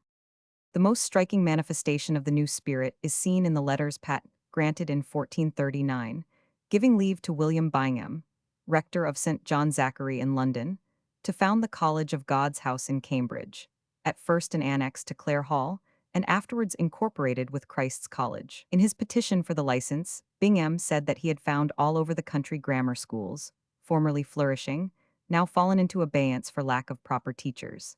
He therefore asked for leave to found a college of a master and 24 scholars for the training of grammar schoolmasters, who were to issue thence to teach school all over the country. This, then, is the first training college on record. In its statutes, the importance of the classics was insisted on, not merely, as in the days of Wykeham and the foundation of Winchester, because grammar was the key which unlocked the Holy Scriptures, and was the gate to the liberal sciences and theology, the mistress of all, but because it was necessary in dealing with law and other difficult matters of state, and also the means of mutual communication and conversation between us and strangers and foreigners. Here spoke the citizen of London and the man of the modern world, in much the same way Waynflete, himself ex-headmaster of Winchester and first headmaster of Eton, in his foundation of Magdalen College School, carried on by him from 1448, though not finally endowed and settled till 1480, provided by his statutes for the demise being trained in grammar, that they might go out and teach others. And he particularly ordered that they were not prematurely to be made sophisters 94. In 1443, Walter Leichert, who succeeded Carpenter on his promotion to the See of Worcester, in the provostship of Oriel, also succeeded him as warden custos, as he was now called, of St. Anthony's. He in turn became a bishop, being promoted to Norwich in 1445. He was succeeded in the mastership of 411. Anthony's by William Say, a Wykehamist of some fame, afterwards Dean of St. Paul's. Under his rule the new constitution was completed. By bull of January 28, 1446, the Pope granted, on the request of Henry Roman VI, as patron power to make new statutes for the hospital and its inmates to the Bishop of Worcester Carpenter, the Bishop of Norwich Leichert, William Waynflete, then Provost of Eton, and William Say, then Master of the hospital. The school, like that of Eton, was thus inaugurated on the model, and under the guidance of members of the College of William of Wykeham, which Henry Roman VI dearly loved and deeply studied, and to which he paid the sincere homage of exact imitation. The statutes made by Carpenter and the rest are not forthcoming, but considering the auspices under which they were made, we may safely conclude that they followed their model as closely as did those of Eton, so far as what was presumably mainly a day school could follow the statutes of what was mainly a boarding school. There are indeed not wanting minor indications that some scholars at least boarded in the hospital. We know at all events that in two things in which Eton departed from the Winchester model, St. Anthony's followed suit, namely, the raising of the stipend of the master from £10 to £16, and the direction that the school should be a free school to all who chose to come. We also know that, as at Winchester and Eton, a singing master was established and a song school. For in 1440, David Fithian, who was rector of St. Bennet Fink, and John Green, clerks, at the request of John Carpenter, and we may be sure at his expense and in consideration of a payment by him, had granted a rent of 10 marks issuing out of the Cowp on the Hoop, in All Saints Parish, London Wall, with power of distraint. On it and another brewhouse called the Dolphin and a tavern called the Bell in Southwark, to pay John Bennet of London, clerk, yearly 8 marks and 4 yards of new cloth of gentlemen's, suit for teaching singing to the boys, who are and shall be in the church of the said hospital. This meant, of course, the choristers. In 1449, the brewery called the Cup on the Hoop was definitely devised by will, which, when enrolled in the hustings court, at once operated as a conveyance and dispensed with the necessity of a license in Mortmain, to William Say, then master, and the brethren of St. Anthony S., for maintenance of a clerk to teach assiduously all the boys of the house chanting with the organ, cantico organico, and plain song. But while John Bennet, sick, remained, the master was not bound to find another teacher. The hospital was to enjoy the residue after providing for the song schoolmaster. There is a series of documents connected with the hospital, the exact purport of which it is a little difficult to make out, but they seem to suggest some intention, on the part of John Carpenter, to benefit alike St. Anthony's School and Oriel College, Oxford, by exhibitions at the university, bringing the school, though in a much modified degree, into the same sort of relationship with that college, which 412 Winchester bore to New College, or Eton to King S., or Westminster afterwards to Christ Church and Trinity, Cambridge. Oriel College 95 Oxford possesses a conveyance, June 27, 1424, to John Carpenter and Henry Sampson, both fellows and afterwards provosts, and others of land at Dagenham in Essex. 9 years later, the manor or manors of Valence Gallants and lands at Fristlings and Copt Hall were conveyed to a similar body of fifees. In 1442, the manor of Easthall was acquired. By deed of June 27, 1447, all these properties were conveyed to Carpenter and Sampson, and in 1451 by Carpenter, then Bishop of Worcester, to Oriel College, on condition of their granting them to St. Anthony S., reserving a pension for the exhibition of certain poor scholars in St. Mary's Hall, Oxford, a dependency of the college. By deed of 14th November in the same year, the college granted the lands to the hospital, reserving a rent charge of 25 marks, and by deed of 20th November 96 William Say, master or warden of the house or hospital of St. Anthony and the brethren of the same, granted an annual rent of £20 to the provost and fellows of the Royal College, commonly called Oriel, payable in St. Mary's Church, Oxford, for the exhibition and maintenance of scholars to study there according to the form and effect of certain provisions or ordinances to be made by John, Bishop of Worcester. By another deed of the same day, the Bishop, John Carpenter, declared the conditions of the exhibitions, but alas, only in general terms, and whether any ordinances were actually made by Carpenter, and if so, what has become of them, is unknown. When the exhibitions were established seems rather obscure. The earliest extant accounts, now at Windsor, of the hospital are for 1478-79 and 1494-95, and contain no mention of the Essex property or of scholars at Oxford. But in 15012, the rental includes the manors of Valence and Easthall and lands called Fristlings lands in Essex let for £13 a year, and among the expenses is the item, the scholars of Oxford stipends, £10, 18s. The first entry in the Oriel College accounts of any money received for scholars is December 6, 1504, when £10, 6, 8 was received by the college for Mr. Treading and paid over to him. In 1521-22, the St. Anthony's account, which is for expenses only, includes, for the exhibition of the scholars of Oxford in St. Mary Hall, £10, 7 pounds. St. Mary's Hall was originally the rectory house of St. Mary's Church, which was appropriated to Oriel College, who still appoint the vicar, and was probably the original home of the college and always remained a dependency of it. Hardly had the hospital and school thus been put upon a sound basis than the Wars of the Roses substituted the Yorkists for the Lancastrians on the throne. The 413 Yorkist accession and the restoration of Charles Roman II are the only epochs in English history since the Norman conquest in which the successful party have not been content with the enjoyment of power and the prospect of having things all their own way for the future, but have set themselves more gallico to destroy the good deeds of the opposite party and root out their remembrance, if possible, from the land. All the foundations of Henry Roman VI were threatened with destruction, for the purpose apparently of proving himself the true heir of the Plantagenet Edwards. Edward Roman IV professed the most extreme devotion to the Collegiate Church of Windsor. He showed his devotion in the vicarious way common in those days, by endowing it with the plunder of other places. An Act of Parliament on Edward's accession in 1460 declared all the grants of the three Lancastrian Henrys void. Part of the possessions of Eton was granted to other places, while the whole institution was by a Bull of Union in November 1463 annexed to St. George's, Windsor. Whether, as has been represented 97, it was intended that the school should cease to exist, is very doubtful.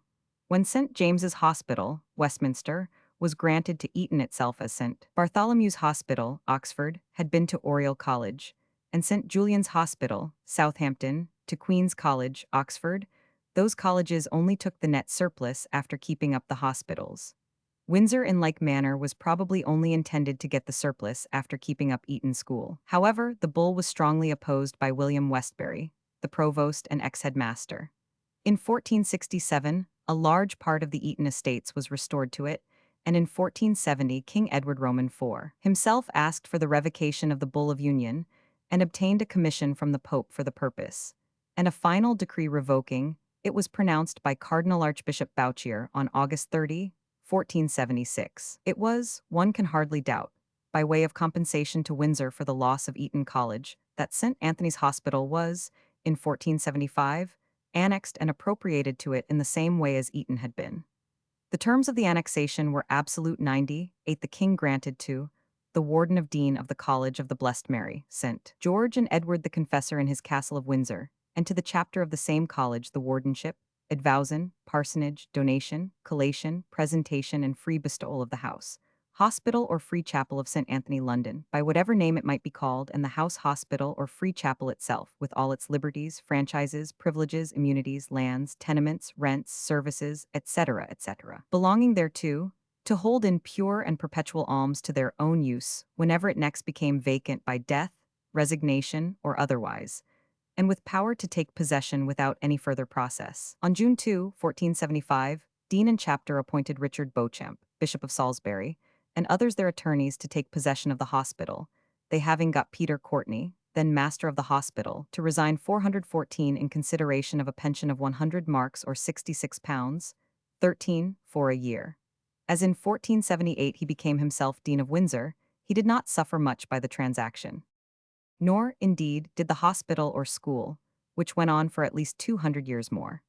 Absolute as the terms of annexation, where they seem to have been interpreted not as an abolition of the hospital, but only as a transfer to the dean and chapter of the right to the surplus, formerly taken by the master for his own use, estimated in the pension arrangement at 100 marks. This comes out clearly in one of the earliest account rolls of the hospital after the transfer, which is fortunately preserved at Windsor, and gives an exact picture of the way the hospital was managed.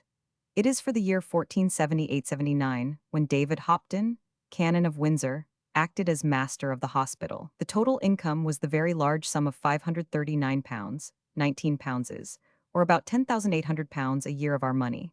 Of this only £18, 4 was derived from rents or property, and that rental was subject to outgoings in the way of quittance of £7, 6, 8, and repairs to the extent of £9, 5 pounds, so that the endowment was really a minus quantity.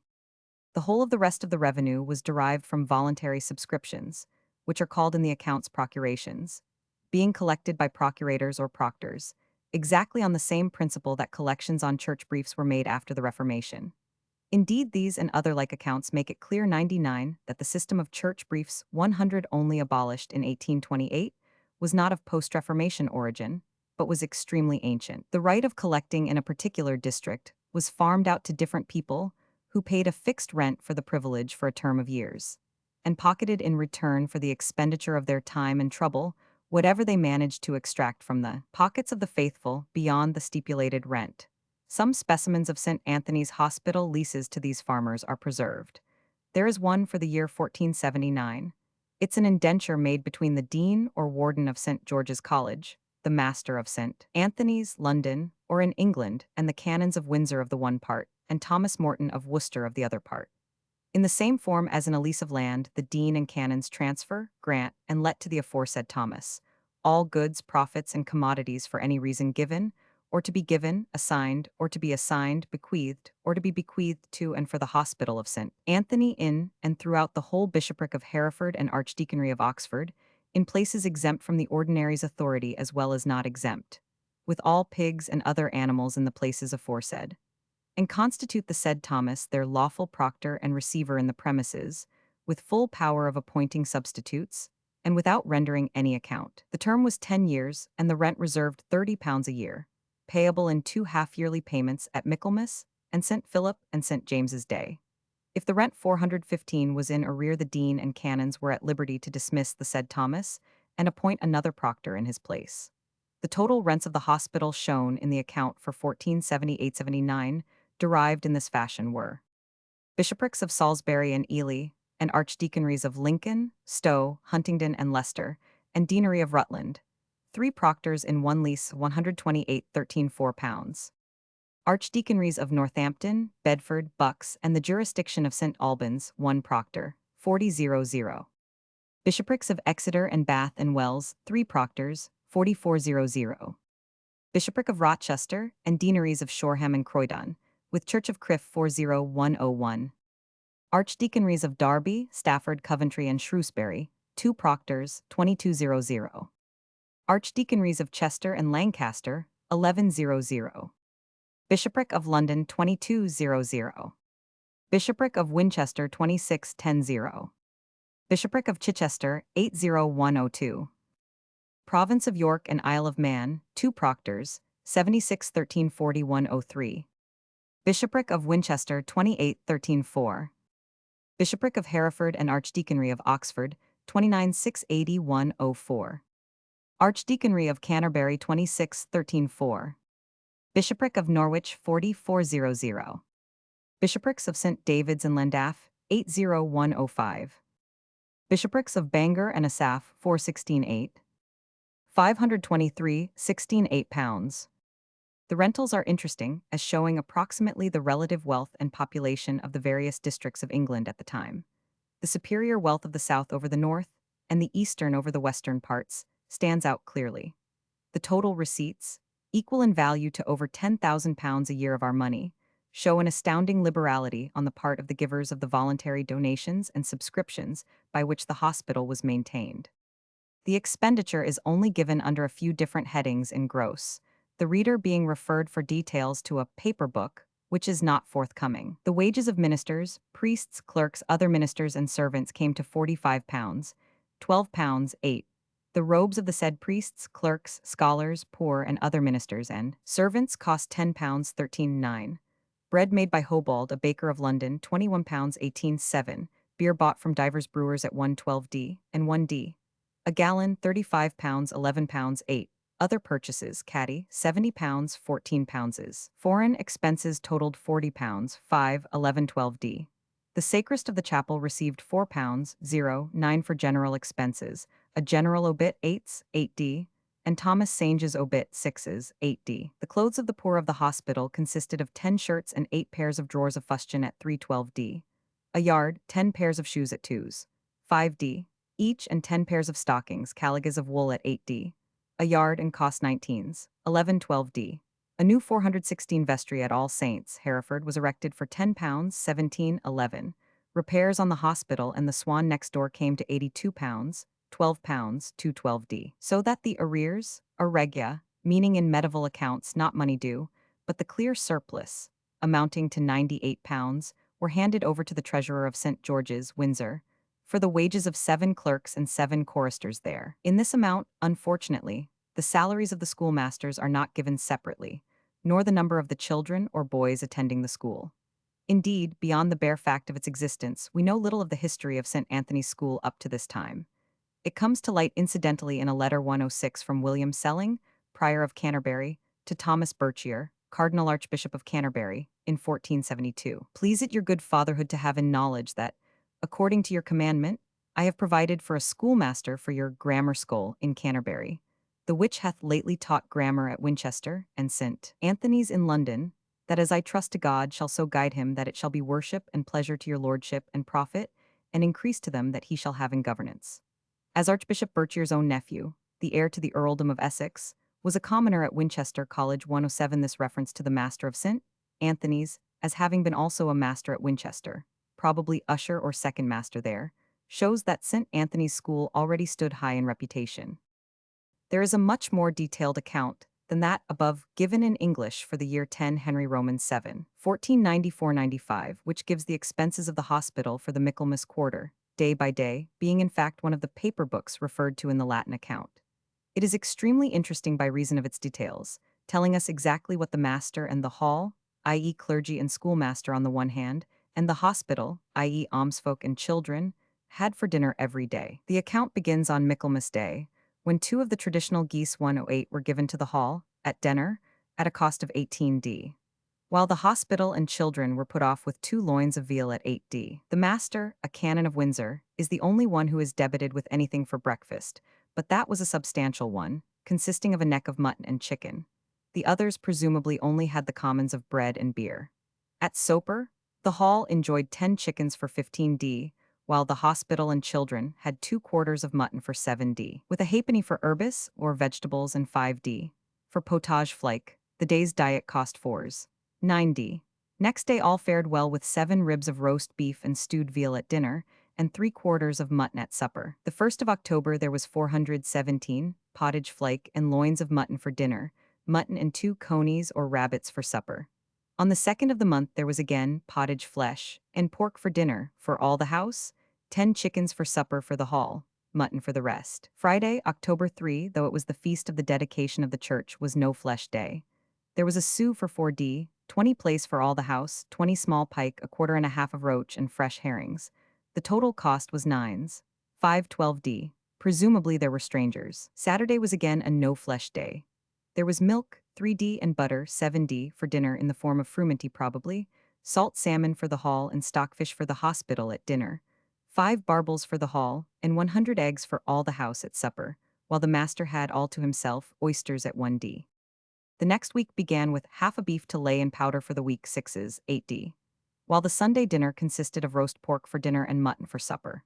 Pork, veal, beef, and mutton, varied with canaille and soup, and for the hall chickens, meat twice a day, and never the same at dinner and supper, show that our ancestors lived on a very much more generous and wholesomely varied diet than is commonly supposed. The 2 fast days only represented a pleasing change of diet. Lamprons or lampreys for so, bream, fresh herrings, and salt salmon on Friday, milk and butter for dinner, haddocks and whitings, 100 eggs on Saturday were really not unsatisfying. The varieties of the fish menu were very extensive. It comprised sturgeon, cod, stockfish, fresh salmon, haddock, halibut, roach with shrimps for sauce apparently, trout, carp, turbot, plaice, mackerel, thornbacks, gudgeons, guinards, flounders, smelts, sprats, mussels, crayfish, crabs, lobsters, eels, and conger eels, besides those already mentioned. On All Saints' Day, which fell on a non-fast day, there was a warden pie for all the house, the wardens or pears, which cost 6d, while the flour cost 7d and the syrup or sirop 4d. On St. Nicholas' Day, December 6, there was fruit for them that eat no fish and 2 lb. Of almonds. Among birds, besides cocks and fowls, geese frequently appear, with mallards, plovers, woodcocks, and larks, the latter for the master's table only. Beer as usual flowed in streams. The Good Man of the Swan, the brewery next door belonging to the hospital, supplied for 1 quarter 18 barrels of 3 halfpenny ale, and 10 barrels of penny ale, a penny a gallon, while another brewer at the Chequer supplied 15 barrels of 112d, and 10 barrels of 1d. Beer. Beer, of course, served for breakfast and tea as well as dinner and supper. Still, the quantity used was enormous. At St. Cross Hospital, Winchester, every poor man had a gallon a day, and at St. Anthony's the provision must have been on the same scale. Wine was only drunk at the master's table, and that only on feast days. On Christmas Day, everybody had mutton for breakfast.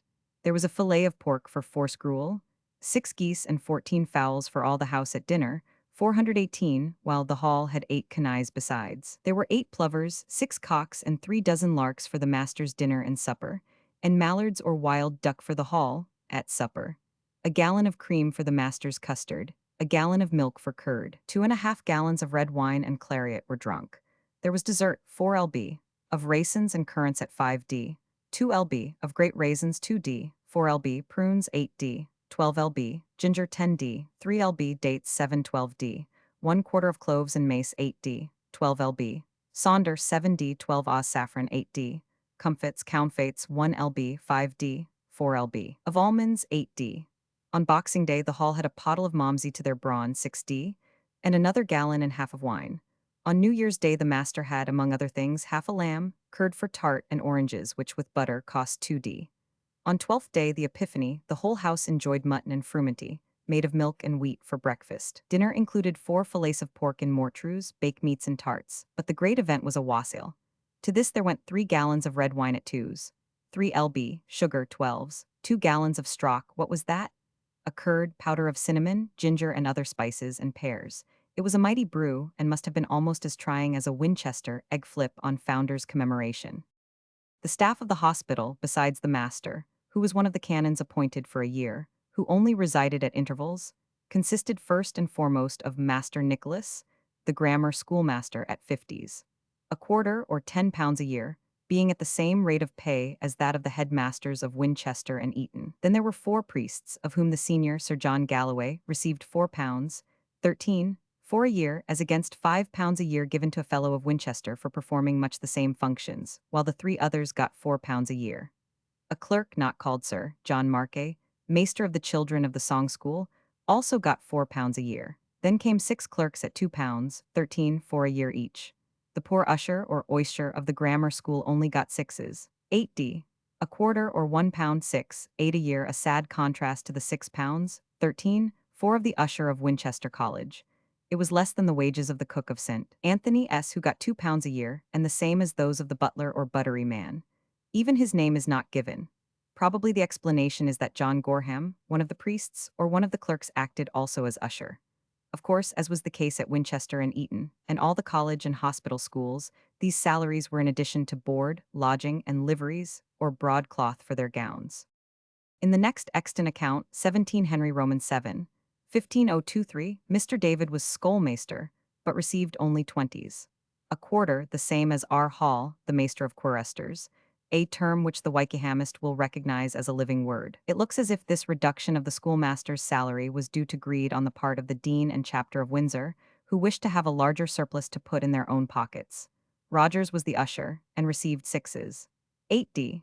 The livery of 419, the schoolmaster and priests consisted of 4 yards of cloth at 3s, 4d, a yard, while that of the clerks, including the master of the children, was only 314 yards, and the usher's livery was the same as that of the clerks, sexton, and butler, 3 yards at 3s. The 12 childer had 212 yards at 2s, 4d. It is a little difficult to understand who the 12 children were. In a subsequent account for Michaelmas to Christmas 1521, 12 whose names are given had cloth for gowns. But then comes a heading, for the children of the songe school, under which 6 only out of the 12 received hose and shoes, and had them repaired as well. Are the other 6 to be regarded as scholars in the grammar school, or, as is perhaps more probable, choristers on probation?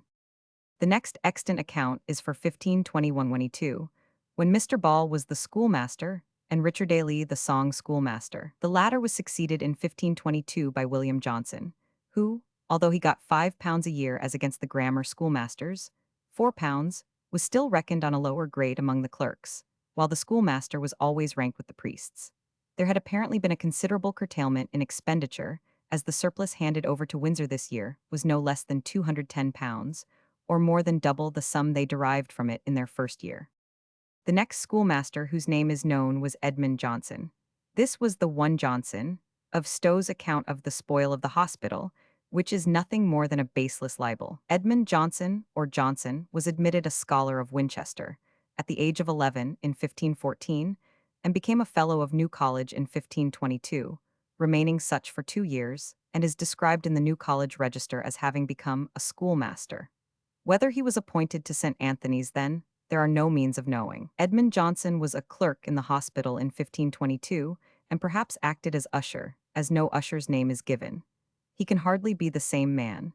At all events, he is described as schoolmaster of the grammar school in the said hospital, in a lease of November 16, 35 Henry Roman 8, i.e., 1543, by the dean and chapter to him of a house fronting St. Anthony's Yard, being, perhaps, the house which had been usually occupied by the master of the hospital.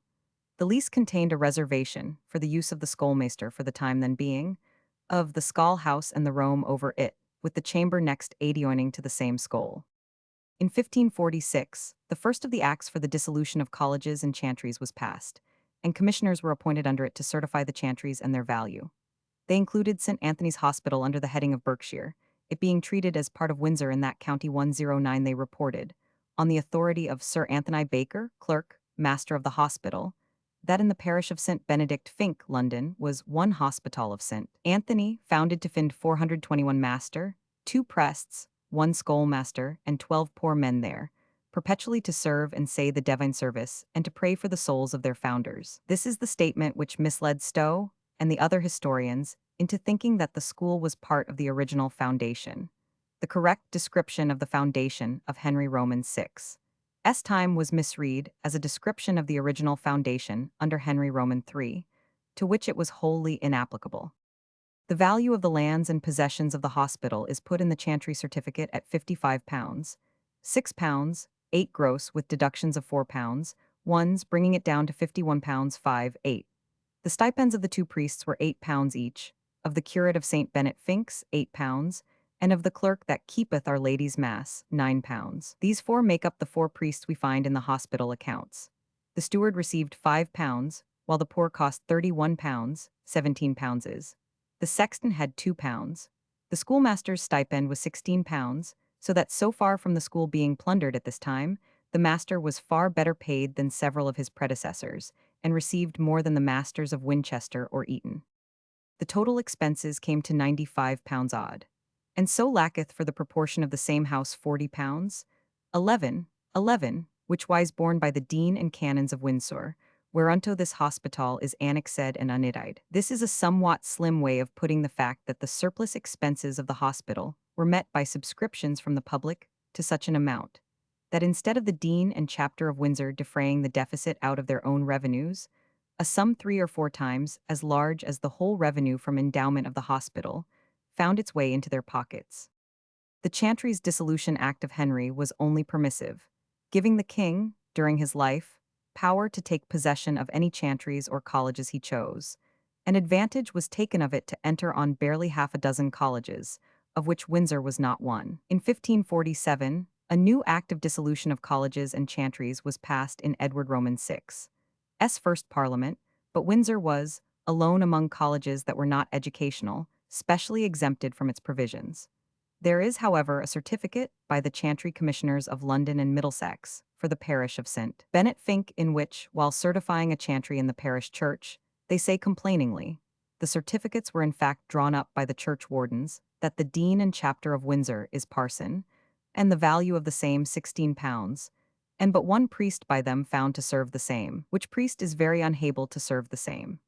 They add that, within the said parish is a grammar school by the name of a free school, called St. Anthony's, the schoolmaster whereof is no Master Edmund Johnson, and his wages paid by the steward of St. Anthony's, and how much is not known. Now Stowe is said to have been born about 1525. He tells us in a passage which is a locus classicus in the history of London schools, as much as the famous 421, description of Fitzstephen himself, that in his youth, which for this purpose we may take to be from 1535 to 1545, the arguing of the schoolboys as to the principles of grammar of which Fitzstephen wrote, was still continued 110.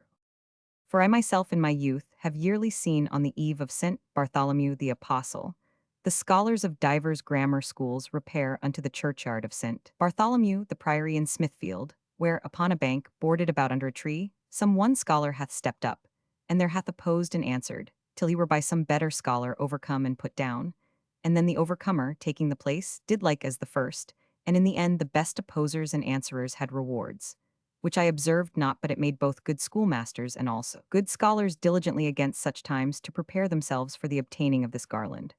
I remember there repaired to these exercises, amongst others, the masters and scholars of the free schools of St. Paul's of London, of St. Peter S. of Westminster, of St. Thomas Aquinas Hospital, and of St. Anthony's Hospital, whereof the last named commonly presented the best scholars, and had the prize in those days.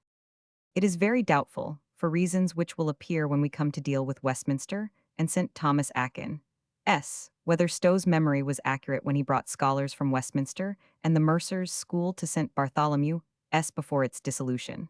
However that may be, Stowe goes on. This priory of St. Bartholomew being surrendered to Henry Roman VIII, those disputations of scholars in that place surceased, and was again, only for a year or twain, in the reign of Edward Roman VI, renewed in the cloister of Christ's Hospital, when the best scholars then still of St. Anthony's School, howsoever the same be now fallen both in number and estimation, were rewarded with bows and arrows of silver given to them by Sir Martin Bowes, goldsmith. Now, as Christ's Hospital was only founded on June 26, 1552, and then, as we shall see, as a mere foundlings, hospital, and Edward Roman VI, died in the following January. There was not time for these renewed contests in his reign, and Stowe's memory must have been at fault. The resuscitation of the contests is more likely to have taken place in the reign of Mary, when the old learning and boy bishops and the like revived with the old religion. However that may be, the school continued to flourish under Elizabeth, on Stowe's own showing 111. Nevertheless, however, the encouragement failed. The scholars of Paul's meeting with them of St. Anthony's would call them Anthony pigs, and they again would call the other pigeons of Paul's, because many pigeons were bred in Paul's church, and St. Anthony was always figured with a pig following him, and, mindful of the former usage, did for a long season disorderly in the open street provoke one another with salve tu quoque, place it tibi mecum disputere? Place it. And so proceeding from this to questions in grammar, they usually fell from words to blows, with their satchels full of books, many times in great heaps that they troubled the streets and passengers, so that finally they were restrained with the decay of St. Anthony's School. Strype 112 in his edition of Stowe a century later gives further evidence. This school kept equal credit with that of Paul S., both which had the greatest reputation in the city in former times. I meet 113 with a merry retainer at Queen Elizabeth's court, giving an account of the 422 great entertainment she had in her progress, anno 1575, at Kenilworth Castle by the Earl of Leicester. I went to school forsooth both at Pole's and also at St. Anthony's. In the fifth form passed Sop's Fables, I whiz, read Terence, Voss, Isk intro offert, and began with my Virgil titter too patchily. I could i.e. knew my rules, and could construe and parse with the best of them. Strype tells us also how this school used at a certain time of the year to go in procession. Thus I find in the year 1562, on the 15th day of September, there set out from Mile End 200 children of this St. Anthony's School, all well beseen, and so along through Aldgate down Cornhill to the Stocks and so to the freer Austins, with streamers and flags and drums beating. And after, every child went home to their fathers and friends. This September outing was an old custom in schools. It was for a nut gathering. It appears in the accounts of St. Anthony's on September 3, 1510, when a sporting day in the Cunter cost the hospital 18d, the almsmen and choristers being entertained at home for 7d. William Mallam mentions it as one of the Eton holidays in 1560. Indeed, the drums and flags strongly suggest the Eton Montum. Payments for such an outing occur frequently in the accounts of Winchester College. It forms the subject of a theme at Winchester by Christopher Johnson, headmaster in 1560-70. As late as 1,711,114, nutting money, was one of the regular payments exacted from Winchester scholars. Stowe's story of the suppression of the street shows of the scholars is borne out by the curious injunction issued by the Lord Mayor on August 20, 1561.115. Item, it was agreed that precepts shall forthwith be made to every one of my maesters the aldermen, for the staying of all schoolmasters and teacher of youth within this city, from Mackinge of any more musters or common and open shows of Thayer scholars, within the said city or without, in rich apparel or otherwise, either on horseback or on foot, upon pain of imprisonment. Edmund Johnson, above mentioned, became a canon of Windsor in 1560, and apparently died in 1562.116, so that the school was in fact at the height of its fame and success, under the very man whom Stowe accuses of having ruined it. Its fame and greatness outlived its so-called spoiler. Edmund Johnson, so far from being considered a spoiler of school, ought to be enrolled among the many great schoolmasters whom Winchester produced, along with Christopher Johnson, the witty Latin poet who ruled over Winchester itself at the same time, 1558-68, and was perhaps a relation. Among the archives of St. Paul's Cathedral is a stray account of St. Anthony's Hospital for the year 1564, and it shows both almshouse and school going on, the 12 almspeople duly receiving their shilling a week, and the instructor of the school, scholarum, in grammar, his due stipend of £16 a year. 423, after Johnson's departure, a fall may have taken place in the character of the school, but if so, that was not his fault. Strype indeed goes out of his way to correct Stowe, and carefully tells us 117 that it was in being in Elizabeth's time when one Hilton, a great and good man, was master. He must have succeeded Johnson. In 1584, another master, Thomas Brown, was schoolmaster and receiver of the hospital, as one of his accounts 118 remaining shows. He duly paid 12 almsfolk sevens, a week in his own wages £16, besides £1 for himself as receiver. Even as to its then state and the state of the hospital itself, there is reason to believe that Stowe's information was wrong and was probably derived from a tainted source.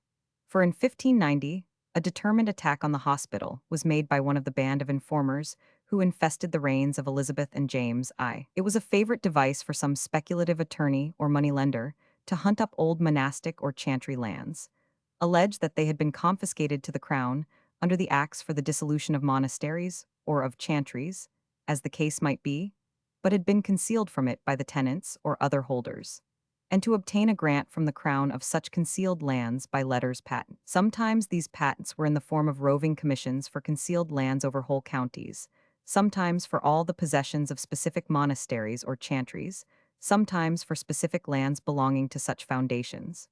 The crown in any case gained the cash paid down for the grant.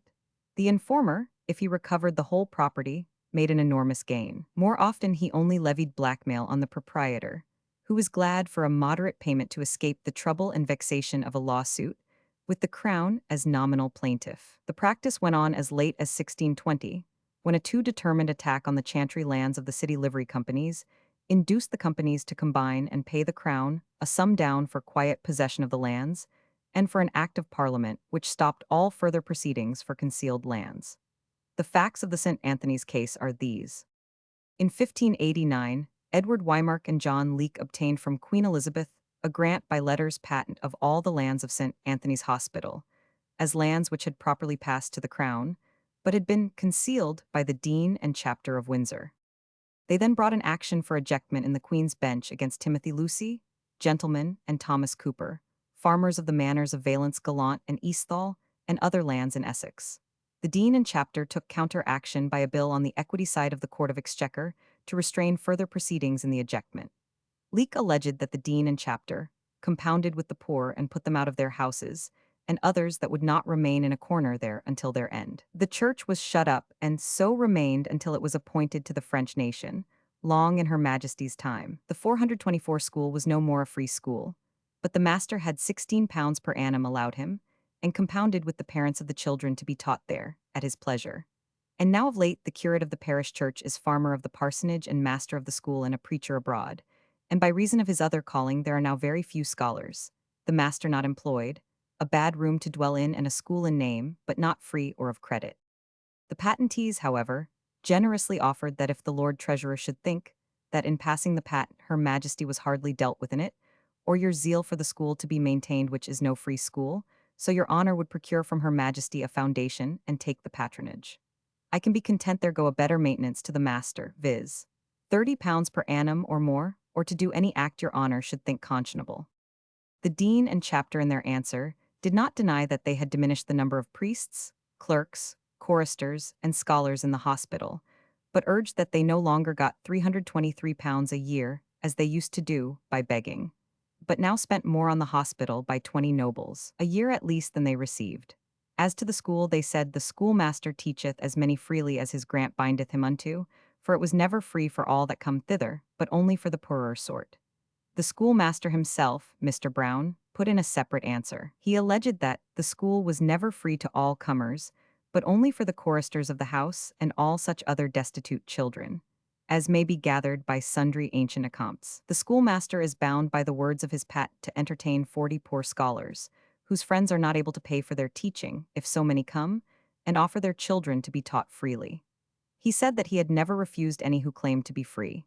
As for compounding, that was granted him, in regard that the revenues of the house will neither allow him an usher, nor his diet, as his predecessors had, among the priests. He denied that he was curate of the church as well as schoolmaster, though he acknowledged that having the lease of the appropriation come into his hands, he thought himself bound to do some duty in the church as well as in the school, and therefore entered the ministry the sooner. Neither, he remarked, is it so strange or odious a matter for a schoolmaster to be a preacher as it seemeth in Mr. Leake's eyes, though in this we may fairly say that Mr. Leake's eyes were more far-seeing than the parson schoolmaster's. Then he pays a tribute to his predecessor.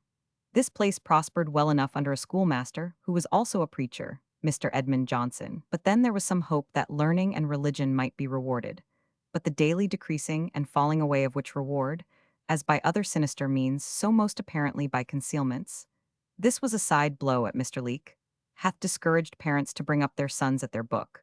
But even in the universities also at this day, more is the pity. He then utters the complaint which the unsuccessful schoolmaster, like the 425 unsuccessful in all professions, has always made and makes, that there is too much competition. If there be fewer scholars in Anthony's than have been heretofore, the true cause thereof has to be imputed to the multitude of teachers in every corner both of the city and country, and to the wanted reward of learning, and not to the want of diligence in the schoolmaster there. Finally, he challenges the facts. If trial be made, it may be that both the number and the learning of his scholars may fall out better than Mr. Leake would have it. The end of the whole matter was that it was referred to Her Majesty's General Attorney, Sir John Pepham, and the Solicitor General, Thomas Girton. They certified that as the grant of Edward Roman IV, confirmed by Innocent the Pope, had made the hospital unconditionally a possession of St. George's College, the purchasers from Her Majesty ought not to molest the dean and canons or any of their governors in the said lands. So Mr. Leake and his friends took nothing by their pains. Not many years later, however, the chapter, on the ground that the hospital cost more than they got from it, tried to withhold payment of the scholarship fund from Oriel College. This roused Oriel to look up the documents, and they counterclaimed not merely the customary £10, eights, but the whole 25 marks of the original grants, and threatened to enter on the Essex lands if it was not paid. Thereon the Windsor chapter filed a bill in Chancery. Lord Keeper Bacon's decree, November 17, 1617, founded on an award of Sir Henry Savile T. Frith, a canon of Windsor, and Joshua Sanders, confirmed the right of Oriel to some payment. But in the absence of any proof from Oriel that they had ever received more, and the presence of proof on the part of Windsor that since they became possessed of St. Anthony's they had never paid more, the decree was for £10, eights, a year only. Windsor paid £30 for costs. The sum of £10, eights, a year is still paid to Oriel College by Windsor College, though it is to be feared that not many scholars are now maintained by the payment. In 1600, St. Anthony's School must have been in very low water. A curious compact was made by Mr. Thomas Smith, the schoolmaster in that year, with Mr. Thomas Bradshaw.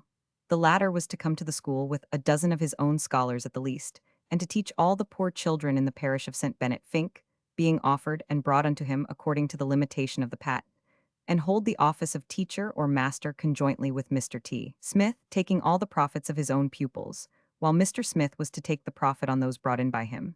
Neither was to interfere with the teaching or management of the other's scholars, except in case one of them was ill or absent, when the other was to teach the whole school. The scholars belonging to either were to be placed equally on both sides of the school. Finally, on payment at any time of £10 by Bradshaw, he was to have an assignment of Smith's patent and place. The chapter 426 do not seem to have relished this bargain, as there are some notes attached to this agreement as to the terms of the original grant to Smith, which included a condition to appoint a deputy, and to teach free as many children as were brought thither up to 40, and to keep a register of such free scholars, to be exhibited to the dean whenever required, and it is remarked that the arrangement with Bradshaw was a breach of these conditions. A draft surrender of the mastership by Smith, May 1, 43 Elizabeth, 1601, is with this paper. It was not, however, executed by him, as 10 years afterwards he is found still keeping the hospital accounts as receiver and paying himself pro information scholarium. In 1622-23, William Walker acted in the same capacity as receiver and schoolmaster, and duly paid himself and 12 almsmen and women their stipends.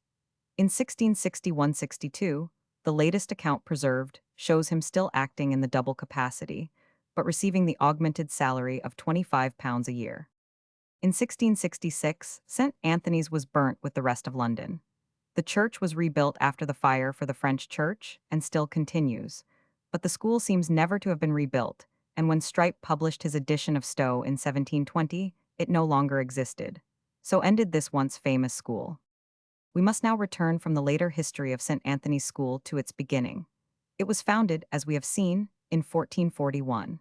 5 years afterwards, there is a series of documents which are evidence of some struggle going on in regard to education in London, the exact purport and the result of which are equally obscure. All we know is that on May 3, 24 Henry Roman 6, i.e., 1446, a writ of privy seal was sent to the Chancellor directing him to issue letters patent, which was duly done on May 6, dealing with schools in London.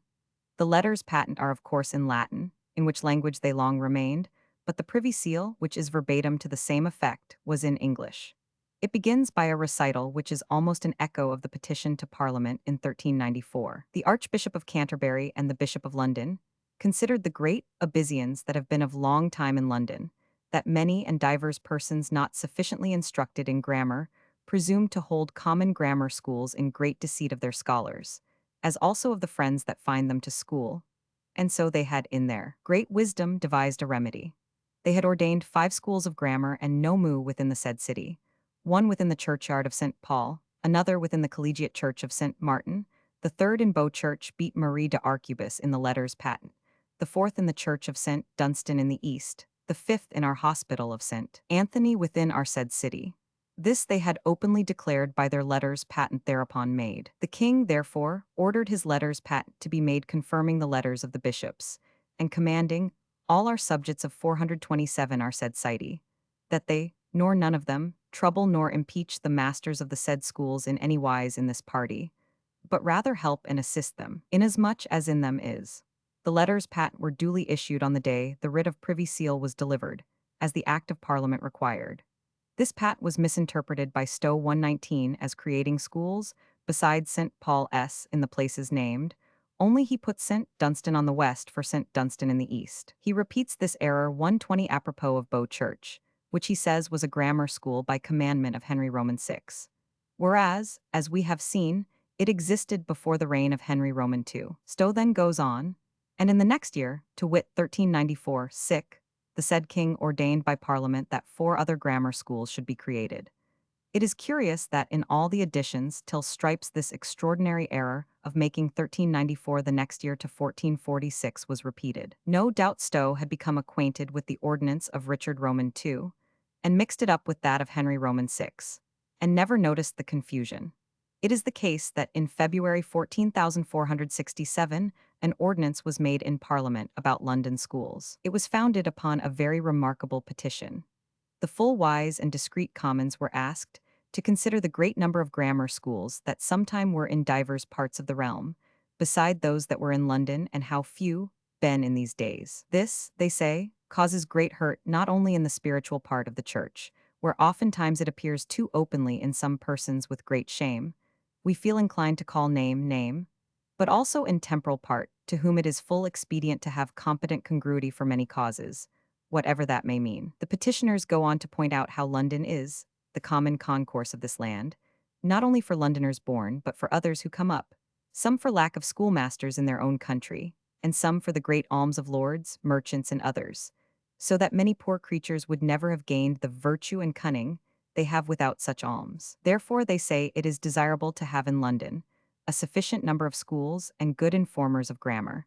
The headmaster of Winchester's title is Magister Informator, and not for the singular avail of 2 or 3 persons, grievously to hurt the multitude of young people of all this London. For where, they sententiously observe, there is a great number of learners and few teachers, and all the learners be compelled to go to the same few teachers, and to no other, the masters wax rich in money, and the learners poor in cunning, as experience openly shows, against all virtue and order of weal public. 4 parsons, Mr. William Lichfield of All Hallows the Great, Thames Street, Mr. Gilbert Worthington of St. Andrews in Holborn, suburb of the city, Mr. John Cole of St. Peter's, Cornhill, and John Neal of St. Mary of Church, and master of St. Thomas Atkins Hospital, were, they say, stirred to devotion and pity by such considerations, and therefore asked that the rectors and their successors in 428 their respective parishes may ordain, create, establish, and set a person sufficiently learned in grammar, and there to teach to all that will learn, with power of removal and new appointment in the rectors. The answer was, the king wills that it be do as it is desired, so that it be done by the advice of the ordinary, or else of the Archbishop of Canterbury for the time being. It has been assumed that these schools were set up accordingly. Stowe states it for a fact as to St. Peter's, Cornhill, 121, St. Andrews, Holborn, 122, and St. Thomas of Atkins Hospital, 123, and has been followed by other writers. It is doubtful if a single one of these schools was ever established, except that in St. Thomas of Atkins Hospital. The very unusual form of the king's answer to the petition at once raises suspicion. The first clause of it is the common formula for consent to a private bill, le roi fait commet il est desire, but it is followed by the very significant condition, so that it be by the advice of the ordinary, the Bishop of London, or the Archbishop. A veto was thus given to the very two officials who, doubtless under much the same pressure, had only the year before limited the schools in London to 5, of which 3 were immemorial. That of St. Anthony's Hospital in an exempt place of the Crown's patronage was already established with the consent of the bishop, and the 5th St. Dunstan's was, like St. Mary le Bow, a peculiar of the Archbishop of Canterbury. It is not very likely, therefore, that the Archbishop and Bishop would be eager to assist in almost doubling the number of authorized schools in London. As regards St. Andrews and All Hallows the Great, it is practically certain that no school was ever established. The 2 petitioning parsons of these churches both died very soon afterwards. The will of Gilbert Worthington of St. Andrews, Holborn, is given in Strype's edition of Stowe 124. It was made July 28, 1447, and was proved on August 12 following. The only reference to schools or education in it is a bequest of 5 marks to his brother Walter to put him to school and 40s. To the poor scholars of God's house in Cambridge, just founded by Bingham. The inscription on his tomb, also preserved 125, makes no mention of any school foundation. Neither Stowe nor anyone else states that there was any evidence of a school at St. Andrews. The date of the death of the parson of All Hallows, William Lichfield, is not given by Newcourt in the repertorium, but as it there appears that Thomas Wesley, SDB, was appointed to the rectory, vacant on the death of Lichfield, on November 1448, he must have died some time before that date. No proof of any grammar school having been kept here has yet been produced. Whether a school was established in St. Thomas's Hospital is also doubtful. There is no trace of such a school in the documents published by Sir John Watney in his account of the hospital, privately printed by the Mercers Company in 1592. 429, the hospital was surrendered to King Henry Roman VIII. October 20, 1538. The Mercers Company, whose hall was next door and who had used its church for their purposes, almost immediately, December 18, 1538, opened negotiations with the king to buy it. On April 21, 1541, the king sold it to them for £969, £17, 6, an enormous sum, equivalent to some £20,000 of our money, subject to the conditions that they should keep 3 chaplains to pray for his soul, and also a free grammar school with a sufficient master to teach 25 children and scholars freely forever. This was the origin of the Mercers' School, and this alone is the reason for supposing that there had been a grammar school in the hospital before. Until the Mercers allow their records to be ransacked by some expert with an eye open to the evidence as to schools, it is impossible to assert that there was or was not a school in the hospital. It is strange, if there was, that no evidence has yet been forthcoming of its existence. The verdict must be, for the present at least, that its existence is not proven. Appendices. Appendix I. The City Companies. On August 14, 1880, the Royal Commission appointed to inquire into the city companies issued a circular addressed to all the companies. This circular sought information on the various points as follows. Part 1. Foundation and object. Return A. A statement of the date, ascertained or probable, of the foundation of the company, and of the circumstances, so far as they can be discovered from its documents of foundation or archives, in which the company had its origin. Return B. A list of the charters, charters of inspeximus, and other instruments of a similar nature, whether originals or copies, which have been at any time in the possession of the company, together with an abstract of the purport of each, regard being specially had to any evidence which it may contain as to the object of the foundation of the company. Return C. A list of any trust deeds, founding, regulating, or affecting the company, with the date of each, the names of the parties thereto, and an abstract of the purport of each. Return D. A list with dates of any decrees of court, whether of the courts of common law or of chancery, or of any acts of the courts of aldermen or of common council, regulating or affecting the company, with a statement of the effect of each decision. Return E. A list of any other documents, not included in the descriptions in the preceding returns, which found, regulate, or affect the company, with dates and an abstract of the effect of each. Return F. A concise history of the company from the time of its foundation to the present day, with special reference to the inquiry contained in the commission as to the objects for which the company was founded, and how far those objects are now being carried into effect. Return G. Has the company a license in Mortmain, When was such license granted, referring to the document by description? What is its extent, and to what extent is it now unexhausted? Return age, is there vested in the company and how, whether by charter, statute, order of the Court of Aldermen, Act of Common Council, or otherwise, any right of exercising superintendence over or any duty or discretion to encourage in any way any and what art, trade, or business? State the nature and local limits of such control. In what manner and to what extent is such control now exercised? If such control is not now exercised, state the circumstances under which its exercise has fallen into desuetude. 434 Return I. A list of the charities, eleemosynary, educational or otherwise, which are under the management of the company, stating in each case the name of the founder, the date and nature of the benefaction, its original and its present value as regards both capital and income, and the purposes to which the funds have been applied for each of the last preceding 10 years. The returns of the 12 great companies have been published, 1884, in a blue book. I had prepared at first to transcribe certain portions of these returns from each company, but the information after all belongs to bodies which are private rather than public. One can understand that a company may on the whole desire not to set forth all its sources of income, nor its methods of expenditure. The company of grocers, indeed, entered their protest against an inquiry by the Crown, without the authority of Parliament, into what has been judicially declared to be private property, as being, without precedent, arbitrary, and a breach of the liberties of the subject. Moreover, the returns are so voluminous that even an abridgment of the figures would occupy far more space than it is possible to give. They may therefore remain in the blue book open for the examination of any person curious to read them, and competent to understand them. For the purpose of this work, an epitome of the history of each company, and of the privileges of a liveryman will be quite sufficient. And for these, I am indebted mainly to the report of the Commission. Chronological order. The following is the chronological order in which the various companies obtained their charters of incorporation. It will be observed that the weavers claimed to becoming a corporate body in 1154, that in the 14th century there are 6 companies incorporated, in the 15th there are 19, in the 16th there are 15, in the 17th there are 37, and in the 18th 2.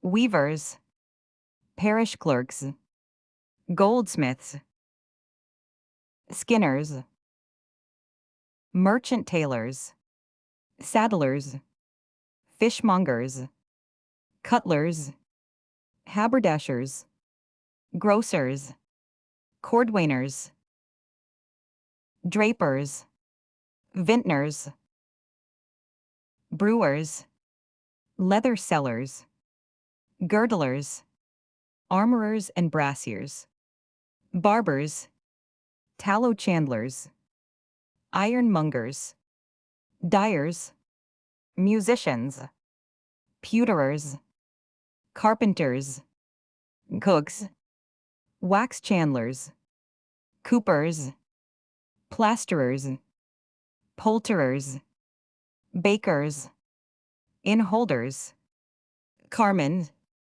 clothworkers, fishmongers, stationers, broders, tilers and bricklayers, girdlers, blacksmiths, joiners, painters, felt makers, turners, gardeners, shipwrights, fishermen, curriers, fruiterers, butchers, plumbers, founders, scriveners, apothecaries, glaziers, bowyers, upholders, comb makers, playing card makers, spectacle makers, silkmen, clockmakers,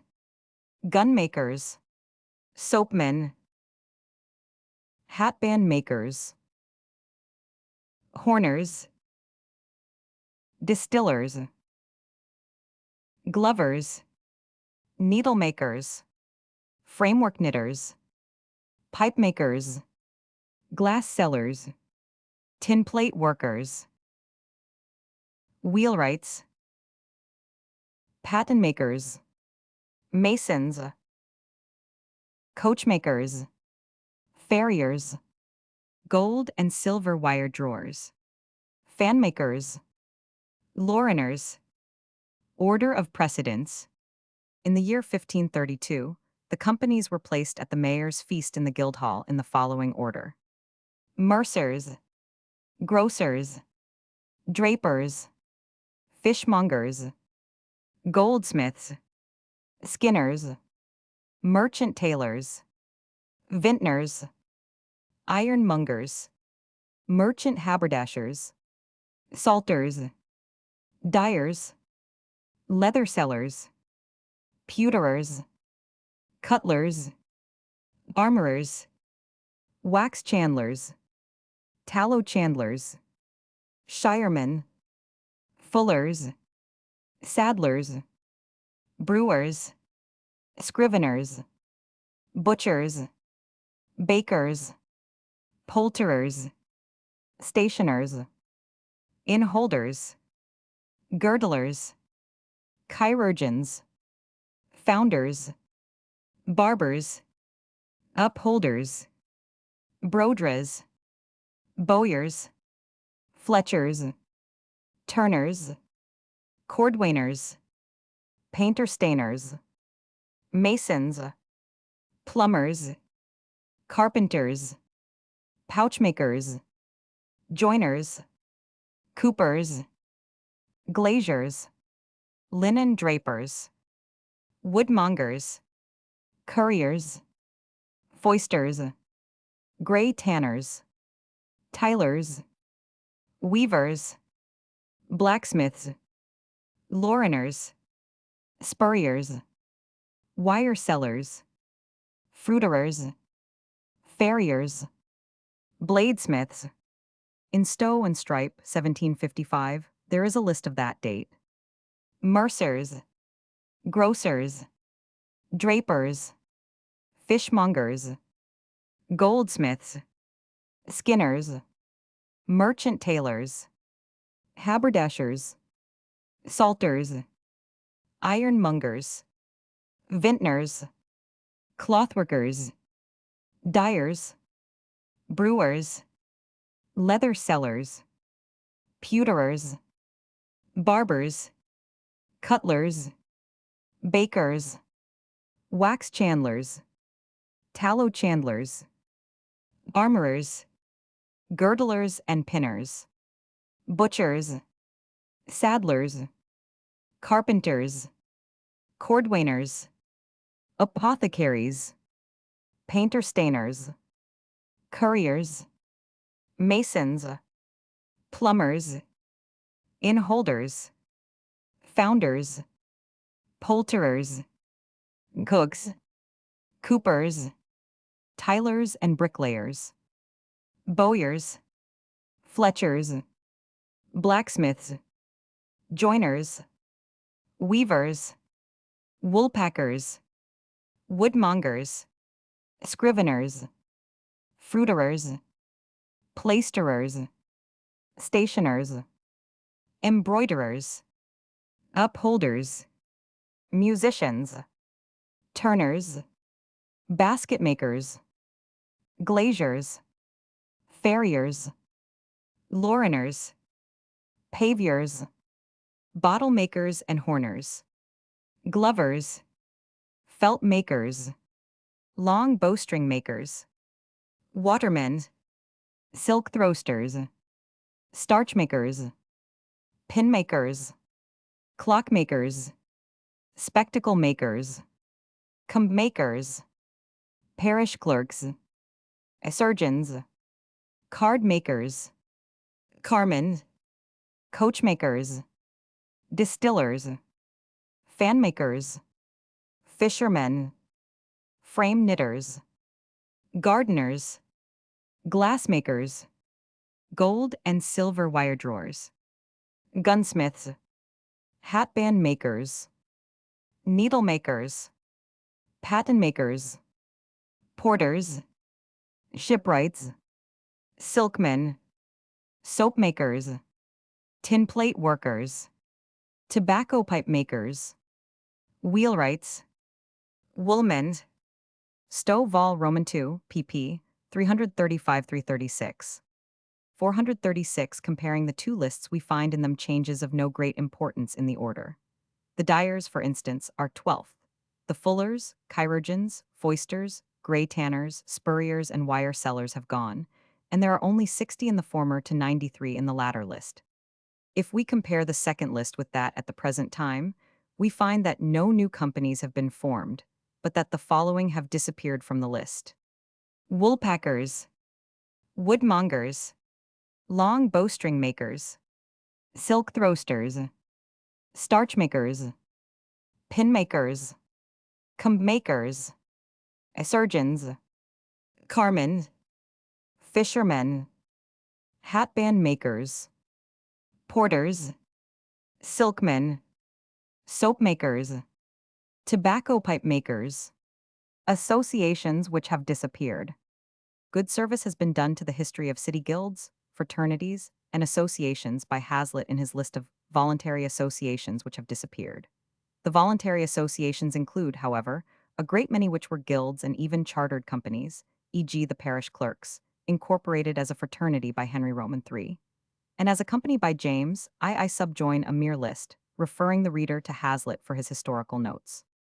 White and brown bakers, bladesmiths and bladers, blockmakers, bracelers or bracemakers, barrelers, cappers, carmen, cheesemongers, comb makers, orders of the ropery, free fishermen, forcers or casket makers, fullers, furbishers, gardeners, hatband makers, hatters, hemers, histolin and haymongers, curers, hurriers or milliners, linen drapers, marblers, parish clerks, pepperers, pinners, planers, porters, pouchmakers, pursers or glovers pursers, shearmen or returners,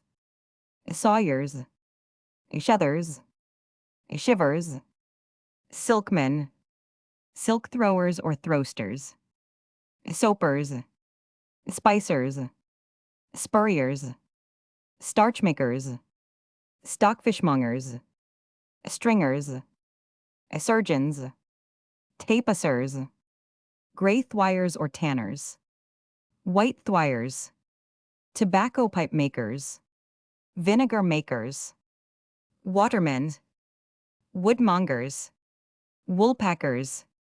In the body of the book are incorporated accounts of all those companies which have halls. These accounts are given as the halls are met with in perambulation. Below there follows a complete list of all existing companies, whether with or without halls, page references being given to those already described. The apothecaries, CP 204. The bakers, CP 274. The armorers, CP 65. The barbers, CP 88. Basket makers. This company is interesting because it has no charter, but is a fraternity, by prescription, as Maitland says. It is not one of those mentioned in Stowe's list as having been present at the mayor's feast of the year 1532. And Stripe, though he includes it among the companies, gives no account of it. The association was recognized by the mayor's court, 1569, and again in 1602-1603. It was also one of the companies which subscribed to the Irish estate in 1615. There is no hall. The number of the livery is limited to 30. The company stated to the commissioners that they have never been in possession of houses, lands, or other property. The blacksmiths. This craft, like that of the basket makers, is one of the earliest arts learned by man after the discovery of the metals. The fraternity of the blacksmiths must, therefore, have existed from the time when workmen first began to work together and to form associations. The trade is gregarious. It requires the collective labor of several to conduct the furnace, to beat and to mold the metal, to design, to shape the metal in the rough, to make the instruments, etc. As the blacksmiths are not enumerated among the adulteran guilds under Henry Roman II, we may conclude that they were recognized as of long standing even then. In the year 1372, Riley's Memorials, p. 361, The reputable men of the trade delivered to the mayor and aldermen their articles. We learn from these that the places of sale or market for blacksmiths was Gracechurch Street, the pavement by St. Nicholas Fleshambles, Newgate Street, or near the Tun upon Cornhill, that every master should place his mark upon his work, and that no one was to be free of the trade till he could show that he was able to follow it. This company is reputed to have been incorporated by prescription by King Edward Roman III in the year 1325.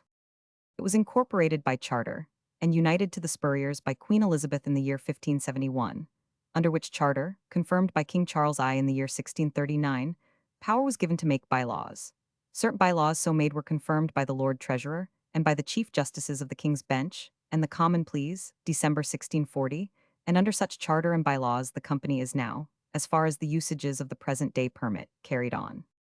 By the charter of King Charles I, power to make reasonable laws and ordinances in writing for the good rule, governing, and correcting of the freemen of the said arts, or mysteries within the city of London, and 4 miles of the said city. Maitland, writing in 1750, says, "They have a pleasant hall in Lambeth Hill. The company has now no hall. Its corporate income is about £700. Its trust income is £136. The number of its livery is 98. The bowyers. The making of bows, like the use of the smithy, was so ancient that there must have been a fraternity of bowyers in very early times. They existed as a company by prescription, and, which is strange, they received no charter of incorporation until the year 1620, when bows and arrows were quite superseded by firearms. Riley tells us that in the year 1871, memorials, p. 348, the bowyers and the Fletchers, makers of arrows, entered into a friendly understanding that they would not meddle with the trade of each other, excepting 4 men named who would not assent and stood out. These were brought before the mayor and explained that they had apprentices to both crafts, that they had orders in both kinds to execute, and that they asked for time, which was granted with a warning. If bows are useless without arrows, they are equally so without strings. In the year 1416, Riley, Memorials, p. 435, the reputable men of the trade of stringers, i.e., bowstring makers, waited on the mayor. They represented the necessity of looking after the workmanship of bowstrings, and they prayed for leave to appoint wardens of their own with power to inspect the trade, which was granted. By these examples, we perceive that there were companies which were recognized by the city and continued working together with authority over the trade for centuries. It is not clear whether they had the right of holding property, but they could, and did, impose penalties and fines upon evildoers in their trade. The following is from the Royal Commission. The company has a charter dated the 25th May 1621, which was confirmed by another dated the 17th November 1668. 438. The following is an abstract of the purport of these charters. The style of this company is the Master, Wardens, and Society of the Mystery of Bowyers of the City of London. James I, by his charter reciting that the bowyers of the City of London, using the art or mystery of making of long bows, were an ancient fraternity in the city, but who had fallen into decay, and that the king being willing as much as in him, did lie to restore the ancient and laudable exercise of archery, with the long bow unto the end that the said fraternity might with better encouragement practice their trade grants, that the bowyers of London, and all and every person and persons then using, or who shall thereafter use the mystery of making long bows in the city of London and liberties thereof, and being freemen of the said city, and then free of the said fraternity, or hereafter to be made free, should be a body politic and corporate by the before-mentioned name or style.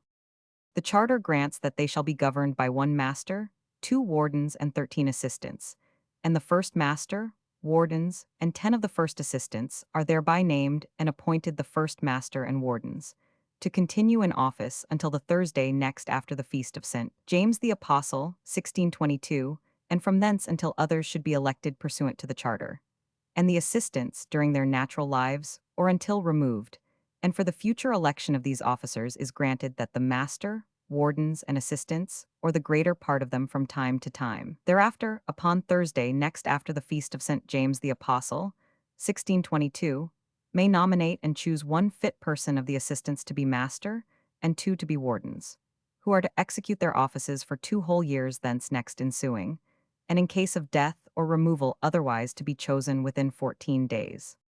The charter gives to the wardens and assistants power to elect a clerk and beadle to hold office during pleasure. The charter further declares that all freemen of the company, and all persons of the mystery within 3 miles of the city of London and the suburbs thereof, shall be contributory to the company, and shall also pay a quarterage of 8d. Per quarter or twos, 8d. Per year. This charter, or the enrollment thereof, was exemplified and confirmed by Charles Roman II. The charter gives the power of making bylaws to the master, wardens, and assistants, or the greater part of them. The Bowyers are now a small company with a livery of 25, an income of £550, property on trust valued at £40 a year. It is interesting to note that so little was the decline in the use of the bow understood in the 16th century that in the year 1560 a fixed price was imposed on the bow, viz., of sixes, 8d, each for the best, threes, 4d, for the second best, and for the inferior qualities, twos. The company formerly had a hall by the corner of Monkswell Street, according to Stowe, but according to Strype it was upon St. Peter's Hill, in the ward of Castle Baynard.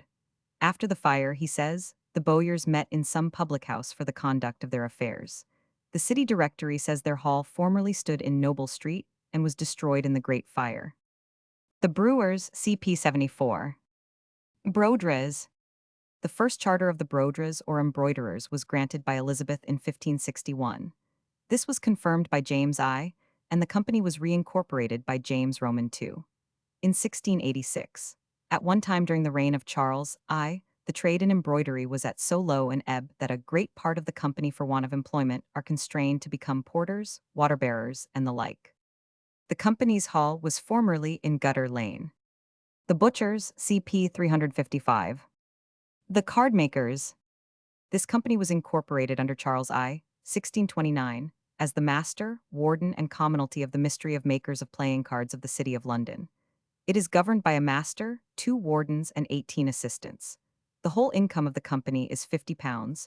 The number of the livery is 100. There are no trust moneys or charitable endowments, and there is no hall. The Carmen.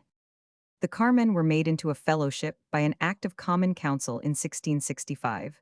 They have no hall. The Carpenters, CP 143. The Clockmakers. The company was incorporated by charter of King Charles I, dated August 22, 1631. This original charter is still possessed by the company, by it all persons using the art or mystery of clockmaking, freemen of London, or otherwise within the city, its liberties or suburbs, or within 10 miles thereof, are incorporated by the name of the master, wardens, and fellowship of the art or mystery of clockmaking of the city of London, with power to make bylaws for the government of its own members, and the regulation of the art, for the punishment of deceits and offenses, to seek for, examine, and destroy faulty and deceitful work of clock and watchmakers, or mathematical instrument makers within the same limits. The company has no hall. The want of a hall was constantly complained of from the beginning, but the omission was never repaired. The livery consists of 71. Their property is about £930, with a trust income of about £172.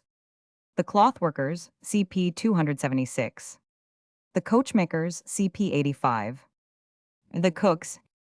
The official history is as follows. In consequence of the early records of the company being destroyed by fire, the date of its foundation is not known, and from the existing documents in the company's possession its origin cannot be shown. By Inspeximus Charter of George Roman III, it appears that King Edward Roman IV, in the 27th year of his reign, granted unto his well-beloved subjects the honest and freemen of the mystery of cooks of the City of London, that they and all men of the same mystery should be in substance and name one body, and one commonalty perpetual, with power to make 2 masters or governors with the aid of 2 wardens and assistants to govern the affairs of the mystery, and to have a common seal, and to hold meetings, and to make laws and vary the same for the government of the mystery. By reference to the charter, it will appear that power is given to the masters or governors to exercise superintendence and jurisdiction over every member of the mystery and the works of such. The local limits of the same are defined by the charter to be within the cities of London and Westminster, their suburbs and liberties, and 4 miles compass thereof. Such control, owing to a late decision in a court of law, has fallen into abeyance. The livery is now 69, the corporate income is £2,380, the trust income is £180. There is now no hall, their old hall, which escaped the Great Fire by the space of a few houses, was burned down in 1711 and never rebuilt. It stood on the east side of Aldersgate Street, facing Little Britain. At that time, there was a passage leading beneath the houses in Aldersgate Street to the hall, which was ancient 440 and of small compass. Behind the hall, a garden and open land stretched toward a wide space where once had been the ditch without the city wall. In the fire of 1711, all the early papers of the company perished, together with their charter. The Cooks' Guild formerly included the pastellers or pie bakers, as one would expect. Stowe calls them cooks or pastellers. The Coopers, CP 68. The Cordwainers, CP 252. The Curriers, CP 74. The Cutlers, CP 324. The Distillers, incorporated by Charles I, 1638, for a master, 3 wardens, 19 assistants, and 122 liverymen. It is obvious that this is a comparatively modern company. It has no hall. The livery numbers 55. There is no return of income by Whitaker. Hazlitt states that the company possesses the freehold of a piece of land intended as a site for a hall, together with certain accumulated funds. The company refused to make any return to the Royal Commission. The Drapers, CP 142. The Dyers, CP 240. The Fanmakers, incorporated by Queen Anne, 1709, for a master, 2 wardens, and 20 assistants. The Fanmakers have neither livery nor hall. This company, the youngest of all, is returned as having a livery of about 120 members, with an income of £150. The Farriers. The Farriers of London were erected into a mystery by the Court of Mayor and Aldermen in the year 1356. Among the city records is an entry made in this year, Libro G. Fall, XXX, acknowledging the said company or fellowship by the name of the Marshals of the City of London, and giving them power to govern the said craft of farriers. When we first hear of them thus, the mayor complains of them for false work, and appoints 2 master farriers with authority to oversee and govern the whole trade. They have therefore as yet no power of governing themselves, but are under the control of the mayor. The charter of the company was granted by Charles Roman II, January 17, 1684, investing the company with power and jurisdiction for the well-ordering and governing of the art and trade of the Brotherhood of Farriers, and all who use or should use the same, within the cities of London and Westminster, and the liberties thereof, and within a radius of 7 miles. Beyond the deeds and documents hereinbefore referred to, there are no trust deeds founding, regulating, or affecting the company. Bylaws, rules, orders, and ordinances were approved by the judges, January 29, 1676. Livery specially restored by Court of Aldermen, June 23, 1692. Regulated by Act of Common Council, December 12, 1758. In the Great Fire of 1666, most of the books and papers of the company were destroyed.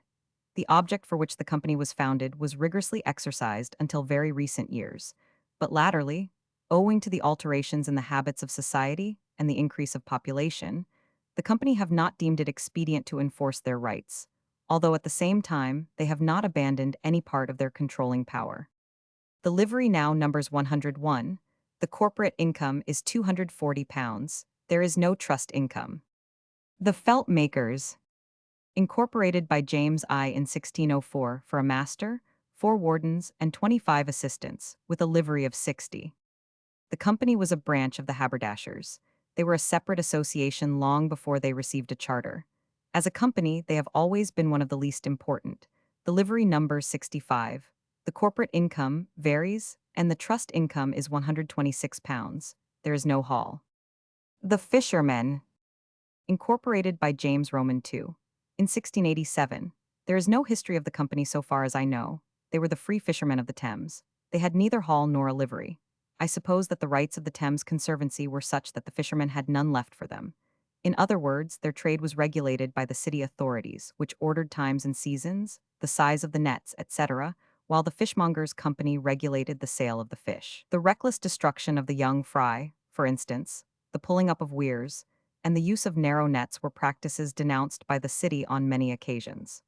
In the ordinances of 1528 concerning the Thames fishery, there is no mention of any company or fraternity of fishermen. In 1698, 11 years after the company was incorporated, an Act of Parliament ordered that these bylaws should be submitted to the mayor and aldermen.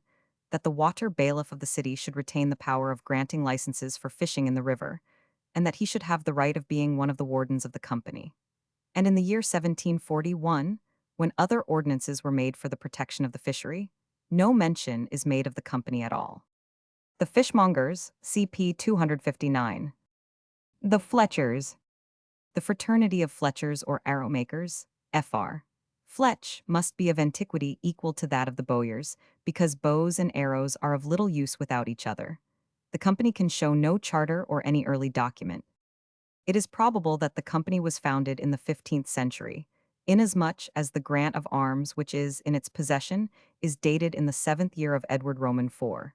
None of the circumstances connected with the foundation of the company are known.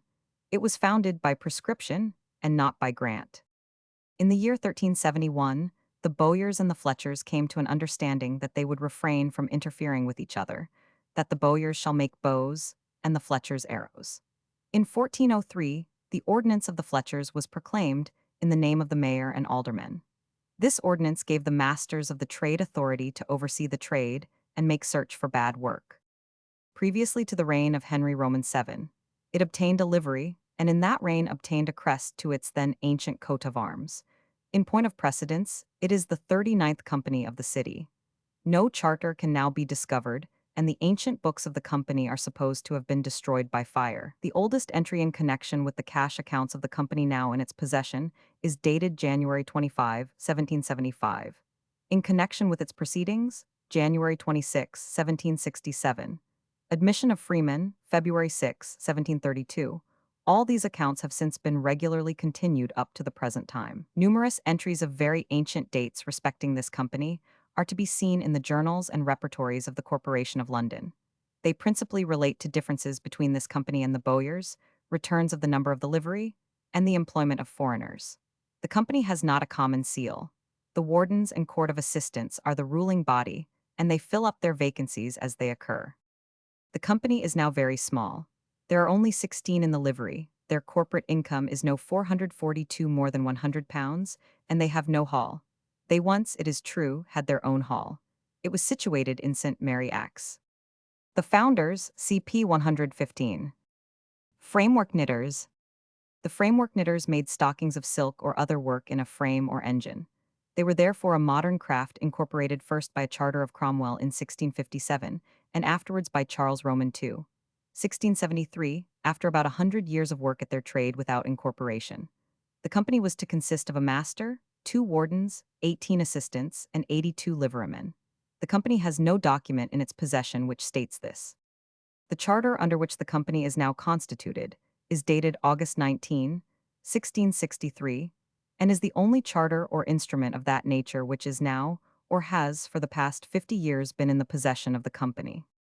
At present the number of the livery is 100, their corporate income is £310, their trust income is £130, they have no hall. Their former hall, which stood in Red Cross Street, was sold to the corporation. The fruiterers. The date of the foundation of the company or society of the fruiterers is uncertain, but they were incorporated by charter, granted by King James I, in the 3rd year of his reign, for the better order, government, and rule of them, by the name of Master, Wardens, and Commonalty of the Mystery of Fruiterers of London, with perpetual succession and power, to purchase, have, receive, and enjoy manors, messuages, lands, tenements, liberties, privileges, jurisdictions, franchises, and other hereditaments, to them and their successors in fee and perpetuity, or, for years or otherwise, and also all manner of goods, chattels, and things whatsoever, with power to grant, let, alien, assign, etc., and to sue and be sued, and to have a common seal. And that there should be a master and 2 wardens and 5 or more of the said company, not exceeding 20, to be called the assistants of the said company, with power to make bylaws for the good rule and government of the said corporation.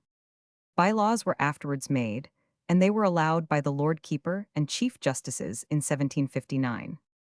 These bylaws relate chiefly to the constitution of the court of the company. There are also regulations, long since obsolete, affecting the trade, and some rules as to apprentices. The present number of the livery is 90. Their income is stated to be £90 a year, and they have no hall. Stripe 1720 Vol. IBK, Roman 3, p. 13 asserts that the fruiterers had a hall in premises rebuilt on the site of Worcester House. The Fruiterers' Company, however, agree with Hatton, 1709, and Maitland, 1756, in stating that the company had no hall after the fire. This little company is chiefly known by their custom of presenting the Lord Mayor, on October 7 every year, with an offering of English fruit. The custom is said to have arisen in memory of the commutation of an old civic right to a toll on all fruit brought into the city. The company also came forward some years ago in giving lectures on the culture of fruit. The Gardeners, incorporated by James I, 1606, for a master, 2 wardens, and 18 assistants. There is no return of property. The livery now consists of 44 members. They have no hall. The Gardens of London 443 have always until the last 200 years been a remarkable feature of the city, which, in its northern and less densely populated parts, was filled with gardens and trees, amidst which the industries of the city were carried on, and many of the crafts had their halls. It is quite certain that some form of fraternity or guild must have been formed among the large class of gardeners who cultivated these grounds. Stowe, however, gives no account of them.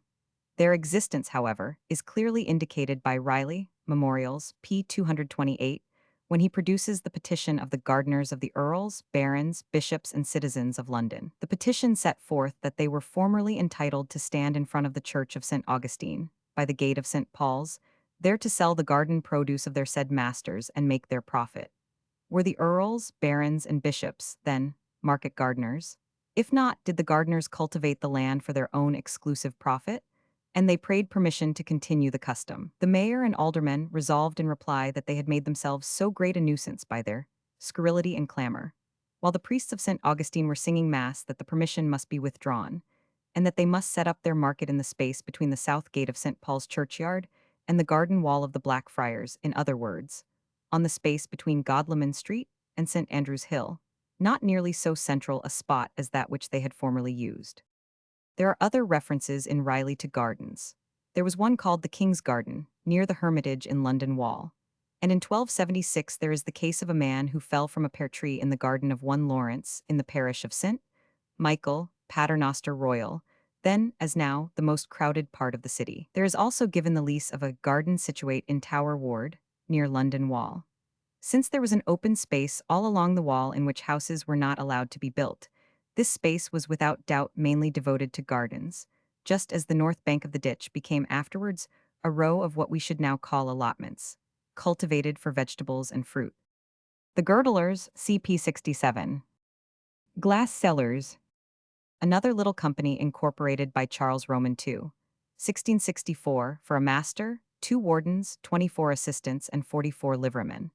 The present number of liverymen is 38, their corporate income is nil, and their trust income, the interest on a sum of £800. The Glaziers, founded by Royal Charter of King Charles I, 1631, dated November 6, after stating that the ancient fraternity of the mystery or art of glaziers, London, had theretofore made many good orders for the regulating themselves and their trade, which had from time to time been improved and enlarged in the reigns of several princes, but that they were not sufficiently incorporated.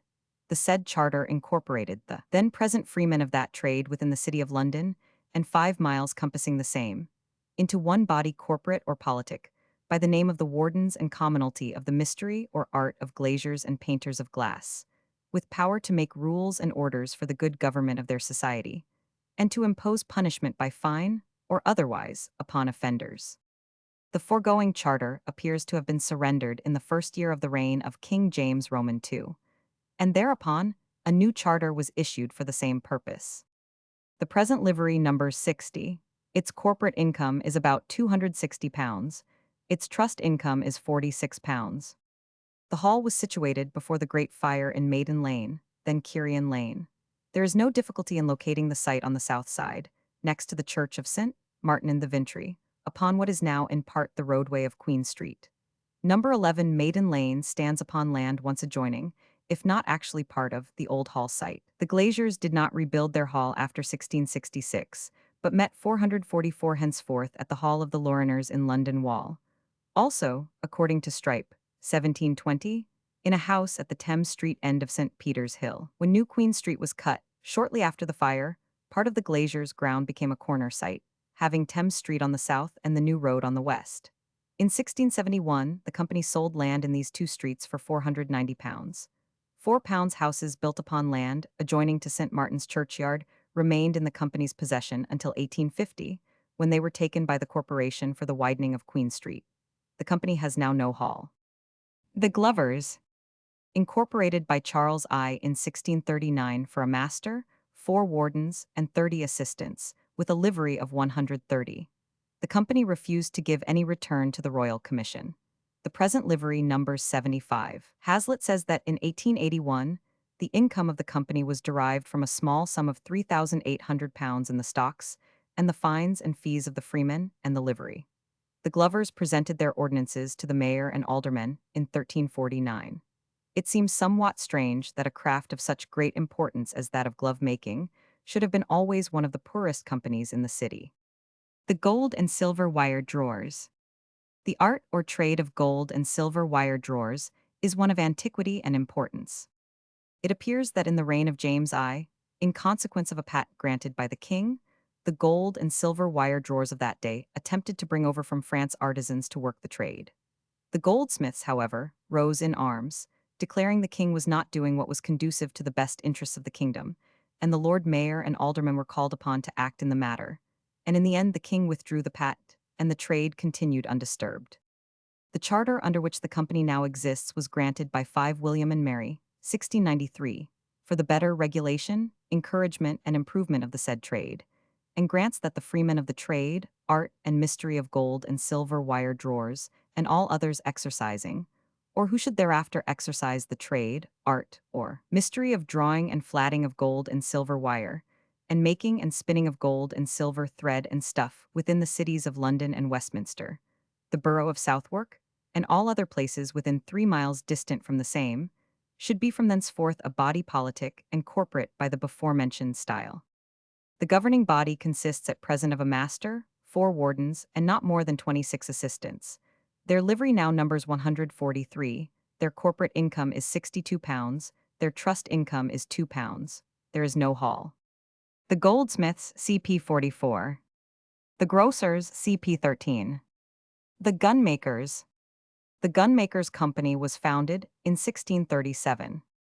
The circumstances under which the company had its origin may be gathered from the preamble of the company's charter, which recites that divers blacksmiths and others inexpert in the art of gun-making had taken upon them to make, try, and prove guns after their unskillful way, whereby the trade was not only much damnified, but much harm and danger through such unskillfulness had happened to his Majesty's subjects, and for the reformation of which evils the charter of incorporation was applied for and granted.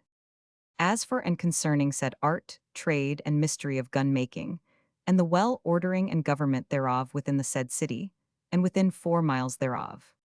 Also for the punishment of abuses in manufacture of guns, or any other wrong or abuse.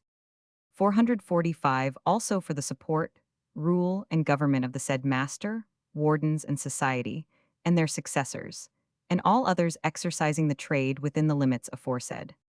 It recites that great deceits and abuses were frequently practiced, and committed by divers inexpert persons, using the art and mystery of gun-making within the city of London and Liberties, and 10 miles thereof who, for the most part, made the said guns slightly and deceitfully, to the great endangering and prejudice of his Majesty's subjects, and that handguns, dags, and pistols, and parts thereof unartificially and deceitfully made and wrought in foreign and other parts, and imported into said city of London and places adjacent, and were then altered and sold to the danger of his Majesty's subjects.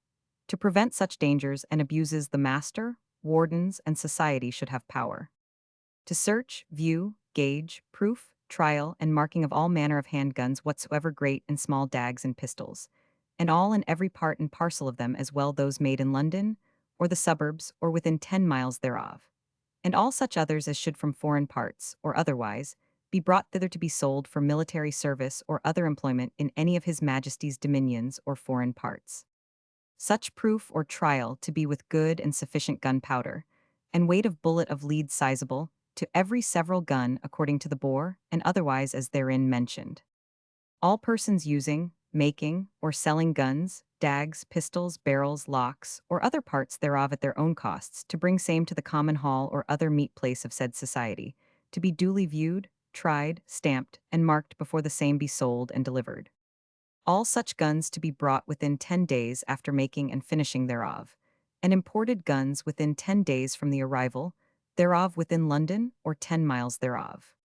The said society and their successors to have stamps with the letters GP, crowned to mark therewith all handguns, dags and pistols, or parts thereof, when viewed and proved, and break up and destroy all improperly made, and no persons to counterfeit such stamps.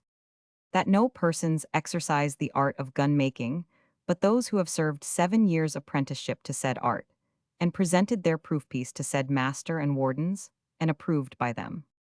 The livery now consists of 28. Their corporate income from all sources is £2,400. They have no trust income. Their hall is at 46 Commercial Road, outside the city. The company had the right to examine all guns made in London and within a 10 miles radius. In the proof house at Whitechapel, the company still carries on the work for which it was created. The Haberdashers, CP 29. The Horners. This is one of the oldest of the fraternities, for it is mentioned in the reign of King Henry Roman III, 1268, when the king granted an annual fair to Charlton, in Kent, for 3 days, at the eve, the day, and morrow of the Trinity. The time for holding this fair was afterwards changed to St. Luke's Day, October 18. Philpot, who wrote in 1659, speaks of this fair as kept yearly on that day, and called Horn Fair by reason of the great plenty of all sorts of winding horns and cups, and other vessels of horn there bought and sold. In the reign of King Edward Roman III, the Horners of the City of London were classed among the 48 mysteries of the city. In the 50th year of that king's reign, a controversy arose between the king and the corporation as to whether the common council of the city was to be elected by the wards or the mysteries of the city. This led to an ordinance being made by the city, with the consent of the king, that the election was to be by the mysteries, pursuant to which ordinance 48 mysteries deputed members to the common council. The Horners, ranking in the third class or smaller mysteries, were deputed to send 2 members. By Statute 4 Edward Roman 4. C8, it was enacted that from the feast of Easter in the year 1466, no stranger, i.e., not a freeman of the company, not alien, should buy any English horns, unwrought of any 446 tanners, botchers, or other persons within the city of London and 24 miles on every side next adjoining, and that no Englishman or other person should sell any English horns unwrought to any stranger, or cause them to be sent over the sea, so that the said horners would buy the said horns at like price as they were at the time of the making of the act, upon pain of forfeiture of all such horns so bought, sold, or sent. And the wardens of the said mystery should have full power to search all manner of ware pertaining to their mystery, in all places within the city of London and 24 miles adjoining, and within the fairs of Sturbridge and Ely. And if they found any wares that were defective and insufficient, they might bring them before the mayor of London, the mayor or bailiffs of the foresaid fairs, to be forfeit 1/2 to the king, the other half to the said wardens. But after the horners had taken so many horns as should be needful to their occupation, they and all other persons might sell all the horns refused to any stranger or other person to send beyond the sea or elsewhere.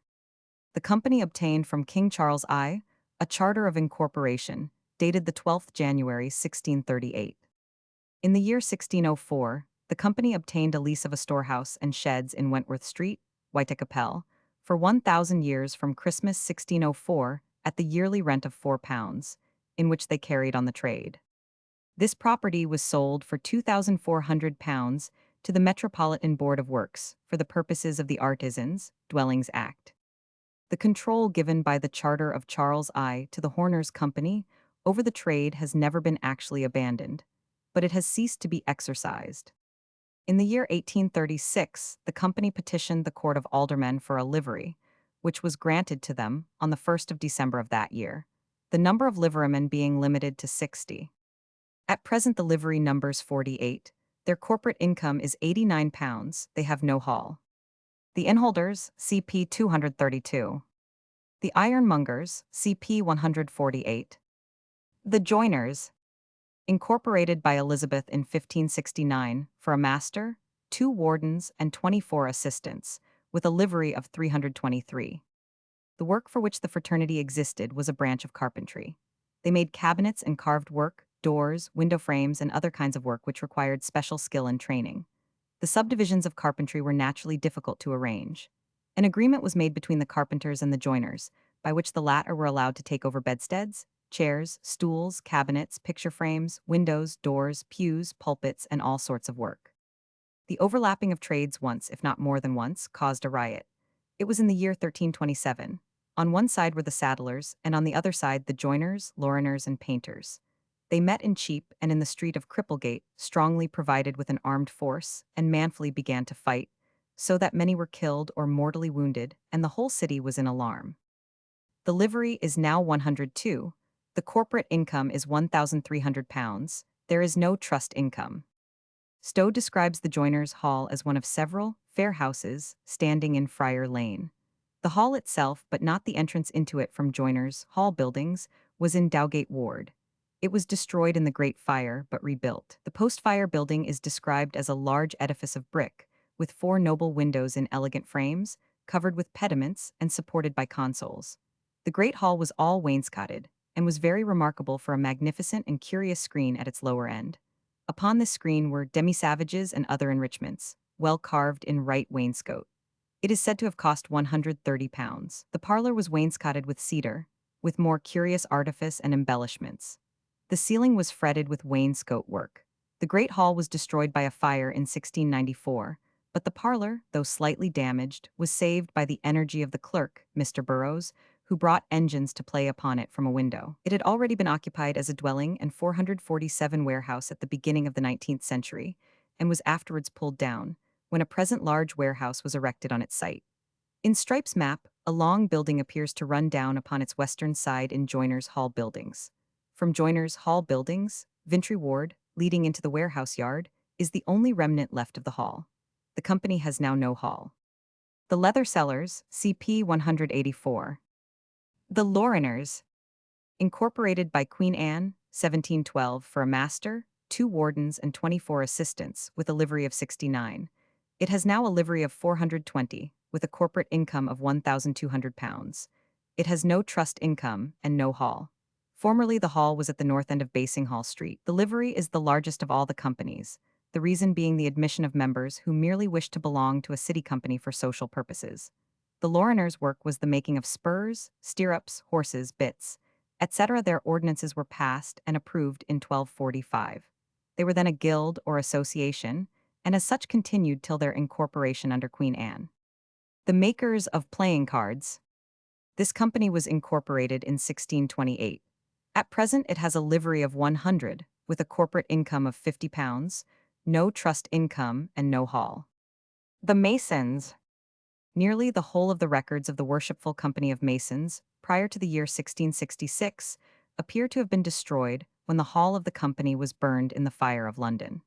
The only documents in existence of an earlier date are the Grant of Arms, dated the 12th Edward Roman IV, by which Clarencia granted to the Craft and Fellowship of Masons a coat of arms, which is the same as now used by the company, and a volume of accounts, the earliest of which is dated 1620, being the accounts of the Master and Wardens of the Company of Freemasons within the City of London. In the heading of the accounts, the company is so styled until the year 1655-56, from which date to the present time, the accounts are headed as the accounts of the Master and Wardens of the Worshipful Company of Masons of the City of London. The earliest charter now in their possession is the 29th Charles Roman II, A.D. 1677, granted on a petition by the Master, Wardens, and Assistants of the Company of Masons in London, but there is nothing to show whether or not any earlier charter had been granted to them.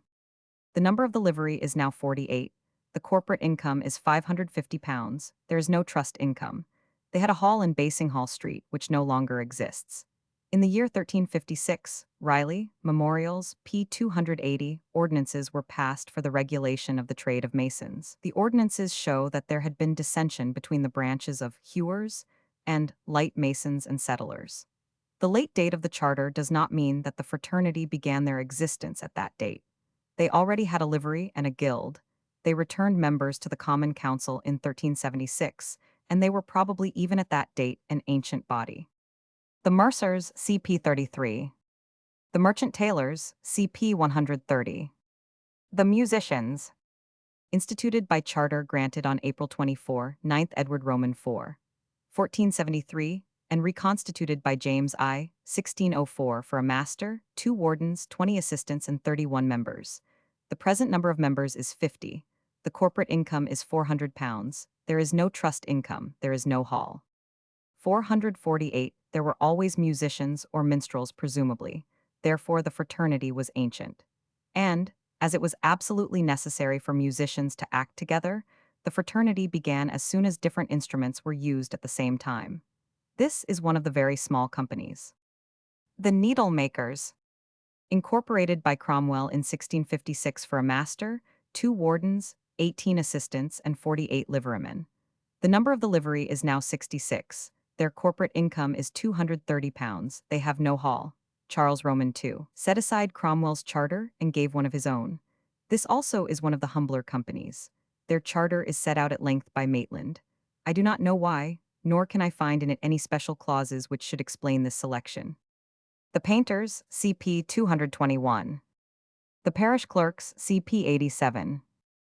The patent makers, incorporated by Charles Roman II, 1670, for a master, 2 wardens, 22 assistants, and 46 liverymen. The livery at present consists of 40. Its corporate income is £50. Its trust income is £13. It has no hall. One of the smallest of the city companies. The patent makers are a branch of the pouchmakers, who, Riley, Memorials, p. 554, petitioned the mayor and aldermen for powers to look after the trade of making galoches, i.e. patents, as a thing invented or introduced by themselves. This power was duly granted to the pouchmakers, very shortly after the patent makers appear as a separate fraternity. Probably the trade assumed large proportions. The protection of the feet from the mud, garbage, and filth, then lying about the streets, caused a great demand for the new kind of shoe. The quarter where the patent makers lived is marked, according to Stowe, by the name of St. Margaret Patent's Church. The paviors. There is no record of incorporation of this company. Pavements are mentioned within Newgate, hard by St. Nicholas Fleshimels, before the Friars Minors, all apparently meaning the same place. The earliest record the company possesses is a small book, dated 1597, called The Book of Statutes of the Paviors, which is used Soundrise times. The kind of pavement consisted probably of the round cobblestones, afterwards used everywhere. Freestone pavements were ordered after the fire of London, but the order was not obeyed. The company has no hall. The company possesses no livery, though a considerable number of freemen. The pewterers, CP 152. The pinmakers, incorporated by Charles I in 1636. They had a master, 2 wardens, and 18 assistants, but no livery. The pinners, before this incorporation, were united first with the wire makers and then with the girdlers. They had a hall in St. Mary at Hill, whence they moved to Old Broad Street. Their hall was for a long time a nonconformist chapel. It was taken down in 1787. The company no longer exists. They had also a hall in Addle Street, which they sold to the plaisterers before the time of Stowe. The plaisterers. By charter of 16 Henry Roman 7. March 10, 1501, the king gave power to establish the company as the guild or fraternity in honor of the Blessed Virgin Mary, of men of the mystery or art of pargeters 449 in the city of London, commonly called plaisterers, to be increased and augmented when necessary, and to be governed by a master and 2 wardens, to be elected annually. The said master and wardens and brotherhood were to be a body corporate, with perpetual succession and a common seal, and they were empowered to purchase and enjoy in fee and perpetuity lands and other possessions in the city, suburbs, and elsewhere. And the charter empowered the said master and wardens to sue and be sued as the master and wardens of the guild or fraternity of the Blessed Mary of Pargeters, commonly called plaisterers, London. The Charter of Elizabeth, February 10, 1597, confirmed the privileges of the company, and extended the authority of the masters and wardens to and over all persons exercising the art of plaisterers, as well English as aliens and denizens, inhabiting and exercising the said art within the city and suburbs and liberties thereof, or within 2 miles of the said city. The Charter of 19 Charles Roman II, June 19, 1679, confirmed the privileges granted by the previous charters, and having in view the rebuilding of the city, forbade any person to carry on simultaneously the trades of a mason, bricklayer, or plaisterer, and also forbade any person to exercise or carry on the art of a plaisterer without having been apprenticed 7 years to the mystery. and the jurisdiction of the company was extended to 3 miles distance from the city. The present livery consists of 52. They have a corporate income of £1,062, a trust income of £33. In Stowe's time, they had a hall in Addle Street. This was burnt down in the Great Fire, rebuilt by Sir Christopher Wren, and again burnt in 1882. Riley gives an agreement, Memorials, p. 125, dated 1317, between one Adam a Plastra and Sir John de Bretagne, Earl of Richmond. The fraternity probably existed at the same time. The Plumbers. The company had existence as a body from a very early period, as shown by ordinances passed in the reign of King Edward Roman III, 1365. These ordinances may be found in Riley's Memorials, p. 321. The earliest charter of the company was that of King James I in 1611, and it is believed to be the only charter in existence. The company is incorporated as the Master, Wardens, and Commonalty of the Freemen of the Mystery of Plumbing of the City of London, for the better ordering, rule, and government of the men of the Mystery and Company aforesaid, and of all those who then exercised and used or thereafter should exercise and use the art and mystery of plumbing, or the materials, works, merchandises, or things whatsoever to the said mystery, relating, and for the utility, advantage, and relief of the good and honest, and for the terror and correction of the evil, deceitful, and dishonest.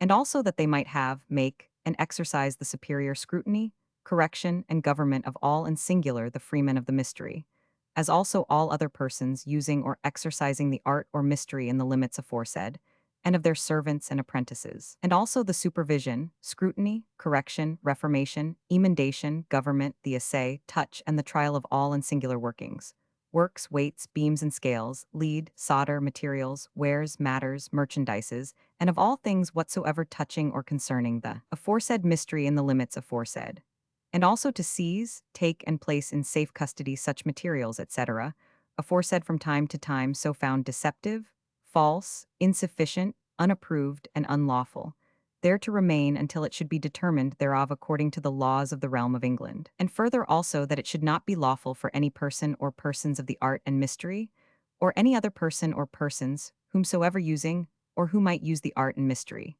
to make work or expose for sale any solder or leaden weights within the limits aforesaid, or within 3 miles thereof, unless the same be first proved and tried by the master and wardens whether they are good, sufficient, true, and lawful according to the laws of the realm, and the customs of the city or not. And upon such trial to impress or mark with the impression, image, or sign of St. Michael, the archangel upon the same before their use or employ. The present livery consists of 40. The company has a corporate income of £880, a trust income of £20. 450 in Stowe's time, the Plumbers had their hall in Anchor Lane, a turning on the south side of Thames Street, next to Vintners Hall. For these premises they were tenants to the Vintners. After the fire of 1666, the Plumbers left their old quarters and built a new hall in Chequer Yard, where it is shown in Strype's map, at the east end of the yard, north side. Maitland, 1739, calls it a good handsome building. Malcolm, writing in 1802, says that it had lately been pulled down, and warehouses of great extent, called after the name of the company, erected on its site. At about the same time, a new hall of red brick was built in Bush Lane, then called Great Bush Lane. It was rebuilt in 1830, but finally pulled down to make way for Cannon Street Station. Hallam, Constitutional History, says that the first instance of actual punishment inflicted on Protestant dissenters was in 1567, when a company of more than 100 were seized during their religious exercises at Plumbers Hall, the one in Anchor Lane, which they had hired on pretense of a wedding. 14 or 15 of them were sent to prison. The Poulters. The ancient market of the Poulters was around the place still called the Poultry, CP 11. They also sold poultry in the Stocks Market in Gracechurch Street and in Newgate Street.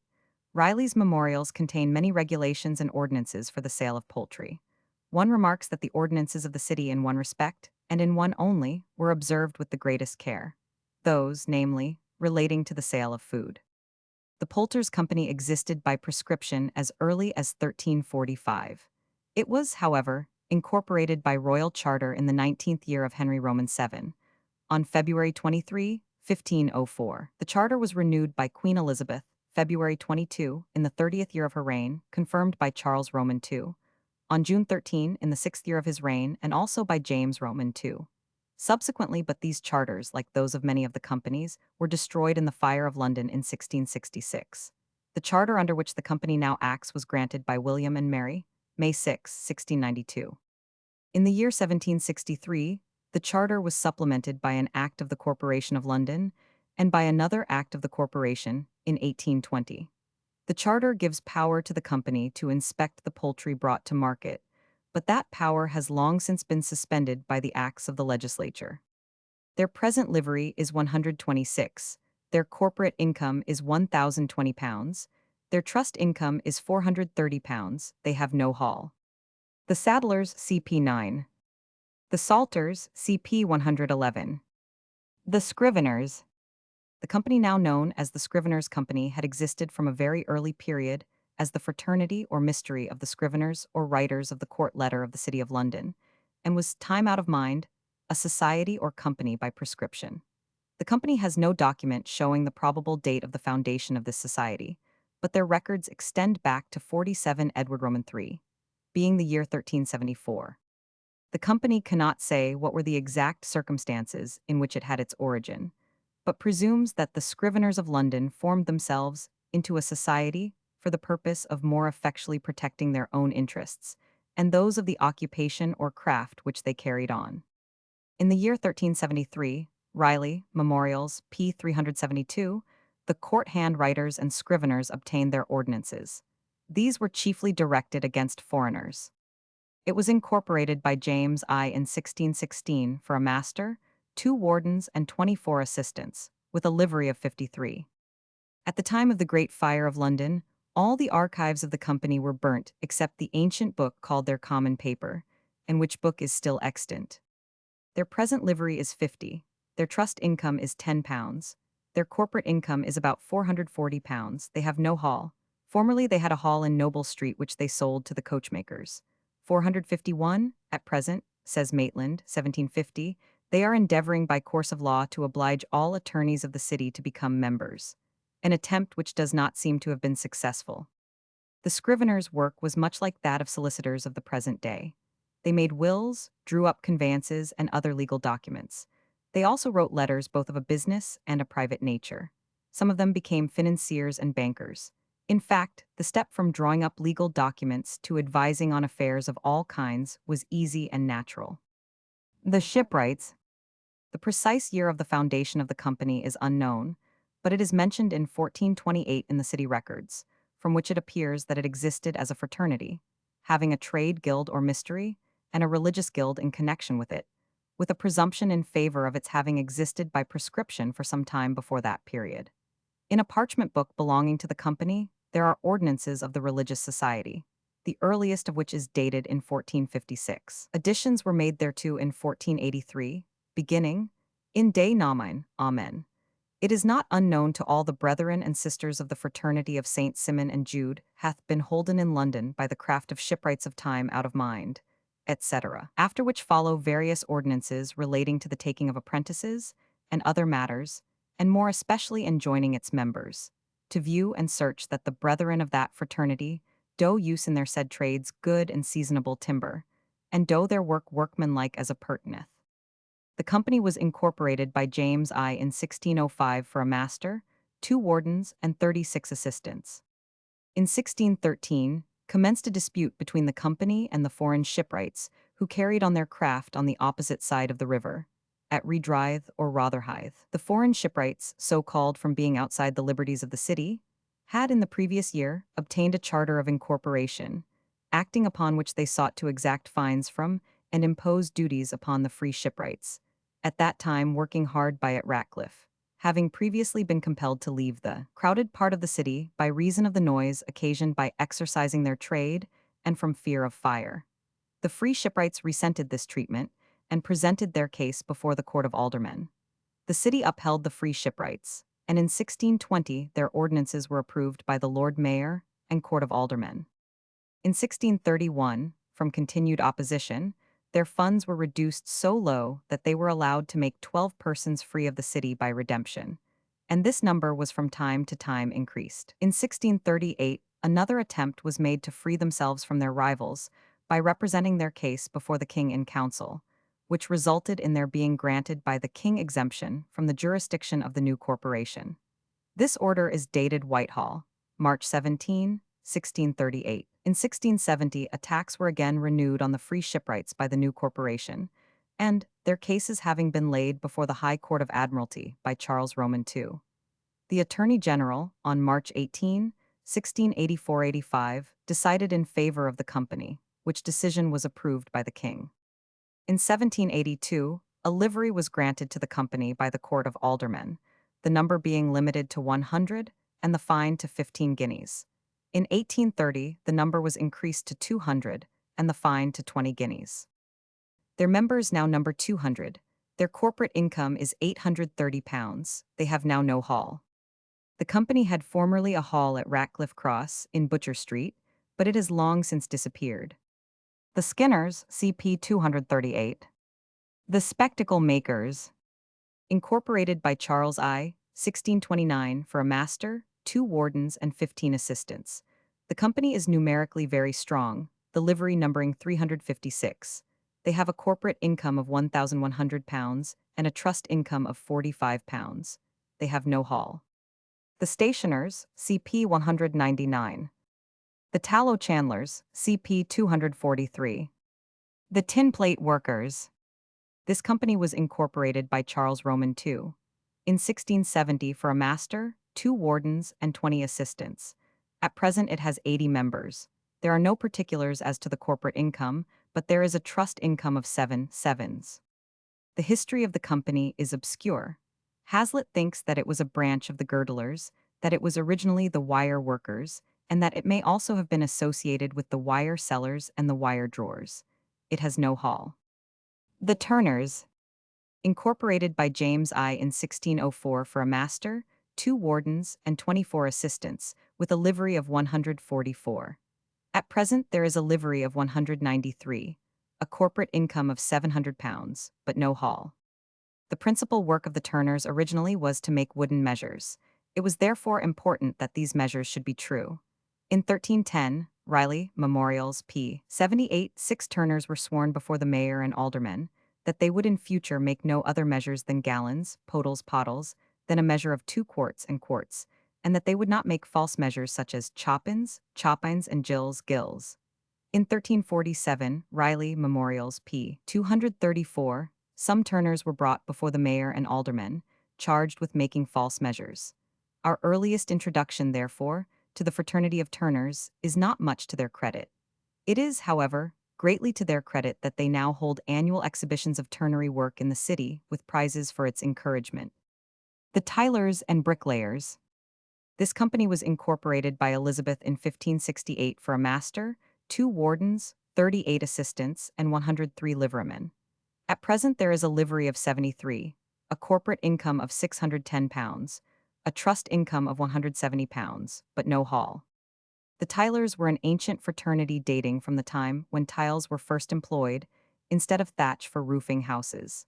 As bricks were not used in English architecture before the end of the 15th century, there could have been no bricklayers. The connection of the men who put on the roof with the men who built the house was natural.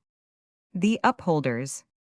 This company was incorporated by Charles I in 1627 for a master, 2 wardens, and 28 assistants, with a livery of 131 members. At present the livery consists of 20 members. They have a corporate income of £284, a trust income of £20, but no hall. The fripperers, fillipers, or upholders were the buyers and sellers of second-hand clothes, fur robes, furniture, and other things. There seems to have been a large trade of this kind, chiefly in the parish of St. Michael's, Cornhill. The Vintners, CP 229. The Watermen, CP 267. The Wax Chandlers, CP 30. The Weavers. This is certainly the oldest guild of which we have historical information. The weavers included under one fraternity, at first, all the trades which belonged to the manufacture and use of textile stuffs. The history of the guild is briefly but clearly told by Lofty in his History of London. The weavers, again, by their superior wealth and their superior organization, were constantly exciting the envy, not only of other trades but also of the city guild itself. They had taken care to obtain 453 acknowledgment as early as 1130, when Robert, son of Levistan, who may have been their alderman, paid £16 into the treasury for them. They had a charter, more or less formal, in which Henry I enacted that no one should exercise their trade in London or Southwark except he be a member of their guild. This was confirmed by Henry Roman II. On the establishment of the mayoralty, the weavers had a narrow escape. In 1202, the citizens offered the king 60 marks to suppress the guild, but they had money as well as influence, and the king only renewed their privileges while he increased their annual payment. Although, as Mr. Stubbs remarks, there is no positive evidence to connect them and their fellow guildsmen with the factions of Thomas Fitzthomas and Walter Hervey, or with the later troubles under Edward I, it is not at all unlikely that their struggle with the governing body was a continuous one. Edward gave them a charter so worded that they assumed powers of self-government, which the city authorities could not recognize, and in the following reign, a verdict against them was obtained after long litigation. It was perhaps in consequence of this verdict that the old corporation of the weavers resolved itself, or was divided by a higher power into its constituent elements, and we henceforth hear of the drapers, tailors, and others, but no more of the weavers till long after. There is, however, absolute silence on the subject in the works of London historians. The phenomena are altogether peculiar, and but few facts can be picked out as tolerably certain. The weavers touched on one side the trade in linen, on the other that in wool. The woolen drapers were naturally very much divided in their interests from the linen armorers, and the tailors who constructed garments, as well from the vegetable as from the animal production, were distinct from those who wove the cloth. We find, therefore, not only great dissension at times among the weavers, but a strong tendency to establish separate interests. The drapers, under their Latin designation of panera, very soon divided themselves from the tailors, scissors, and though there is no evidence of their separate existence before 1299, when the tailors' records commence, it is very probable that from time to time they both rebelled against the tyranny of the weavers. Certain it is that this powerful guild, which had subsisted through all changes and chances from the time of Henry I, at least now suddenly and unaccountably disappears, while from its ashes rise the tailors, to whom long after, in the reign of Henry Roman VII, the title of merchant tailors was conceded, the clothworkers at first Sherman and Fullers, and the drapers, all of which preserve, more or less dimly, a tradition of their previous united state of existence. Vol. IPP 168-170 was the old Guild of Weavers, that licensed by Henry I and Henry Roman II, entirely dissolved in consequence of the many branches which broke off from the parent trunk. It would appear that since the craft of the weavers was one thing and that of the drapers was another, the Guild of the Weavers would still remain, in which case, though we cannot say that the company is the most ancient, it would be quite true that the company is descended from the most ancient fraternity known. It has now a livery of 106, a corporate income of £1,067, and a trust income of £1,087. It formerly had a hall in Basinghall Street. This was destroyed in the Great Fire, and, though subsequently rebuilt, was pulled down in 1856, when offices were built on the site. The wheelwrights. The company was founded by a charter granted by King Charles Roman II, February 3, 1670, in compliance with a petition presented by divers wheelwrights, in and near the city of London, praying that, as certain foreigners undertake the profession and trade of a wheelwright, notwithstanding they are ignorant and unskilful therein, and altogether incapable of making the works used in and about the said city, whereby much mischief happeneth to persons in the streets, by falling of carts and coaches, and great damage to merchants and others in their goods, as also loss and danger to gentlemen occasioned by the ignorance and ill work of the said foreigners, that never served to the said profession, and other great inconveniences and misdemeanors used and practiced in the said art and trade. They might, for the prevention thereof, be incorporated into a body politic. At present they have a livery of 120, a corporate income of £300, no trust income and no hall. The woolmen. The date of the foundation of the company was probably about 1300. By the 27 Edward Roman III, c. 23, the company had the right of appointing licensemen to wind wools. The company possesses a book of ordinances allowed and confirmed to the Company of Woolmen of the City of London by the Lord Chancellor of England and the two Chief Justices of either bench in the year 1587. 16 of the ordinances regulate the election of the governing body and the clerk, etc. The company also possesses an order of the Court of Aldermen for granting a livery to the Woolmen's Company, and in the report made by the Committee of Privileges and subsequently approved and confirmed by the said court. The company has existed under various names. such as woolpackers, woolwinders, and woolmen. It was designated by all these titles in a proclamation of Charles Roman II. But for the last 300 years, it has been known chiefly by the style of the Company of Woolmen. The right of the company to appoint and license duly qualified persons, having previously examined them, to wind wools has long ceased to exist. The last person licensed was in the year 1779. By proclamations in the reign of Charles Roman II, woolcommers were obliged to be licensed by the company. The master of the woolmen's company has the right to nominate to the Court of Assistants of the Merchant Tailors' Company two poor members of the company as pensioners under Vernon's charity. The company lost its charter and most of its documents in the fire of London when the company's hall was burnt down. Their members number 20. Their corporate income is £376. They have no trust income and no hall. Considering that the staple trade of England for many centuries was that of wool, there can be little doubt of the extreme antiquity of this company.